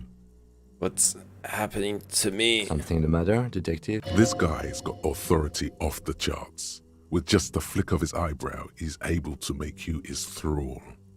So what can I do about it? Nothing. You better hope he doesn't abuse his authority. There's a lot of it. Silently scream for help. If the lieutenant were an evil man, who knows what sort of havoc he could wreak. Fortunately, he is a committed officer of the RCM. He'll only use his powers for the good of the investigation. The lieutenant relaxes his eyebrow, and you seem to regain control of yourself. Do you ever talk with yourself? What do you mean? You know, when you're thinking, do you ever have conversations with, like, your brain? I have no idea what you're talking about. The lieutenant's conceptualization skills must be rather rudimentary. The lieutenant is a police officer of the old school. His concerns are material and extrinsic. But this isn't an old school case.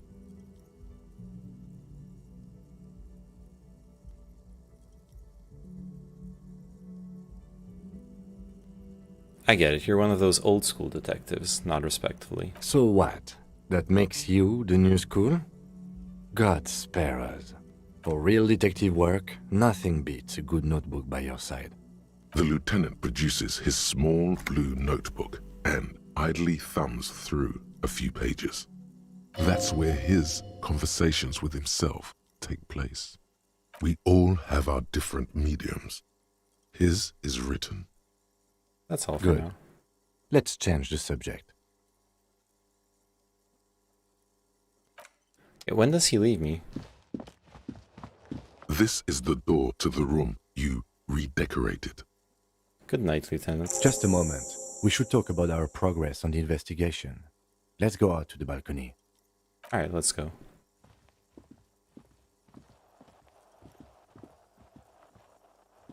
The air outside is brisk. The lieutenant is silent for a moment. He listens to the traffic hum. Then, Now then, we should talk about the investigation. But I also feel you're a bit hazy on the RCM. Our role here, our rights, our jurisdiction, basically. I didn't know you smoked, Kim. I have a cigarette every night when I go over my notes. It's something of a ritual. oh man, he looks so devastatingly cool with that cigarette. How did you get so cool, Kim? You mean this? Sorry. This isn't cool. It's an unnecessary trial of will and unhealthy. Keeping the habit within the parameters he's given himself takes a lot of focus. It would be easier to simply quit. Right then, the debrief. Yes, it's been a long and eventful day. How do you think today went? Well, we inspected the victim's body, so that's good. It was not easily approachable in that state, but we did it. I would say our initial inspection was very thorough, and we have solid leads to follow up on. Then you shot him in the chest, which wasn't ideal, and we still have to get him down from the tree. Yeah, that sucked. I just wanted to make sure he was really dead. Right. As for the interviews, we weren't able to find the union leader, Everard Clare, much less interview him, so that's on the to-do list for tomorrow. We didn't talk to the Wild Pines rep. We really must do that tomorrow. Above all, though, today was exhausting. What's with all the running? You run a lot. Is that a standard Precinct 41 practice? Yes, it's part of the Jamrock Shuffle. It's impressive, especially for a man your age, and in those hills. Nice shoes, by the way. I like the green. Goes with the orange. So what are our powers exactly? The RCM? They're quite limited, actually. The power officers of the Revachol Citizens Militia exercise most frequently is imposing fines of up to 1,000 real for offenses, in accordance with an interdepartmental schedule. 1,000? Why not more? The RCM's primary role is to ensure safety. We are not really supposed to play any part in the economic structure of Revachol. Wouldn't that be an easy power to abuse? Yes, although indirectly, as citizens can always request records from their local station. Officers of the RCM have been known to take bribes of less than the prescribed fine amount. It undermines trust in the RCM. Okay, what else? We can arrest people, of course, but rather than bringing someone in directly, it's preferable to serve a station call slip. It prevents confusion and overcrowding. Wait, how can you be sure the arrestee will show up? You can't. Those who don't show up become fugitives, though, and have fewer legal rights when they are eventually caught. It's about power projection. Thus far, they seem to mostly show up. When power calls you, you come. But power itself is a fragile trick of perception. I see. And if someone resists... As you may have gathered from the fact that we are expected to carry a record of our kills, like the one in the watermarks, we are permitted to use whatever force is necessary, and strongly admonished not to abuse that power. Right, so if I kill someone while on duty... You have to supply compelling evidence for why it was necessary to use lethal force. In these cases, your partner is usually your witness. Not a good position to be in, by the way. Internal Affairs handles these cases thoroughly, by cross-examining you for inconsistencies. It is hard to cover for anyone, which is for the best. What happens to the people we convict? We don't convict. We arrest and send them to coalition government courts in Couvon and La Delta. The prosecution works off our testimonies and records, which is why it's paramount to keep them. And who makes all these rules? The coalition government, and the moral intern more broadly. The RCM was formed by the coalition government to restore order in the international zone after the revolution. So we did. Now we attempt to maintain that order. No more, no less. Or perhaps it is better to say we were allowed to form. It's a point of contention whether the citizens of Revachol or the coalition government founded the RCM. I'll say nothing. Silence. A great comment to such a conundrum. The Moral Intern, what is it? The Moralist International are the world's largest political organization. You know who they are. They have been running this place after the revolution failed.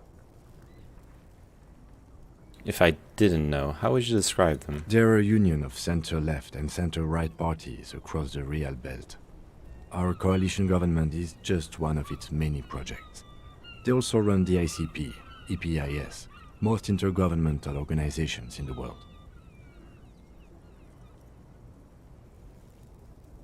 What do they believe in? What do they believe in? They are Dolorians. They believe they continue the humanist project set forth by Her Innocence Dolores Day 4 centuries ago. Others say they are just technocrats. What is their symbol? Interesting question. It's a blue forget-me-not. Their motto is love, compassion, self-discipline. I think you can gauge what they want you to think of them from that. Something kind and usual. Something almost self-explanatory. Something ominous. Who was Dolores Day? A historic figure? The author of the modern age? You will have to look elsewhere for opinions. The subject of humanism is too abstract for me. What do you think of them? The moral intern are a fact. I try not to have opinions on facts until they change. And it doesn't look like that's about to happen. It is more than that. There's some kind of affection in him. You like the moral intern? Yes, I did, when I was younger. In my 20s, I considered myself a moralist. A blue forget-me-not, a piece of the sky. They're not all that bad. But the years have changed that. I don't know what I believe in now. No, I believe in the RCM. That's enough for me. I have an opinion on the moral intern. Do you?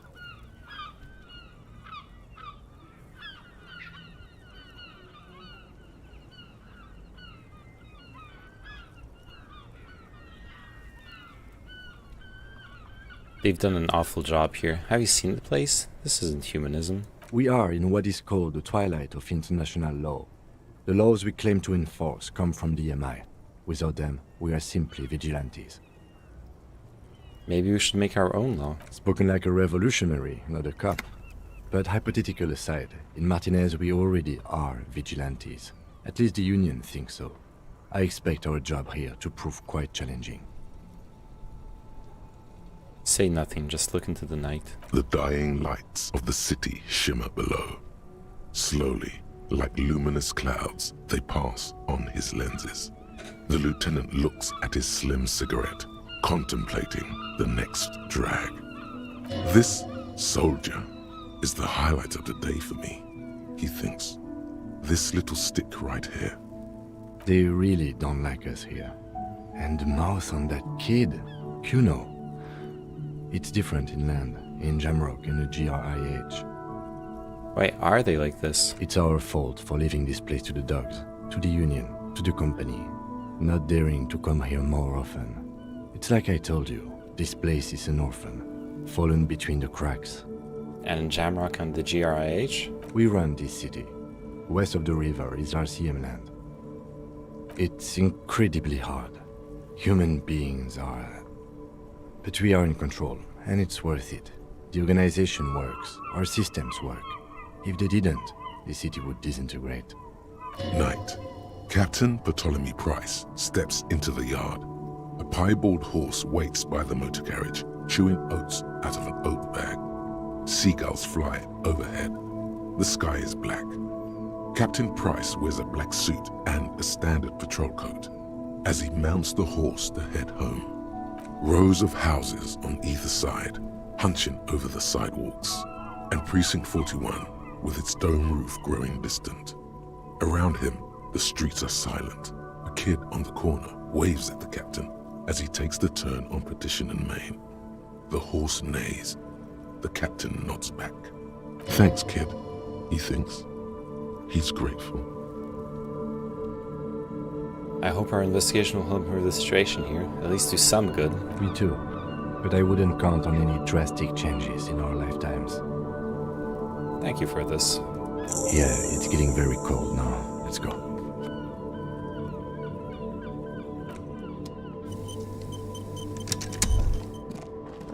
Right. The smell of the sea makes you dizzy. Okay. Wait. I love the smell of the sea. Why? How can you get dizzy from the smell of the sea? I didn't get it.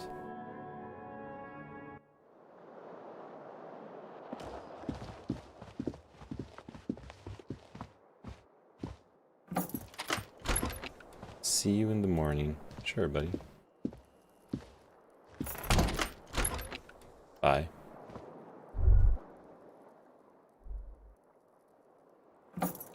Finally.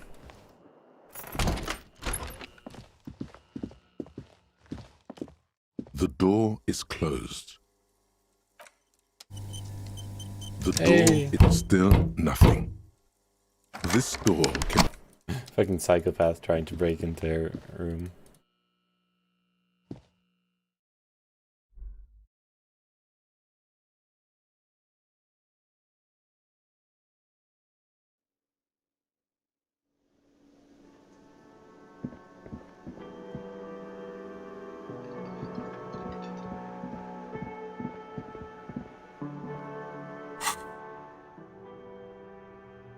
I mean, I'm gonna just go to sleep, honestly. Like, both in game and IRL, I guess.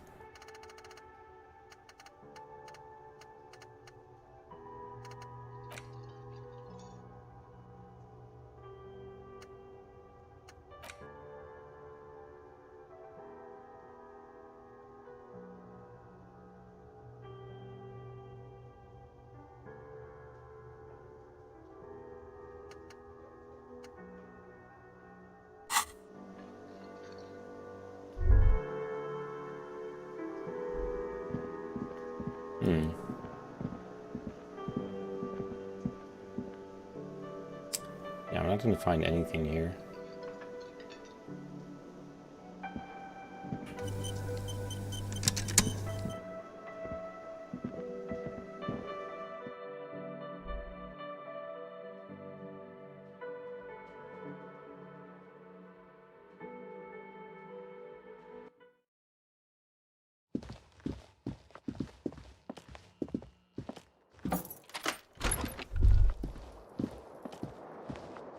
The bed is cold and not particularly.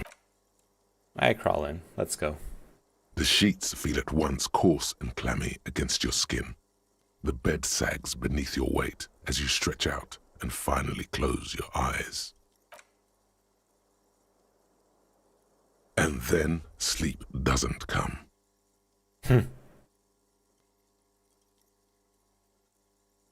Well, shit. And then sleep doesn't come. But I want to sleep. Obviously, you're in bed with your eyes closed, but it's not happening. Why? Maybe it's the bed's fault. Check the pillow. Its synthetic filling has separated into hard lumps. The pillowcase smells oddly. Check the blanket. It barely covers your toes, stretching over your soft belly. This is your body here, intimate and warm, breathing. Under your thrumming eyelids, you see a dizzying array of colors. You won't get off this carousel quite so easily. Roll over to the other side. It's a little better. Colors, scenes, and half-formed phrases still litter your mind.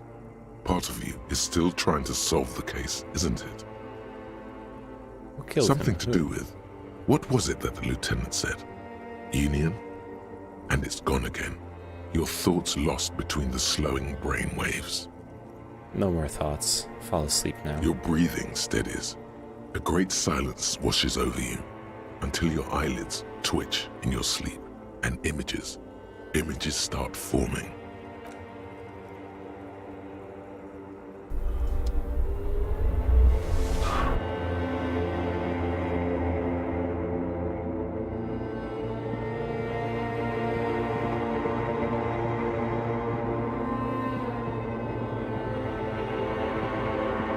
Huh.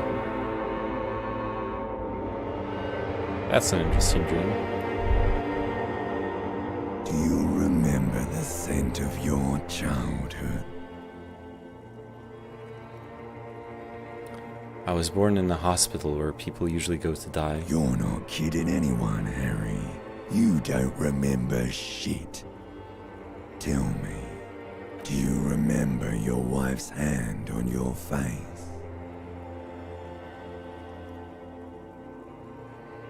You said who? Do you remember the warmth of her thighs between her legs and in her mouth? Tell me what this is. I'm not answering before you tell me who you are. You know who I am. I'm the bad day. The one where you ask her, and then later in the streets wandering.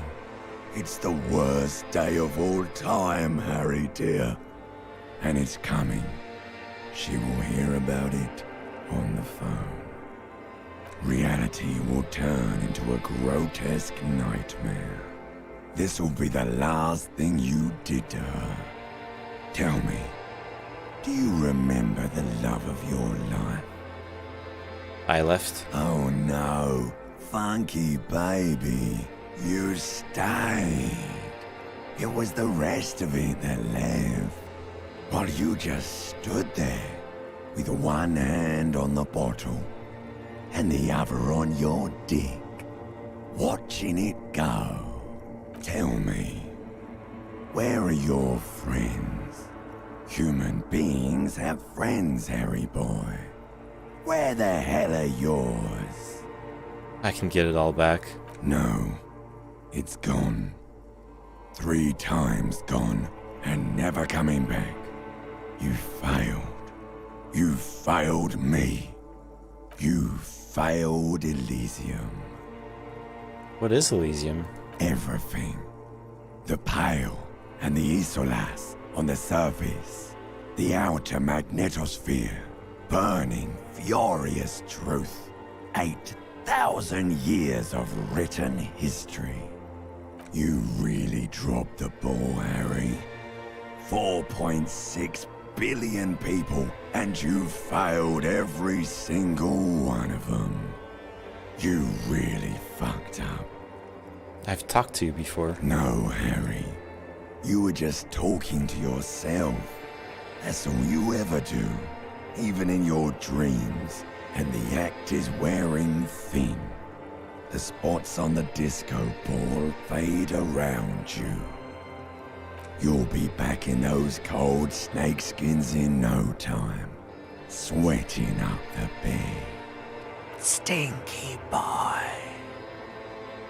I can come back from this. You're not coming back from shit. Thrashing around in that high conductivity state of yours, bumping into things and acting like a clown? Who are you kidding? I'm trying to solve this case. You're trying to what? I can't hear you. This is just a word dream now. Jumbled up garbage. The pictures are gone. The bed rises to meet you. A thin, sleep-like state. More glass than velvet, grinding in your head. So something is wrong. Sleep shouldn't be this bad, this dry, this unnourishing. There's something wrong with your thoughts. Some kind of new type of hangover. God, there's another type? Oh yes, party boy, and it's worse than the one before. Just think of the shit you saw. Here it comes too. So soon already. A silent alarm goes off in your head like clockwork. Barely let you sleep at all. Time to get those clothes on, Harry. Time to go to work in the shit factory.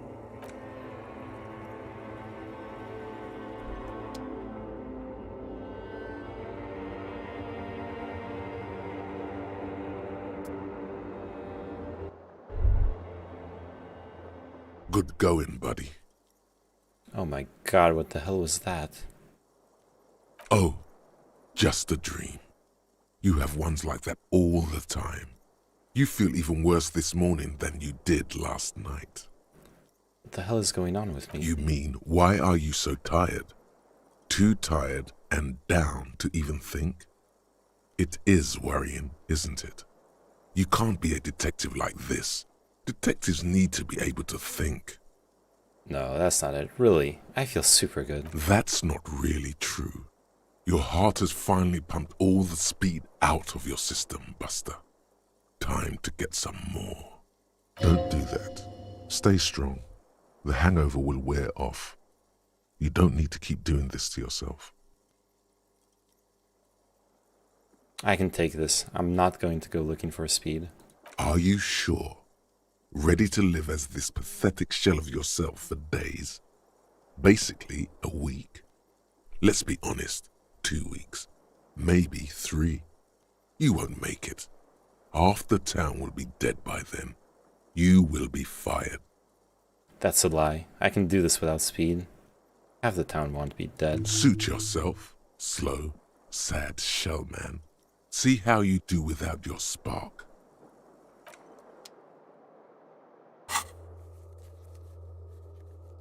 Oof. Okay. 7:32.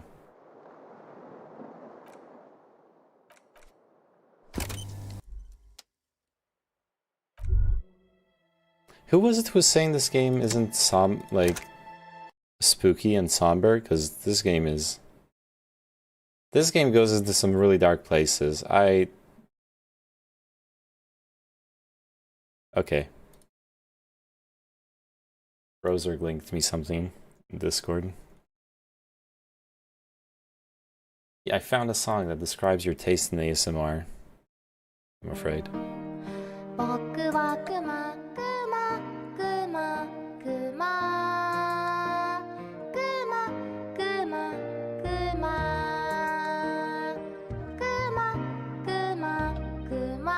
Okay, cool.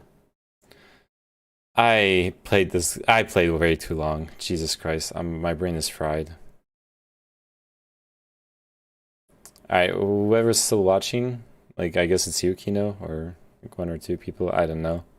I'm going to sleep. Thank you for watching, though. I hope it was enjoyable.